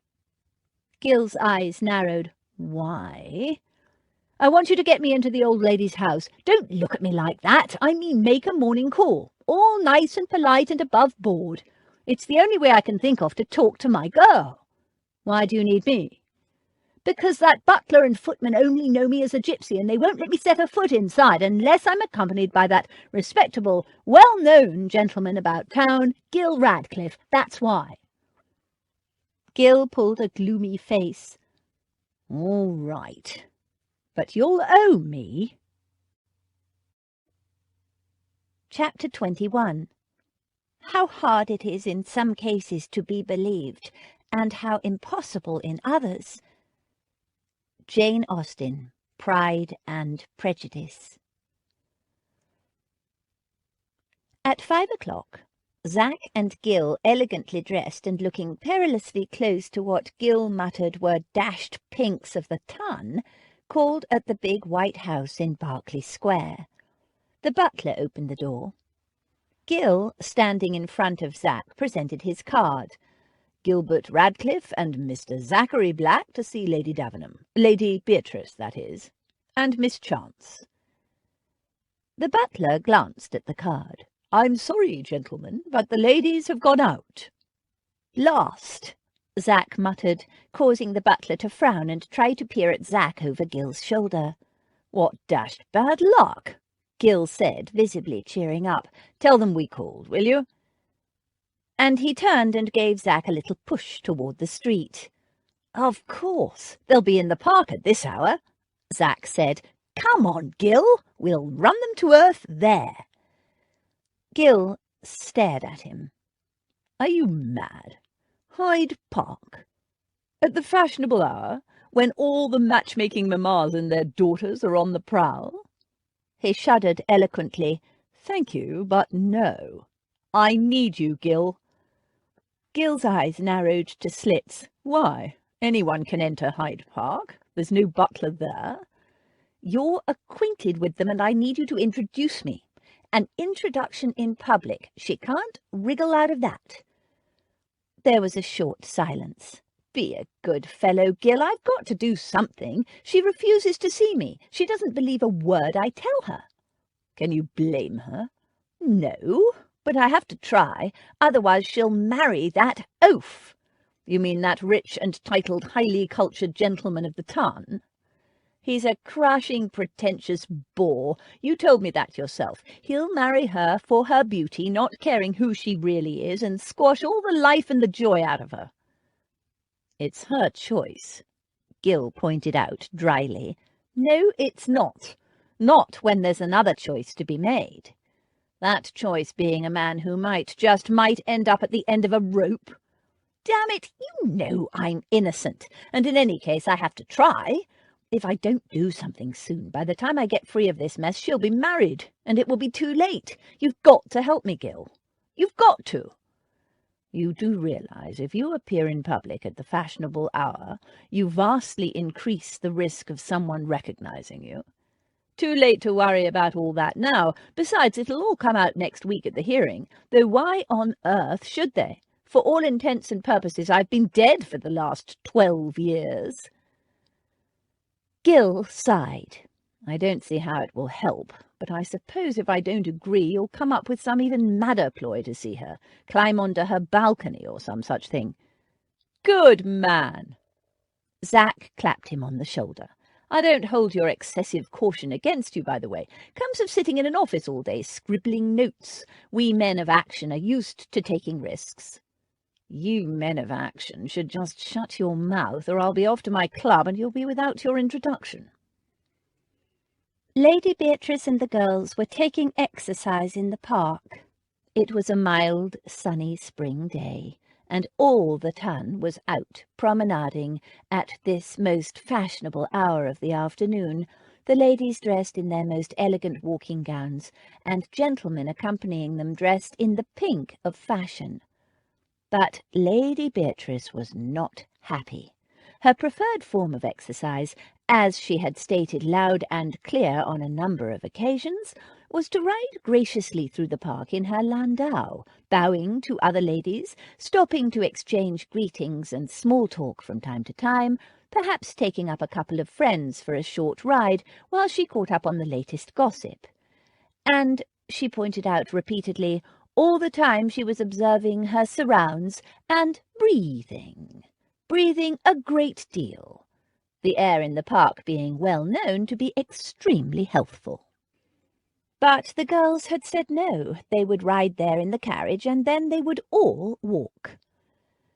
Lady Beatrice's second favourite form of exercise, and the one she had argued strenuously in favour of today, was to be carried in a bath chair by a pair of hefty footmen. "For seeing them sweat does me a world of good, my dears," she argued. "Truly it does." But on this her nieces were adamant. The doctor had said Lady Beatrice needed to walk for her health, so walk she must. And being unable to resist the combined forces of all her nieces, she did, with a very bad grace, for the ground was damp and the air was chilly. And pray what use is walking when the veriest bores can accost one with the greatest of ease? One has to run, positively run, to avoid them.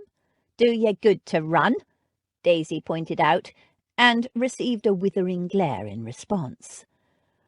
Lady Beatrice spotted an old friend, Sir Oswald Merridew, and waved.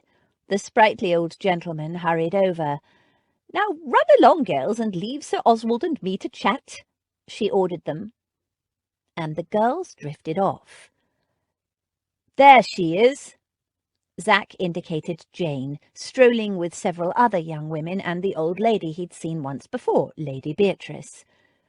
As he and Gil watched, the girls broke into pairs, and arm in arm strolled away, leaving the old lady talking to a nattily dressed elderly gentleman. Zach and Gil followed Jane. Gil informed him she was walking with her sister, Lady Davenham. "Ah, so that's Abby," Zach said. Jane had spoken of her sisters. They didn't look much alike. As Zach and Gil approached, Jane glanced back and saw them coming. She stiffened, said something to her sister, and the two marched quickly away. Zach and Gil followed. But every time they drew near, Jane and her sister hurried away. "Enjoying this a lot more than I thought I would," Gil confided as the girls marched off for the 4th time, almost running this time. "Quite puts me in the mood for hunting season. Why don't you take a flying tackle, bring her down in the mud? Or perhaps I should send for my hunter and some hounds, and you can run her to ground that way."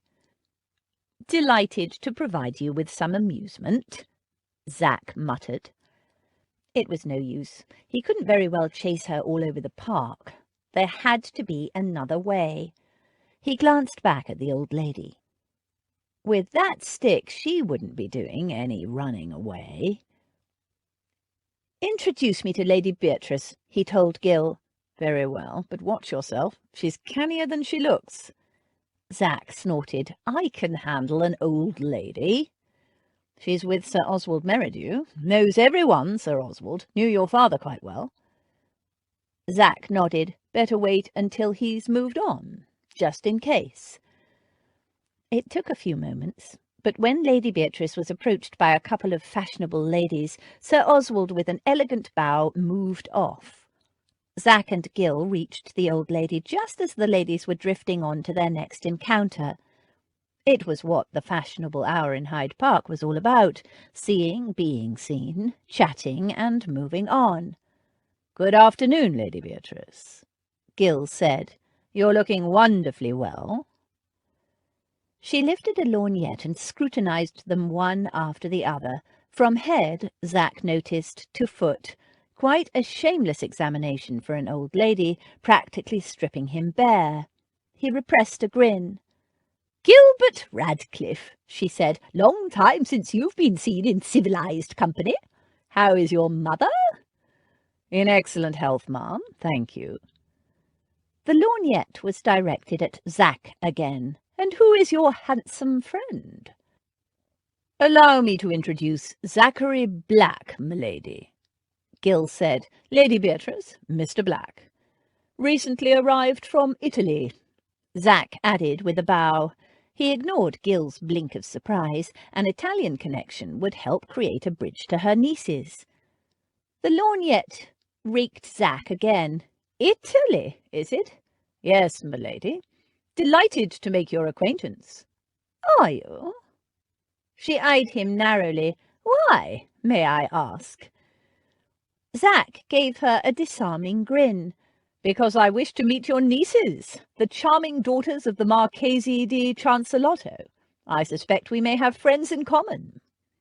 He glanced across to where Jane and Abby stood glaring at him. Could that possibly be the young ladies concerned?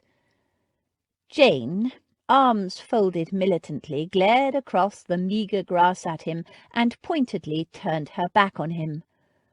Lady Beatrice gave a caustic snort. "It had better be, since you've spent the best part of half an hour chasing them all over the park. Or should I say chasing Jane?" Zach blinked. He darted a quick glance at Gil, who was trying to swallow an I-told-you-so look, though not very hard. "Doesn't want to talk to you, does she? Can't say I blame her. That's the trouble with this place. Anyone can approach anyone, or try to. Now, there's a bench. I'm going to sit down. All this dratted walking." She sat down and brought up the lorgnette to scrutinize Zach again, dwelling on his face this time. Zach felt a prickle of discomfort. Her eyes narrowed. "Who did you say you were again?" "Black." He bowed again with a flourish. "Zachary Black, late of Verona. Italy," he added, in case she didn't know either her geography or her Shakespeare. Her gaze sharpened. "Who was your father?" she demanded abruptly. Zach said cautiously, "Ah, m'lady, 'tis a wise man who knows his own father." "His name, sirrah, and don't be bothering with that continental flummery. All that bowing is exhausting me." "I believe my grandparents named him after a king." "Ha!" she exclaimed in triumph. "George. I remember him well. Didn't like him much. Nasty temper on him." She gave a brisk nod as if confirming something. "Zachary Black, my foot. It's Adam Aston Black, if I'm not mistaken." It gave him a jolt. There was a muffled sound from Gil, which he turned into quite a praiseworthy cough. Zach said, Would you admit to it if you were mistaken? Not usually. Neither do I. However, I am not this Adam whoever you said, he said gently, as if humouring an old lady. I am Zachary Black, plain and simple. Bah! You are neither plain nor simple, my boy, so don't try and flummery me. I might be old, but I'm not in my dotage, and I know an Aston Black when I see one. I attended your christening. Adam George Zachary Aston Black, only son of the late Lord Wainfleet. She grinned. You howled the church down. No doubt the devil was in you even then. Zack swore silently. How the hell had she rumbled him? The old lady continued. You don't much resemble George, except for the eyes. Aston Black eyes, if ever I saw them, and you have a great look of your grandfather, and him, before you try to deny it, I knew very well indeed. My grandfather was a gipsy, madam. She gave a crack of ribald laughter. He was many things, my boy, and a wicked rake to boot. The stories I could tell, but... She fixed him with a severe look. He was, underneath it all, a gentleman, as are you, I hope, whatever nonsensical game you're playing. Zack didn't know what to say. He glanced at Gil, who was trying to look as though he wasn't convulsed with silent laughter. The old lady continued. So returned from the dead, have you, young Adam or Zachary, or whatever you're calling yourself? Thought you might reappear when I heard your cousin was petitioning for the legal ruling. Nothing like a greedy little weasel sneaking your inheritance to bring a missing boy home, eh? Zack gave a short, rueful laugh. You're very well informed, my lady. He hoped she hadn't heard about the murder charge, but he wasn't counting on it. I have my sources. She smoothed her skirt complacently. So, you're pursuing my niece Jane, eh? I am, my lady. No use in pretending now. Looks to me like she doesn't want to be pursued. We had a misunderstanding. She arched an elegantly plucked eyebrow at him. Whose fault was that? Mine, Zack admitted. The old lady considered that. What are your intentions towards my Jane? Everything of the most honourable. I see. She fell silent a moment, swinging her lorgnette back and forth meditatively.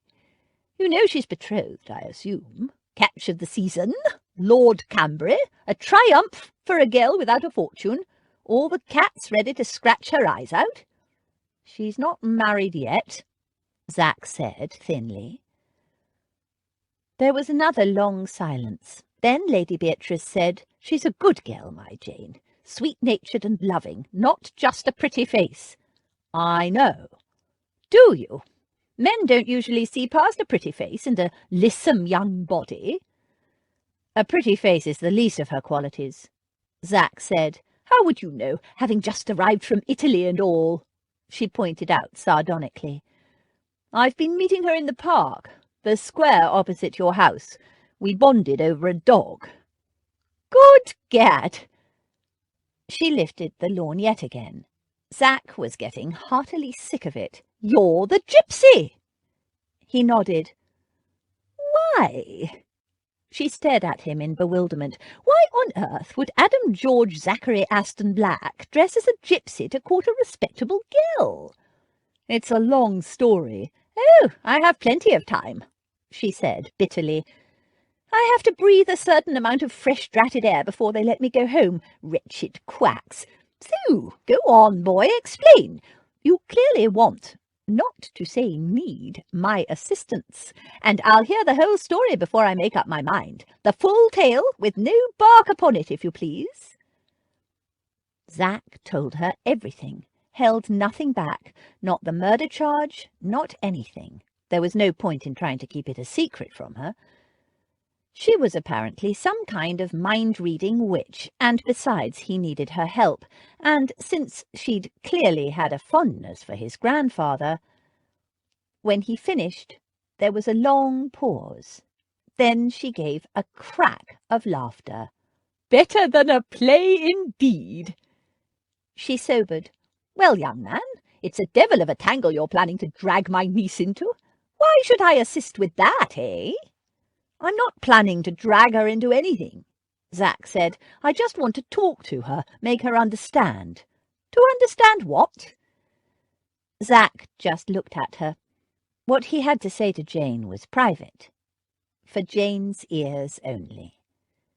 She laughed and patted his cheek. "Such a delicious glower. Your grandfather was just the same." "The problem is time," Zach said. "It might take weeks to sort out the mess I'm in, and by then—" The old lady nodded. "By then the girl could be married." "Exactly. His having the banns called has forced my hand. I wouldn't otherwise involve her until I could come to her free and clear." She nodded slowly, considering what he'd said. "The girl's not interested in marrying for love, you know. Wants security above all. Had a difficult time of it as a child. Quite happy to make a convenient marriage." She gave him a shrewd look. "You and Cambury both have a title, a fortune and property, or you will have when, as you say, the mess is sorted out. But Cambury is, I fancy, a great deal wealthier than you will ever be." Zach said nothing. He knew that. Lady Beatrice continued. "My Jane's not a girl who likes to upset the apple cart. She likes everyone to be happy. If she were to brave the scandal that jilting Cambury would cause, and believe me, it would be the scandal of the decade, she'd need a dashed good reason. So, young Aston Black, what can you offer her that she hasn't already got?" Zach looked her in the eye. "Me." There was a brief pause. Then Lady Beatrice went into a peal of laughter. "A chip off your grandfather's block indeed. Not a shred of modesty in that man either." She wiped her eyes. Well, nobody has ever accused me of being a spoil-sport, so as long as you're not playing fast and loose with the affections of my Jane, and you're not, are you?" She poked him in the chest quite hard and gave him a beady look. "No, my lady, I promise you I'm not." And he meant every word. She gave him a long look that stripped him bare in quite a different way this time. He wasn't sure what she saw, but whatever it was seemed to satisfy her. "I believe you, dear boy."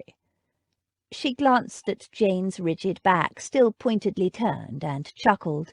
"Come to my literary society tomorrow, 2 o'clock sharp, and it would be delightful if you could converse in Italian with my nieces. They will simply adore it." She fished in her reticule, pulled out a card and a pencil, and scribbled something on it. "Give this to Featherby, my butler. He'll admit you, and don't fret. I won't give you away. I quite see the need for discretion. You come too, young Radcliffe. We need more young men." "Delighted, my lady," Gill said glumly. Zach took the card. A literary society was a more public meeting than he'd planned on, but it was a start. He had to get her alone, had to make her believe him, and to give him time to show her. He glanced across at Jane, bowed to the old lady, and smiled. "Thank you, my lady. You won't regret this, I promise you." The old lady laid a gnarled hand over her heart. "Oh, that wicked, wicked smile. It does take me back." She gave him a wicked smile of her own. "The literary society has been getting devilish dull lately. The arrival of a handsome Italian-speaking gentleman should liven things up nicely." As they walked away, Gill commented dryly, "Quite an education, watching you handle a harmless little old lady." "Smugness does not become you, Gilbert. Besides, harmless? She's a bloody witch. You should recruit her." "How do you know I haven't already?" Zach laughed. Chapter 22. You want to tell me, and I have no objection to hearing it. Jane Austen, Pride and Prejudice. My mother dragged me to Lady Beatrice's literary society once before, Gil told Zach as they approached the big white house in Berkeley Square. Not the usual kind of literary society. It's packed full of old ladies who can't read small print anymore. The girls read the books aloud, then everyone has tea, then they read a bit more, then they all go home. Sometimes they even read the same book twice. He shook his head in mild disgust. Sounds painless enough. The trouble is, every old lady has at least one eligible young female relation that she's trying to palm off on some hapless fellow. Gil said gloomily, "Why else do you think my mother dragged me there in the first place? Not for my entertainment, you can be sure of that." They rang the bell, and Lady Beatrice's butler opened the door. His eyes narrowed in recognition. Before he could say anything, Zach handed him Lady Beatrice's card. "Messrs. Black and Radcliffe for the Literary Society." The butler glanced at the card and stood back to let them enter, managing to convey in some mysterious butlerish fashion that, while he disapproved of her ladyship's imprudence in inviting such a dubious fellow as Zach, he would naturally honour the card. But he would be watching, and Zach had better behave himself. All conveyed without a word. Marvellous, Zach thought as he stepped inside and found a large liveried footman waiting to collect coats, hats, gloves and umbrellas. "Afternoon, William." "You!" Having no mysterious butlerish powers, William started forward, clearly ready to throw Zach into the street. But the butler cleared his throat in a discreet and meaningful manner, and with visible difficulty William restrained himself. Again Zach admired the butler's powers. He handed William his hat. "Apologies for my earlier deception, William. Not really a gypsy. Was on government business." He tapped the side of his nose. Gil shrugged off his coat and handed it to the butler. "Numbers dropped since the start of the season, have they, Featherby?" he said. "Can usually hear the din from here." "On the contrary, sir," Featherby murmured. "The quiet is because you have arrived a little late. The reading has already begun." As he passed the still glowering William, Zach slipped a gold guinea into the big man's hand. From the look on the footman's face, it reconciled him slightly to having Zach in the house, just barely. Zach followed Gil, who seemed to know his way. They entered a large drawing-room where at least 50 people were seated in semicircular rows, all facing the front. It wasn't quite full of old ladies, Zach saw. There were at least a dozen younger men, all exquisitely dressed and seated in the front semicircle of chairs. On a small podium sat 3 young women. Jane, in the centre, was reading aloud. The young men leaned forward, gazing at her raptly. "Puppies," Zach thought. He wanted to bang their heads together and boot them out the door. Lady Beatrice caught his eye and nodded a regal greeting. Zach nodded back. Most of the chairs were taken, and he and Gil waited just inside the door so as not to disturb the reading. Zach stood in the doorway listening, drinking in the sight of Jane, sitting with her back straight, reading aloud, as earnest as a schoolgirl. "He came to ask me whether I thought it would be imprudent in him to settle so early, whether I thought her too young. In short, whether I approved his choice altogether, having some apprehension, perhaps, of her being considered, especially since you're making so much of her, as in a line of society above him. I was very much pleased with all that he said." She looked enchanting. Her voice was clear, her reading ever so slightly wooden. He found it utterly endearing. At the turning of a page, she glanced up and saw him. Her jaw dropped, she lost her place, then fumbled and dropped the book. She shot a glance at a man seated to her left and flushed. Zach could only see the back of his head, sandy hair and a balding pate. There was an immediate scrimmage as the young dandies at the front leapt into action, competing gallantly to retrieve the dropped book and return it to her. Zach was more interested in the fellow who'd caused that anxious look. Taking advantage of the disturbance, he moved fully inside, choosing a position at the back of the room where, standing, he had a clear view of Jane. Gil followed. Since that first fraught look, Jane hadn't even glanced at Zach, but the way she avoided looking in his direction told him she knew exactly where he was. Beside her, the sister with whom she'd been walking in the park watched him with an expression that indicated if she found him hanging from a cliff by his fingers, she'd gladly stamp on them. She was loyal to her sister. Zach liked that. He smiled and gave her a friendly nod. Order restored, Jane resumed her reading, her colour considerably heightened. The sandy-haired fellow turned his head and gave Zach a long, hard look. "That's Camberry," Gil murmured. Zach had thought as much. Across the crowded room the two men eyed each other. "What can you offer her that she hasn't already got?" The old lady's question echoed in his head, and he thought of that moment, that split-second instant when she'd gone from resisting him to kissing him back.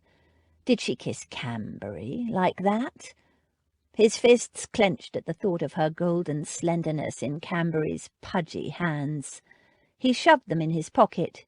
Jane paused a moment, then her voice rose as she read, with slight emphasis, "It is always incomprehensible to a man that a woman should ever refuse an offer of marriage. A man always imagines a woman to be ready for anybody who asks her." Feminine titters rippled through the audience. Zach's lips twitched as he wondered which one of them she was aiming that at. Him, no doubt. Or perhaps all the men in the audience. She continued, "Nonsense! A man does not imagine any such thing. But what is the meaning of this? Harriet Smith refuse Robert Martin? Madness, if it is so, but I hope you are mistaken." And Zach's attention wandered. He had no interest in this story. He was examining his surrounds, wondering how in this crowd he would be able to speak to her in private. The old lady had tricked him. It looked well-nigh impossible.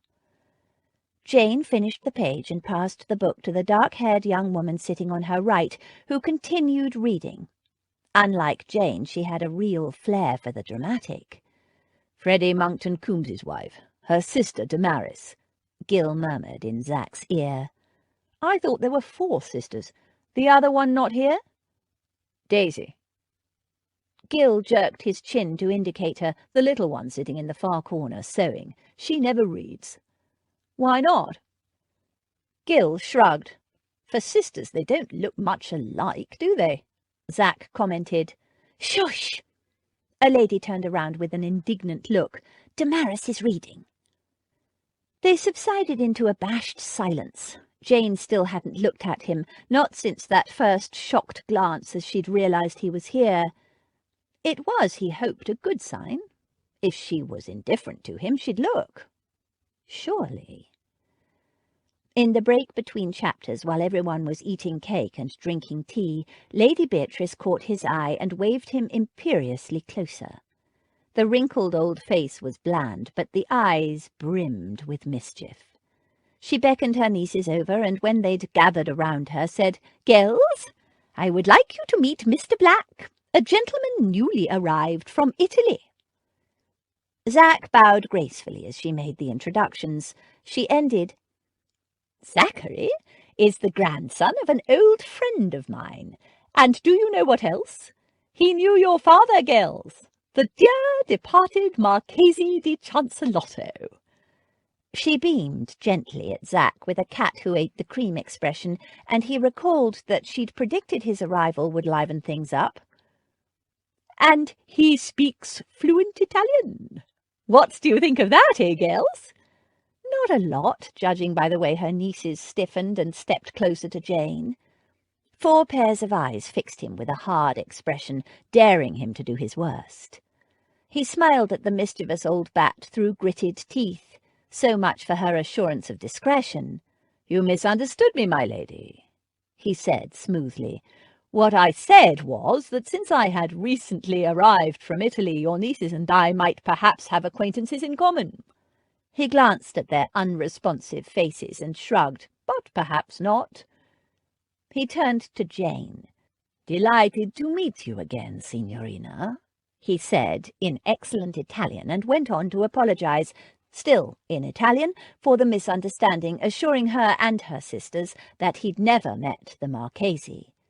Hoping he had reassured them, he was surprised to see 4 blank and slightly panicked expressions on the faces of 3 of the 4 nieces. The small one just glared at him with uncomplicated fury. Jane looked quite frozen.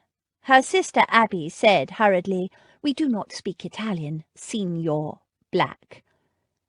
"Only Venetian," Jane added. Zach inclined his head gracefully. Of course, Venetians were very proud of their distinct culture and history. He said in the Venetian dialect, "My Venetian is a little rusty, but if you would prefer me to use that—" And when he received another equally blank and slightly panicked look, he realized the old lady had tricked him. The girls had no idea what he'd said. "Ah, you don't wish to speak Venetian?" he said quickly in English. "Not in public," Jane told him. "We were brought up to believe it's impolite to speak a language others in the room do not speak." "Oh, but Miss Chance," a lady gushed, "I would love to hear a Venetian conversation." "Me too," said another. "I learned Italian in the schoolroom, of course, but I have never had the pleasure of conversing with a native speaker." She batted her lashes at Zach, "Especially such a dashing one." Jane's sister Abby stepped forward. "Sorry, but Lady Beatrice has forbidden us to speak Venetian." She turned to the old lady and said with an edge of steel, "Haven't you, Aunt Beatrice, dear?" The old lady gave Zach the sweetest smile and said, "Indeed I have. I should have warned you, Mr. Black. Italian is bad enough, but the mere sound of the Venetian dialect gives me the most frightful palpitations. It was all the fault of the Doge. Or was he a Marchese? I forget, the most divine-looking man, with such eyes, like drowning in chocolate, my dears, and the longest, thickest lashes, and his figure. I vow his valet must have had to pour him into his breeches. As for peeling him out of them, well—" And she sighed with gusty reminiscence. At that point the butler rang a little bell, and there was a general shuffle to resume seats. Jane gave Zach a look that gave him to understand that if she never saw him again, that would be perfect. Damn and blast! He'd come here to mend the situation between him and Jane, and now, with his Italian-Venetian debacle, it was worse than ever. He glanced at the old lady, cursed her under his breath. It amazed him that she'd lived so long, that nobody had yet strangled her. She grinned back at him like the veriest urchin brat, filled with such unrepentant glee he was forced almost to laugh. Zach inclined his head to her, acknowledging her victory. The devious old hell-cat. She'd led him right down the garden path, paying him back, no doubt, for his initial deception of Jane. It had been an impressive performance. He glanced at Gil to see if he'd witnessed the debacle, and saw his friend once again battling with silent convulsions. Zach made his way to the back of the room. All was not lost, he told himself. He was still here in the house where Jane lived. There must be a way he could see her, explain, apologize. He stepped back to let a lady pass when a sharp little elbow jammed into his ribs hard. "Off!" He turned, rubbing his ribs. The culprit was a small, elegantly dressed young woman, the 4th sister, Daisy. "Sorry," she said. She didn't look the least bit sorry. That elbow had been deliberately aimed. Another one who wanted to punish him for speaking Italian, no doubt. She jerked her head toward the door. "Follow me, gypsy." Gypsy? Intrigued, he followed. She led him along the hallway, and Zach was surprised to see she had a distinct limp. He was also surprised by her accent. Pure, broad Cockney, nothing like Jane's. "The old lady told me to say you're to wait in the parlour along here."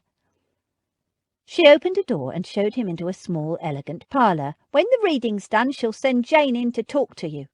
"Thank you," he began. She cut him off. Don't thank me. It's the old lady's house, so she can have whoever she wants in it. I don't agree, but it ain't up to me.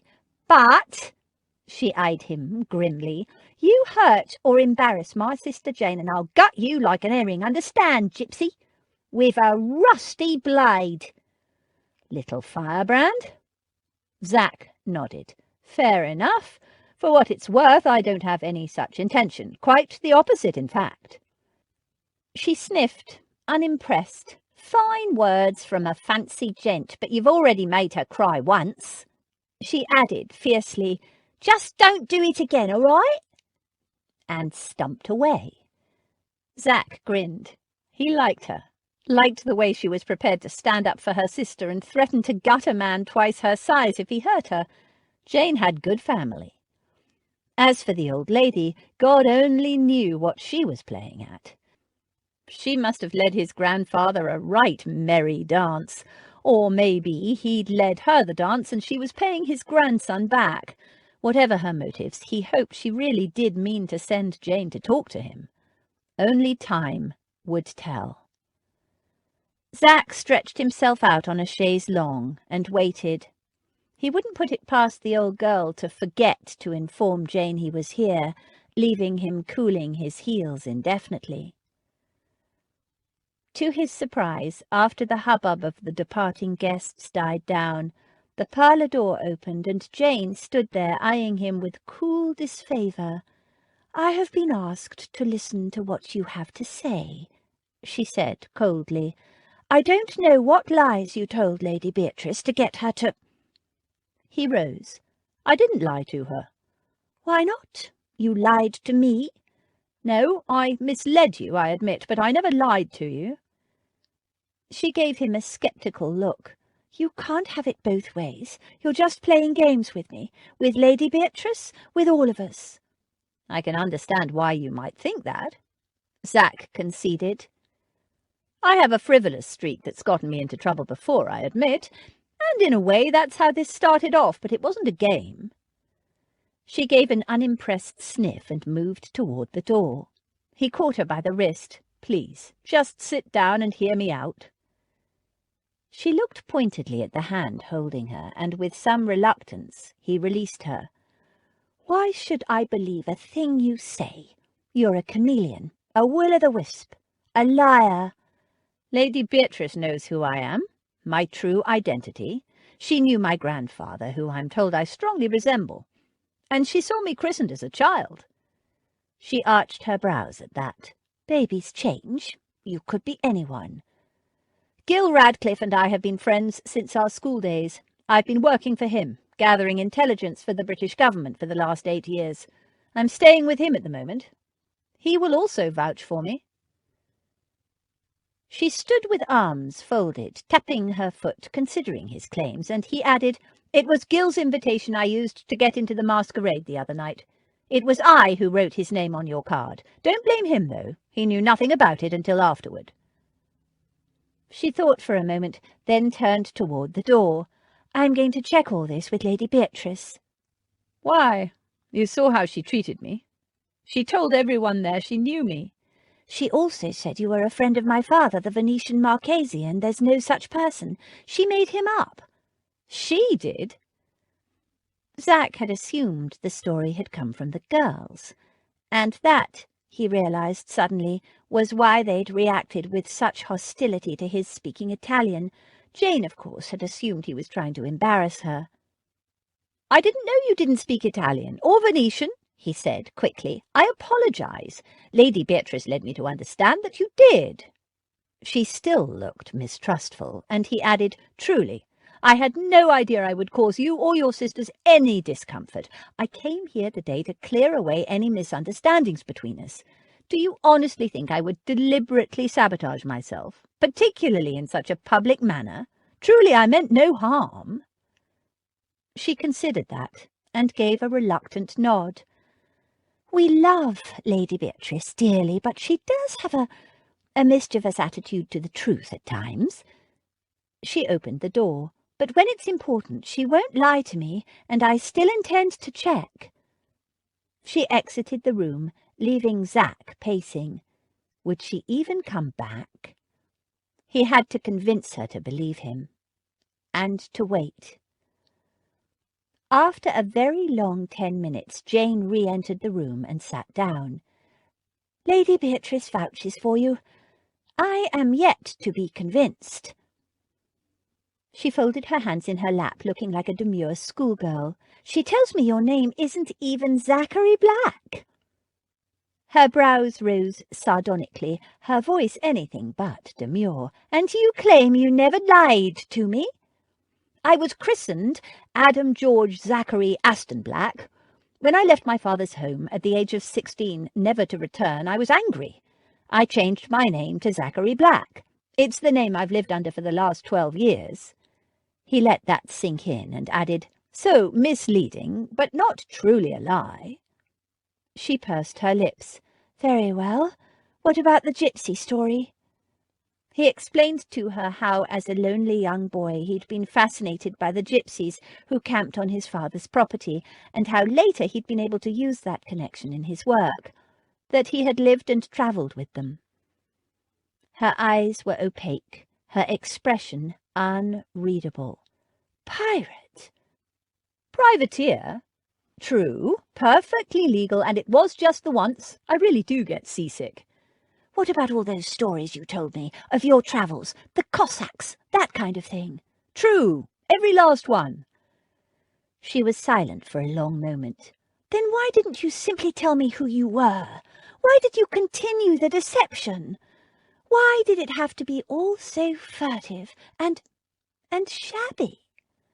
Her back was straight, but her eyes were wide, impossibly blue, and wounded. "Shabby?" Zach swallowed. Yes, in retrospect, he had treated her shabbily. "For that I truly apologize." He took a deep breath. "I've been a complete fool," he admitted, "acting the gypsy, playing games when all the time I should have told me the truth." He nodded. "You were right to tell me to grow up. These games and stratagems and disguises have been my life for the past 8 years. Deception and lies have been my stock in trade. When I arrived in England, the day I met you, I had no intention of staying. I thought I'd come to London, deliver the documents my government needed, and then," he spread his hands, "return to my life in the shadows." "What changed your mind?" "2 things." And he told her about his inheritance, and that his cousin was planning to have him declared dead, and explained how he'd discovered a murder charge hanging over the head of Adam George Zachary Aston Black, which complicated the claiming of his inheritance. "And that's why I deceived you," he finished. "I need to hide my true identity until I can free myself of this murder charge." "Whom do they say you killed?" He explained. Jane sat quietly listening to the story of how a 16-year-old boy had helped a frightened girl to escape her violent husband and took her to live with a widowed school friend in Wales, and about the body discovered in the lake at Wainfleet that had been identified as Cecily's. She watched him as he recited his story, watched the light change in his eyes, listened to the timbre of the deep voice as he explained. He finished. "I swear I left Cecily in Wales alive and well. I've never harmed a woman in my life." Jane had no doubt he was telling the truth. She knew he was a master spinner of tales, but still, in this, she believed him. She knew he was capable of violence. The way he'd handled those thugs the day they first met had demonstrated that. But she had, after all, met him when he'd come to her rescue, and she'd been a stranger to him. She'd met dangerous men before in her life, and Zachary Black might be dangerous in one sense. He certainly threatened her peace of mind and her heart, but she knew he wouldn't harm her in any physical sense. "Why are you telling me this, Mr. Black? It seems to me you've worked very hard to keep it a secret for a long time." "Because I wanted you to know the truth about me. Because you'll hear some garbled version soon enough, and I want you to know the truth." The application to have me declared dead comes up next week. I'm hoping to have the murder charge dismissed by then, but if not—" "Because you're having difficulty locating Cecily." "We'll find her," he assured her. "Gil has men out scouring the country for her." "If you can't find her, how are you going to prove your innocence?" He didn't answer, but gave her a curious glance. "Aren't you going to ask me whether I did it?" "No." He smiled. "You're assuming I'm innocent." She gave him a cool look. She hadn't yet forgiven him entirely. "I don't know you well enough to assume anything." "Yet?" "I beg your pardon?" "Yet. You don't know me well enough yet." He leaned toward her and added in a dark voice laced with promise, "You're going to get to know me a great deal better." She raised her brows at that, even though her heart beat a little faster at the intensity in his expression as he said it. "Am I?" "I'm betting my life on it," he said quietly, with a look that burned straight through to her heart.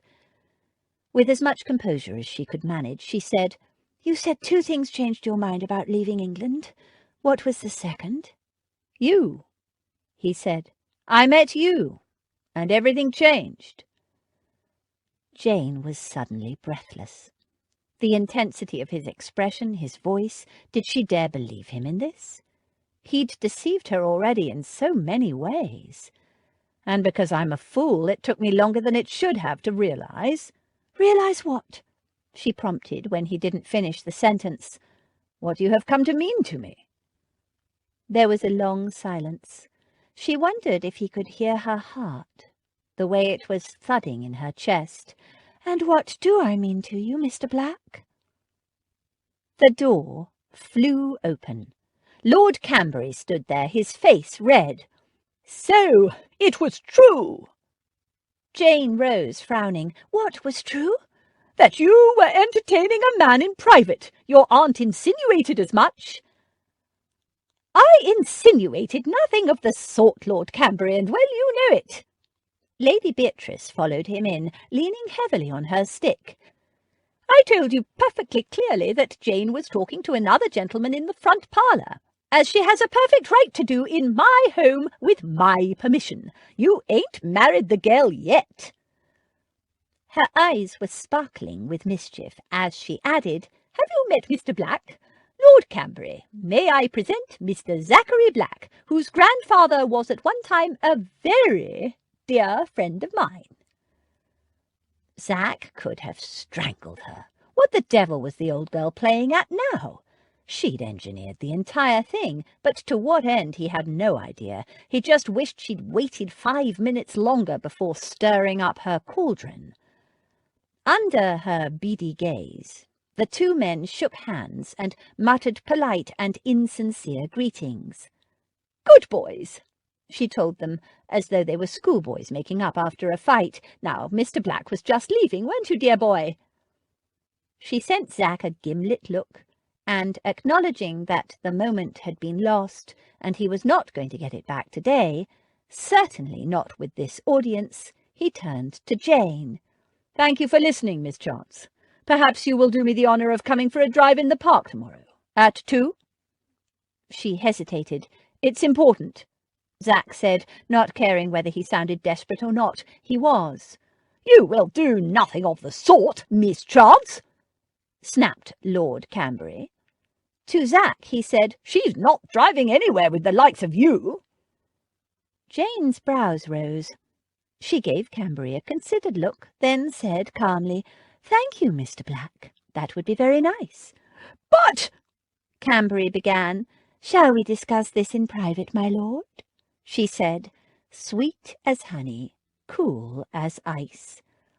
His lordship stared at her, baffled, annoyed, and, from his expression, also slightly impressed. Zach took the opportunity to depart. "Nicely handled, Camberry," he murmured as he passed. Camberry's pompous refusal on her behalf was something no girl of spirit would tolerate. He'd practically driven Jane into Zach's arms. It almost reconciled Zach to him. Almost. Chapter 23. The very first moment I beheld him, my heart was irrevocably gone. Jane Austen, Love and Friendship. Lady Beatrice expressed the need for a nap after Zachary Black had left, and Jane helped her upstairs. Lord Cambury said he would remain in the parlour and wait for Jane's return. He didn't look at all happy with her. Too bad, Jane thought. She wasn't very happy with him either. The interruption couldn't have come at a more inopportune or frustrating moment. Just when Zachary Black had been about to say, "What?" He'd been so sweet, so serious and remorseful. There had been nothing of the wicked rogue about him today, and though she'd seen that devilish smile of his too often in her dreams, to see him like this, no games, no mischief, just heartfelt sincerity, it was a side of him she'd never seen before, and it slipped right past her defences. What had he been going to say before Lord Cambury had burst in like that? Frustration ate at her. She handed Lady Beatrice over to the ministrations of her maid and returned to the small parlour where Lord Cambury was waiting. Featherby had provided him with a sherry and some biscuits. Lord Cambury rose, brushing crumbs from his fingers. "Well, missy, what have you got to say for yourself?" Jane seated herself unhurriedly next to him on the chaise longue. "I very much dislike being called Missy," she said quietly. "You may call me Jane, Miss Chance, or my dear, but not Missy." His brows shot up. "Secondly," she continued, "I don't like the accusation in your voice." She laid her hand over his, and her voice warmed a little. "Lord Cambury, Edwin, if I may, you have to learn to trust me. You cannot go on assuming I will betray you at every opportunity." "Ha!" He shook off her hand. "First you're seen hobnobbing with that shabby fellow in the park, then I catch you kissing some man on a darkened balcony."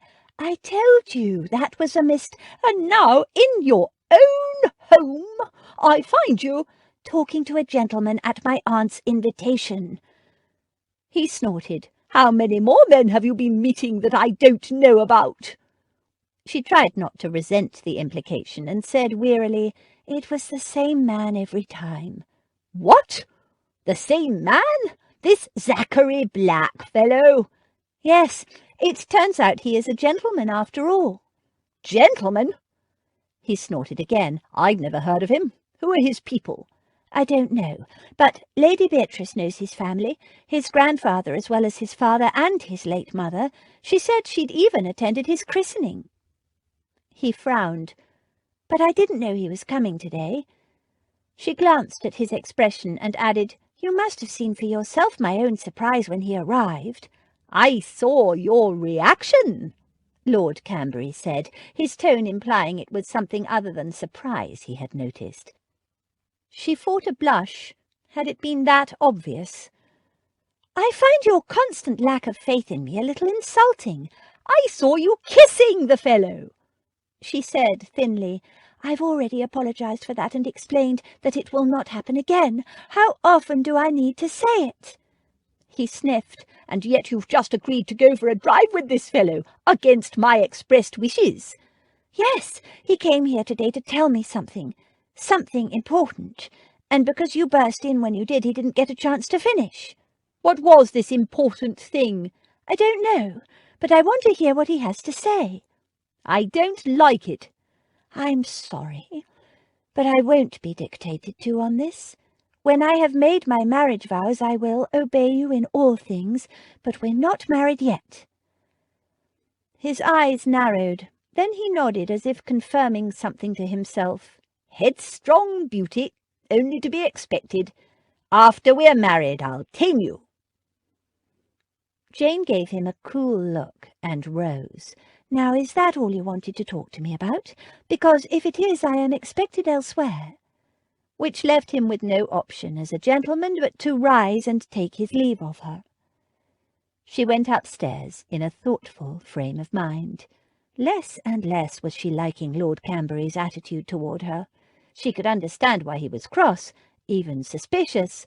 Zachary Black had been very persistent, and no man would be happy about another man pursuing his betrothed.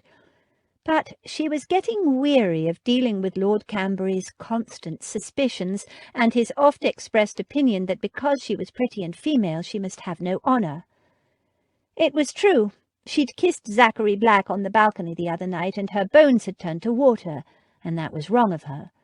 But she hadn't arranged to meet him or encouraged him in any way, and, though she had to admit she had returned his kiss, quite shamelessly in the end, she hadn't invited it. The fact that it had taken all of 3 seconds to go from resisting him to melting in his arms was unfortunate, but it wasn't a crime. And today there had been nothing unseemly between them, no physical contact. She touched the wrist he'd caught, almost no contact. She'd simply listened to his story. And what a story it was! If only Lord Camberry hadn't burst in when he had. Lord Camberry. She sighed. She had always assumed she would love her husband, that she would be the loving one in the marriage, even though it would be a marriage of convenience. Many couples learned to love after marriage. Now it occurred to her for the first time that she might not be able to love Lord Camberry, or at least that it might be difficult to love him, more difficult than she had expected. Lord Camberry was acting like a jealous man, but without love there could be no jealousy, surely. She didn't understand it, didn't understand him. She'd always believed that a marriage of convenience would suit her, that an alliance made in good faith, based on respect and mutual need, and uncomplicated by extremes of emotion, would be a sound basis for 2 people to achieve contentment, if not actual happiness. Now she wasn't so sure. Zachary Black called for Jane promptly at 2 the next day, driving a very smart high-perch phaeton pulled by 2 gleaming black horses. "Borrowed the whole rig from a friend," he told her, as he lifted her up into it. "Don't worry, I've given them a good run already, taken the edge off them." He looked very dashing, in buckskin breeches, gleaming black boots, and a new, very smart, dark olive coat that brought out the faint green of his eyes. Jane settled herself in the seat. It was very high up. She felt quite dashing and adventurous. She was glad she'd worn her favourite red pelisse and her new bonnet. She'd been waiting for this moment all day, hadn't been able to settle to anything much. What was this important thing he wanted to say to her? She thought she knew. She hoped she knew. She felt sick, excited, hollow. He climbed lithely up, and she felt the warmth of his thigh as he slid into the seat next to her. It wasn't a very big seat, just barely room for 2. Awareness thrummed through her. Apart from the initial polite exchange of pleasantries, they drove in silence. She assumed he was considering what he was going to tell her. Whatever it was must be quite weighty, judging by his expression. She had her own thoughts on what it might be. They caused the butterflies in her stomach to flutter even more madly. They drove through the busy streets toward Hyde Park, his hands sure and steady on the reins. She noted his awareness of everything around them, the deft way he negotiated the busy traffic, how he slowed when a child ran onto the road, then stopped and ran back, oblivious of the danger. She saw how he stopped to let an old rag-and-bone man push his cart across the road in front of his smart phaeton. You could tell a lot about a man from the way he drove. They drove through the gates of Hyde Park and continued on to a less fashionable part of the park, where he slowed the horses for a walk. "Thank you for agreeing to this drive," he said. "I am sorry if it caused you any difficulty with your fiancé." "It didn't," Jane said tranquilly. Lord Camberry didn't like it, but he had accepted it. "You said yesterday you had something important to say to me." "Yes."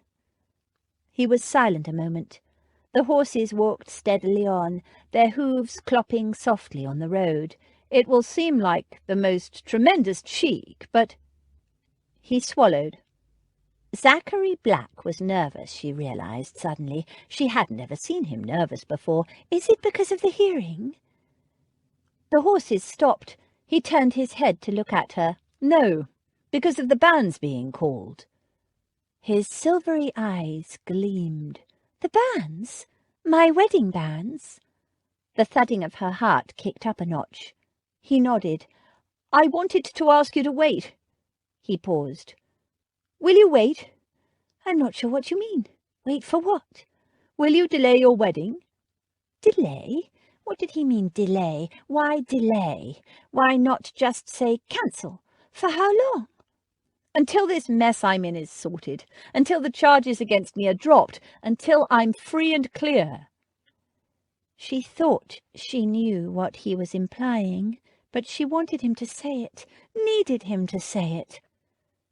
Free to do what? He just looked at her, an intense, burning look that seared her to her soul. She waited, but he said nothing.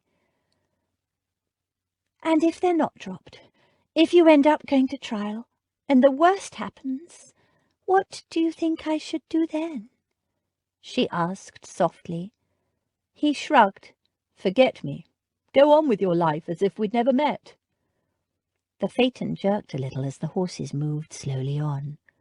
She looked at him, at his grim profile as he stared ahead, contemplating what she could see was a bleak future.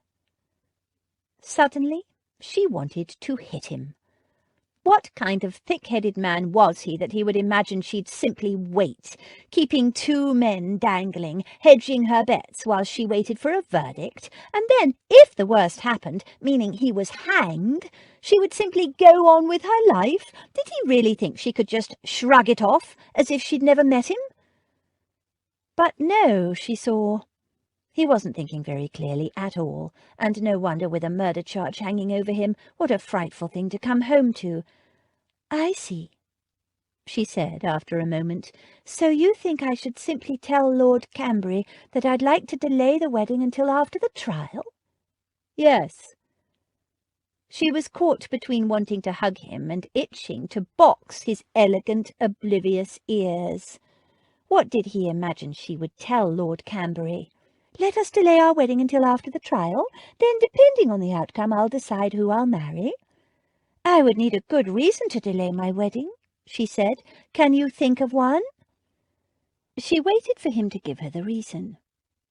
When he didn't, she continued, I hardly know you. We've met perhaps a dozen times. We've walked and talked, and now you expect— You left out kissed. We kissed, if you remember, and danced together. And his heated gaze dropped to her mouth, and she felt the tingle of it, the heat, the touch, the possession of it clear through to her bones. She inclined her head, acknowledging the kiss and the dance.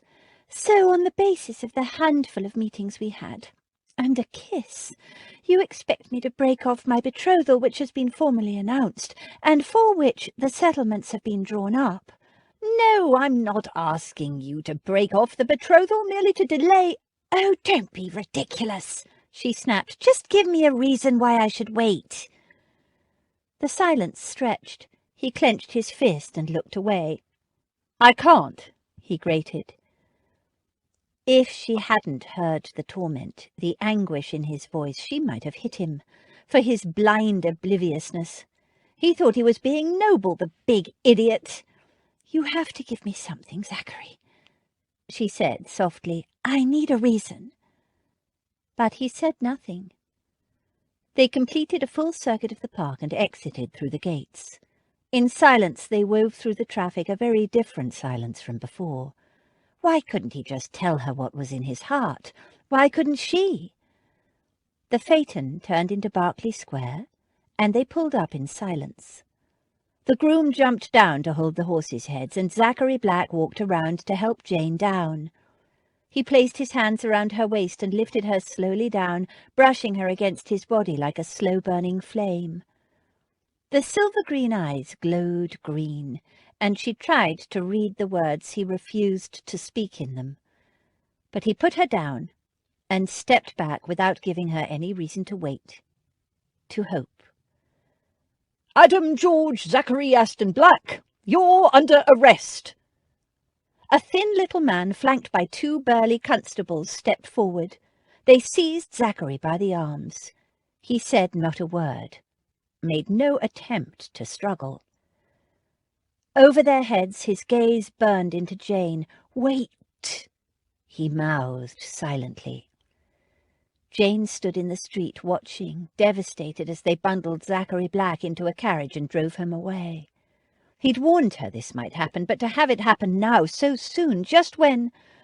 Oh, how could she just wait? Did he expect her to open up her heart to him and then wait for him to be declared innocent or guilty? Clearly he did. And what if he were found guilty and hanged? What was she supposed to do then? Switch her feelings off and go back to marry Lord Cambury as if nothing had happened? Impossible. For Jane, the worst had already happened. She'd fought against it from the start, tried to deny it for so long, but now, seeing him taken away in custody, bound for prison, possibly to be hanged for a murder she was certain he did not commit, she had to acknowledge it. For better or for worse, she'd gone and fallen in love with Zachary Black. Gil was at work when he received a message from Zach's lawyer informing him that Zach had been taken to Newgate Prison. He hurried straight over. He had news of his own. Bad news. Zach was being held in a gloomy little cell with several other gentlemen. Gil, being well aware of the conditions in Newgate, had come prepared, and a hefty bribe soon secured Zach a small but clean apartment of his own, containing a bed, a table, chair, and several small comforts. Zach was pacing back and forth like a caged tiger when Gil was finally shown to his new accommodations. "They arrested me in front of her, right in front of her," he said, as soon as Gil arrived. "Blast them, why couldn't they have shown a bit of discretion, waited until she was inside? The expression on her sweet face! Damn and blast them!" He paced a bit more. "And how the hell did they know to find me there? They were waiting for me, Gil, right outside her door, right at the time I was expected back." Gil made soothing noises and pulled out a bottle of brandy. He'd brought 2. The second one had gone to Zach's jailer to ensure his cooperation. He produced 2 tumblers from his pocket and poured the golden liquid. "Sit down," he told Zach. "I have news for you." Zach stopped pacing, but didn't sit. He could see from Gil's expression it wasn't good news. "Cecily?" Gil looked grim. "No sign of her in Llandudno at all. My man returned today." Zach swore. Gil went on. "He questioned Mary Thomas and a number of other people, and they were all adamant they'd never seen Cecily. He questioned them in Welsh and English, and yes, it's the right Mary Thomas. She spoke English and admitted to knowing Cecily from school, but she swore she hadn't seen her since." Zach sank heavily onto the chair. "I don't understand it. She's clearly lying, but—" He glanced at Gil. "At least you can testify you passed on Cecily's letters." Gil shook his head. "Won't help. They were just letters addressed to you. I can testify they had her name on them, but I can't prove that she sent them. Any luck tracing the people who saw us on the journey?" "Not yet, but we haven't given up." Zach contemplated his situation. "It's not looking good, is it?" Gil glanced around and lowered his voice. "Time for you to leave the country. I can get you out of here. The security is quite lax." "No, I won't flee. That's as good as admitting I'm guilty, and I'm damned well not. I'll stay and fight it." "It's the girl, isn't it?" Gil said after a moment. "She's the reason you're staying to fight this thing." The girl. Jane. If Cecily couldn't be found, damn it all to hell. Zach examined his situation from every angle. He could see no way out of it. "No, the situation's changed," he said wryly. I can't embroil her in this mess. She had her life all planned out, and I'm not going to ruin it all for her, not if there's no future. I'm going to have to cut her loose. Then if you're going to cut her loose, why the hell won't you leave the country? It doesn't make sense, Gil said in a low, urgent voice. Zach shook his head. I won't run away. When I went down to Wainfleet, I realised that since my father's death, everyone there has been left in a kind of limbo. An estate like that needs an owner to run it, an owner who's present. If I'm hiding out in Europe, they're still in limbo. Better that this situation is resolved once and for all, me or my cousin. Better for whom? Not you. Not if they stretch your neck. I'm gambling on my innocence counting for something. Zach lifted the tumbler of brandy in an ironic toast. To English justice. He drained it, shuddered as it burned its way down his throat, felt the heat of the alcohol lodge in his empty belly, and said, "Did you bring any notepaper? I need to write a letter." Jane had watched until the carriage taking Zachary Black away had turned a corner and disappeared from sight. Then she hurried inside and found Lady Beatrice. "He's been arrested. They've taken him off to jail." And she'd burst into tears. After a good weep in the old lady's arms, she'd felt wrung out but calmer. While Lady B wrote notes cancelling their social engagements for the evening and summoning the family for an emergency dinner, Jane had taken herself upstairs to wash her face and think about what she was going to do. Her thoughts were in turmoil, but she was clear about one thing, and she had to do it now before her courage deserted her. She sat down to pen a note of her own. "Mr. Gilbert Radcliffe to see you, Miss Jane," Featherby said, several hours later. Jane flew downstairs to the drawing-room where Mr. Radcliffe was waiting, looking very solemn, almost grim. "Is he all right?" Jane burst out as soon as she saw him. He blinked and she collected herself, saying in a more composed manner, "Mr. Radcliffe, so good of you to call on me. What news do you have of Mr. Black?" He held out a folded paper, looking awkward. "I've brought you a note, Miss Chance." "From Mr. Black?" She took it, recognising the bold black writing, and felt suddenly nervous. What reason would Zachary Black have to write to her?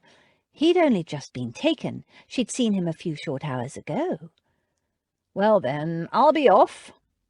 Mr. Radcliffe edged toward the door. "No, please wait," she told him, as she broke open the wafer that sealed it. "I might need to answer this." Mr. Radcliffe looked uncomfortable. He's not expecting any answer. "I would be very grateful if you waited." Jane rang the bell and asked Featherby to bring Mr. Radcliffe some refreshment. Zachary's friend provided for, she unfolded the letter and started to read. "Dear Miss Chance, firstly, I must apologise for the embarrassment caused you by my arrest in your presence. It must have been a shocking experience to a lady of delicate sensibilities, and I apologise most sincerely. I also wish to apologise for what I believe might have been a misunderstanding between us. Thinking back over our recent conversations, it has occurred to me you might have misunderstood my intentions. As I explained, I expect to be declared innocent of the murder of Cecily Aston Black, Countess of Wainfleet, but after that my stated intention is to leave England and return to my former pursuits in the service of my country. When I asked you to delay your wedding to Lord Canbury, it was simply so that I might attend the wedding, knowing that my current legal position might make that difficult. In our brief acquaintance, I believe we have become friends, and it was simply as a friend that I would have liked to witness your marriage. However, I've realised it was very selfish of me to expect such a delay only for my convenience. Please take no notice of anything I might have said to cause you to think otherwise. Go ahead and marry your Lord Canbury with my very best wishes. And be happy. Yours sincerely, Zachary Black." Jane read the letter twice, then put it down, noting absently that her hands were shaking. Mr. Radcliffe was watching her rather as a mouse might watch a cat. warily, and showing every evidence of a creature heartily wishing himself elsewhere. "Do you know what he said in this letter?" she asked him. He looked uncomfortable and made a vaguely negative movement. If he didn't know, he had a fair idea. "He has given me his blessing to marry Lord Cambury." "Ah, very proper of him," Mr. Radcliffe said in a strangled voice. "Very proper, my foot!" Jane's voice wobbled. She was on the verge of tears again. She took a deep, steadying breath and continued. "He's being noble again. Yesterday in the park he refused to explain why he was asking me to delay my wedding, refused to tell me what he was feeling, and now today he is telling me that whatever it was I thought he meant, he didn't."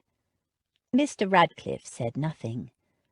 Jane said, "The situation must be very grim for him to set me free like this." She hesitated. "I'm right, aren't I? It is looking bad for him?" Mr. Radcliffe nodded. "Cecily hasn't been found?" "No, there's no sign of her in Llandudno, where Zach swears he left her, and Mary Thomas, her old school friend, claims she hasn't seen Cecily since school." "I see. So Zachary is expecting to be found guilty and hanged." "Of course he was. That's why he wrote such a noble, precious, idiotic letter, so she wouldn't feel bound to him. Too late for that." Again Mr. Radcliffe nodded. She rose and started to pace the room. "Isn't there anything I can do? That we can do? My brothers-in-law could help." Mr. Radcliffe shook his head. "We're doing all we can. I have men all over the kingdom searching for any trace of Cecily and for any witnesses who saw her with Zach after they left Waynfleet. I've ensured he has a good lawyer for the defence, that his quarters in Newgate are the best that can be obtained, and I've arranged for him to be provided with all he needs while in prison. I can't think of anything else anyone can do." Jane sank onto a chair. Mr. Radcliffe sounded quite pessimistic. "You will fight it?" Mr. Radcliffe nodded. "With all the means we have at our disposal," he vowed. "There will be a pre-trial hearing, but if that goes badly, and without Cecily, how can it go otherwise? It will be a trial by his peers in the House of Lords." "There must be something I can do," she said, in despair. "There is," he said grimly. And when she looked expectantly at him, he said, "Pray." Chapter 24. "You could not make me happy, and I am convinced that I am the last woman in the world who would make you so." Jane Austen, Pride and Prejudice. The note Jane had written earlier was to Lord Cambury, asking him to call on her as soon as was convenient. He arrived shortly after Mr. Radcliffe had left. Jane was still downstairs. She was on tenterhooks, waiting. It was the right thing to do, she knew it, but still— "That scoundrel won't be bothering you any more," Lord Cambury said with satisfaction as he handed his hat to Featherby. "Pity it had to happen when you were present, but it was for the best. See for yourself, the fellow's a blackguard." Something about the way he said it raised her suspicions. "You knew about his arrest? And where it took place?" It had only happened a few short hours before. How could he know she'd witnessed it? And when he smiled with smug complacency, she understood. "You arranged it!" Of course, that was how they knew Zachary Black would be returning her to her home, and when. "I protect what's mine." At his words, something inside her settled. "Please come into the drawing-room," she said. "I have something to say to you." "He's a murderer, you know. He even lied to you about his name. He's not Zachary Black. His name is Adam Aston Black." Jane didn't respond. To Featherby she said, "Lord Cambury and I will be in the drawing-room. Please ensure that we are not disturbed." She felt quite hollow, a little sick. but it had to be done. "I knew from the start he wasn't the sort of man a lady should associate with. I did it to protect you," Lord Camberry said as he followed her into the drawing-room. "Please sit down," Jane told him. Her hands were shaking. She gripped them tightly together. He sat, looking a little puzzled. This was it, then. She took a deep breath. "I'm very sorry, Lord Camberry, but I cannot marry you." "What the devil? Not marry me?" Lord Camberry's eyes bulged in shock. "You cannot mean it." "I'm sorry, but I do." She pulled off the heavy diamond and gave it to him. "But it's been announced. The minister has commenced the calling of the banns." She nodded. "I know. I'm sorry, but it cannot be helped. I cannot marry you." "Why?" She shook her head. "It does not matter. My mind is made up." He stared at her for a long moment, then he stood up and stalked over to the mantelpiece. He picked up a china figurine of a shepherdess and examined it carefully. "The years I spent looking for the perfect—" He swore and hurled the little shepherdess into the hearth. It smashed. There was a sudden silence in the room, broken only by the sound of the hollow china head rolling in a circle on the marble hearthstone. He contemplated the shattered pieces and swung around to face Jane. "Everyone will blame you for this. Everybody knows my high standards and will believe that you're the one who's failed me, that you're flawed and unworthy, and damn it if I don't think you are. You must be to call it off after all I've offered you, and I won't defend you, you can be sure of that." Jane was shaking, but strangely calm. With dignity she said, "You must do what you wish." "Damn right I will." He made a petulant gesture. "And I must do what I think is right. I'm sorry to hurt you." "Hurt me? I'm not hurt. I'm relieved. Relieved to discover in time that you are flawed and unworthy and quite unsuitable." He continued listing the ways he'd been mistaken in her, the reasons she was so unsatisfactory. Jane let his rant wash over her, oddly distant from it all. She might have married this man, would have married him. He would have been the father of her children. She shivered, thinking about it, about the impossible standards he would have set them, the demands, the pressure. And slowly the fears she had held so long, the bonds that had bound her, loosened. She looked at the pompous little man with his tasteful clothes and his carefully combed hair and felt a swell of compassion. Underneath all the bluster and pretense, he was a sad and lonely man. He'd thought he could buy a beautiful wife the way he bought his other pieces, and she'd thought his wealth would make her safe from the risk of love. They'd both been so very wrong. "You can't go on like this," she told him when he stopped for breath. "If you do, you'll never be happy." "What the devil are you talking about?" "Expecting perfection, collecting what you think is perfection, surrounding yourself with beautiful things. They'll never make you happy." "You were ready enough for them to make you happy." "I know, and I was wrong. I know now they aren't enough. Not for me, not any more." His eyes almost popped. "Not enough? I offered you my wealth, my house, houses, jewels." "Those are just things," Jane said gently, "and I don't mean to sound ungrateful. I didn't offer you enough either." He stared at her, perplexed and irritated. "But you're the most beautiful girl I've seen in years. Every season I looked, and after nearly 10 years, along you came. Absolute perfection." She shook her head. "Sorry, but that's just nonsense." "Nonsense?" "What you're talking about, the thing you call perfection, is such a transient thing. One day I'll be old and wrinkled, and before that I expect I'll get fat." "Fat?" He looked appalled. She almost laughed at his expression. "If I take after my maternal grandmother, Lady Dalrymple, and it seems very likely, I will most certainly grow plump, at the very least. But whatever happens, I intend to age like Lady Beatrice." He frowned. But she's old and ugly.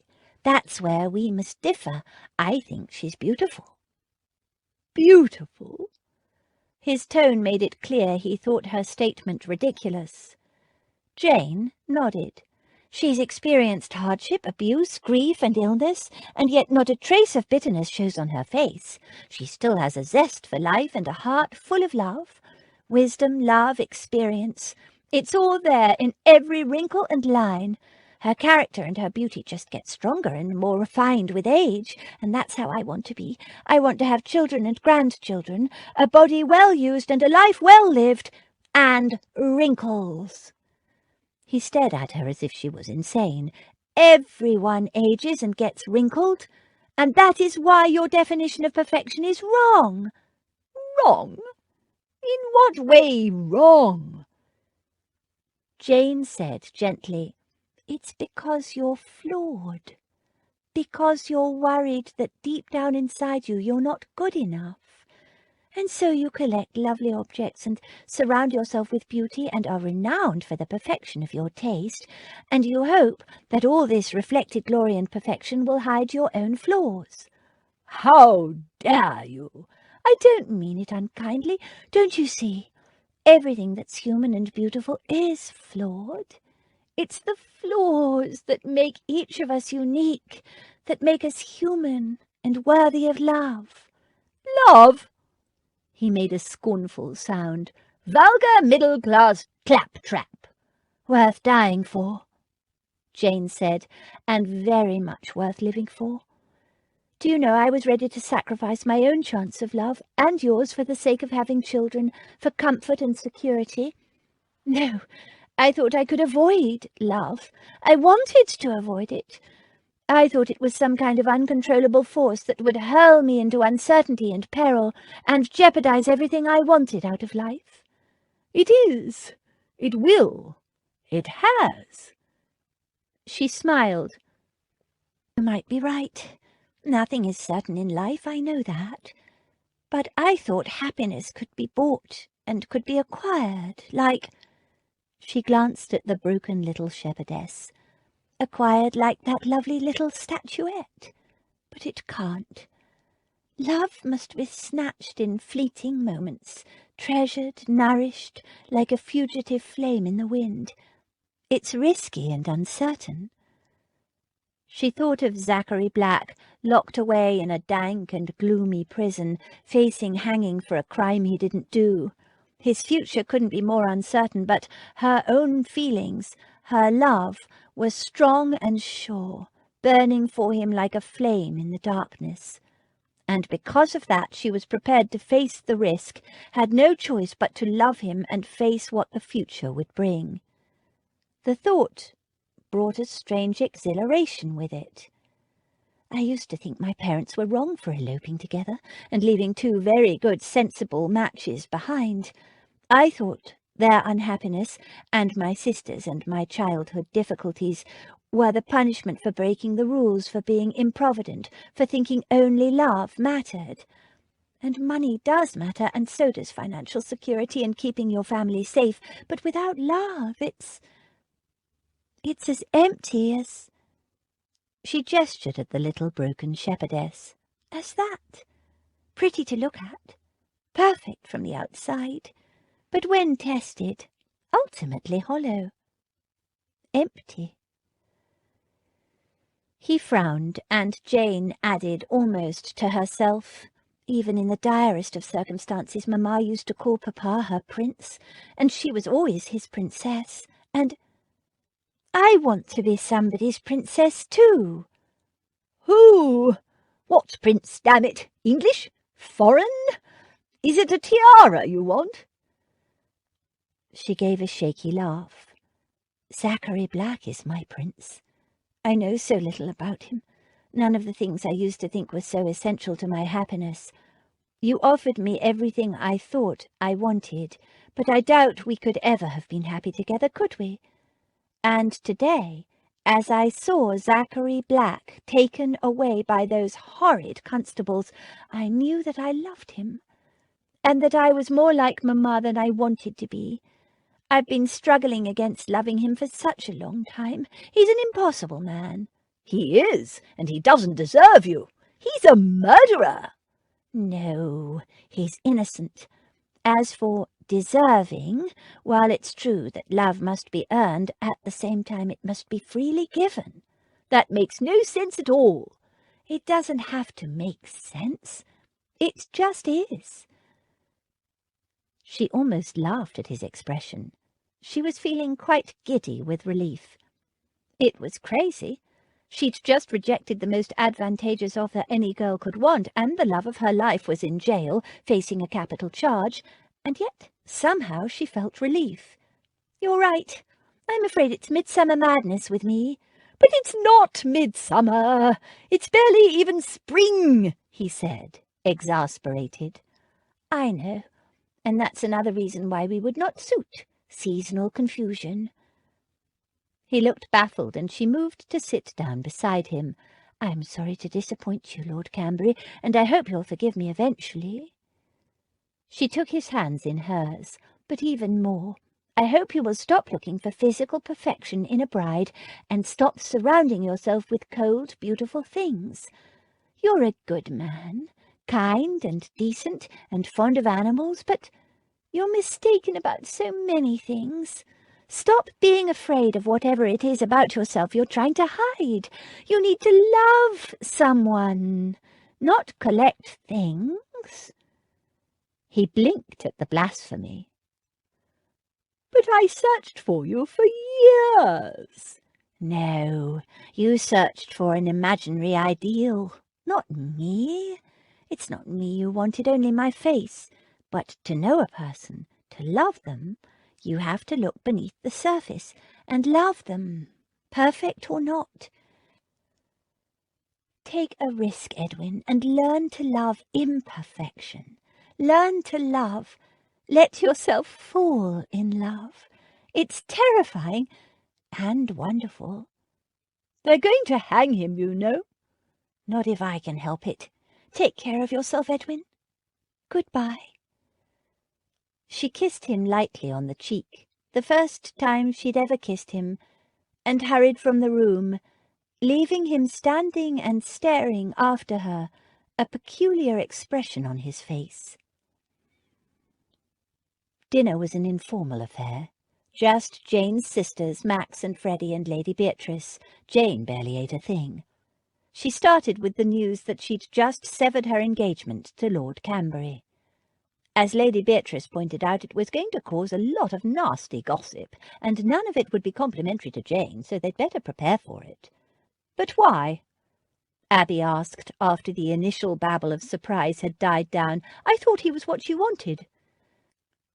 Jane grimaced. "I thought so too, but—" "It's the gypsy, ain't it?" Daisy said. Jane nodded ruefully. "What gypsy?" Abby demanded, having only known Zachary Black as an annoying man who'd pursued Jane in the park and then turned up at the Literary Society and embarrassed them all by speaking Italian and Venetian. It took a long time for Jane to explain to her sister's satisfaction, but when she had, once they were convinced, there was a long silence. "So you're finally in love, little sister?" Abby said softly. Her face was full of love, and Jane felt suddenly teary. "But they're going to hang him!" Her face crumpled, and the tears came again. After dinner, the men went off to their club to seek out Gil Radcliffe and see what they might be able to do to help Zachary Black, or Wainfleet as they called him. Because, as Max pointed out, Zachary was in fact the Earl of Wainfleet, and had been since his father had passed on, no matter what his cousin or anyone else said. Of course, there was the investiture still to come, but Max also pointed out that it would be harder for them to hang the Earl of Wainfleet than a mere Mr. Zachary Black. Jane hoped he was right. Lady Beatrice went to bed, and the girls gathered upstairs. They insisted she tell them everything about Zachary, from the moment she first met him to what he'd asked her in the phaeton ride. They needed to be convinced he was good enough for Jane, and that he really didn't murder Cecily. "She's been daft about him for ages," Daisy told them. "She tried to pretend she wasn't, but I could tell, and he's a lot better than that old stuffed shirt Lord Comb-it-up." She gave them a mischievous look. "I biffed him one the other day." Abby's jaw dropped.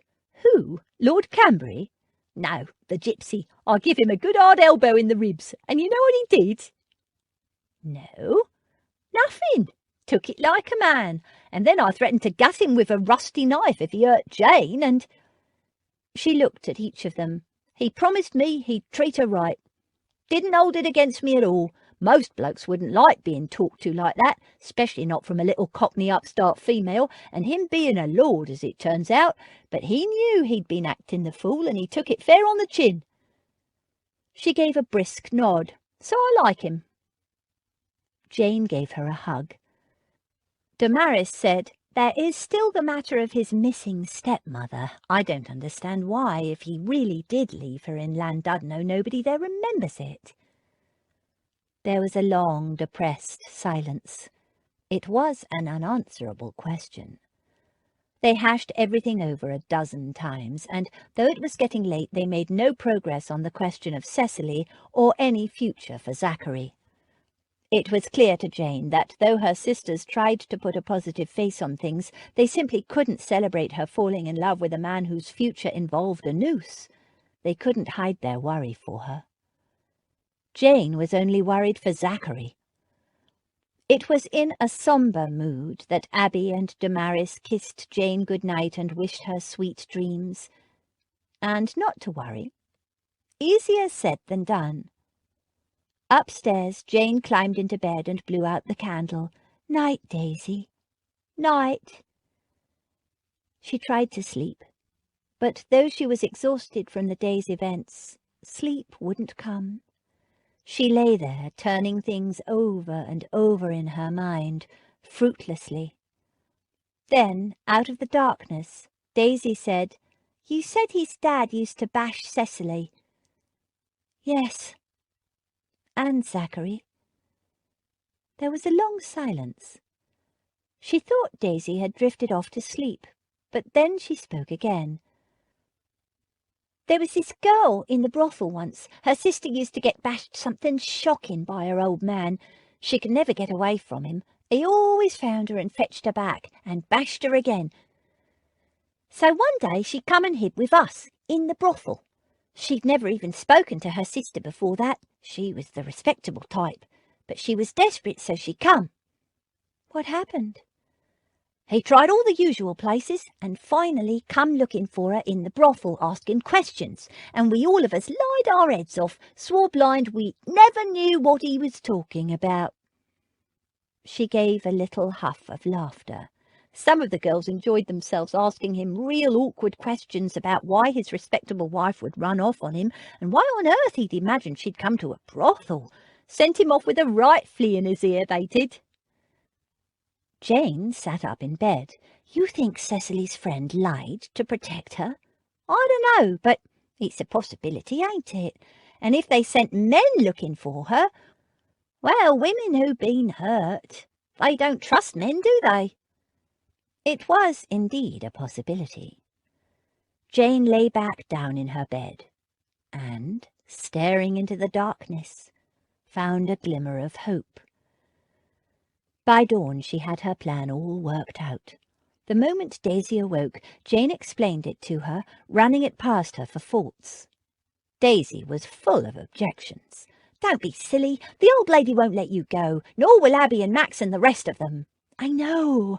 I won't tell them. I'm going to say I've gone to stay with Lady Dalrymple until the scandal of my broken engagement has died down a little."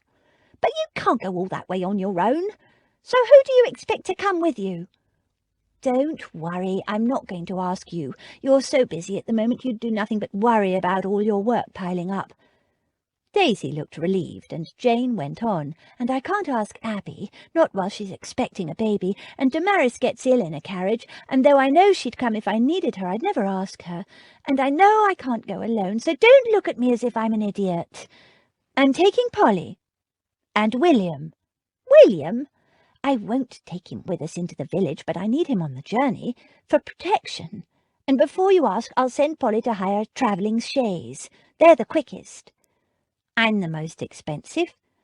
I have enough money, I think. People keep giving me pin money so I can buy what I like for my season. Why does it have to be you? Why not send someone else? Hire a woman or summit. Because I'm going mad, not being able to do anything to help, and because I can do this. And besides, what woman? How do I know I can trust her with something so important? Finally, Daisy had run out of objections, but she still didn't like it. Jane expected that. Daisy hated lies and deception. The old lady's going to have a fit when she finds out. So is Abby and Damaris, and if you're upset, Abby, Max will throttle you. They won't worry as long as they think I'm with Lady Dalrymple. They'll be surprised, but not, I hope, suspicious. Just don't expect me to lie to any of them. If they ask me, I'm going to tell them. Of course, but just try not to be asked, please, dearest Daisy. Daisy sniffed, but gave a reluctant nod. Jane rang for Polly and explained what she wanted her to do. Polly didn't like the idea either at first, but Jane promised her she would not lose her position, that Jane would take all the blame. That, and the promise of 5 guineas when they returned from Wales, secured Polly's whole-hearted cooperation. Sworn to secrecy, Polly hurried off to pack a bag and arranged the hire of the carriage. The story was that Jane's grandmother, Lady Dalrymple, was sending the carriage to fetch her, so Polly needed to slip out to do the hiring in secret. Daisy sat on the bed, watching, while Jane packed a valise for herself. "Don't forget your shining armour," she commented sardonically. Jane looked up, puzzled. "My what? You did say you wanted to be the knight instead of the damsel, didn't you?" Jane laughed. "Let us hope there are no dragons to slay then." Jane was ready to leave by 9:15. Lady Beatrice hadn't yet woken. Jane prayed she wouldn't. She left a note for the old lady with Featherby saying she was going to stay with her grandmother in the country for a week or two to avoid the worst of the scandal. Featherby was quite concerned, and not a little suspicious of her sudden need to visit this grandmother that she barely knew, and more to the point that he hadn't yet met, and who was sending a hired carriage for her. He'd been their friend long before he became Lady Beatrice's butler, but when Jane told him she wanted William and Polly to accompany her for protection and propriety, he raised no further objection, though he was clearly not happy. He sent William off to change out of his livery and to pack a bag. The yellow chaise arrived, as ordered, at 9 o'clock on the dot. A good omen, Jane thought. She hugged Daisy good-bye and climbed in with Polly while William packed their things in the trunk. The weather being fine, William was to ride on the outside seat at the rear of the carriage.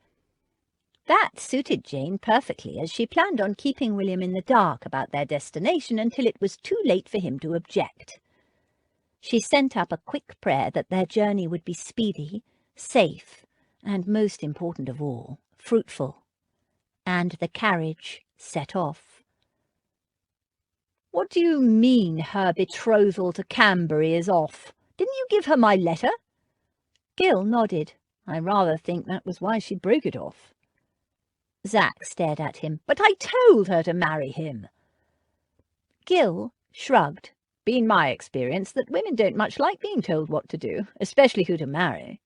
But what if I'm found guilty? What will she do then?" And why hadn't he heard from her? He'd expected an answer to his letter, at least, some kind of message, not this silence. It unnerved him. Silence always made him assume the worst. He resumed his pacing. Was she angry with him? Despite what Gil had said, Zach was sure it was Cambury who'd dumped her, the dishonourable swine. Cambury had had him arrested. So why do that if he was going to abandon Jane? For revenge? And what was Jane doing? Was she all right? Was she utterly disgraced? A target for scandal and vicious gossip? The possibilities seethed endlessly in his brain. He paced, not even noticing when Gil quietly left. He'd trapped a bee in a bottle once when he was a boy. It had buzzed endlessly from side to side, hitting a wall and bouncing in the opposite direction, random, frantic, senseless. Zach felt like that now. Chapter 25. The distance is nothing when one has a motive.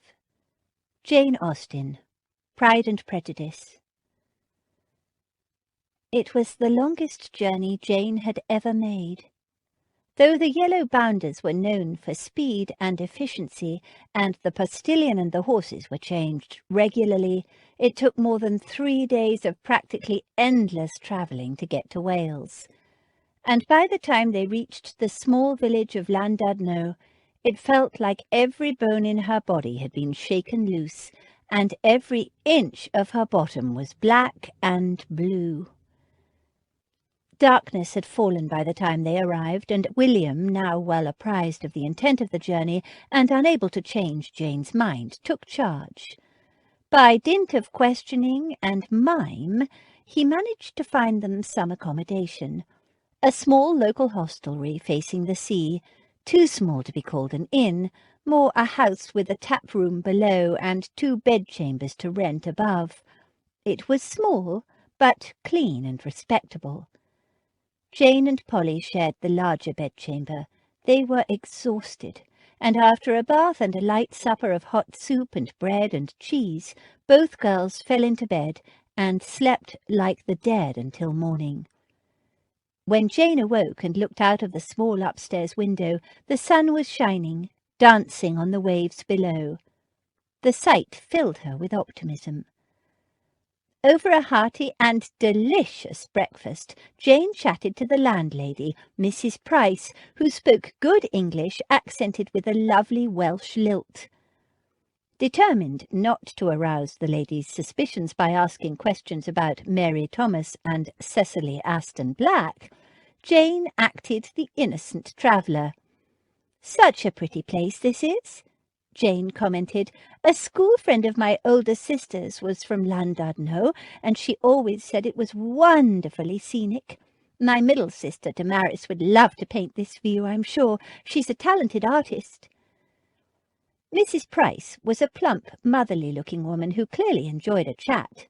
They talked about families and sisters and the village for a while. And then, as Jane had hoped, Mrs. Price could not resist asking the name of Jane's sister's school friend. "Mary," Jane told her. "I don't remember what her married name is. Tomlins, Thompson, something like that. But she's probably not living here any more. She was widowed, I think, and no doubt moved away." "Mary Thomas, that will be," Mrs. Price said in triumph, "and she hasn't moved. She lives just down that road there, around the corner and down the hill a short way. A white house with a blue pot of geraniums by the doorway." "Oh, I don't think she'd want to see me," Jane said, playing coy. "It was my sister she was at school with, not me. Abby's quite a bit older than me." The more she demurred, the more Mrs. Price insisted. "She'd love to see you, I'm sure. A sweet, pretty girl like you are, miss. Who wouldn't want to have you call on them? Go along with you now." And Jane went. She found the house with the big blue pot of red geraniums with no trouble, and knocked. A slender, dark-haired woman of about 35 answered. Mary Thomas. Jane told her that Mrs. Price had suggested she call, and as she'd hoped, Mary Thomas invited Jane to step into the parlour for a cup of tea. Polly waited outside in the sun. "I've come about Cecily Aston Black," Jane said bluntly when she was seated. Mrs. Thomas stiffened. The friendly expression dropped away. She stood up. "I don't know any Cecily Aston Black. You've come to my home on false pretences. Please leave." Jane didn't move. "First, I want to tell you a story. I know men have been here looking for Cecily, but did any of them explain why they were looking for her?" Mrs. Thomas shrugged. "They were from England, like you. Please leave." "I'm not going to leave until you tell me where Cecily is. I don't know what you think those other men wanted with her, but I'm here because the only person who can save the life of the man I love is Cecily. When he was a boy of just 16, he risked everything to save Cecily from the brutality of her husband, his father. So I think it's only fair that Cecily save him now, because right now he's in prison in London and expected to hang for murder. Cecily's murder." Mary Thomas's eyes widened. "Cecily's murder?" Jane nodded. Mary Thomas sat down again. "I think you'd better explain." Jane told her everything, and when she'd finished, Mrs. Thomas was silent for a long moment. Then she gave Jane a troubled look. "I would help you if I could, but—" "Oh, please!" Jane burst out. "I've told you what's at stake. If you know where she is, you must tell me." "I made a sacred promise that I would tell no one," Mary Thomas told her with a regretful expression. "I understand your problem, and I sympathize, but I cannot break that promise." Jane said desperately, "You'd let him hang for a crime you know he didn't commit." Mary Thomas stood up. "I'm sorry. I can't help you. He's not going to be hanged for her. I won't allow it. I'm going to stay here and force you to tell me where she is." Mary Thomas hesitated. "Perhaps you should try the church." "The church?" Jane stared at her, trying to fathom the mind of a woman who would let an innocent man hang rather than break a promise. "What would I find at the church? Do they know where Cecily is?" Mary Thomas shook her head. "I cannot tell what they might know or not know." "Then why would you send me to the church? What will I find there?" She added with sudden dread, "Oh, God, you don't mean Cecily is buried in the churchyard, do you?" "No, she is alive. That much I will say. But go to the church. There you might find peace of mind." And with those words of scant comfort, Mary Thomas ushered Jane out of her cottage and shut the door firmly behind her. Polly was waiting outside. "Any luck, miss?" "No," Jane said bitterly. "She knows, but she promised not to tell, and she won't break her promise, damn her. She told me to go to the church that I might find some peace of mind there." She snorted. "Peace of mind? How can I have peace of mind when Zachary is rotting in jail, and she could help us save him, but she won't tell?" They trudged back toward the inn. After all that travelling, to end up with such a frustrating non-answer. Jane felt totally deflated. "She is alive, that much I will say. If Mary Thomas testified to that, it might save Zachary's life, and if she refused to go to London to testify, perhaps they could kidnap her and take her to London by force. William wouldn't like it, though, and without William's cooperation, how could she kidnap anyone?" "Would that be the church she meant up there, miss?" Polly pointed. On a hill overlooking the town and the sea sat a small grey stone church. Jane sighed. "I don't suppose it will hurt," she said. "It's not as if we have any other alternative." They climbed the hill to the little church. It was a stiff climb, but when they reached it, puffing and panting, the view was spectacular. They hadn't come for the view, however. There was no sign of a house. Clearly the minister didn't live on the premises. The place seemed deserted. The churchyard was dotted with gravestones. Jane didn't look at them. The woman had said Cecily was alive. Perhaps some clue might be found inside. The door was unlocked, and Jane peeped inside. It was small, plain and simple, with a spare beauty. A woman was polishing the woodwork. Jane could smell the beeswax.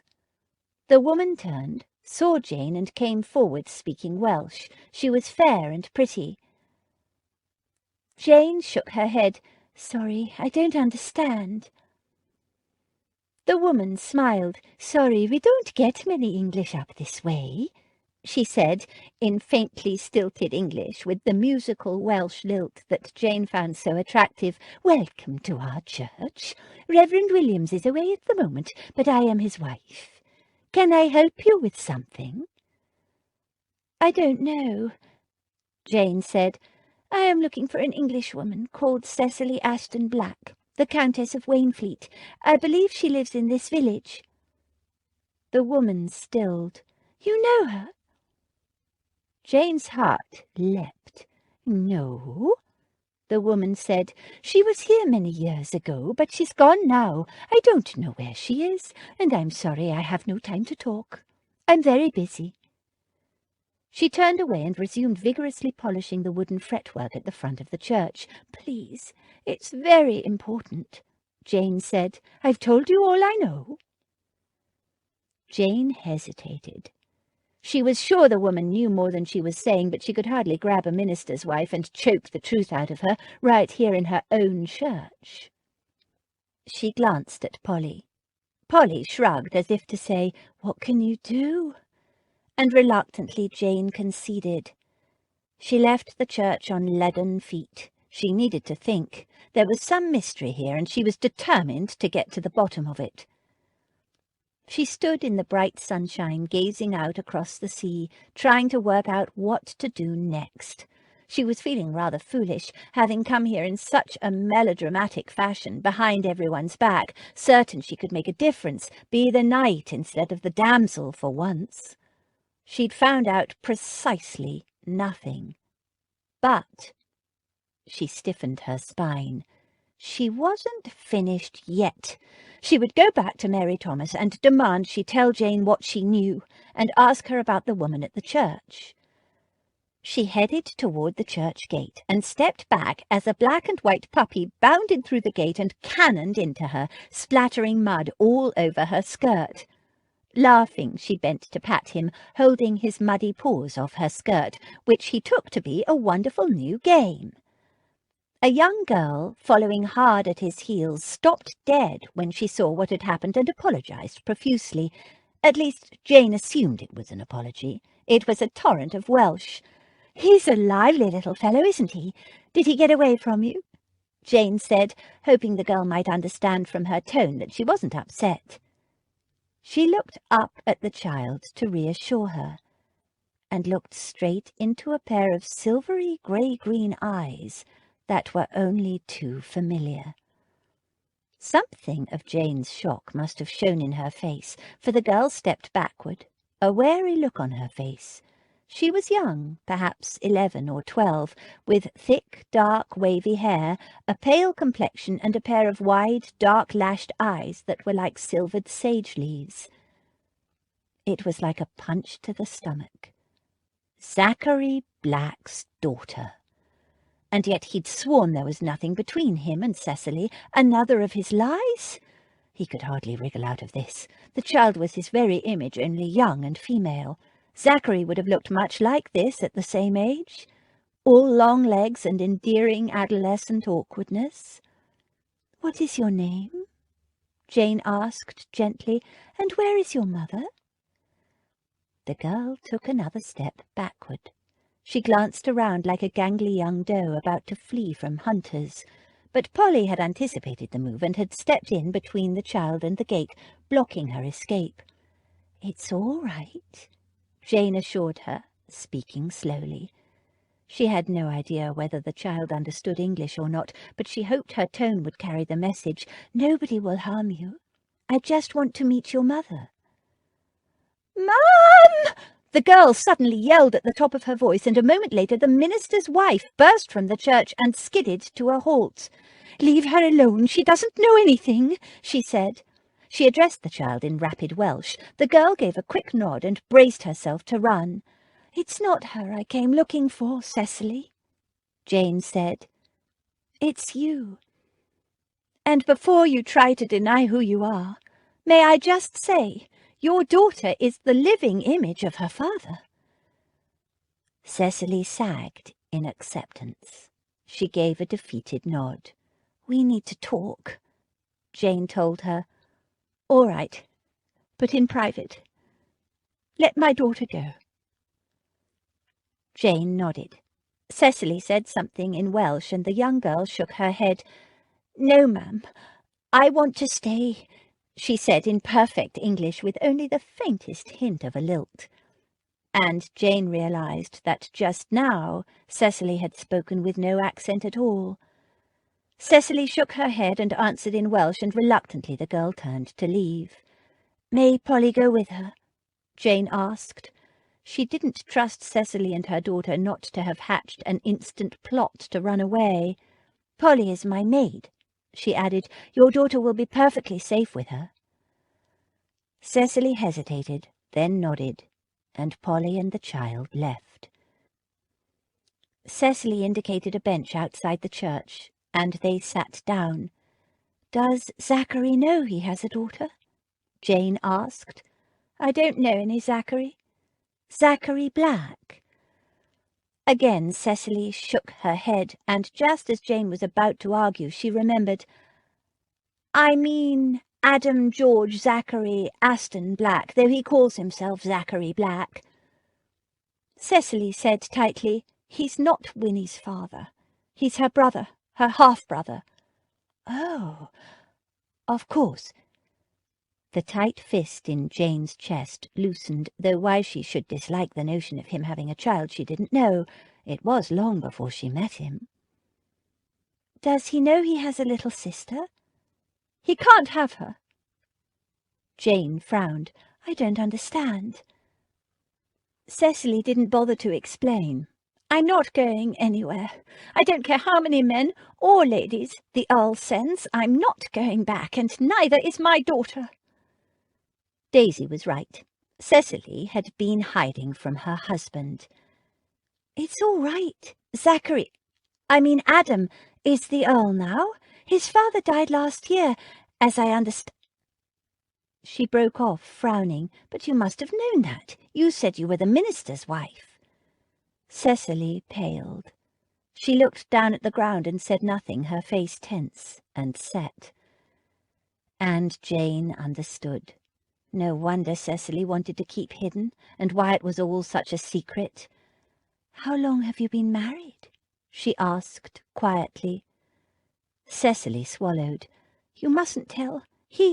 My husband doesn't know." The husband that was away at the moment. Jane tried not to let her shock show. Cecily had not just married bigamously. She'd bigamously married a minister. "I had no idea when I first came here that I was with child," Cecily explained in a low voice. "I must have conceived just before I left Wainfleet, and I didn't want anyone here to know who I was in case my husband came after me, so Mary and I agreed I should live under my maiden name. She introduced me as a spinster friend of hers from school." "It must have been awkward when you learned you were increasing." Cecily nodded. "It wasn't until I started getting fat that I realized.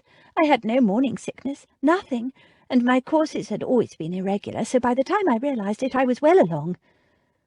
She gave Jane an embarrassed glance. "In fact, I didn't even realize it then. I was shamefully ignorant, I'm afraid.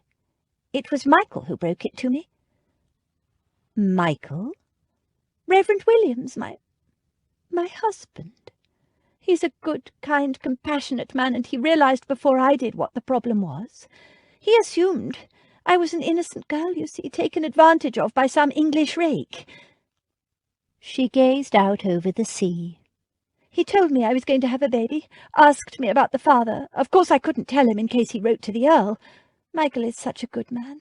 He has no idea how evil other men can be." A shudder racked her slender body.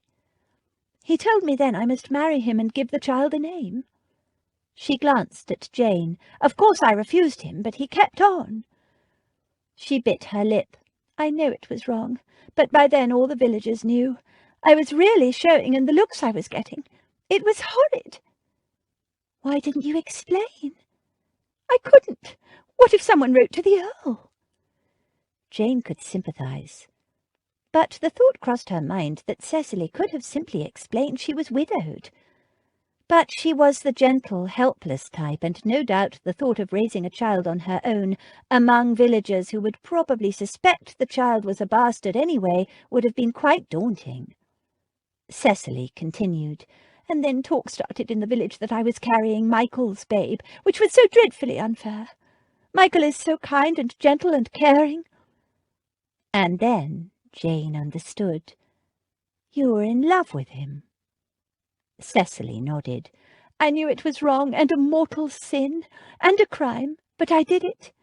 And for nearly 12 years we've been so happy. He's a wonderful father to Winnie. He loves her and she adores him. She gave Jane a piteous look. He doesn't know I would rather die than tell him. It's Zachary, Adam, who will die if you stay in hiding.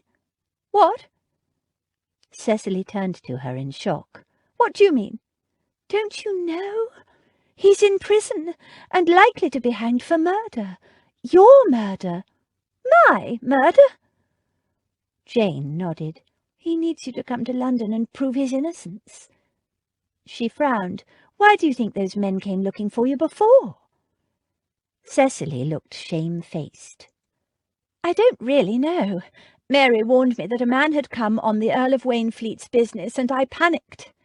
She bit her lip. We told everyone he was a tax collector from England come after me, so everybody pretended they spoke no English, and he went away.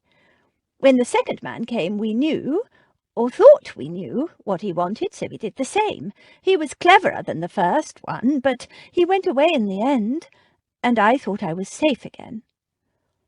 Both those men were sent by Zachary, because he needed to prove he hadn't murdered you and stolen your jewels. And you have come because I love him, and because I know what it is to have to flee from evil men. Not Zachary, Cecily said, horrified. Jane laughed. No, not Zachary, she said softly. He's a rescuer of women, not a bully. She looked at Cecily. So, Cecily, will you come with me to London and prove his innocence? Cecily hesitated, looking troubled, but just as Jane was about to threaten to drag her there, by force if necessary, she nodded. Yes, of course I'll come. Michael is away at the moment. With any luck I can go to London and be back before his return. Jane wasn't particularly impressed by Cecily's priorities, but as long as she saved Zack from the hangman, she could keep her secrets. They walked down to the village together in silence. Jane was preoccupied by the problem of how to transport herself, Cecily, Polly, and William back to London. In her rush to get here, she hadn't considered that. The post-chaise could carry 2, 3 at a squeeze, and besides it had departed the morning after they'd arrived. One didn't keep a post-chaise waiting, not if one had limited means. She would have to send William to the nearest large town to hire a vehicle. They reached the main street of the village just in time to see a smart travelling chaise and 4 pull up outside the little village hostelry. A groom ran to take the horses. The driver, a tall gentleman in a dusty, elegantly cut, mainly caped driving coat, buckskin breeches and dusty black boots, swung down and stalked toward them.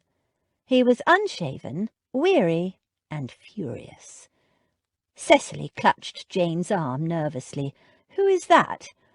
"My brother-in-law," Jane said, delighted that her transport problems had been so neatly solved. "Max, what a surprise! And what excellent time you made! Have you come for me?" She braced herself for a tongue-lashing.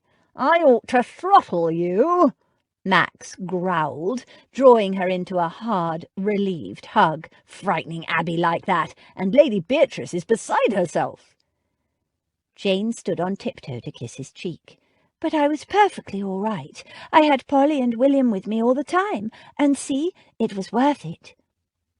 She drew Cecily forward. "This is Cecily, former Countess of Wainfleet. Cecily, my brother-in-law, Max, Lord Davenham." Max blinked. "You found her?" "Yes, and she's agreed to come to London with us and testify that she's not dead after all." Jane couldn't help grinning.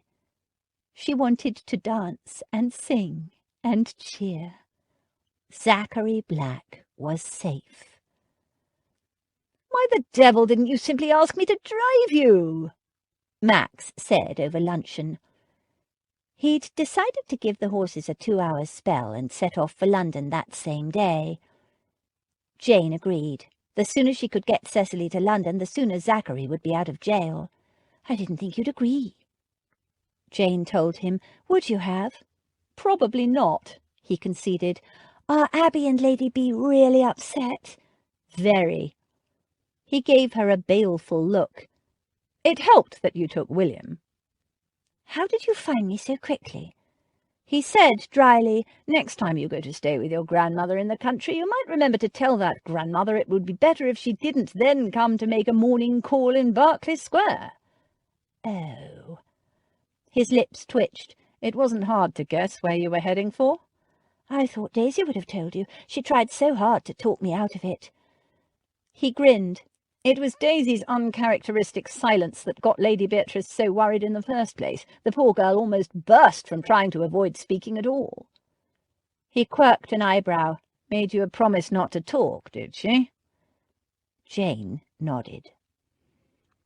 After a quick lunch, they set off in Max's chaise. It was a bit of a squash. Cecily had brought her daughter Winnie with her.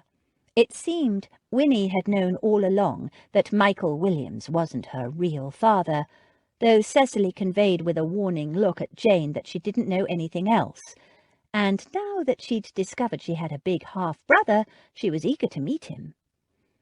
Cecily had left a letter for Michael saying she'd had to go to London on a family matter, and she and Winnie would be back in about 10 days.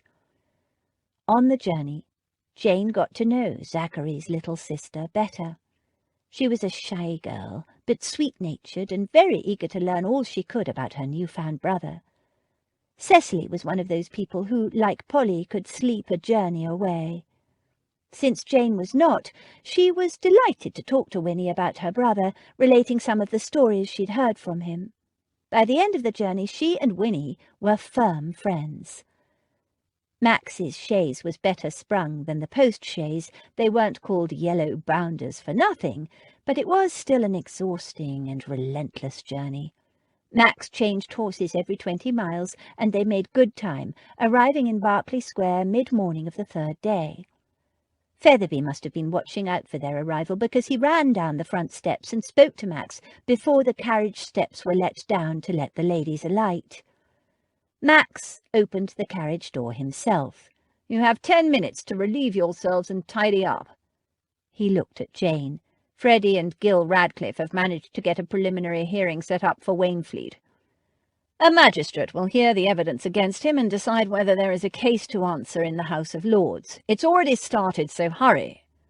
They raced inside, used the necessary, and in less than 10 minutes were weaving through the traffic to the place where the hearing was being conducted. Chapter 26. Know your own happiness. Want for nothing but patience. Or give it a more fascinating name. Call it hope. Jane Austen, Sense and Sensibility. "We're damned lucky to get a preliminary hearing," Gil said.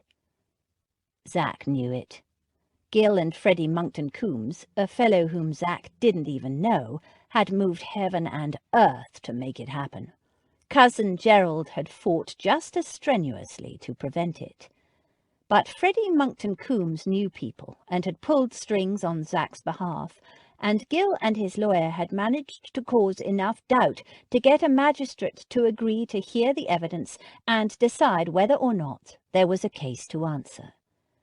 The hearing was being conducted in a large meeting room, not a formal courtroom. Zachary was seated at a small table to one side, flanked by Gil on one side and his lawyer on the other. At another table sat Cousin Gerald and his lawyer. He'd claimed to be representing Cecily, the murder victim, as the heir to her husband, the late Lord Wainfleet. At the front sat the magistrate, a hawk-faced elderly man, sharp, fiercely intelligent, and something of a radical. He'd made it clear that he didn't have much time for aristocrats who thought they could get away with murder or pull strings on their friend's behalf. Just Zach's luck to get one of the few scrupulously honest magistrates in London. The doors were opened and a crowd of people surged in. Zach was taken aback. He'd imagined it would be a small affair. "That's the Wainfleet contingent," Gill murmured in Zach's ear, as a dozen or more people took seats down the front. Zach nodded dazedly as he glimpsed faces he hadn't seen in years, as well as some he'd met on his recent visit to Wainfleet. "My man had instructions to bring up only those witnesses who could give actual evidence. There was almost a riot when he limited it to 8 people. 8? There looks to me more than that." Gill nodded. "We had to hire an extra carriage. Everyone wants to testify that it couldn't possibly have been you who killed Cecily." He glanced at Zach. "Do you have any idea how they feel about you down there? It's positively feudal."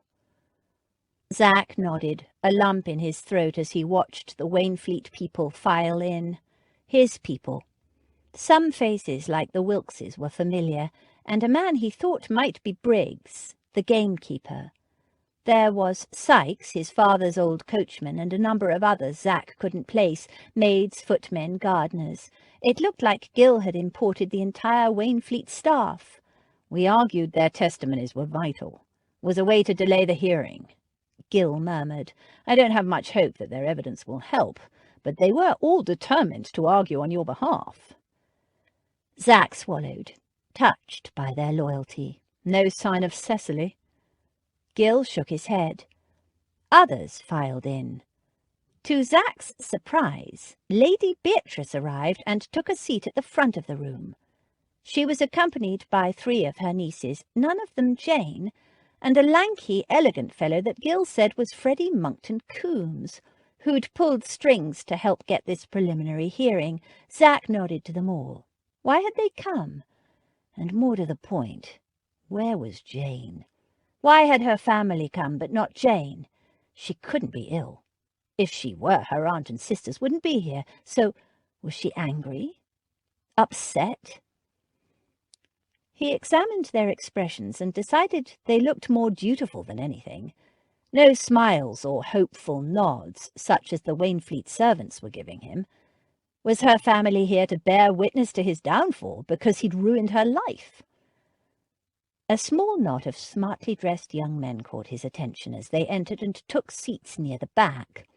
Each one of them nodded to Zach, and with amazement he recognized boys he'd gone to school with, friends not seen for 12 years, now grown up.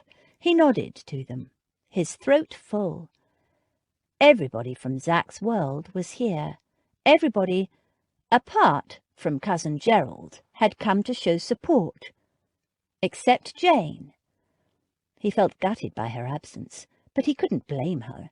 He'd sent her away, fool that he was, and she'd believed him when he said he felt for her only what a friend would feel. Though why had she called off her betrothal? The same old questions endlessly circling in his brain. The hearing started. First, the original coroner's report was discussed. Then, one by one, the witnesses from Wainfleet were questioned by the magistrate. The gamekeeper, Briggs, began by stating his firm belief that young Master Adam had had naught to do with it, that Master Adam was a good lad and never did no harm to man nor beast nor woman. Then he'd gone on to describe how he'd seen the Countess's body caught in the reeds. The magistrate fired questions at him. Briggs answered them in a firm voice. Yes, it was definitely the Countess's body. She had been missing for 3 days before they found her body. Yes, young Master Adam had disappeared at the same time, but he couldn't have. Yes, sir, her skull was cracked and she'd been thrown in the water, but Master Adam had naught to do with it. He couldn't have. For all Briggs's good intentions, the testimony was damning. Zach gave him a friendly nod as he sat down to show he had no hard feelings, but Briggs couldn't look at him. Next, one of the former Wainfleet maids came forward. She also testified to it being definitely the Countess's body. Yes, she was certain. She knew her ladyship well. She'd attended her in the bath. But she too was certain it couldn't have been Zach, even though it was true that he'd disappeared the same night as the Countess. He was always a nice, quiet boy. As she returned to her seat, the magistrate turned his head and gave the nice, quiet boy a hard, "you're wasting my time" glance. Several of the servants testified that Zach and his father had argued often and that the arguments frequently ended in violence. They'd insisted the violence was all on the late Earl's side, but, as the magistrate pointed out, the late Earl wasn't there to defend himself. As one by one the Wainfleet people stepped up, defending Zach with nothing but faith and loyalty and love, the lump grew in his throat. He felt guilty for his long neglect of them. His people, they'd made that clear, and of Wainfleet. He loved it, he realized, and only understood that now, when he was about to lose it all and disgrace it. He was sunk. He was going to hang. He just wished... No, better that he didn't see Jane again, not while he was in prison, nor on trial. Better that she forget him and marry someone else. There was a slight stir at the back of the room, where it was standing room only. Late arrivals come just in time to see him indicted for murder. Damn it. Why had she severed her betrothal to Camberry? He might be a bore, but he would at least have taken good care of her. The laundry maid was called next, but instead a tall, elegantly dressed man in buckskins and high boots arrogantly pushed his way to the front of the room. The hawk-faced magistrate frowned in irritation. "Yes, yes, what is it? If you have evidence to give, you can wait your turn." He waved the tall man aside. He took no notice. "I am Lord Davenham, and I believe producing the so-called murder victim alive and well supersedes all other evidence." There was an audible gasp. Then the entire room held its collective breath as he said, "Cecily Aston Black, Countess of Wainfleet, is not dead."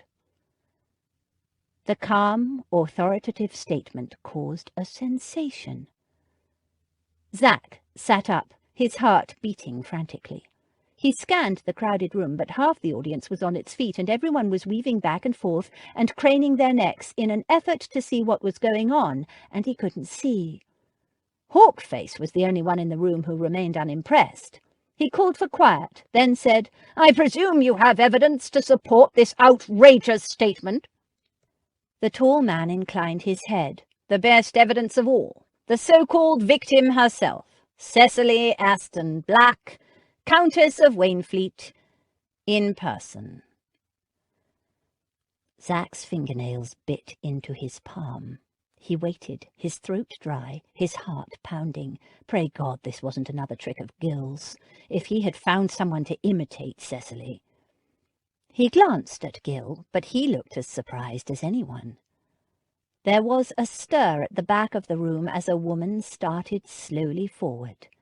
A pale, pretty young woman with fair, curly hair and frightened blue eyes. Cecily! Shaking like a leaf, she threaded her way to the front of the room. Nobody moved. Nobody spoke. It really was her. Zach started to breathe again. Hope, dammed up for so long, broke free, first in a trickle, then in a flood. Cecily was here. He was saved. The magistrate gestured, and one of his men brought a chair forward for her to sit. Hawkface might not like aristocrats, Zach thought, but he wasn't immune to a pretty face. Whispers rippled through the audience as she faced them, and sat. She'd changed a little in the 12 years since he'd last seen her. She'd put on some weight and was looking more matronly, but it really was Cecily. How had they found her? Where? Relief swamped him. It didn't matter how or where she'd been found. She was here. Zach owed Davenham his life.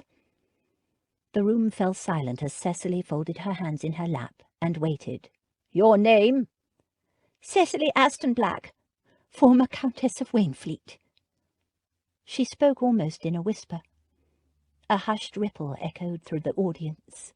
"Can anyone here vouch for your identity?" Cecily looked around helplessly. She stood and looked at a group of women in the third row. "Is that Joan? And Mary? And, I think, is it Mabel?" "And who are Joan and Mary and Mabel?" Hawkface asked. The three women stood. "Please, your honour," said one, "we were maids when her ladyship was at Wainfleet." "And do you recognise this woman?" All three nodded vigorously. "'Tis the Countess for sure," one said. "Bless you, my lady, we all thought you dead." Tears streamed down the woman's face. Zach knew how she felt. Hawkface stabbed a long, bony finger at one of the maids. "You told us all not 10 minutes ago that you saw her poor drowned body pulled from the lake, that it was definitely the Countess." The woman looked ready to burst into tears. "I was certain too, my lord, but—" She looked at Cecily. "That's definitely the Countess. I don't understand it, but that's her all right." Mrs. Wilkes stood. "I'll vouch for her too. That's her ladyship, sure as I'm standing here. God be praised, my lady." And one by one, all the Wainfleet servants rose to their feet and agreed that it was a mystery, but yes, that was Cecily, Countess of Wainfleet. No doubt of it. Hawkface gestured in disgust for them to sit down again. He surveyed them sourly. "Then if this is the Countess of Wainfleet, who was the woman you fished from the lake?" He looked at Briggs, the gamekeeper, who looked bewildered and shook his head. "Why did you think it was the Countess?" "She was small and slender and fair, just like her ladyship," Briggs said, "and her ladyship had gone missing." "Surely you looked at her face," Hawkface snapped. Briggs gave an apologetic shrug. "After 3 days in the lake there ain't much face left, your honour." One of the maids put her hand up. "Yes?" "It was her clothes, your honour, the Countess's clothes. She was wearing her new dress." She turned to Cecily. "You remember, my lady, the lovely gold dress with the satin ribbons that the Earl bought for you special?" Cecily shuddered. "I didn't care for it." Zach's father often gave her expensive gifts after a particularly bad night. "I gave the dress to Jeanie for her wedding, my personal maid, Jeanie Carr. She was going to be married the next day. She loved the dress, and we were the same She faltered, and her hands flew up to her mouth as she realized the implications. She finished in a horrified whisper. "We were the same size. I gave her the gold dress to wear at her wedding." There was a ripple of conjecture. Then a maid said, "We thought Jeanie had jilted Bobby Looker, left him standing at the altar, but all the time—" She burst into noisy sobs. "If the body was that of Jeanie Carr," Hawkface said, "there is still a murder to be investigated." Sykes, Zach's father's old coachman, got heavily to his feet. "I reckon I know what happened to her," he said. "I've thought about it off and on for years, but—" He scratched his head worriedly. "I wasn't sure enough to stir it all up again." "Get on with it, man," Hawkface snapped. "When his lordship learned young Master Adam had run off with the mistress, he were that furious. He were a man of temper, but I never saw him so enraged. He'd been drinking a fair bit," he said in an apologetic aside to Zach. "He insisted on setting out after you in his curricle, even though it were well dark by then, and he were determined on driving himself. Well, you know what he were like, Master Adam." Zach nodded. When his father was drunk and in a rage, the devil himself couldn't reason with him. The old man's face crinkled with emotion. We hit something on the way out, just before the bridge. I thought it were a sheep, honest I did. I heard a little bleat. I went back when we got home the next morning to check. I don't like to let animals suffer, but I never found nothing, so I never thought much about it. But thinking back, I reckon he might have hit young Jeanie going to meet her Bobby all dressed in her finest." There was a hushed silence, as people in the audience pictured a joyful young bride crossing the grounds of the estate in the dark, dressed in her beautiful new gold dress, going to meet her groom, only to be struck by a curricle driven by a drunken maniac, and drowned. They pictured the groom waiting at the altar the next morning, the slow devastation as the minutes passed, and it dawned on him that he'd been jilted, and the question of why never answered, until now. So very tragic. Hawkface made a note and said briskly, "In that case, I find there is no case to answer. Cecily Aston Black is alive and well. On the death of the maidservant, Jeanie Carr, I rule as accidental death, and since the driver has gone to his eternal rest, that is the end of the matter. Lord Wainfleet, you are free to leave." There was a moment of utter silence. Then cheers burst out. Zach rose to his feet, half in disbelief at his good fortune, half exultant. He was free. Free to build a new life. Now he just needed to find the girl he wanted to build it with. And at the back of the room, a beautiful young woman rose to her feet, her smile a dazzling sunburst in a sea of happy smiles. Zach thought his heart would burst. She was here after all, waiting for him. Jane had come. Jane stood at the back of the room, jostled by the throngs of people, all wanting to personally congratulate Zachary, unable to get to him. Across the room her eyes met his. His glowed, shining silver green. She smiled back, close to tears, happy tears. They'd made it in time, after all. She'd found Cecily and brought her to London, and Zachary Black, Lord Wainfleet as he was, though she would always think of him as Zachary, was free. A little hand slipped into hers. It was Winnie. "It'll be all right now, won't it, Jane? My brother is free. Mum spoke up and set him free." Jane hugged her. "Yes, my love, he's free. Your mam set him free." Cecily was still down the front near Zach. She was looking quite terrified by all the attention, but it looked like Max was looking after her. She would have some explaining to do, but not here, not now. This was all for celebration. Jane watched Zach, surrounded by well-wishers, shaking hands, smiling. Winnie leaned against her trustingly, and Jane glanced down. The child's resemblance to Zach had initially endeared Jane to her, but those long days in the carriage had taught her to love Winnie for herself. "See that tall, beautiful man over there?" she said to Winnie. "My brother, you mean? That's the one. He doesn't know it yet, but I'm going to marry him." Winnie's thin little face lit up. "Really?" "Yes, really. But don't tell a soul yet. It's a secret. I promise." Winnie's eyes were shining.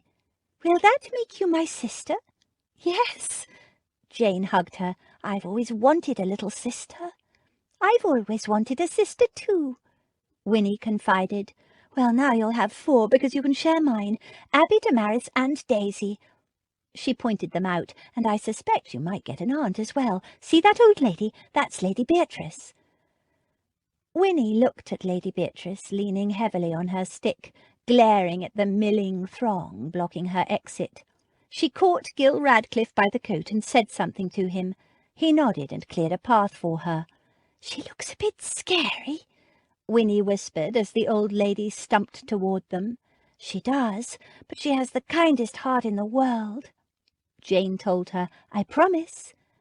"Come on, we are going home," Lady Beatrice declared. "Can't tolerate this racket any longer. Freddie is taking Damaris and Daisy home, and Max will bring Abby." "But—" Jane began. She wanted to speak to Zachary, Told young Radcliffe to bring him along later. They're both coming to dinner." She frowned at Jane. "Well, you didn't imagine you could have any kind of private talk here with all this rabble looking on, did you? Do it better in the parlour at home. Don't fret, girl. He has obligations to his tenants, but he'll come.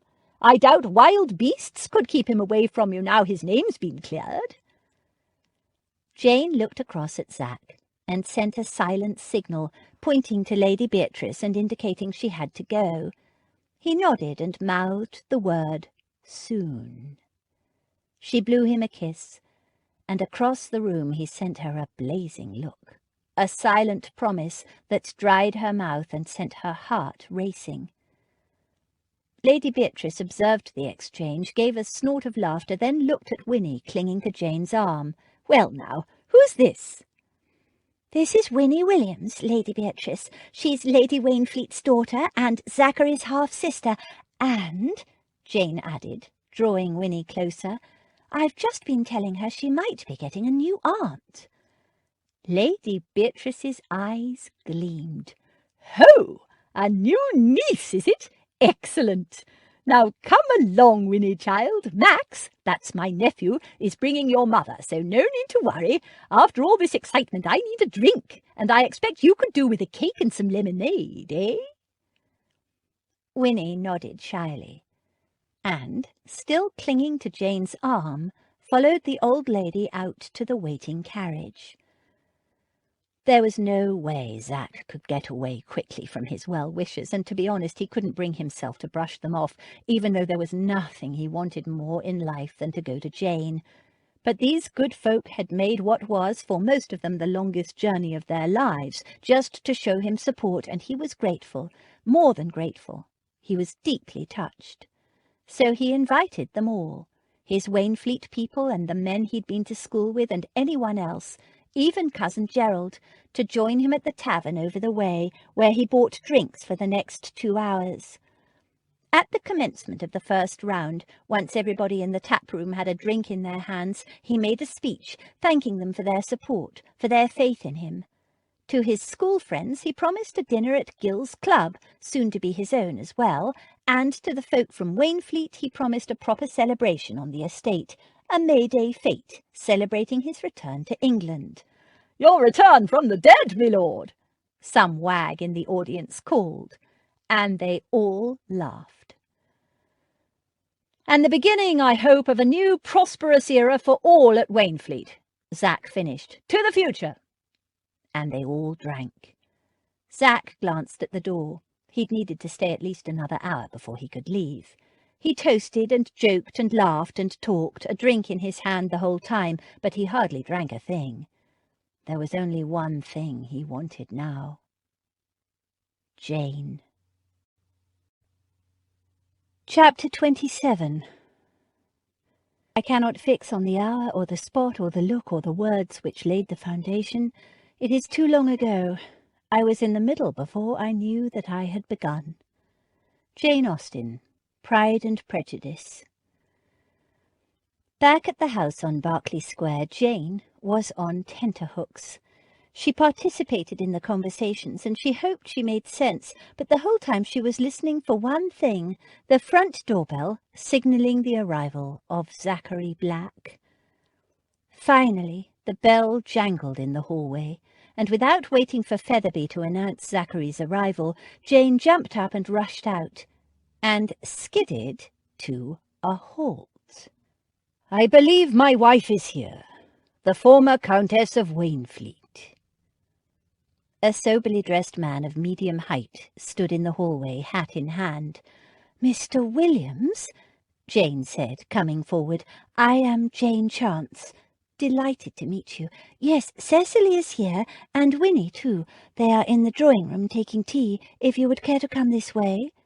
"Thank you, but no," he said, his face rather grim. "If you don't mind, I would rather speak to my wife alone first, if there is somewhere—" He glanced around. "Of course," Jane said, her heart sinking. This did not look good for Cecily. "Featherby, will you show Mr. Williams into the front parlour, please? I will fetch Cecily." She hurried back to the drawing-room. "Cecily, your husband is here." Cecily started, looking instantly apprehensive. Winnie, on the other hand, exclaimed, "Papa!" and flew from the room. She was still hugging him when Jane and Cecily arrived. He clearly loved the child and she him, which made Jane warm to him a little. Taking Winnie with her, she left a pale and clearly nervous Cecily alone with her husband, presumably to break the news to him of her bigamy. Cecily looked at Michael, twisting her handkerchief between nervous fingers. "Well, girl, do you not have a kiss for me?" he said quietly. His voice was so gentle she wanted to burst into tears, but she was too filled with guilt. She hurried over and kissed him nervously. "How did you find me?" "I followed you back here after that hearing." "You were there?" She stared at him. "But how?" "I've been to Wainfleet, where I heard all about the Countess. Drowned in the lake, some said. Run off with the sun, others said. And I heard all about the old Earl, who died last year, who had a way with his fists when in drink, and not choosy about where those fists landed. He's not much mourned by anyone." She thrust a shaking hand against her mouth. "Oh, my God! You know!" He nodded. "About the bigamy?" Again he nodded. "But how? What made you go to Wainfleet in the first place?" "That lawyer's man. There he was, asking about the Countess of Wainfleet, and you and Mary Thomas all in a tizzy about him and convincing the whole village to speak only Welsh to the poor man. And what do we have to do with the Countess of Wainfleet, I wondered. So I had a quiet word with the fellow." "Oh, Michael!" Cecily's eyes filled with tears. "He told me she'd gone missing 12 years ago, and that the Earl needed her in London now, and that her name was Cecily." At that a sob burst from Cecily. "Oh, Michael, I'm so sorry, so sorry." He pulled out a handkerchief and wiped her cheeks. "Hush now, girl, don't take on. What's done is done." "Why didn't you say anything?" "Well, see, I remember how you were when you first came to stay with Mary Thomas. Jumpy and nervous you were, Cariad. Like a dog that's been ill-treated and has learned to fear the hand of man." He stroked her cheek with the back of his fingers. "I knew you were running from something bad, from someone bad. I knew you were in hiding, knew you were full of fear and secrets." He smiled. "But God forgive me, I wanted you." "Oh, Michael, I should never have agreed to marry you, I know. Bigamy. It's a serious crime, and you've always been so upright, so pure."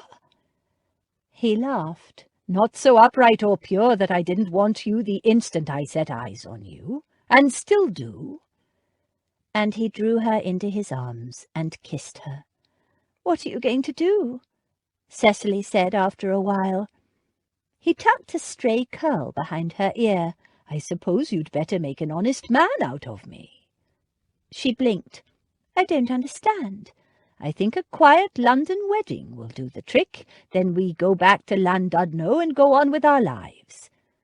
"You mean you're not going to tell?" "What good would that do? You're my wife.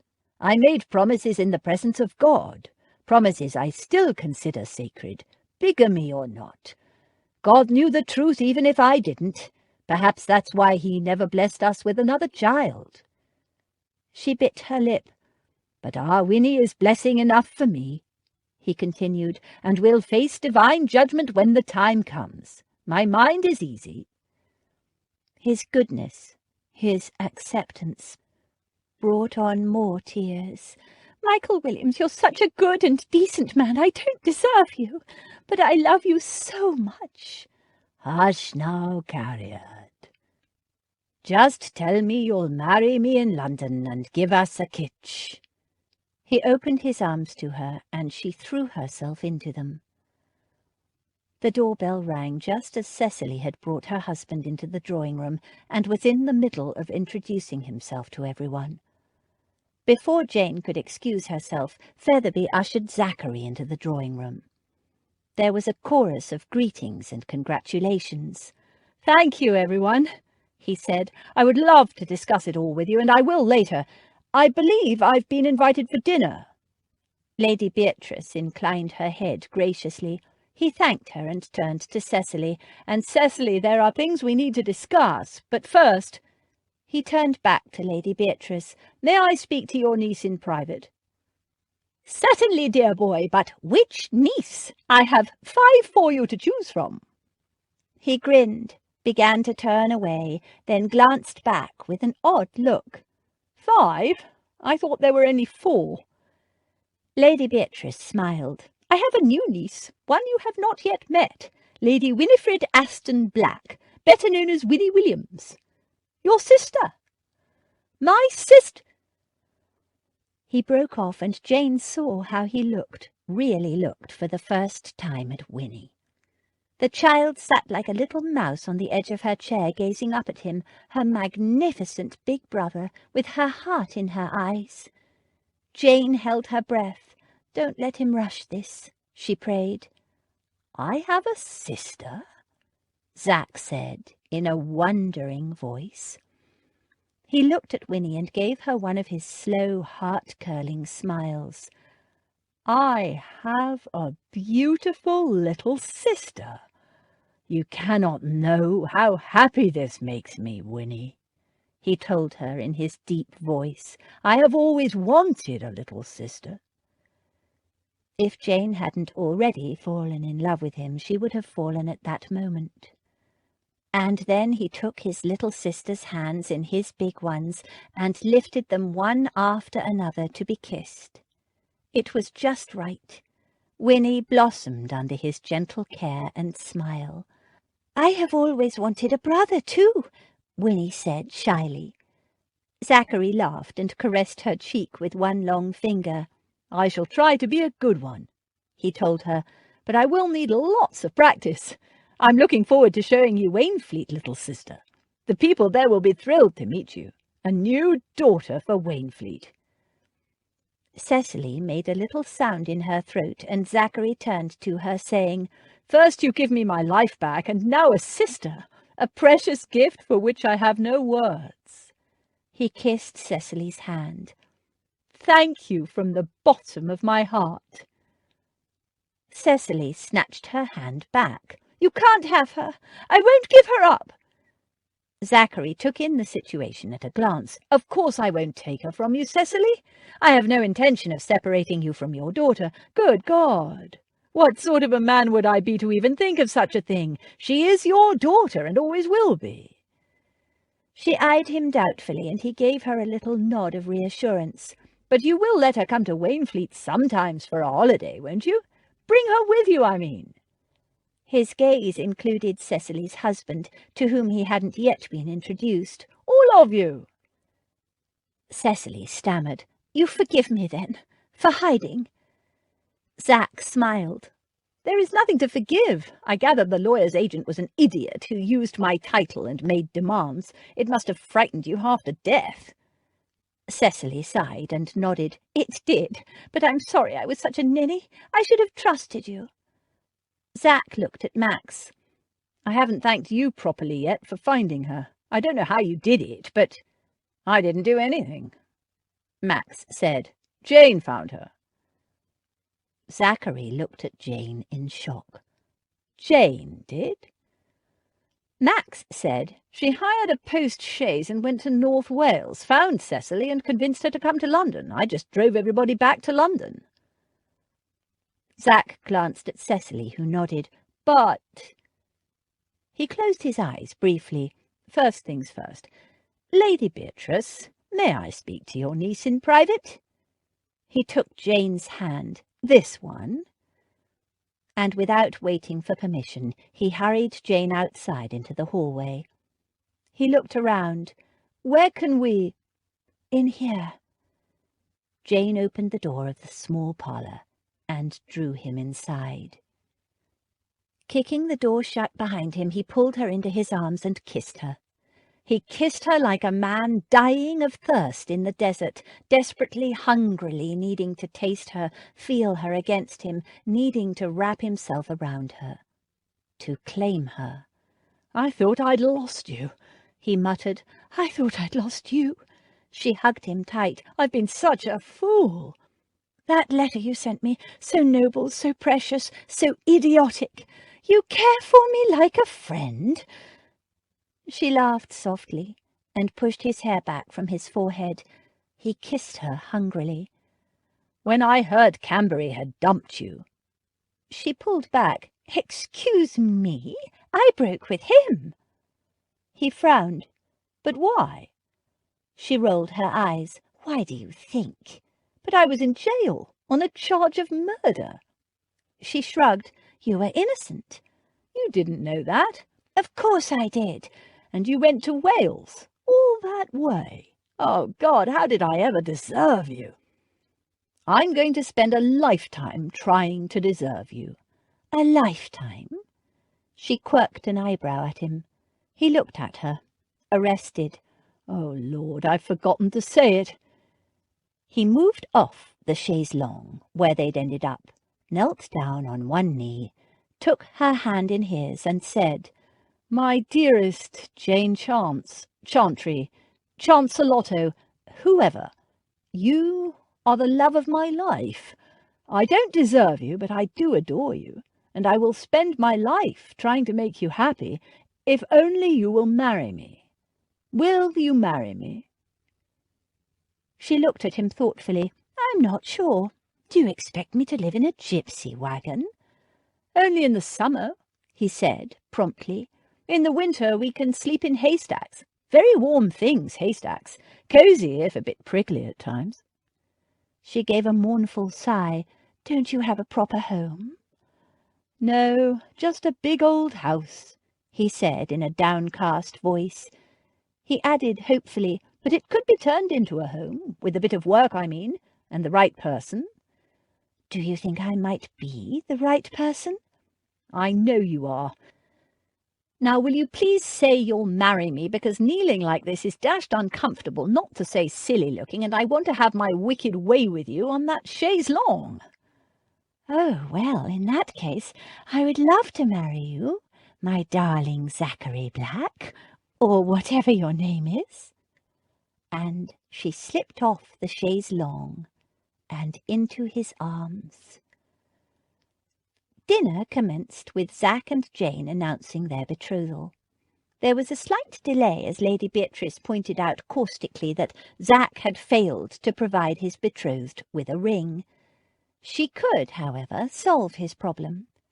She snapped her fingers, and the ever-prepared Featherby produced from his pocket a small leather box.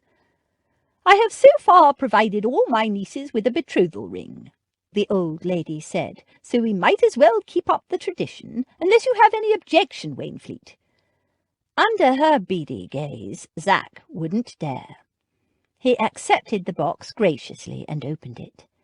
It was magnificent, a glowing red ruby surrounded by tiny diamonds. He showed it to Jane. "Oh, it's beautiful," she exclaimed happily. "Put it on me, Zac, put it on." He slipped it on and sealed the deal with a kiss.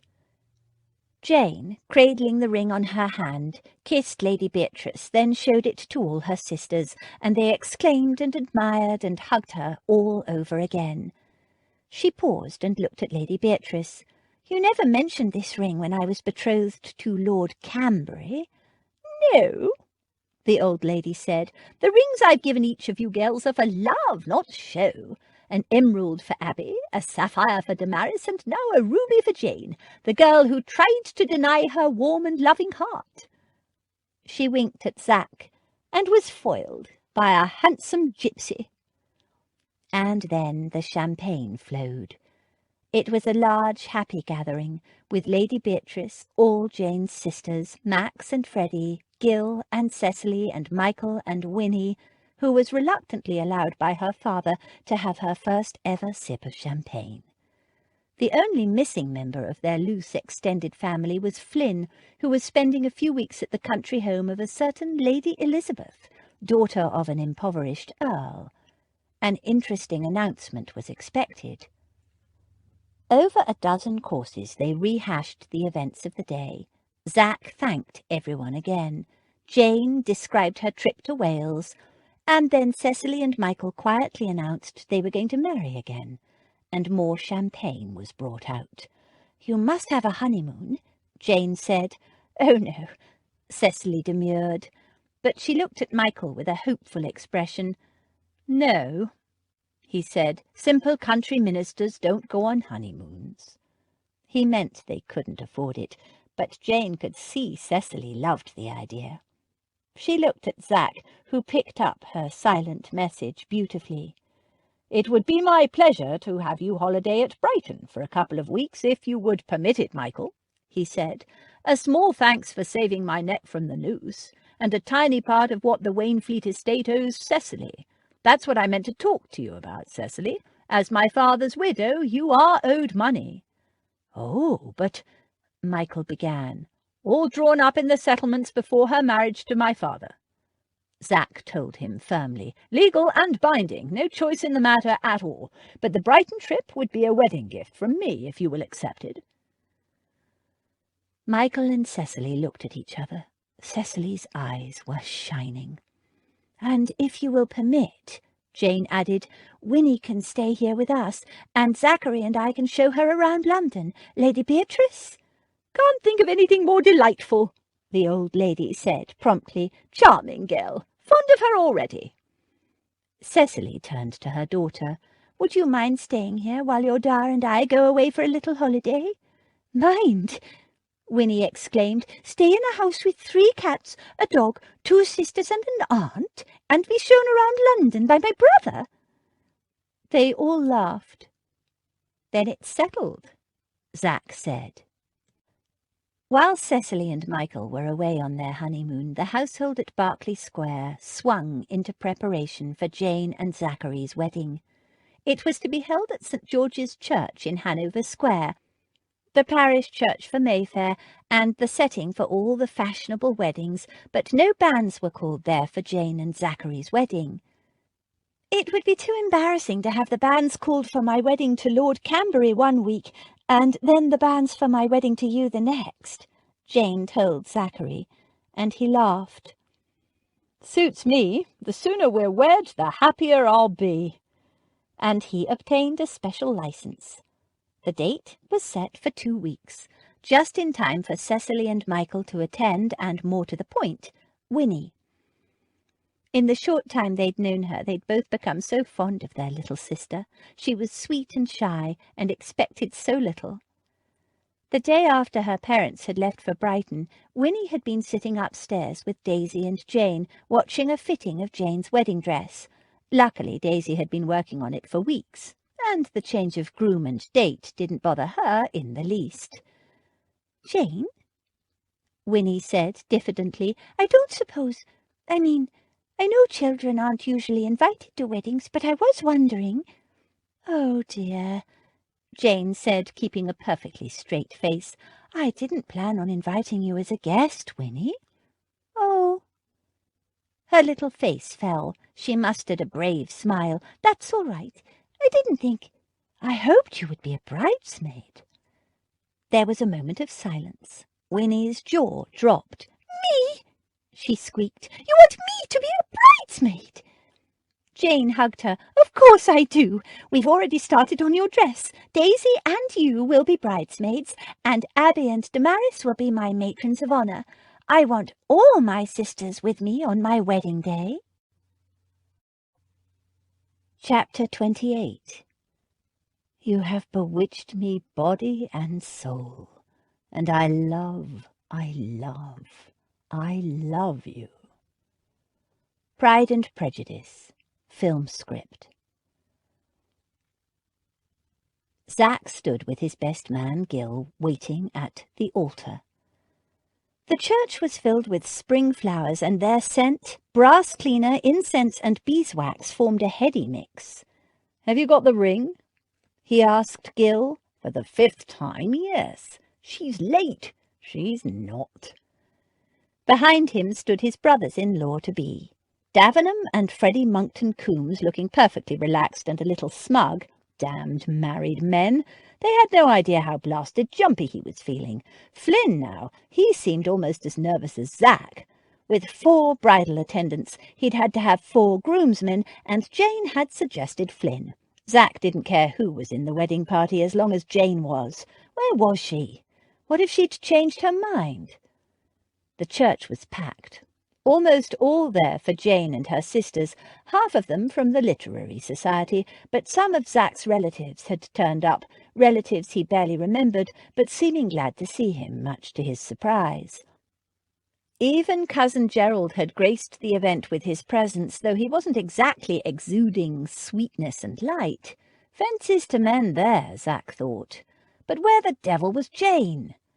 The organist, who'd been playing some blasted creepy tune for the last 10 minutes, fell silent, and then Mendelssohn's Wedding March. He turned and saw his little sister, slender and earnest, marching with slow, careful steps down the aisle toward him, holding a bunch of freesias and some kind of white blossom in a death grip. His throat swelled. She was followed by Daisy, and behind her, the love of his life. Jane, walking toward him in a dress of some white stuff, silk maybe or satin, with a foam of lace that cupped and caressed her breasts and shoulders. Aphrodite rising from the waves. He swallowed. Was there ever such a beautiful sight? For a moment he couldn't breathe. And then she smiled, and he thought his heart would burst. His Jane, his wife, his life. She was accompanied by Lady Beatrice and her cane on one side, and by her grandmother, Lady Dalrymple, on the other. She handed her flowers to Winnie, while Daisy and the other 2 sisters arranged her train. Daisy took no notice. She had eyes only for Zack. Outside, it was a grey spring day, but in the dimness of the church, her eyes shone blue as the sky over the Aegean, shining and full of love, and he was happily drowning. Dearly beloved. Zack held Jane's hand and tried to breathe. Who gives this woman? We do. Lady Beatrice and Lady Dalrymple stepped back. Will you, Adam George Zachary Aston Black, Earl of Waynfleet, take this woman? I will. And will you, Jane Sarah Elizabeth Chantry, take this man? I will. He fumbled with the ring. His hands were shaking absurdly. Why, when he wanted this so much? But it slipped smoothly onto her finger. She smiled up at him, and Zack gazed down at her, and heard nothing more until, "You may kiss the bride." At last. He cupped her face between his hands and made her another silent promise with his eyes, and then he lowered his mouth to hers. At last, after 12 years of wandering, homeless and alone, Zack was home. For his wedding night, Zack had booked a suite at the Pulteney Hotel. Jane had never stayed in a large hotel before, and the Pulteney was the grandest and most fashionable hotel in London. The Tsar of Russia himself had stayed there only a few years before. Zack slipped the porter a guinea and leaned against the door, watching his bride as she explored the suite in delight. A bottle of champagne had been opened for them on arrival, and she lifted a gently fizzing glass, drank it down all in one gulp, then shivered deliciously. "Lovely!" she exclaimed, then turned to look at him. "Well?" "Well, what?" "You told me weeks ago you'd have your wicked way with me, and I'm still waiting. Isn't it time?" "It certainly is," Zack said, and striding forward, swept her up into his arms. Jane laughed as he caught her up and fell with her onto the enormous bed. She was eager to make love with Zack, but also a little nervous. Her sisters had told her not to worry, that it might not be comfortable at first, but with a little practice it was utter bliss. She remembered the look on Abby's face as they were riding to the masquerade. The love, the connection between Abby and her husband had almost been tangible that evening. Damaris and Freddie had it too, and Jane wanted to know their secret. She wanted to know it with Zachary so very much. As he scooped her up and fell with her to the bed, she expected him to pounce and to be ravenous the way he'd been the day he proposed. Instead, he was heartbreakingly tender. In an echo of her wedding kiss in the church, he cupped her face between his hands as if cradling something precious and fragile. His fingers were cool against her suddenly heated skin. Gently, he tilted her face toward him. "I love you so much," he murmured. And with achingly slow deliberation, he lowered his mouth to hers. He brushed his lips across hers so lightly that she could barely feel it, a warm, spicy drift of gossamer. She wriggled and pushed closer, and he smiled at her impatience. "Come live with me and be my love, and we shall all the pleasures prove," he quoted softly. "The pleasures, love, all the pleasures." She smiled. "That sounds nice." "Better than nice." Again his mouth drifted over hers, caressing her lips so lightly. It was a tease, a slow, tantalizing temptation. The delicate friction of his mouth over hers, his warm breath, the hint of his enticing masculine taste shivered through her, and in between his deep, murmured words of love. She sighed, closed her eyes, and gave herself up to him. The delicate tease of his mouth soon turned into slow, hot, deep, drugging kisses, and she slowly turned into a hot puddle of desire. It was utter bliss. His hands roamed over her, and she plucked impatiently at his waistcoat, his shirt. "Yes, I think it's time to get rid of these." He rose from the bed, and without taking his eyes from her, he pulled his coat off, his waistcoat, his shirt, and he was bare from the waist up. He turned and sat and pulled off his boots. Then he stood and pushed his breeches down his legs and kicked them away. He turned and stood before her, clad only in a pair of white drawers. She lay on the bed, boneless, feasting on the sight of him. Lord, but the man was beautiful. He smiled, that slow, irresistible smile that never failed to make her insides curl with pleasure. "Now you."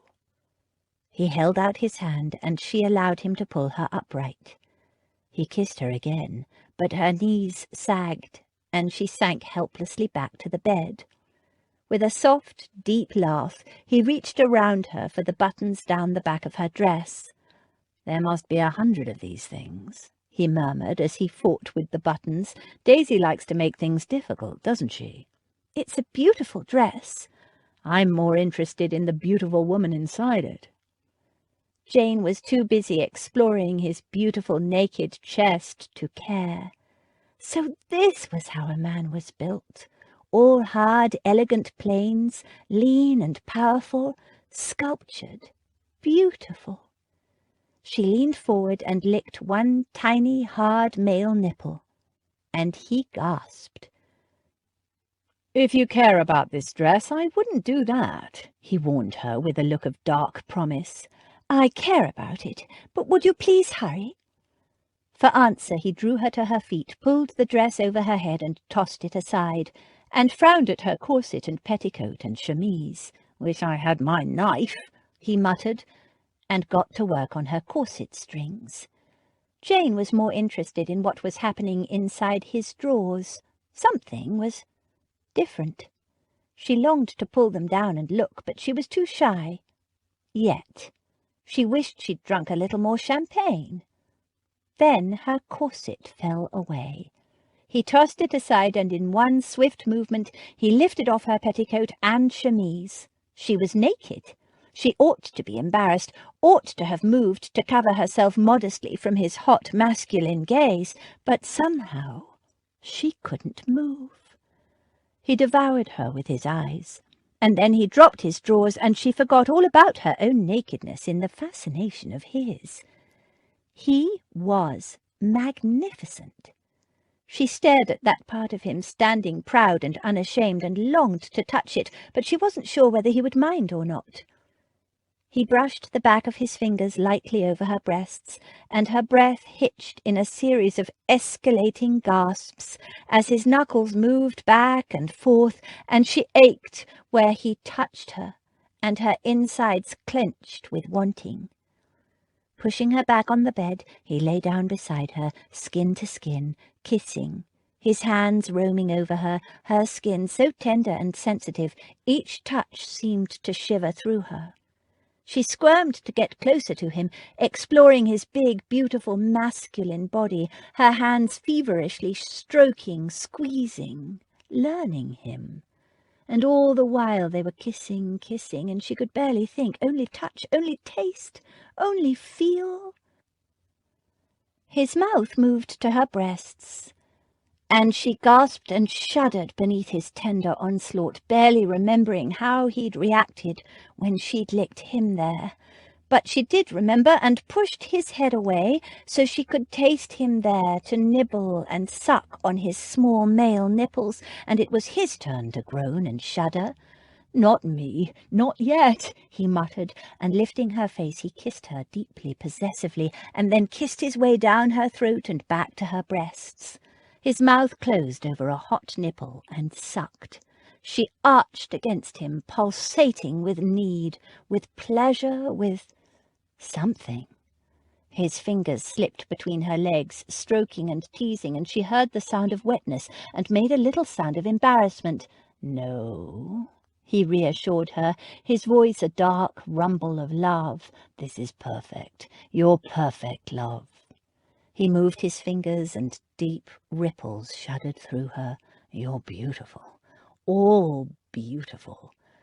And he stroked, and his clever, insistent fingers drew such response from her that all awareness, any self-consciousness, simply evaporated under the demand, the rising tide of, the insistent drive to, "Please, please," she pleaded, not knowing for what. Her legs thrashed, shudders ran through her body. And he claimed her with his mouth, and his fingers moved, and she thought she could not bear any more, and then she shattered in a million sunbursts. And before she could recover, he moved over her, and he was there between her legs, thick and hard and hot. "Easy, love, easy," he murmured, and he stroked her, and again she felt the pressure inside her building. Now she wanted to feel that thickness, that hard, blunt masculinity inside her, and she thrust up against him, and as he entered her in one long, smooth movement, she felt a sharp sting, but then he was moving, and it felt right. She wrapped her arms and legs around him, gripping tight, and suddenly they were moving together in a rhythm some deep primeval part of her recognized. The shudders deepened, and the pressure rose, and she hung on tight and felt him moving deep within her, and it built and built even more than before, until she was swept away in a maelstrom of sensation.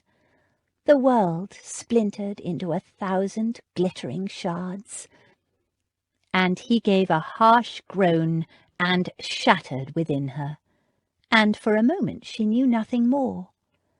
When she opened her eyes, the worried expression in his eyes faded, and he smiled and kissed her gently. "The French call it la petite mort, the little death.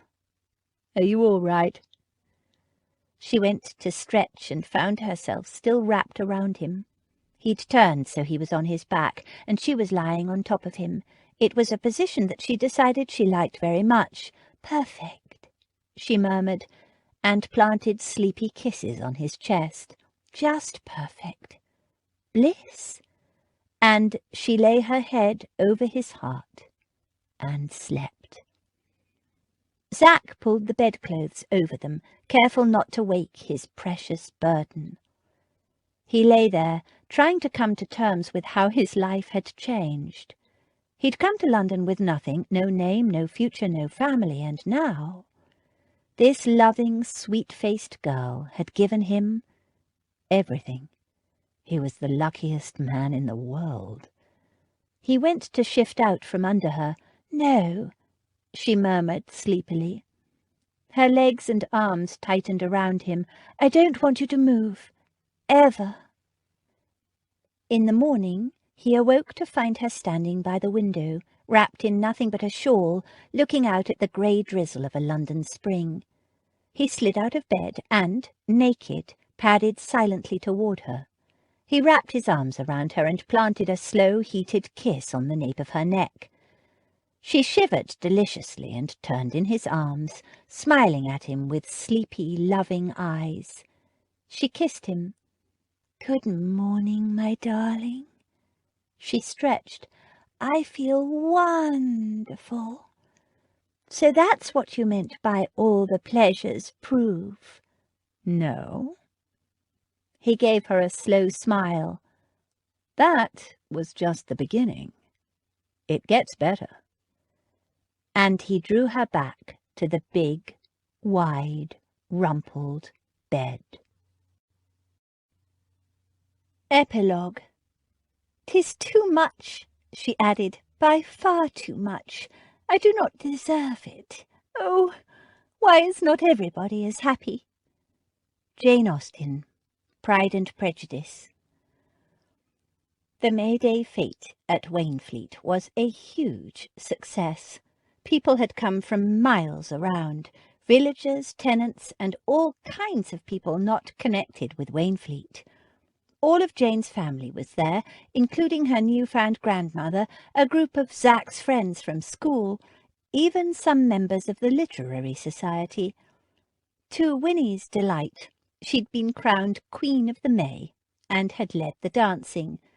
There was maypole dancing and folk dancing and competitions of all sorts, from baking competitions to shooting and tug-o'-war and wrestling. Zack had provided a feast with a whole ox and several sheep roasted on a spit, barrels of ale and cider, platters of roasted vegetables, and mounds of bread, followed by cakes and sweet pies of every sort. A bonfire was built that lasted through the night, and as evening fell, a gypsy band had appeared, and there was music and dancing and fortunes told and trinkets bought and sold. Zack had introduced his wife to his gypsy friends. They would always be welcome at Wainfleet, he told them. The following night, there was just Zack and Jane and their immediate family seated around the big oaken table in the dining hall at Wainfleet, and Lady Beatrice was educating the newer members of the family in the history of the Chance sisters, according to her. "The Chantry girls, you see, being orphaned, were taken in by my dear half-sister Griselda." "Imaginary half-sister," Max murmured sotto voce to Zack. "All this is quite imaginary." Zack grinned. He liked the old lady, and it was good to know he wasn't the only focus of her mischievous tongue. "Griselda, of course, was married to a Marchese, Alfonso di Chancelotto." "Angelo," Max corrected her dryly. "Of course, dear boy, I always get those Italian names confused." "Venetian?" "Precisely." She gave him a beady glare and continued. "So, when Abby and Jane's widowed mother passed away in the sanatorium in Italy—" "Not Venice?" Max asked innocently. "No, dear, in the mountains of Switzerland, the Italian-speaking part," she added before Max could interject again. "So dear Griselda and her husband decided to take in the girls and raise them as their own dear daughters. Along with dear Damaris, I presume," Freddie said. "And Daisy," Damaris added, giggling. "Oh, she was only discovered later, sadly." Lady Beatrice had to account for Daisy's Cockney accent somehow. "I never went to Italy," Daisy said firmly. She didn't approve of these flights of the old lady's fancy, and I never been to Venice either. But we'll take you there one day, Daisy darling. Abby told her. You should see it, so beautiful with the houses rising out of the water. I've been in houses like that, Daisy said, unimpressed. It's called rising damp. Abby laughed. No, they're beautiful and not at all damp. You'll see. And there are pigs, Freddie added, the famous experimental Chinese swimming pigs of Venice. Oof! As Damaris elbowed him in the stomach. He gave her an injured look. What? My father loves those pigs. Nonsense, his loving wife told him. He's never even seen them, and he won't because they don't exist. Ah, but he dreams of them, Freddie said soulfully, and they all laughed. The newly proclaimed Earl of Wainfleet slipped his arm around the waist of his countess and said, Well, delightful as this gathering is, my wife and I need to inspect the grounds, Jane said. At night, Lady Beatrice said. Zack smiled. There's a full moon out there and it needs attending to. Ah. The old lady nodded. At the mention of a full moon, Abby and Max, Freddie and Damaris, and Cecily and Michael all decided they needed to inspect the grounds too, different parts of the grounds, attending to the moon. Lady Beatrice and Lady Dalrymple looked at those who remained, Daisy and Flynn. Well, Lady Beatrice said, are you two going or staying? Staying, Daisy said. The country gives me the creeps at night. Anyone for cards? Patrick Flynn gave her a dry look and rose to his feet. I might as well walk the dog then. Come on, Caesar, or Rosepetal, or whatever your name is. We can bay at the moon together. Jane and Zack strolled slowly through the gardens, stopping to kiss every few steps. The scent of roses, freesias, lilac, and 100 spring blossoms filled the air. Overhead a full, fat, golden moon hung in the sky, blessing all beneath it. They were home, both of them. Happy, Zack murmured. Jane gave a blissful sigh. More than I ever believed possible. Me too. He tightened his hold on the woman nestled against his heart, the woman who'd made dreams he'd never dared to dream come true. Bathed in moonlight, they kissed. This concludes The Spring Bride by Anne Gracie, narrated by Alison Larkin. Copyright 2015 by Anne Gracie.